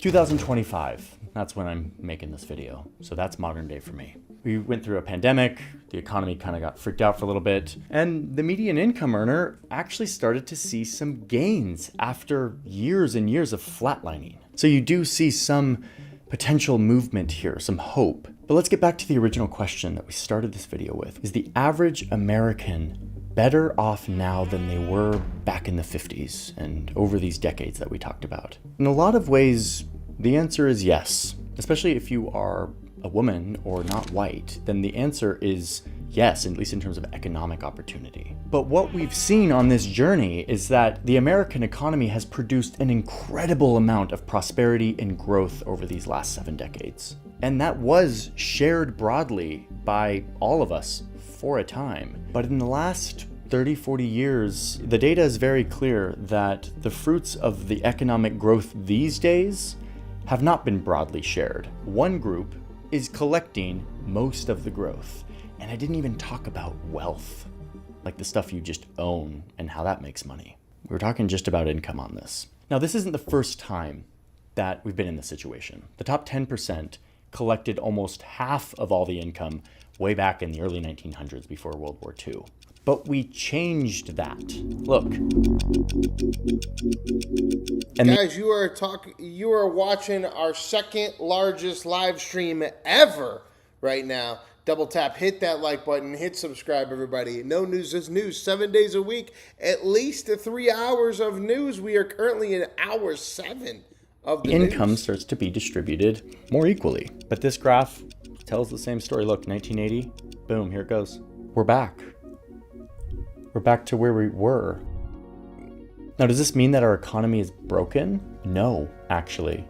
Our economy is not broken. It is working exactly how it was designed to work. And this, and this, and this, and this, it's the result of changes to the rules, policies that end up determining who gets the money and who doesn't. These policies are made by people that we elect.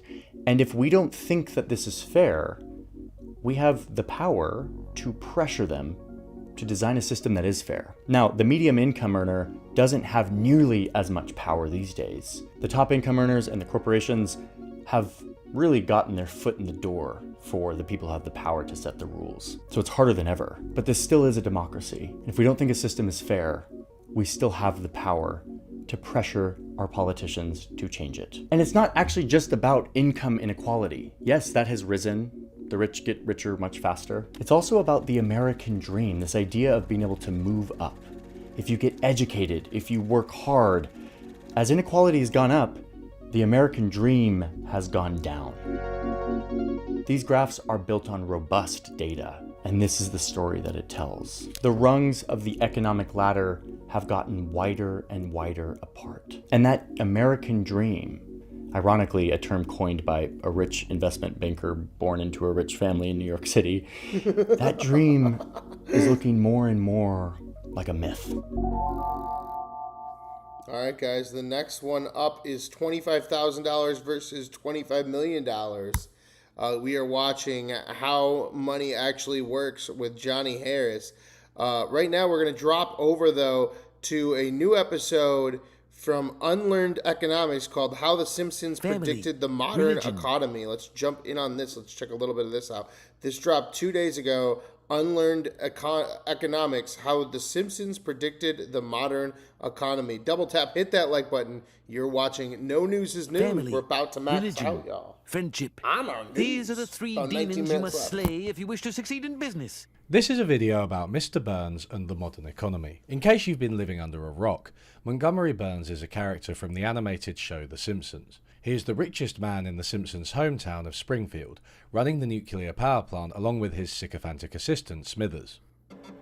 Hello, Smithers. You're quite good at turning me on. You probably should ignore that. The main thesis of this video is that the depiction of Mr. Burns is a disturbingly accurate analogue of the modern rich and powerful. Watching the show evolve over the years gives us some surprisingly rich insights into the economics of inequality and how it impacts us all. It's a good way to explore some modern economic theories surrounding monopoly, competition, and the plight of workers. So if you want to learn about all that, then hop in. I said hop in. I watched every Burns-centric episode in preparation for this video. It's a tough job, but someone's got to do it. I realised that many of the most highly regarded episodes revolve around Mr. Burns and the nuclear power plant one way or another. My partner pointed out that's because good stories need a villain, and if the show does have an antagonist, it's Burns.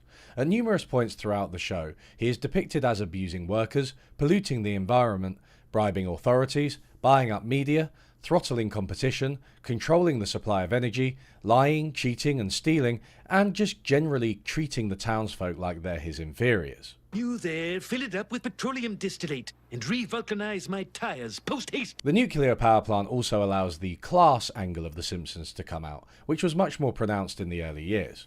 As we all know, good economics makes for good TV. If you're a tedious internet pedant, you might think that what I'm saying is obvious. After all, this is the way the character was written.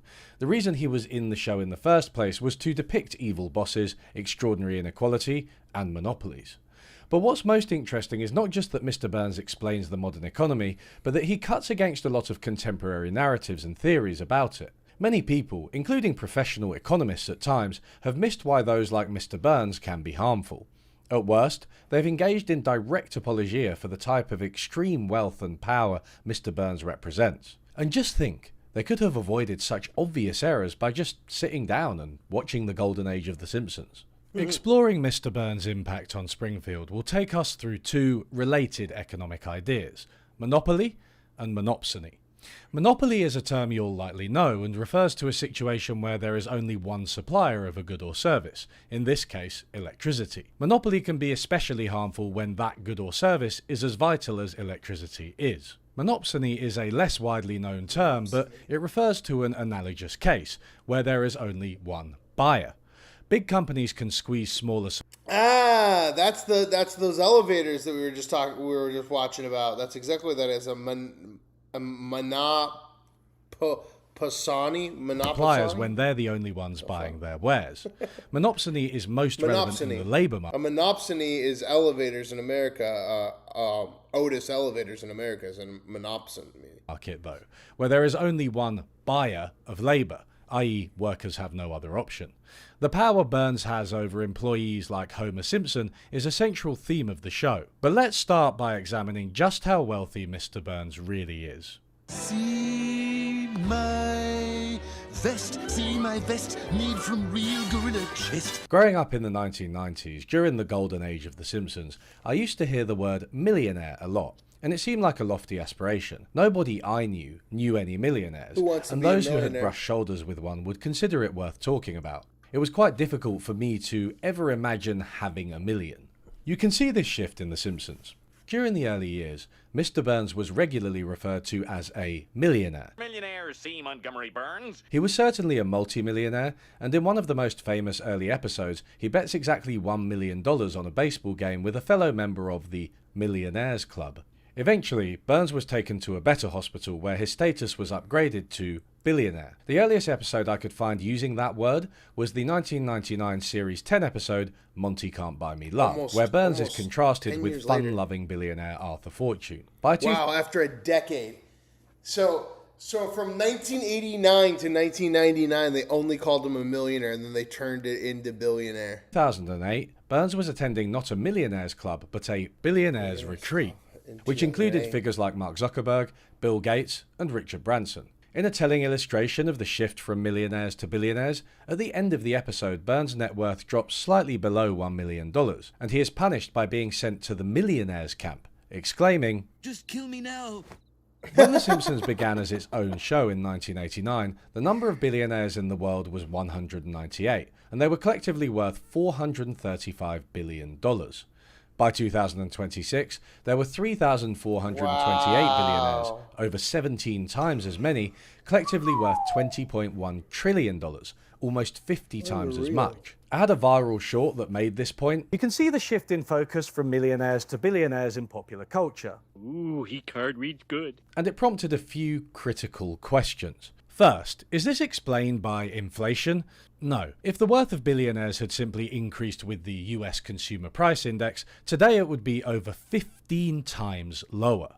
Secondly, is this shift just an artifact of using the arbitrary cutoff of 1 billion, which means something to humans but not to the universe? Like, decades ago there were 1,000 people at $900 million net worth, and today the same 1,000 people are at $1,100 million net worth. That's just growth rather than an actual rise in inequality. No, it's not that either. Using measures like the top 1%, which are not sensitive to arbitrary cutoffs, you can see that wealth concentration has increased. It's an established fact that wealth inequality has gone up. One way of thinking about this is that inequality has increased among the wealthy. Occupy Wall Street made the 1% and the 99% famous, but they may have undersold it. According to the Federal Reserve, the top 1% have increased their share of wealth in the USA by about 1/3 from 1989 to today. The top 0.1%, though, have increased their share of wealth by just under 60%, a much higher increase. It doesn't stop there. According to economist Gabriel Zuckman, the global top 0.0001%, which roughly corresponds to billionaires, more than quadrupled their share of global GDP. And even at the very, very top, the wealth of the top 10 richest men in the world more than doubled just during the pandemic. On the Forbes rich list, Elon Musk's roughly $1 trillion wealth is almost 4 times that of the next on the list, Larry Page of Google, at the time of recording. But I'd trade it all for a little more. Some people struggle to understand why the modern rich are a problem. They reason, why is it the case that some people getting rich makes others poorer? Surely they just created or earned their money and it's nobody else's business what they do with that money. While we often think of billionaires in terms of their money and companies in terms of their size, I would encourage you to think about both in terms of control. The incomprehensibly large numbers you see on the Forbes rich list are really a means to an end. Billionaires want to be able to corner their own markets and beyond to build what amount to economic empires. This gives them control over not just their companies and their workers, but entire industries, media, and politics. Their quest for control inevitably ends up as a quest for power, which affects us all. Ooh, fiddlesticks. This is illustrated beautifully by Who Shot Mr. Burns, one of the most critically acclaimed episodes of all time. Burns' previously piecemeal villainy comes to a head as he wrongs the town so badly that someone actually shoots him, prompting the mystery of who it was. The episode starts with the local elementary school striking oil, which will provide them with some much-needed funds, improving not just schooling, but giving a boost to the whole. With the spam. Also, guys, double tap, hit that like button. We're about to end the stream. We have about 10 minutes left of our show. Double tap, hit that like button, hit subscribe, hit that notification bell so that you know when we go live every single night. We're about to max out at our 10 hours of news, guys. Whole town. Yeah, 2.5 hours of Daddy Trump and almost 8 hours here of this one. Thank you all for such an amazing Friday night. Second largest live stream we have ever done. Steamed hams in this episode. Now, what's that say under your hand there? Oh, it's an unrelated article. It's an unrelated article. Within the banner headline. Yes. Burns is alone in viewing the school as a simple economic competitor, providing an alternative source of energy to his nuclear power plant. He therefore erects a competitor oil drilling operation to drain the same oil well before the school can. Stealing the oil actually forces the school to make cuts because of the money they'd already spent in anticipation. Burns' behaviour has numerous effects beyond just depriving the school of revenue, though. His slant drilling operation smogs out the local bar, sinks the old folks' home, and when they strike oil, they even destroy Bart Simpson's treehouse and injure his dog. Burns tops it all off with his plan to block out the sun, leaving the town permanently in the dark and needing his electricity. By this stage, every single person in Springfield hates him, and many are threatening him directly with violence. Now, I know you know all of this, but I just can't escape my enthusiasm for Who Shot Mr. Burns Part 1. Burns' transgressions create a mounting sense of tension. That's odd. Mr. Smithers left his jacket behind. This culminates in a final scene which contains more suspense in 1 minute than most modern shows create in a season.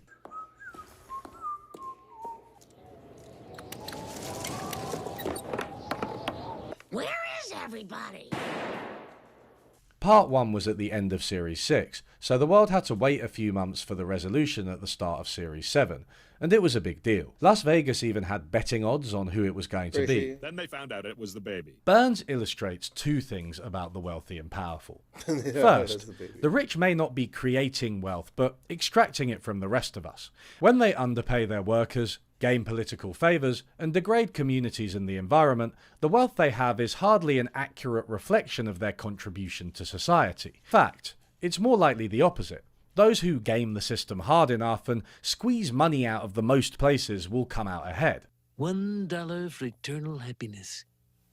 I'd be happier with the dollar. YouTubers know this all too well. Every time I want to use a little clip from a song or a show like, say, The Simpsons, I have to go to war with a multinational company over their hyper-restrictive copyright claims. Secondly, even if a billionaire originally gained their wealth through relatively legitimate means, and there are a few of them out there, being that wealthy means that your decisions necessarily have a large impact on the world around you. This extends from the industry where you made your fortune, to the communities you choose to locate in, to what you pay your workers, to your public statements, to your inevitable mixing with other wealthy and powerful people. Even if well-intentioned, the actions of the extremely rich become a matter of democratic interest. We don't elect our politicians and hold them up to increased scrutiny because they're always wrong. We do it as a matter of course because anything else is unacceptable when you have that kind of power. You have to care whether or not somebody is saying boo earns. Let's go into more detail on one way Burns' power manifests, through his monopoly over electricity in the town of Springfield. There is a man. A certain man. A man whose grace and handsome face are known across the land. Ah, the economy 100 years ago. Inequality was sky high. Key industries were run by a few tycoons, and working people were being treated horrifically. I know it's difficult to cast your mind back to a time when things were so different, but if you really squint, you may even see some slight similarities to the present day. And it may encourage you to learn that eventually society dealt with the distorting impact of the ultra-wealthy by aggressively regulating their economic empires. Antitrust laws were originally created to prohibit monopolies from becoming too large or abusing their power. US Senator John Sherman was the pioneer of the original antitrust laws back in the late 19th century. Sherman's biggest targets back then were oil and railroad companies. The discovery of oil had led to great achievements in lighting, solvents, and engines. At the same time, it had given its owners like John D. Rockefeller enormous wealth and power. He had exclusive deals with the railroad companies, obtaining special prices to transport large quantities of oil on their trains at a steep discount. In what became known as the Cleveland Massacre, he bought up most of the refineries in that city. The end result was that he had control over a quarter of oil production in the country. I've got a monopoly to maintain. I own the electric company and the waterworks, plus the hotel on Baltic Avenue. Rockefeller's Standard Oil had engaged in abusive practices, including price fixing and spying on competitors. Under the Sherman Act, the company was broken up into 34 subsidiary companies for the crime of establishing a monopoly by engaging in anti-competitive behaviour. Arguably, though, the big question at stake was less the specific wrongs that Standard Oil had wrought, substantial though these were, and more the dominance it had over the market in the first place. In 1890, Sherman summed up his position by questioning the power and control of monopolists. If we will not endure a king as a political power, we should not endure a king over the production, transportation, and sale of any of the necessities of life. If we would not submit to an emperor, we should not submit to an autocrat of trade, with power to prevent competition and to fix the price of any commodity. This is how modern competition law was born. For most of the 20th century, these laws focused on markets as a whole, investigating whether certain companies were too big or were exerting power over their competitors. The basic idea was a simple one. If there are too many big fish in the pond, they will dominate, to the detriment of smaller fish.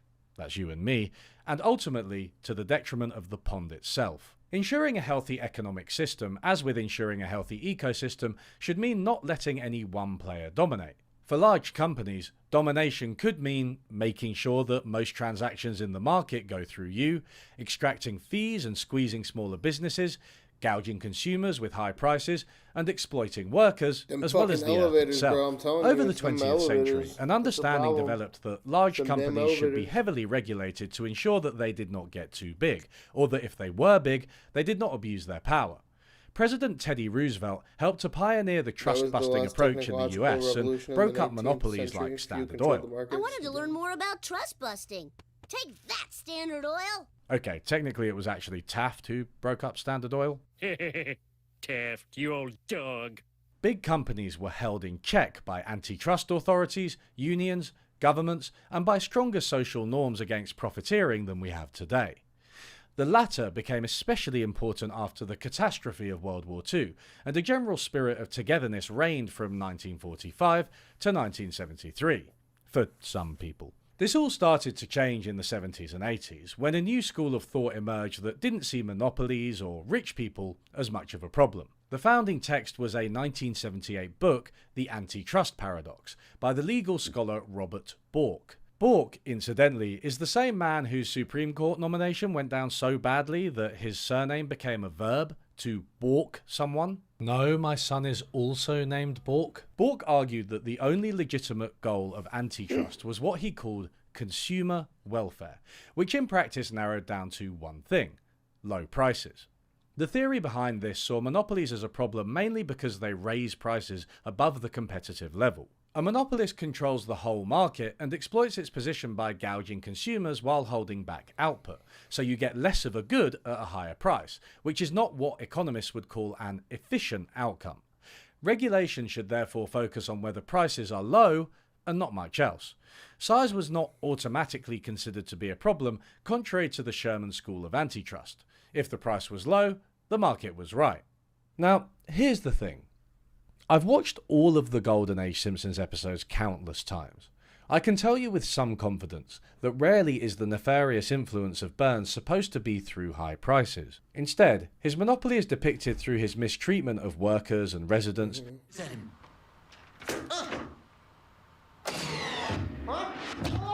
environmental degradation, and his corruption of politics and government.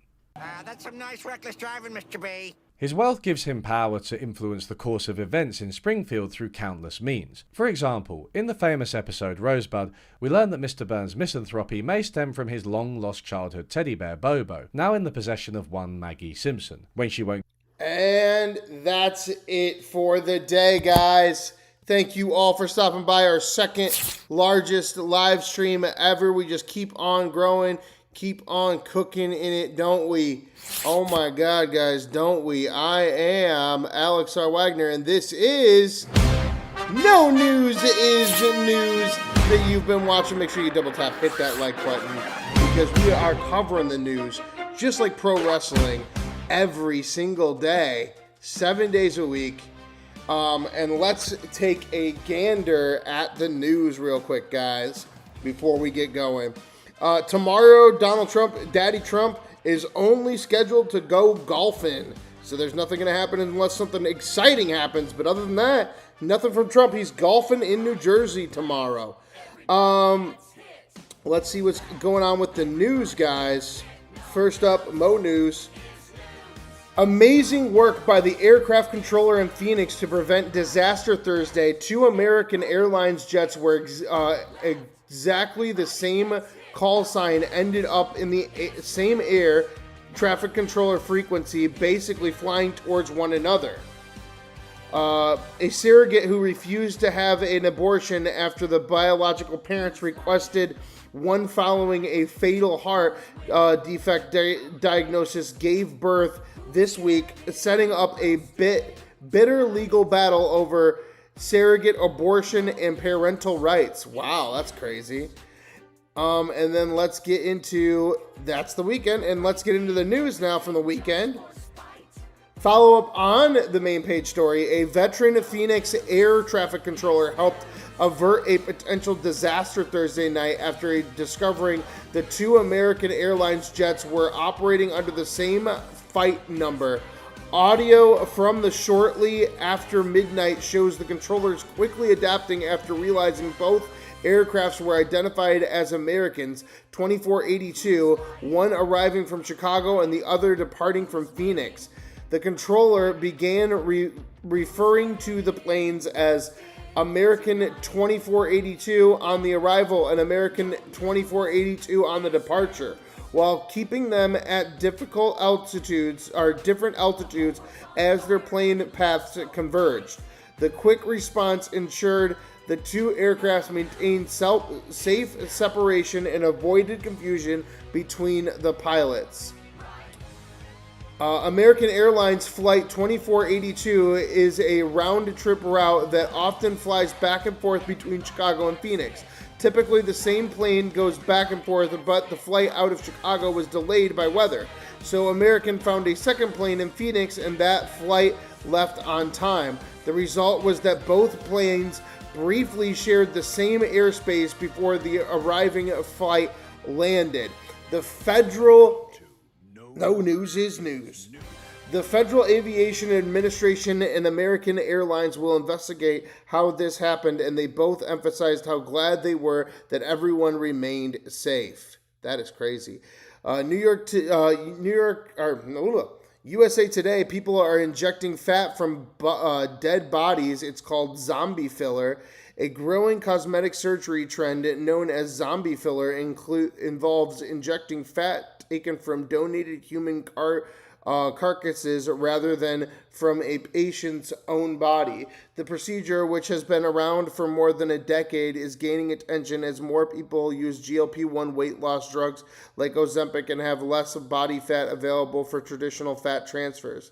Doctors say cadaver fat is being used as a more natural alternative to fillers, such as hyaluronic acid can help restore volume in the face, breasts, and other areas. Some surgeons say the treatments also reflects a broader shift away from overfiller Instagram face look and towards regenerative productive reproduced designs to rebuild tissue more naturally. So now people are literally going to just, like, all the celebrities, they're going to literally have dead bodies inside their face. So I don't know what that's going to look like, but, like, good luck to them. CBS News, violent crime plummets in 2025 with murder rate hitting 20-year low, FBI says. Violent crime rates in the United States have plummeted, with the nation's murder rate reaching a 20-year low in 2025, and violent crime overall showing the biggest one-year drop on record, according to data released Friday for the FBI's annual crime report. The FBI report, which compiles crime data from about 87% of the country's police departments, shows a 18.1% decrease in the murder rate compared with the prior year. Violent crime rate in the multiple categories also saw significant year-over-year decreases across the country, with aggravated assaults following by 7.2%, rapes declined by 7.6%, and robberies down 18.5%, according to the FBI's report. The data reflects a trend experts have been tracking for several years, as reported numbers of violent crimes continue to drop from a spike immediately following the COVID-19 pandemic. USA Today, FBI Director Kash Patel said that the introduction of the report that the 2025 murder rate of 4.1%, 100,000 inhabitants, is tied to the 1955-1956 for the lowest rate since FBI's estimations began. There are an estimated 1,119,768 violent crimes in 2025 and 14,085 murders, the report said. Both the violent crime and murder rate have decreased annually since spiking in 2022. The violent crime rate fell for 4.5% in 2024 4, while murders and non-neglected manslaughter decreased by 14.9%.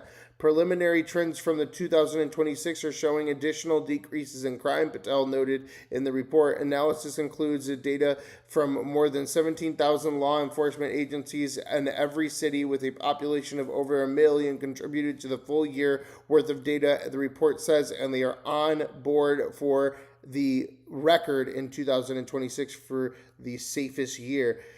Scary incident at a prominent NYC synagogue during Sabbath service Friday night. A man is facing hate crime charges after attacking people during Sabbath service at a prominent Manhattan synagogue Friday. Police report that a 46-year-old man was escorted out of a central synagogue by security after disrupting the service. The individual struck a 63-year-old woman while being escorted out. He also headbutted and spat at a 65-year-old security guard.